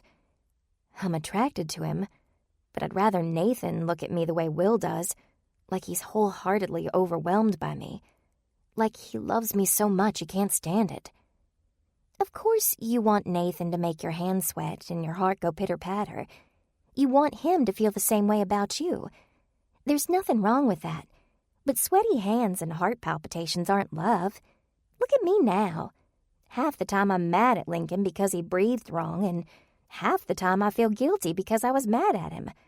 I'm sweaty, not because I'm turned on by my husband, but because I'm pregnant and hot and want to take off all my clothes and jump into a vat of ice water. If my heart starts skipping beats, I need to call the doctor, because it means something is very wrong medically. So you're saying I shouldn't expect music and fireworks from Nathan? That's not what I'm saying at all, Ashley replied. Do you know what Lincoln told me the other day? I hadn't showered for 3 days. I'd eaten chili, so I had the worst gas in the world. And I'd spent the afternoon crying. so my face was puffy and red. He looked at me and my giant stomach, smiled, and told me that I was the most beautiful woman in the world. He said that he sometimes couldn't believe how lucky he was to have found me. There I was, sitting in my own flatulence, and he was convinced he'd hit the jackpot. That's love, Coop. For a few seconds I forgot how horrible I felt, and it was like when we were dating. I adored him and he adored me. Flatulence aside, that's a beautiful story, Cooper said, but I'm not sure what you're trying to tell me. Ashley sighed. Are you willing to wait while Nathan figures things out? Cooper nodded. I hope he figures things out soon. Then whatever he tells you, remember that really being into each other is more than just physical attraction. You know I've been rooting for you and Nathan to take that next step, but that's because I thought you were happy and ready for it. You should never sleep with him because you think it'll fix a problem. Cooper laughed. Miss Donna said the same thing, more or less. I guess I'll wait and see what Nathan has to say. He and I can figure things out from there. Ashley nodded approvingly. Good call. Remember, relationships aren't short-term deals. They're long-term investments. Like that painting you bought? Cooper didn't at all understand wanting to display the monstrosity, but she did understand the long-term potential. It's an investment piece. Exactly. If Nathan wants to make it work, and you realize you love each other wholeheartedly, you can look forward to many years of that love paying off. And when Yuri Veroff makes it big, his signature on that painting is going to make me a lot of money. Thanks for the talk. And as for your future investment money, I'm very happy for you. Cooper stared again at the horrible painting. It was so awful that she couldn't stop looking once she started. The colors, the shapes, even the signature haphazardly scribbled in the corner. Yuri V, with an oversized Y and V. I wonder why artists choose to sign things the way they do. Cooper pondered aloud. Why can't they just sign their names normally? Because they're artists, Ashley answered matter-of-factly. It's just what they do. The signature is part of the artwork, and it's an important part. Cooper tore her gaze away from the monstrosity. I never thought about the creativity of the signature being important. She paused. The signature. That's what we need to look at, she cried excitedly. The signature. I wouldn't only look at the signature, Ashley argued, still engaged by her Yuri Veroff painting. The painting itself is important, too. I mean, I don't love his style, but it's unique. Cooper shook her head. Not this painting, Ashley. I'm talking about the signature on the sketch we found. We thought the subject of the picture was important, but it wasn't, and I couldn't figure out why someone would kill and steal that sketch. It's the signature. It has to be. Someone was trying to conceal the artist. Cooper kissed her sister on the forehead and then crossed the floor in 2 long steps. I owe you. Owe me what? I'll be right back. I've got to make a phone call. Cooper hurried out of the room and dialed Pastor Matthews's office number. Hope Street Christian Academy. This is Pastor Matthews speaking. Pastor Matthews, this is Cooper Lee. Is there any way I could get into Sylvia's storage locker? What for? You remember my theory about the picture on the copy machine? She asked, and then continued without waiting for a response. Well, the image that Sylvia copied that night was a sketch, and I think if I can figure out who drew it, we'll be 1 step closer to justice for Sylvia. You found a picture? Yep. Inspector McNamara said there was a problem with the USB drive. I think he used the word corrupted. He said they couldn't get any files off of it. What? There were plenty of... Cooper stopped herself, remembering what had happened the morning she'd downloaded the hard drive. She'd been so preoccupied with Officer Braden and making her own copy that she must have ruined the copy intended for the police. Tell you what, if I can get into that storage locker and I find anything useful, I'll let McNamara know about it. So how is it that you have a copy of the hard drive but the police don't? Cooper winced. She didn't want to lie to Pastor Matthews about what had happened, so instead of giving an explanation, she replied, Probably best if you don't know the details." "Then I won't ask again," he said. "Let me look at my schedule. I'm afraid I can't help you today. I have a meeting after school, and then I have some visitations to make. If you have time in the morning, I can be there about 9. "That would be perfect. See you then." Cooper returned to her sister's side. Ashley threw her hands in the air. "I give up. What was all that about?" "You may have just given us a big break in our murder case." Ashley perked up and grinned. "Really? I helped?" "You helped." "So I've helped with your relationship problems and a murder investigation, even though I've been sitting all day and haven't washed my hair in a week?" "You got it." Ashley let out a long, happy sigh. "Coop, thanks to you, I don't feel so bored anymore. Let me know what you find out with your investigation." "I'll give you a call." 16. Saturday at 9 a.m., Cooper, Jake, Trish, and Quentin met Pastor Matthews at the storage locker, where the boxes from Sylvia's classroom were being stored. "I thought Savannah was coming," Cooper said, looking around. "Is she in the car?" Jake shook his head. "She caught a bug or something while she was teaching. I'm headed over to make her chicken noodle soup once we're finished here. About now, she's probably watching Bryant deliver the weekend weather report." Trish laughed. "I love watching him on TV and then telling him about it later. He gets so embarrassed and pleased all at the same time. Isn't Nathan going to be here?" Her question was directed at Cooper, who struggled to think of a good reason why Nathan wasn't there, other than the fact that he wasn't returning her calls. He's just busy right now. I'll let him know if we find anything." "So what exactly are we looking for?" Quentin asked. "On the phone last night you said something about a signature." While Pastor Matthews opened the storage locker, Cooper passed around the picture from the copy machine. "It's something my sister said yesterday, about an artist's signature being an important part of the artwork. Nathan and Savannah found the subject of this picture. It was one of Sylvia's students at Hope Street, but the girl knew nothing about the sketch. I'm guessing the students were supposed to draw a portrait for one of their projects, and this girl was unwittingly somebody's inspiration. I think the important thing in the sketch is the signature, a series of 3 hash marks. This morning, we're looking for any other pieces of art with that same signature." "And what is that signature supposed to tell us?" Jake asked. Cooper waffled. "Let's just hope that we'll know it when we see it." Pastor Matthews stepped aside so they could have access to Sylvia's belongings, and Quentin and Jake brought out a box for each of them. Trish sat down in the hallway of the storage facility next to Cooper.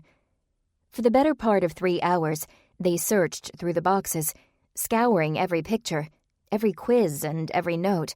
When all was said and done, Cooper had found one sketch of a farmhouse with the same hash mark signature, and Quentin had found a sketch of children on a playground.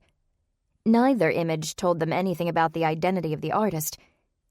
Just as Cooper finished searching through her last box, Trish stood, smiled, and announced, "Ladies and gentlemen, I think I've found what we're looking for."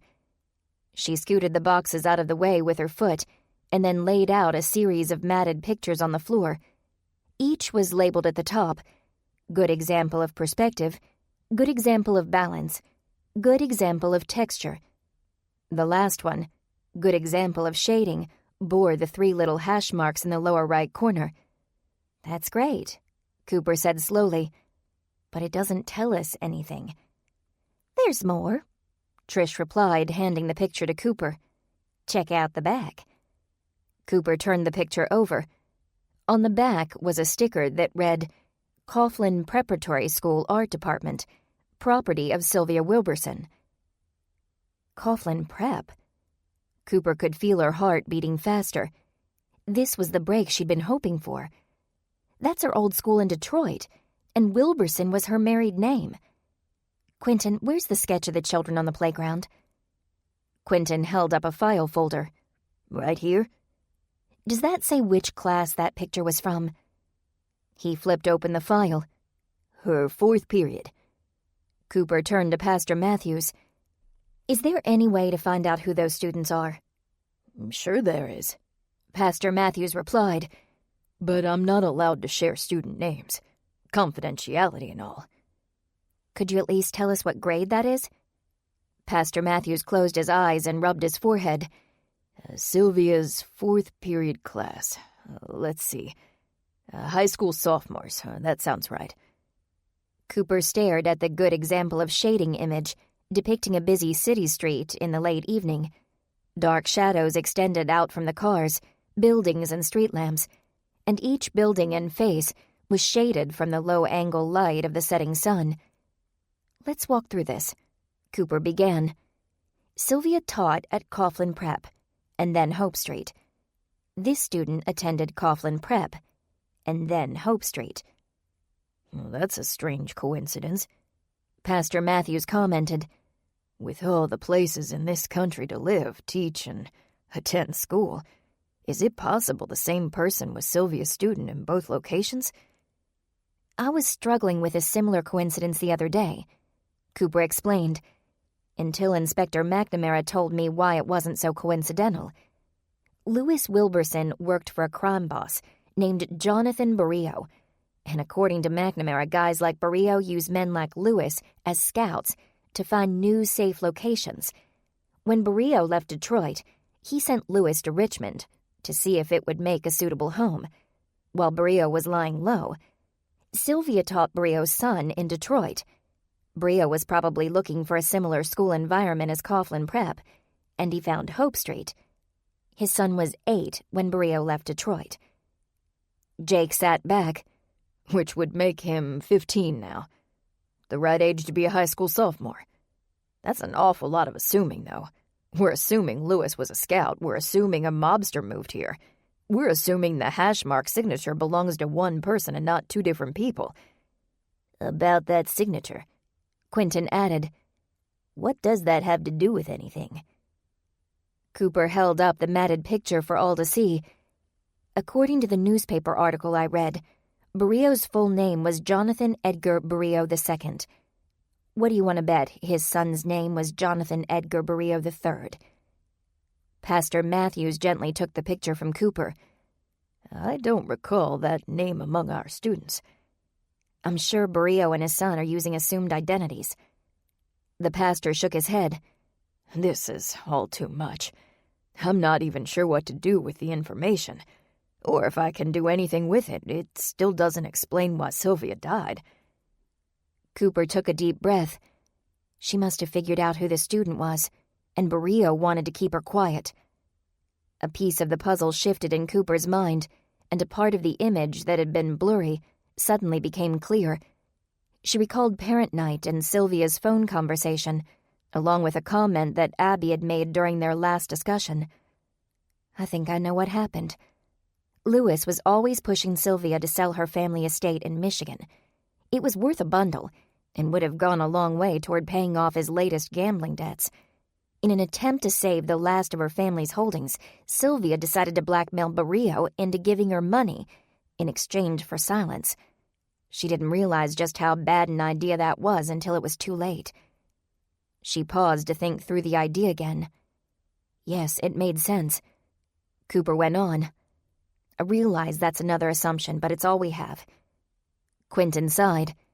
If it's true, then it means all this was about money.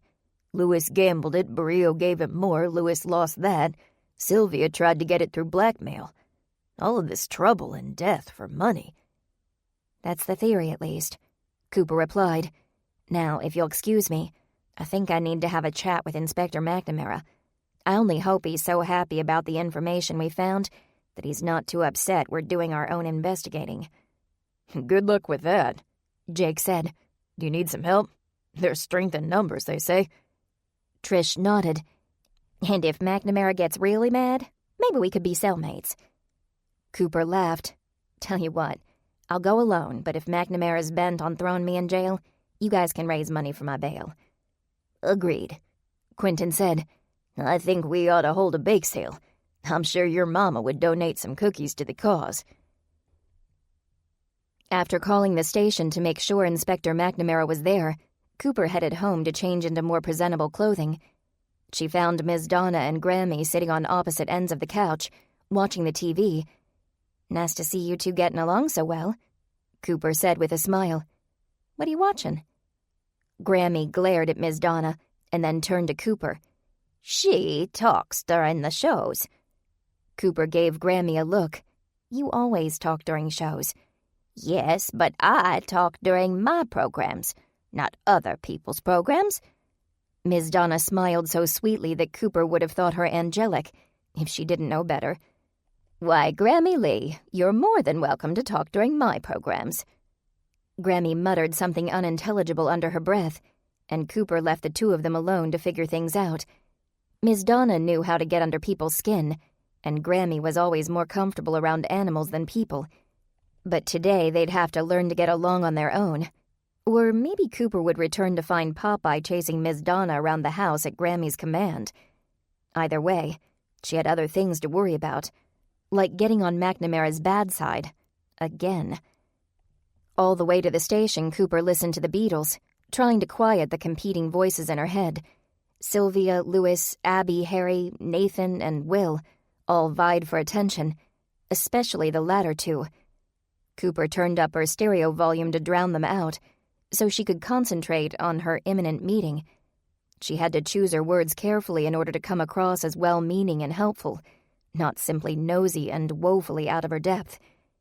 By the time she arrived at the station, she had Can't Buy Me Love stuck in her head, and she hummed it while she waited for the inspector. The song may not have made her more eloquent, but it did calm her nerves. That was worth a lot. Finally, McNamara stepped out of the back, waved to Cooper, and led her to his office. "To what do I owe the pleasure of this visit?" he asked. His tone was considerably less pleasant than his words. "I wanted to talk to you about Sylvia Castle's murder." McNamara clenched his jaw. "By that, I hope you mean that you have nothing to offer but simply wanting an update as a friend of the deceased. I sincerely hope you're not here to tell me you've been poking your nose where it doesn't belong." Cooper smiled meekly. "I'd love an update. I might have something to share, and—" She set the police file Ms. Donna had taken on his desk. "A friend of mine, intending to be helpful, borrowed this from someone's desk." McNamara stared at it, eyes wide. "Your friend borrowed an official police report?" Cooper nodded. "Who is this friend? I think I'd like to have a chat with him." "Please, Inspector. I was hoping maybe you'd overlook that lapse in judgment in light of the other information I brought." "Who is it?" "Just a person from church." "Who?" "A very old woman who shouldn't have to deal with the police." McNamara picked up his phone and punched 4 numbers. "Braden, get in here now." Seconds later, Officer Braden appeared in the doorway. "What do you need, Inspector?" "I don't trust this woman or my own judgment right now. I'd like to have a level head in here with me. Close the door." Braden did as he was told and stood off to the side. Inspector McNamara continued. "All right, Miss Lee. What other information do you have? And I warn you, it had better be good." Cooper handed him the sketch. "That sketch is the last image copied on Pastor Matthews's copy machine." "I thought all the information was corrupted. How did you get this?" She took a deep breath. "While I copied the hard drive contents onto your USB drive, I also put a copy on my computer. I'm afraid that when I made the copy for you, I was—" She glanced at Officer Braden, whose face revealed nothing. "I was distracted. I must have messed up the file transfer, and for that I'm very, very sorry. But that sketch you're holding is the image Sylvia copied that night. The killer must have taken the original and the copy with him." "That is a leap in logic. If Sylvia was making a copy, and if the paper didn't just get lost in a stack of papers on the pastor's desk, and if the killer took the paper—" "I know that's a lot of ifs, Inspector, but please humor me." McNamara rolled his eyes. "All right, for the sake of argument, let's pretend all of those things are true. Why would the killer care about a sketch?" Cooper handed him the matted image from Coughlin Prep. "Because of this." McNamara compared the 2 pictures, the girl's portrait and the cityscape. "Okay, so these have the same signature. What does that have to do with anything?" do you remember when we were discussing John Barrio and scouts at Lewis Wilburson's house? I'm not senile, Ms. Lee. Of course I remember. John Barrio was like a modern-day Capone. Well, as it turns out, Barrio's son attended Coughlin Prep when Sylvia Castle, then Sylvia Wilburson, taught there. About the same time that Barrio went into hiding, Sylvia and her husband moved from Detroit to Richmond. Lewis worked for Barrio. McNamara straightened. I remember you saying that, too. Lewis was in debt, and Barrio may have paid him to scout the Richmond area. And you believe John Barrio is connected to Sylvia's murder. Is that right? I believe he is. I could understand Barrio going after a former employee, Lewis, but Sylvia? Did she work for him, too? No. I think she was trying to get money to save her family estate in Michigan.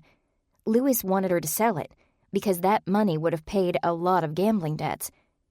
How do you know all that? Abby Merkin filled us in on some of the particulars of Sylvia and Lewis's relationship. Cooper ignored McNamara's irritation at the comment and continued.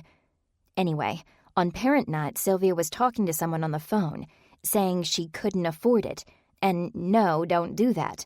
She was really upset. I think Lewis was pressuring her again to give him money or sell the house.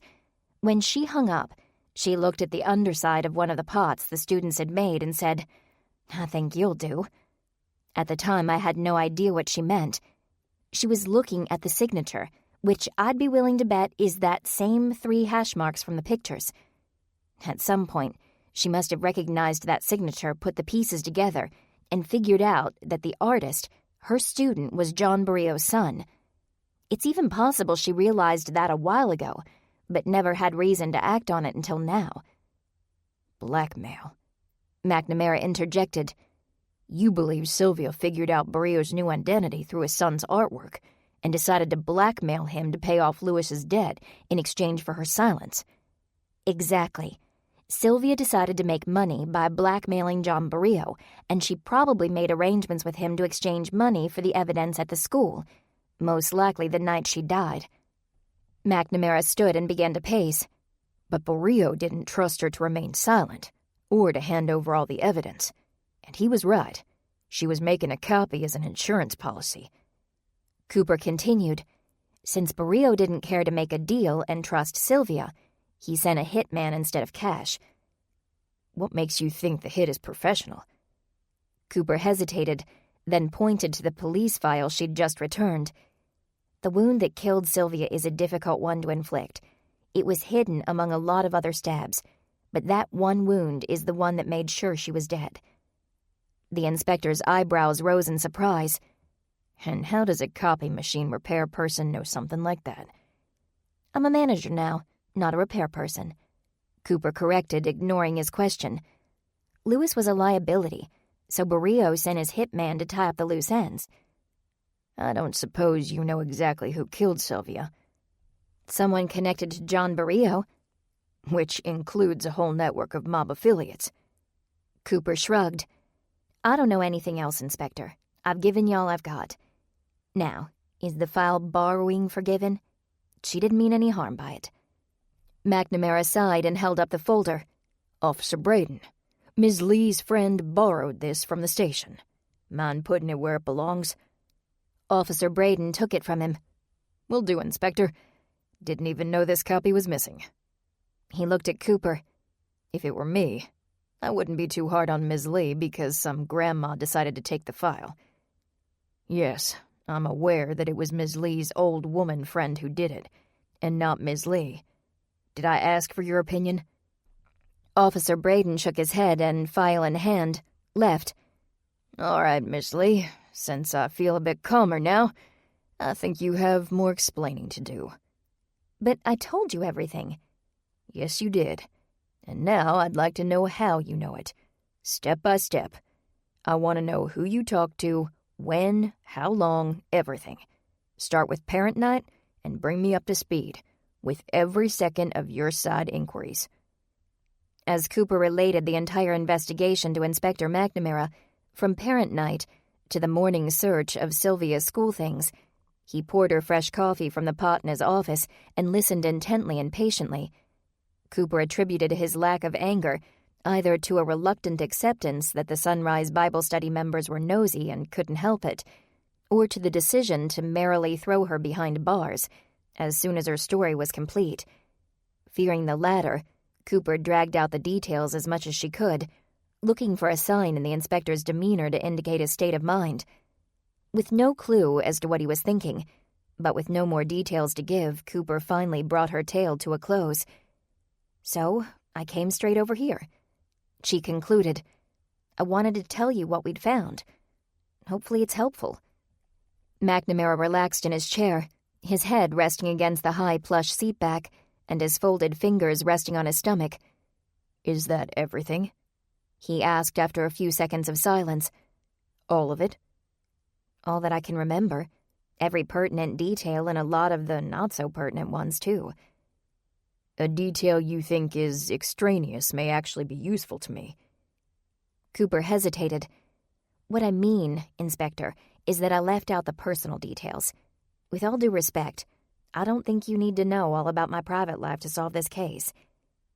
He cocked his head to the side and furrowed his brow, obviously contemplating whether to pursue the issue.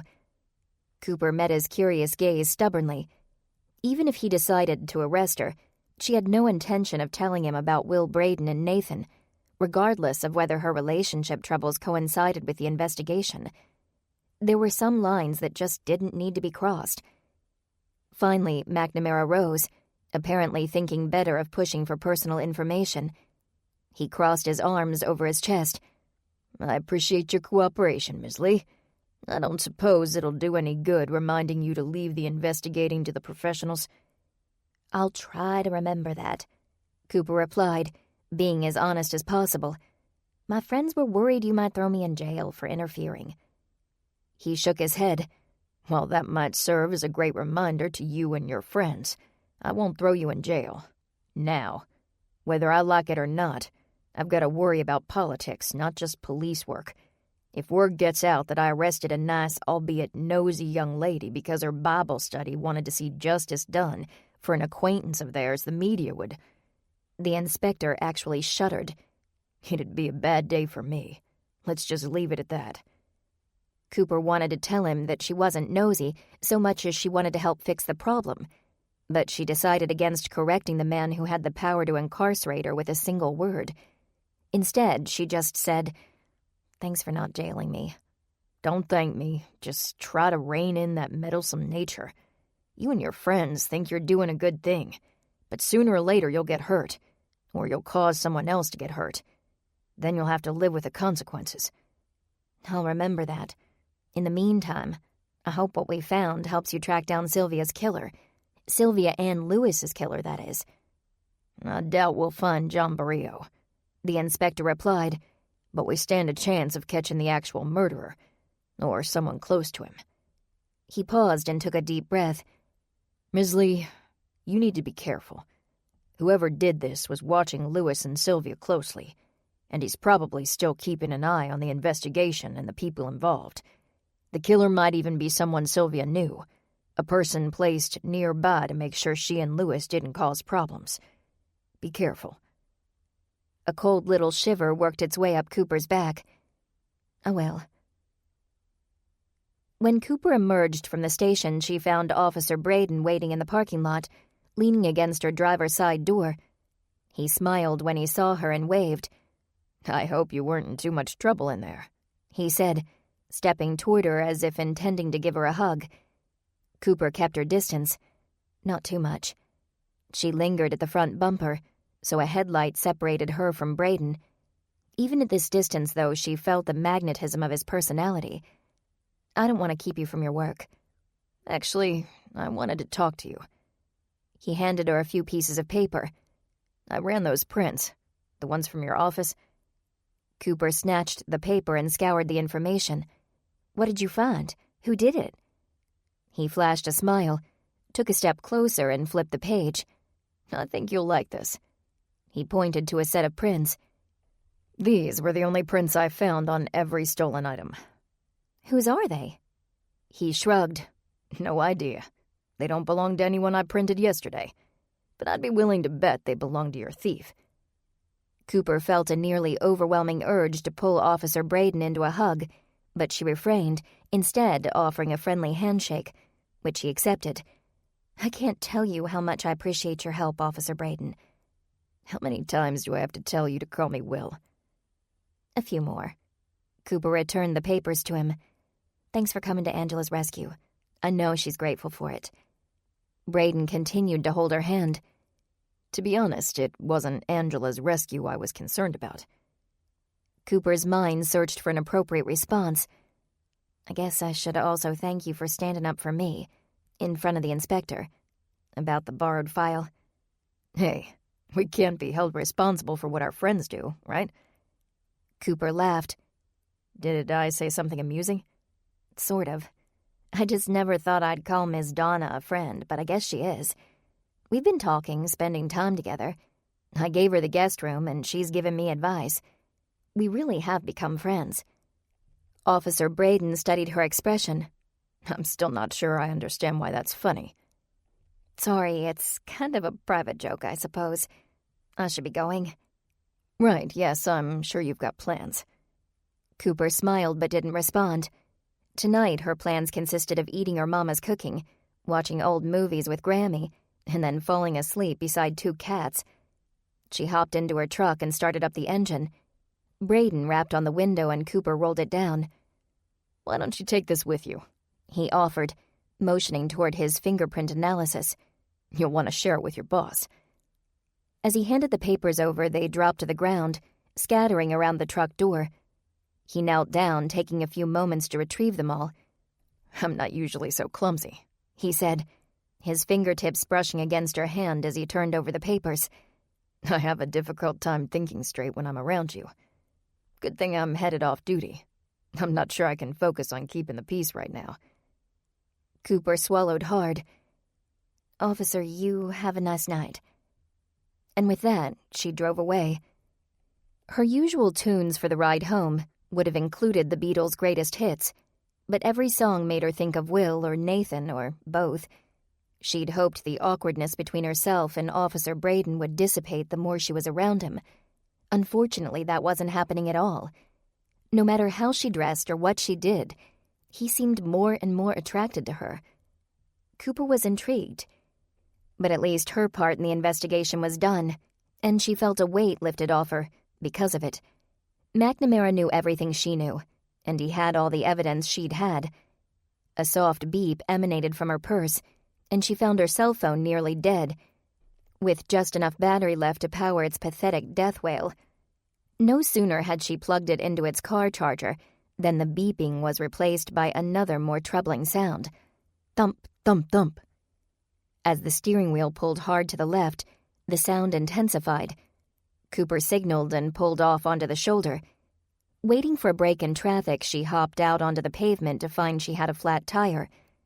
She went back to the truck's cab and checked her phone. Even plugged in, it was basically dead, and would need more time to charge before she'd be able to call for help.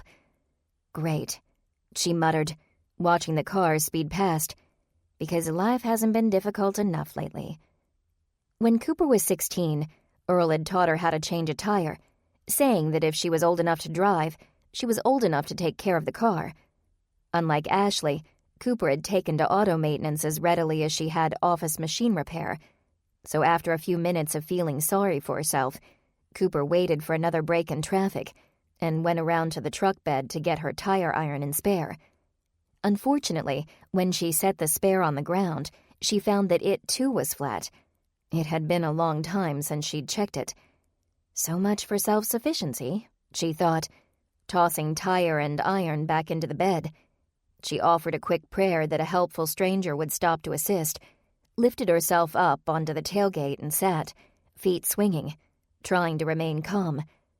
Granted, she hadn't had big plans for tonight, but Maggie's home-cooked meal and Grammy's old movies were waiting. Not long after Cooper sat down, a car pulled in behind her and the driver stepped out. Before Cooper saw who it was, she'd slipped off the tailgate and was headed toward the stranger to say thanks. But as she neared the driver, Cooper realized it wasn't a stranger. It was Harry Winterstein. Miss Lee, good to see you. Trouble?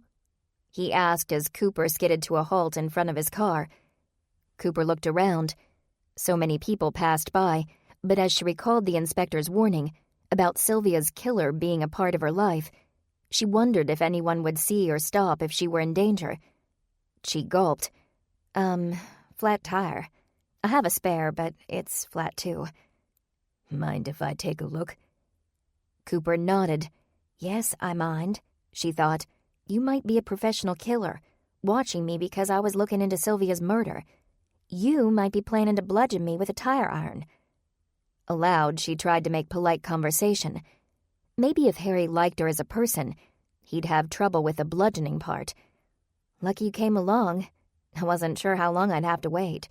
I was working up the energy to walk to the nearest auto shop. Walk? He asked, turning the spare over in her truck bed. Why not just call somebody? Do you have your phone?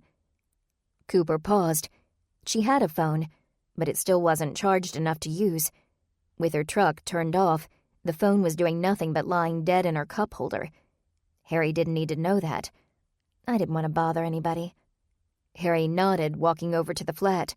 I get it. Phone is dead, right? No, Cooper squeaked. She cleared her throat and stood up straight. Mr. Winterstein, I appreciate you stopping, but...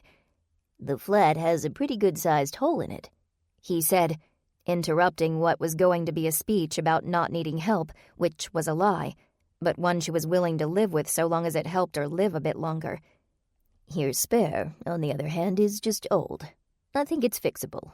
I keep a tire repair kit and pump in my truck. We should be able to get this patched up quick. You won't want to drive a long way on it, but the spare should get you home. He went back to his car and opened his trunk. When he reached in, Cooper cringed, expecting to see the instrument of her demise. But instead of returning with an Uzi or shiv, Harry returned with the kit and pump, as promised. Silently, he went to work on the spare, and when he'd finished patching and filling it, he bounced it on the pavement. That'll do, he announced. He rolled it over to the flat, went back to his truck, and returned once again with a jack. Mind bringing your tire iron? Cooper did as he asked, still not sure if she could trust him. As she stood by, he removed the flat on the front driver's side and exchanged it for the spare. When he was done, Harry stood and wiped his hands on his pants. He handed the tire iron to Cooper. You should be all set. Great, Cooper replied, feeling a little guilty for her suspicions. Harry actually was just a simple Good Samaritan. Thanks for stopping. Lucky you were driving by. How about that? Harry smiled sheepishly. It wasn't really lucky at all. Cooper wasn't sure she wanted an explanation, but still she asked, What do you mean? She held the tire iron tightly. I kind of followed you here.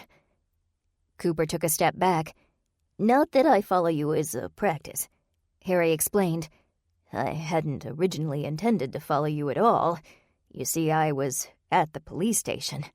Since you stopped answering my calls and the police decided not to tell me anything about my Sylvia's heinous murder, I decided to camp out at the station until someone would talk to me.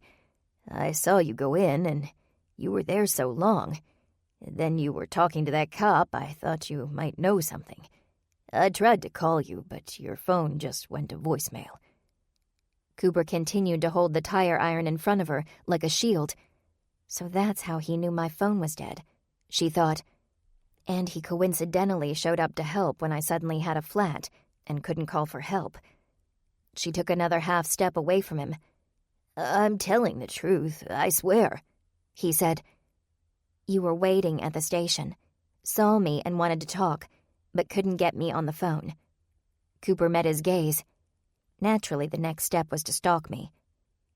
I wasn't stalking, he argued, his tone irritated. You sound like Sylvia's friend. I heard her once tell Sylvia that I was a stalker. I just wanted to talk to you, and I was out of options. Cooper tried to maintain a calm exterior. If Harry was still keeping up the act of harmless science teacher, she didn't want him to know she had her doubts. All right, then, she said. I'm sorry for my word choice. Stalk may have been harsh. At any rate, I do appreciate you stopping to help me. And I probably ought to be on my way. My family's expecting me for supper. They'll worry if I'm not there." Harry accepted the brief apology. "I shouldn't be upset. I know I can come on a little strong. I'm just a very passionate person, Ms. Lee. I hope it won't change your opinion of me." "Not at all, Mr. Winterstein. Not at all." He started back to his car, Kit and Jack in hand. "I'll wait until you get on the road before I leave." "That's kind, but I'll let you go first," Cooper countered. There was no way she'd give him another chance to follow her. "I'm gonna wait a few minutes until my phone's charged enough that I can check messages. I want to make sure I don't need to stop and get anything on my way home." Without argument, Harry left, pulling onto the highway and driving away. Cooper sat in her truck with the air conditioner running and watched his car get smaller and smaller in the distance. There was something very creepy about Harry, and the more she thought about it, the more she wondered. Could this man be a cold, heartless killer? Abby Merkin thought he was harmless, and Cooper had been inclined to agree, but what better disguise to give a hitman? He came across as obsessive and weird, not deadly. To the world, he loved Sylvia too much to ever harm her. To Cooper, that love was beginning to look like a cover. Harry was in a perfect position to keep tabs on Sylvia, and when she slipped up, he had perfect access to clean up the mess. His fingerprints were already at the school naturally. He could keep an eye on the investigation as part of his false identity as lover of the tragically departed. The more Cooper thought about it, the more she believed Harry was the one. 17. When she was certain Harry was out of sight, Cooper pulled out and continued her drive home, unsure what to do next. She was supposed to be done with this investigation. McNamara was supposed to have everything she had. Moreover, Cooper had enough to worry about in her personal life without adding murderers back into the mix. If nothing else, the encounter with Harry had gotten her mind off of Will Braden, and Cooper could once again listen to the Beatles without thinking of either Will or Nathan. She blasted her music all the way home. Once in the driveway, she opened her phone. It wasn't charged much, but the battery had enough power to show her that she had missed messages. 8 of them. She sighed, listening to the first 3 voicemails. They were from Harry, asking why she was at the police station and pleading for an update on Sylvia's case. Cooper deleted them without a second thought. She expected the 4th message, left 20 minutes ago, to be more of the same. But instead, it was Ashley. "Cooper, I'm in labor. I'm sure this time. Rhonda said so, too. She called Dr. Birnbaum, and he said to go to the hospital, so that's where Lincoln's taking me now. I called Mama. She and Daddy were at the store and just left from there. Can you pick up Grammy on your way?" Ashley stopped talking, and Cooper could hear Lincoln in the background telling her to breathe through it. Shortly thereafter, Ashley spoke again. "Okay, I gotta go, Coop. I'm having a baby." Cooper slammed the truck door behind her as she sprinted toward the house, saying a prayer for her sister, her brother-in-law, and her new little nephew or niece. She fumbled with her keys at the door, finally found the right one, inserted it into the lock, and burst into the front room. The TV blared through the house, the volume unreasonably high. Everything was dark, and the light switch wasn't working. "Hello?" She took a few steps farther in. "Grammy, you here?" A grunt from the living room drew her attention, and cautiously Cooper walked in the direction of the sound. The darkness made it difficult to see, but she knew something was wrong. Very wrong. The crash of a lamp breaking on the floor confirmed it. Cooper picked up the pace. By the light of the TV, she took in the scene. An intruder stood in the middle of the living room. He wore all black, and a mask covered his face. It was he who'd grunted. On his left was Grammy, batting him over the head with the TV remote control, and on his right, Miss Donna slammed a heavy book repeatedly into his gut. With one hand, he tried to fend off the attacks. With the other, he held on to his bleeding shoulder. A shard of the shattered lamp protruded from the skin. Growling, Popeye had latched on to one of his heels. "Grammy!" Cooper exclaimed, distracting all 3 people from their struggle. The intruder pushed Grammy and Miss Donna out of the way, scooped up something from the floor, and ran past Cooper, knocking her to the ground. Only then did she see the glint of steel in his hand. He had a knife. Cooper ran after him to the back door, expecting to see him hop over a fence, but when she looked out, the intruder was gone. There was no sign of which way he'd run. Cooper hurried back to the living room, pulling Grammy into her arms. "Are you okay? Did he hurt you?" "I'm all right," Grammy assured her, wringing her unsteady hands. "I'm not the one that fellow was after." Cooper looked to their house guest, who sat on the couch, shaking. "Miss Donna, are you all right?" "I'm so sorry to put your family in danger, Cooper," Miss Donna said, anguished. Her eyes were wide with fear.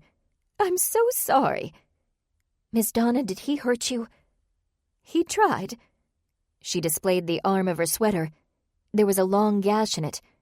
"I guess he wasn't expecting me to move as fast as I did. All he saw was a woman with a limp."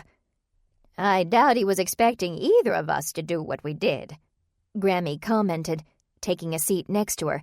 "But I think it's safe to say he learned to respect his elders."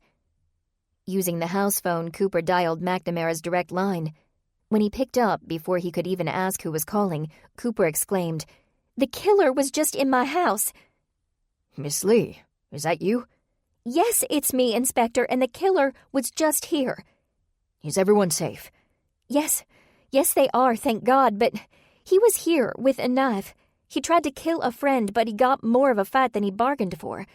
He left when I walked in with a phone in my hand. If I hadn't shown up..." She could hear McNamara giving orders to someone in his office, and then he spoke to her again. "Miss Lee, I'm dispatching officers now. Tell me what happened." "When I came inside, the lights were off and the TV was up loud. He was in the living room, fending off my Grammy and our house guest. He saw me and ran out the back, but not before he stopped to pick up his knife. I tried to see which way he went, but I couldn't. He's just gone."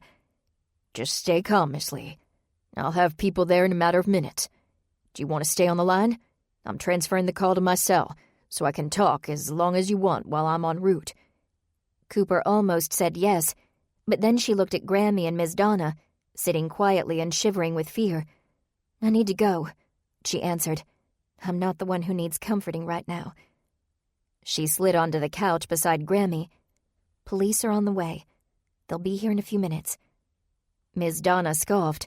"That's just like them two, coming to help out after the fact. I'm sure glad you came home when you did." "I'm sorry I wasn't here sooner," Cooper apologized.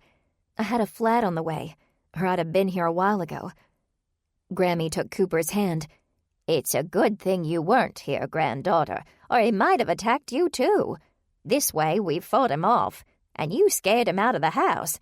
I don't even want to think about what might have happened if you were here, up in your apartment by yourself when he snuck in." She took a few deep breaths. "Thankfully, we don't have to think about what might have happened."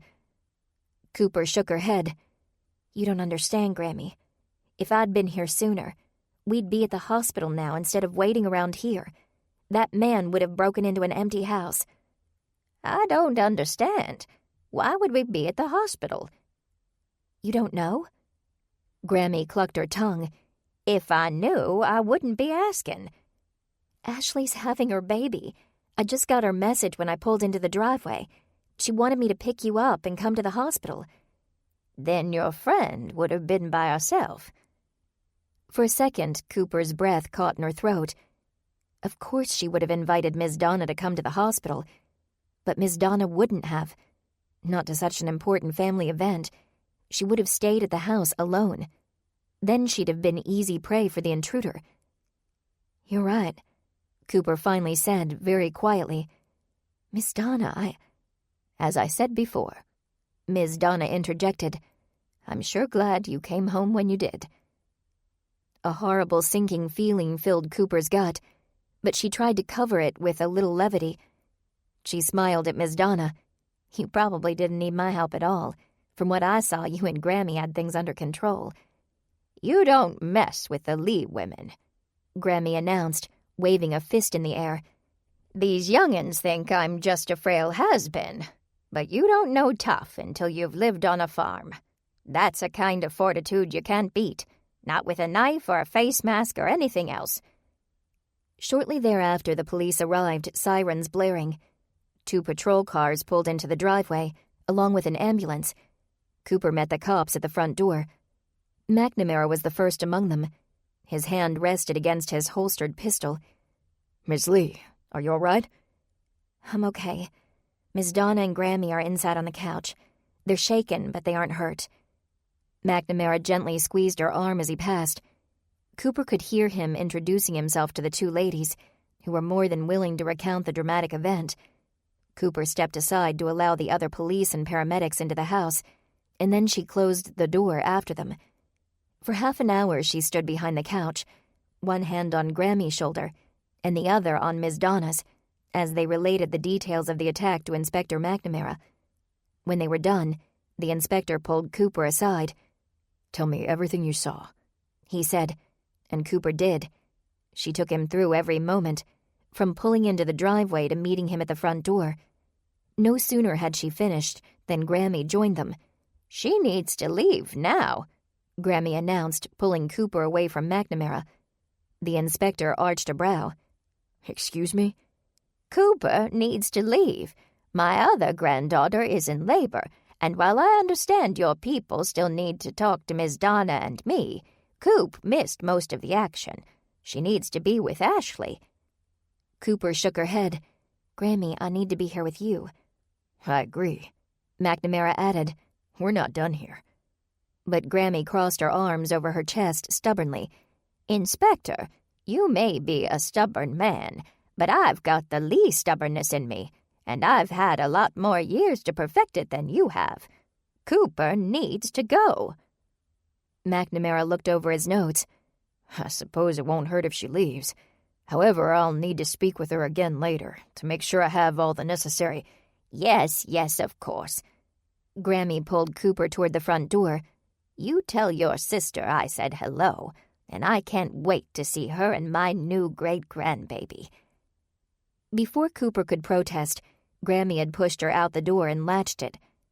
Grammy took stubborn to a whole new level. On the way to the hospital, Cooper called her parents to tell them she was on her way.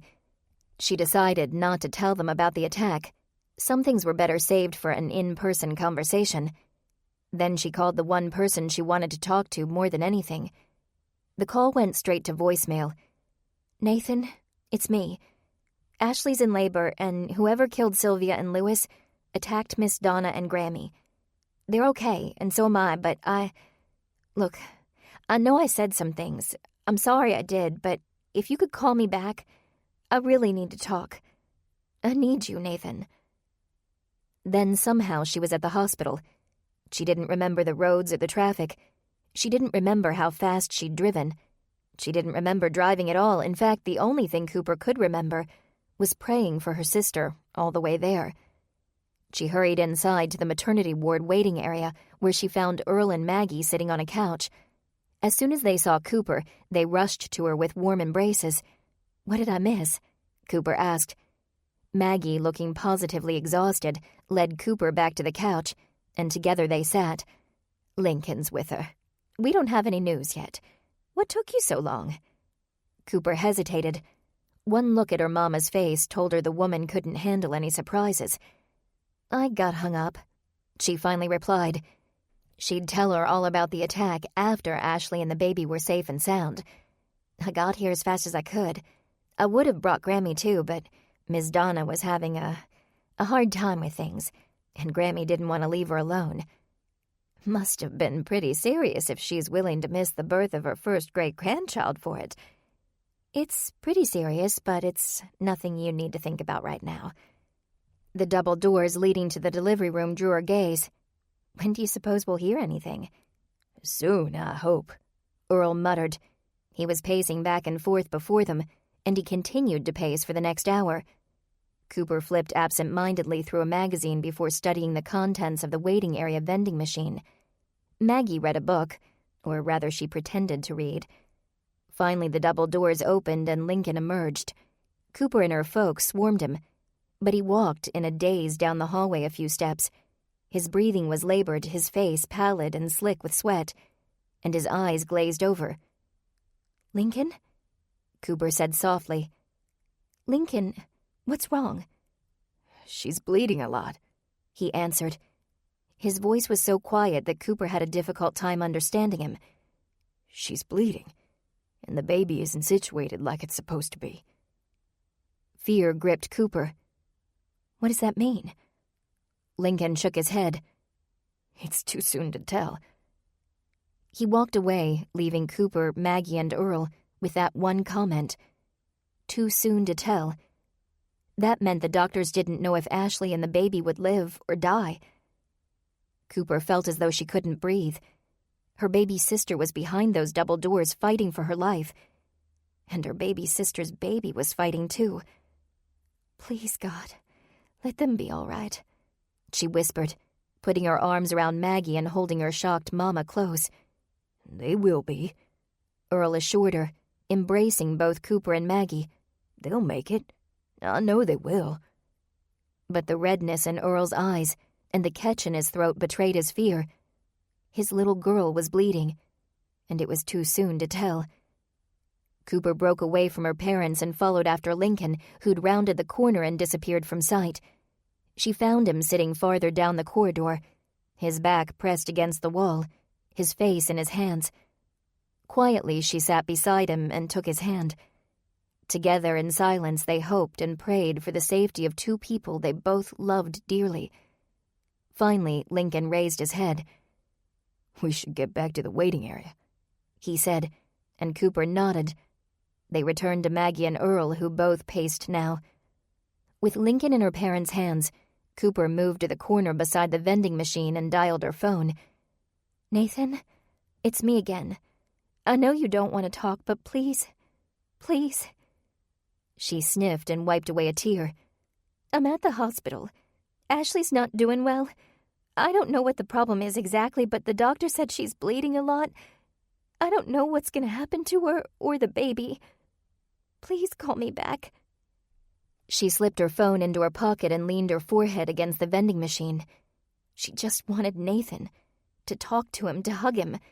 She couldn't care less about what had seemed so important before. The look in his eye, the passion in his voice. She just wanted Nathan. The double doors opened and a doctor emerged. "Lincoln, love?"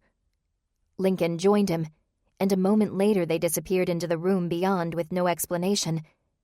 Was that a good sign? Did it mean Ashley was okay, or did it mean that Lincoln needed to say goodbye? As Cooper's fears swirled around in her mind, a familiar voice at the nurse's station drew her attention. A man softly asked where the waiting area was located. Cooper didn't even have to look. She just knew. Nathan. But when she turned to greet him, it wasn't Nathan who came around the corner from the nurse's station. It was Officer Braden. He went straight to Cooper. "I heard what happened," he said, hugging her before she could stop him. "Are you okay?" "I'm fine," Cooper replied stiffly as she pulled away. She glanced at her parents, who, although distracted by their concern for Ashley, were still curious about this strange man hugging their elder daughter. "What are you doing here?" "One of the officers called and told me about the attack, and about you taking off. I wanted to make sure you were all right." "Attack?" Maggie jumped up from her seat and joined them. "What attack? Cooper, did someone try to hurt you?" "No, not me. I didn't want to worry you." Earl silently came and stood just behind Maggie. Maggie looked from Will to Cooper. "Will someone please tell me what's going on?" "Someone broke into the house and tried to hurt Miss Donna," Cooper explained quickly, trying to get the whole story out before Maggie or Earl interrupted. "Grammy and Miss Donna fought him off. He ran and they're okay. The police are taking care of it. Grammy insisted I come to be with you and Ash. Everything is taken care of." Maggie's face lost its color, and Earl helped her back to the couch. Cooper knelt in front of her mama. "Someone was in our house?" Maggie shook her head in disbelief. "It's our home." "Yes, but... Cooper struggled to find something comforting in the situation. "Now we know Grammy can fend off a masked villain. And Popeye got right in there too, bit the guy's ankle and everything. It didn't seem to help. Officer Braden offered Cooper a hand to help her to her feet. "Sorry if I've caused a problem here," he said. "I didn't mean to." I know, it's just that my sister Ashley, she's in labor and things aren't going as well as hoped. Braden looked as though he might hug Cooper again, but this time she was ready for it. She turned and took a long stride away from him before continuing. I appreciate you coming to check on me, and I'll tell you what you need to know later, all right? "Sure. Like I said, I just wanted to see that you're okay." I am. "And your friend and Grammy?" Shaken, but not harmed. Braden crossed his arms and pursed his lips in thought. "You said someone tried to hurt your friend, Miss Donna. Why?" She has a questionable past. "It must be very questionable if someone tried to hurt her. You sure there isn't something more?" Cooper took a deep breath, considering how much she ought to tell him. She's the friend who borrowed the police file. Officer Braden chuckled. "I figured as much. Still doesn't explain the attack. Why is she staying with you anyway?" She thought she had an intruder in her home. She didn't feel safe there. "Why do I get the feeling this is all connected to the investigation?" Braden stroked his chin. "Miss Donna has something to do with it." Do we have to have this conversation right now, officer? He didn't bother correcting her this time. "We don't have to, but I'd think, given what almost happened to your Grammy, you might want to. Miss Donna knows something. Tell me what it is." His tone was suddenly different, his demeanor much less friendly. It started to scare Cooper. But before she could speak, Earl interrupted. "I appreciate you coming to check on Cooper, officer," he said. "It's good to know the police take their job so seriously." He gave Officer Braden a sturdy pat on the shoulder. Braden grimaced. All the pieces suddenly fell into place. Will Braden was new to the area, and according to Louis Wilburson, Barrio often had policemen on his payroll, so he could keep tabs on official business. Will had tried to dissuade Cooper from looking into the images on the copy machine. He had given the USB drive to McNamara, which meant he had ample opportunity to corrupt the information on it. He had ingratiated himself in her life with his friendship and flirting, distracting her and keeping her off guard. Just after Cooper told him about Miss Donna staying at her house, Miss Donna was attacked there. He had lingered beside her truck's front tire, presumably to pick up the papers he accidentally dropped. That was more than enough time to sabotage the tire so he could get to the Lee house and kill Miss Donna. Here he stood, demanding information about Miss Donna, the only witness to Sylvia's murder. And now Will's shoulder was hurt, injured where the sliver of vase had embedded itself in his skin. "You," she said quietly, backing away. "It was you the whole time."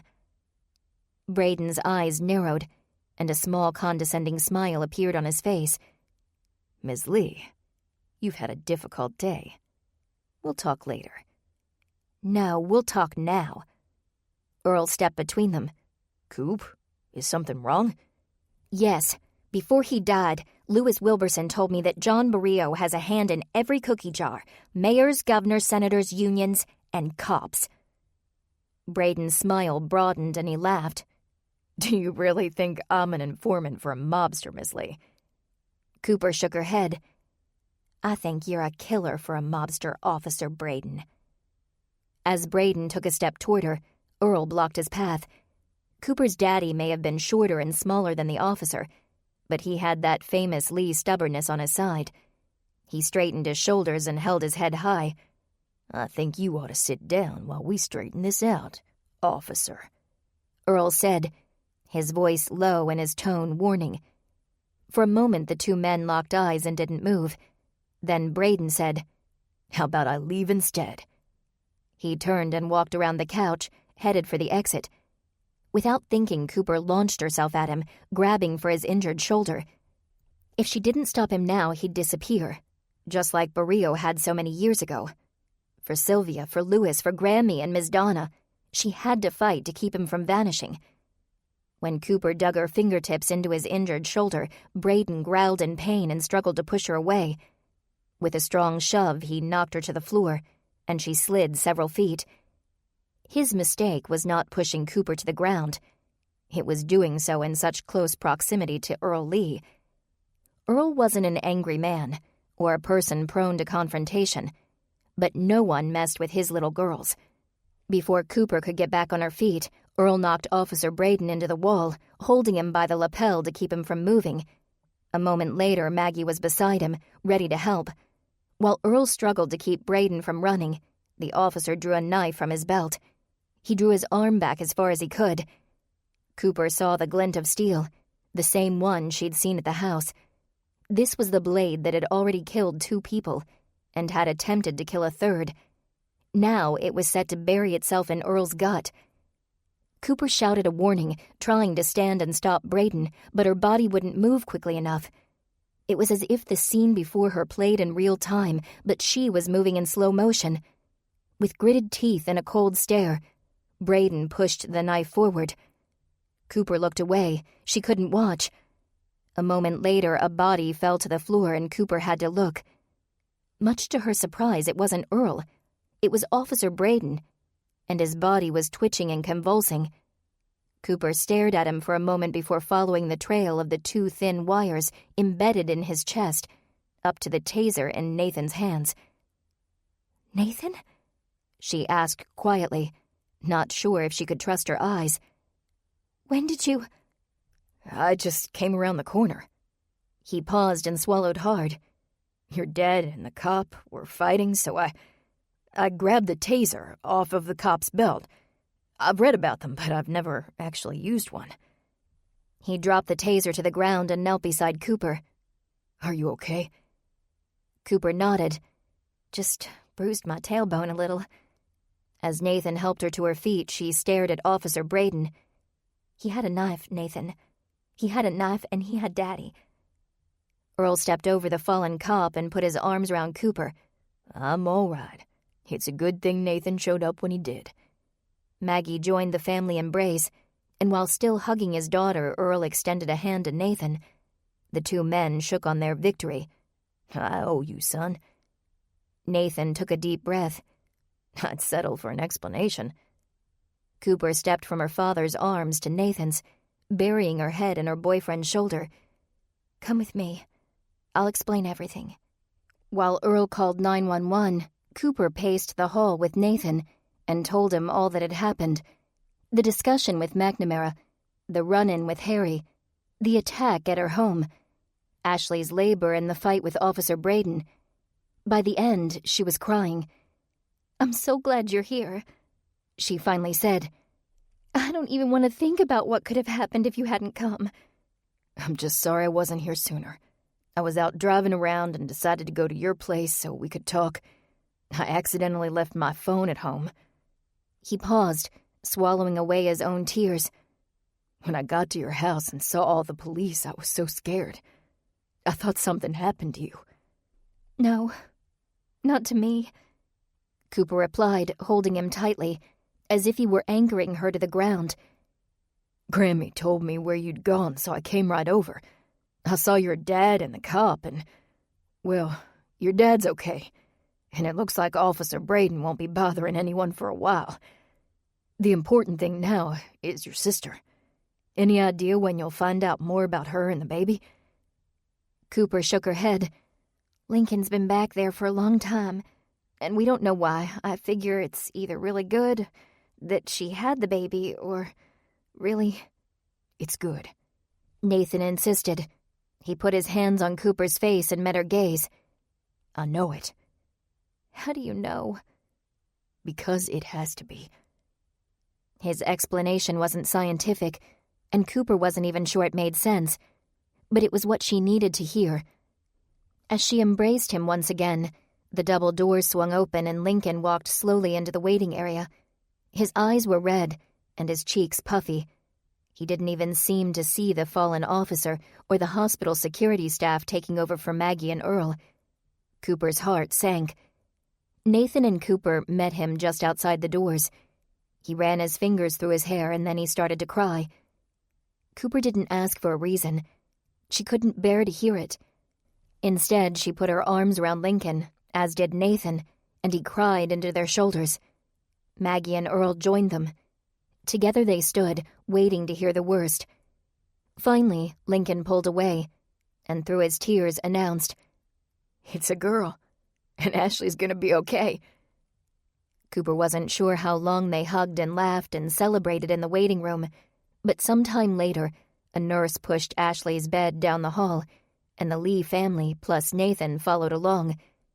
After Lincoln and Ashley had a few minutes together in the recovery room, Lincoln emerged exhausted but all smiles.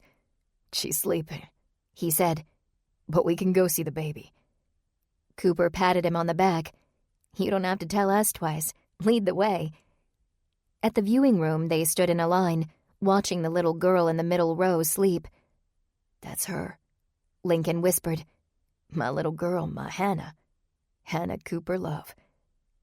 Cooper beamed, fighting back another bout of joyful tears. "How long will Hannah Cooper Love be in there?" "They want to monitor her heart. We should be able to take her home in the next couple days. Then she'll be all ours." Earl put an arm around Lincoln's shoulder. "She already is all yours, son." After watching baby Hannah for a good 20 minutes, Nathan motioned for Cooper to come with him.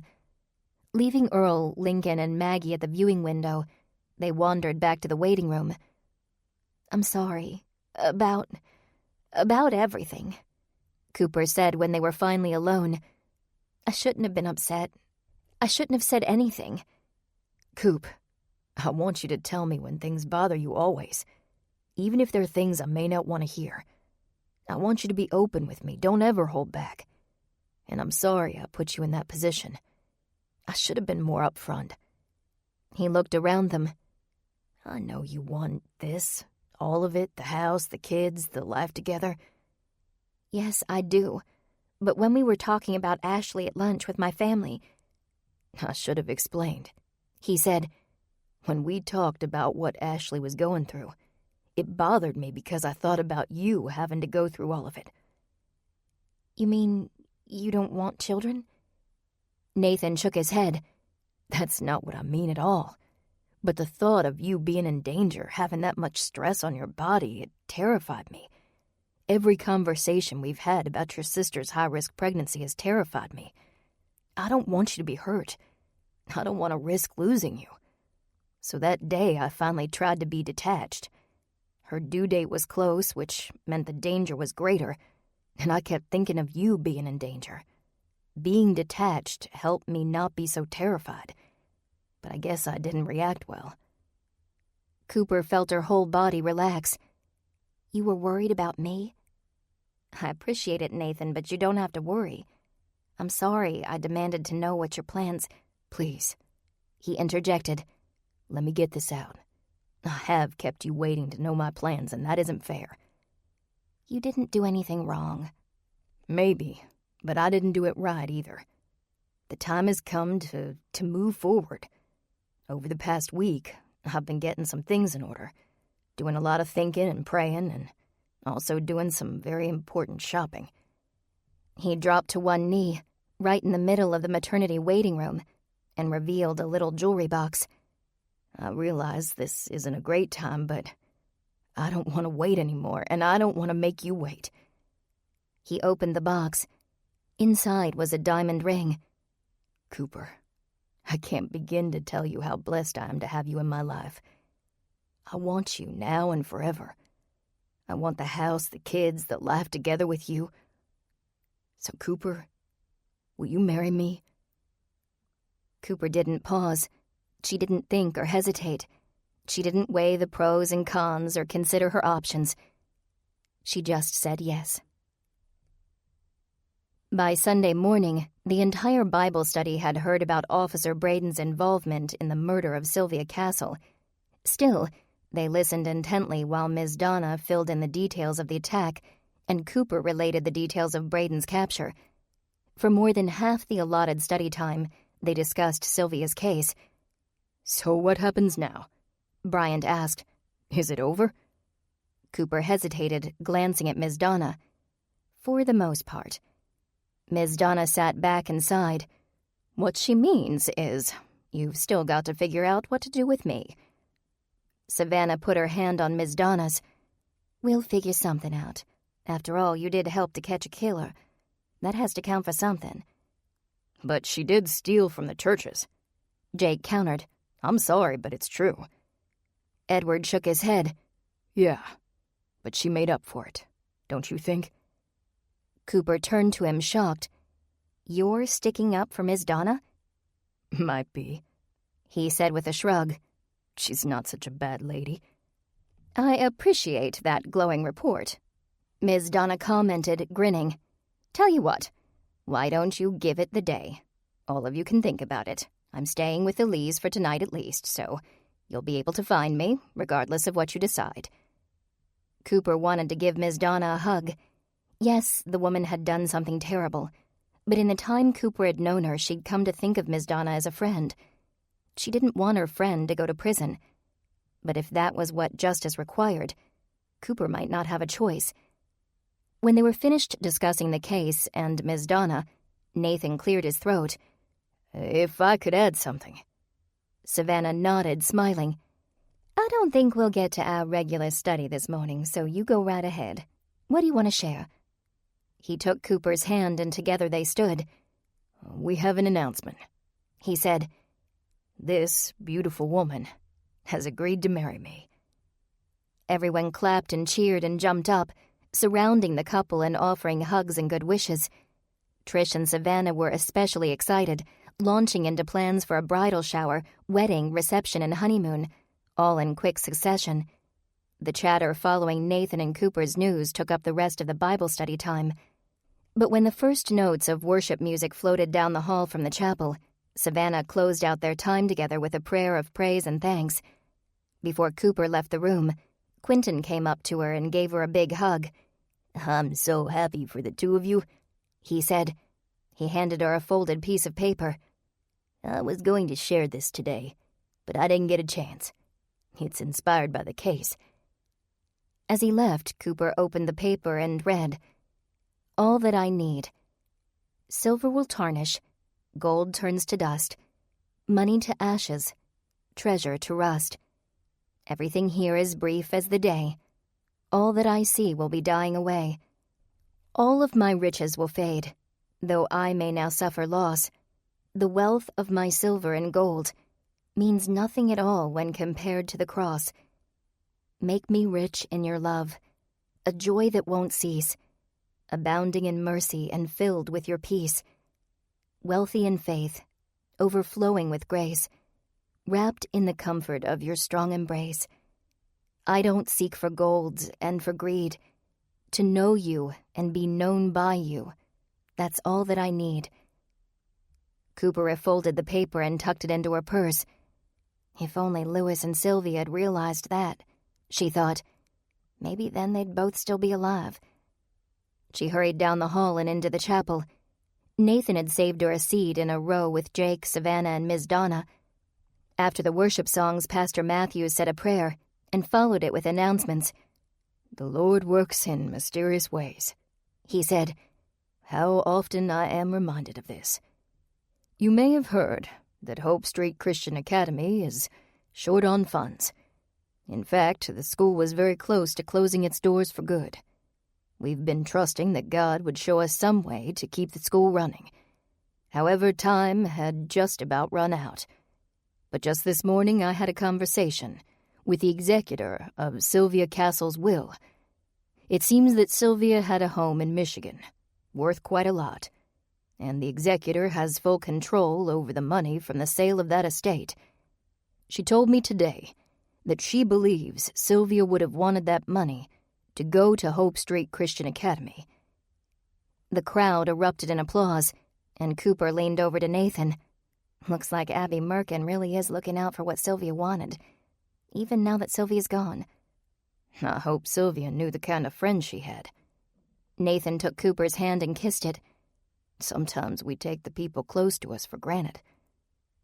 Pastor Matthews continued, The good news doesn't stop there, folks. This weekend, each of the Richmond churches robbed in recent months received an anonymous donation, roughly equal to the amount that was stolen. No one knows who this nameless philanthropist is, but I think I speak for all the pastors and the people when I say that this individual has been a blessing." Cooper paused. Was that why Miss Donna wanted them all to give it the day? So they could hear that news? She leaned over so she could see across Jake and Savannah and sought out Miss Donna. For a moment, Miss Donna continued to face forward, as if nothing were out of the ordinary. Then she turned, smiling, met Cooper's gaze, and winked. Monday morning, Cooper called Mr. Farmer before she left the house and asked him to invite both Angela and his sister to make it work. When she arrived, she marched straight into Mr. Farmer's office, the fingerprinting results in hand. Though Will Braden was a murderer, there was no reason for him to falsify the results of this particular analysis. "What's all this about?" Mrs. Farmer asked, irritated. "I have things to do." "I'm sure you do," Cooper replied. "This won't take long." "And from what I understand, this secretary has been found guilty of theft." Mrs. Farmer turned up her nose at Angela. "Shouldn't she be fired?" "There's been an interesting development there." Cooper handed the papers over to Mr. Farmer to look at. "You may not know the whole story, Mrs. Farmer. You see, Mr. Farmer, at the suggestion of someone he spoke to Thursday morning, decided to search the work lockers. He found the stolen items in Angela's locker. So why is she still here?" "Well, neither Mr. Farmer nor I believe that Angela would do such a thing." "The evidence speaks for itself." "Funny you should mention evidence." Cooper sat on the edge of Mr. Farmer's desk so she could see his sister's face directly. "We decided to gather more evidence. We had a policeman come down to fingerprint every employee and dust the stolen items for fingerprints." A few beads of sweat appeared on Mrs. Farmer's brow. "Mm-hmm." "He found Angela's prints on some of the items, but he only found one set on every item."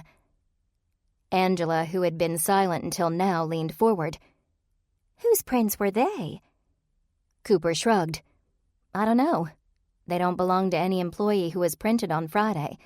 So I'm just trying to think of anyone else who has access to this office and who might have a reason to want Angela fired. That person would also need to have access to the master key that opens all the employee lockers, without the combinations. Perhaps someone who owns half the business and doesn't appreciate the fact that her brother is currently in a relationship with Angela." Mrs. Farmer gasped. "You're not suggesting that I would do such a thing?" Angela stood. "Well, if she's not, then I am. You framed me." "This is ridiculous. You have no proof." Mr. Farmer put up his hands to quiet her. "B, I know this is an awkward situation, but you have to admit, you have access to the office and the master locker key, and you haven't exactly hidden your dislike for Angela."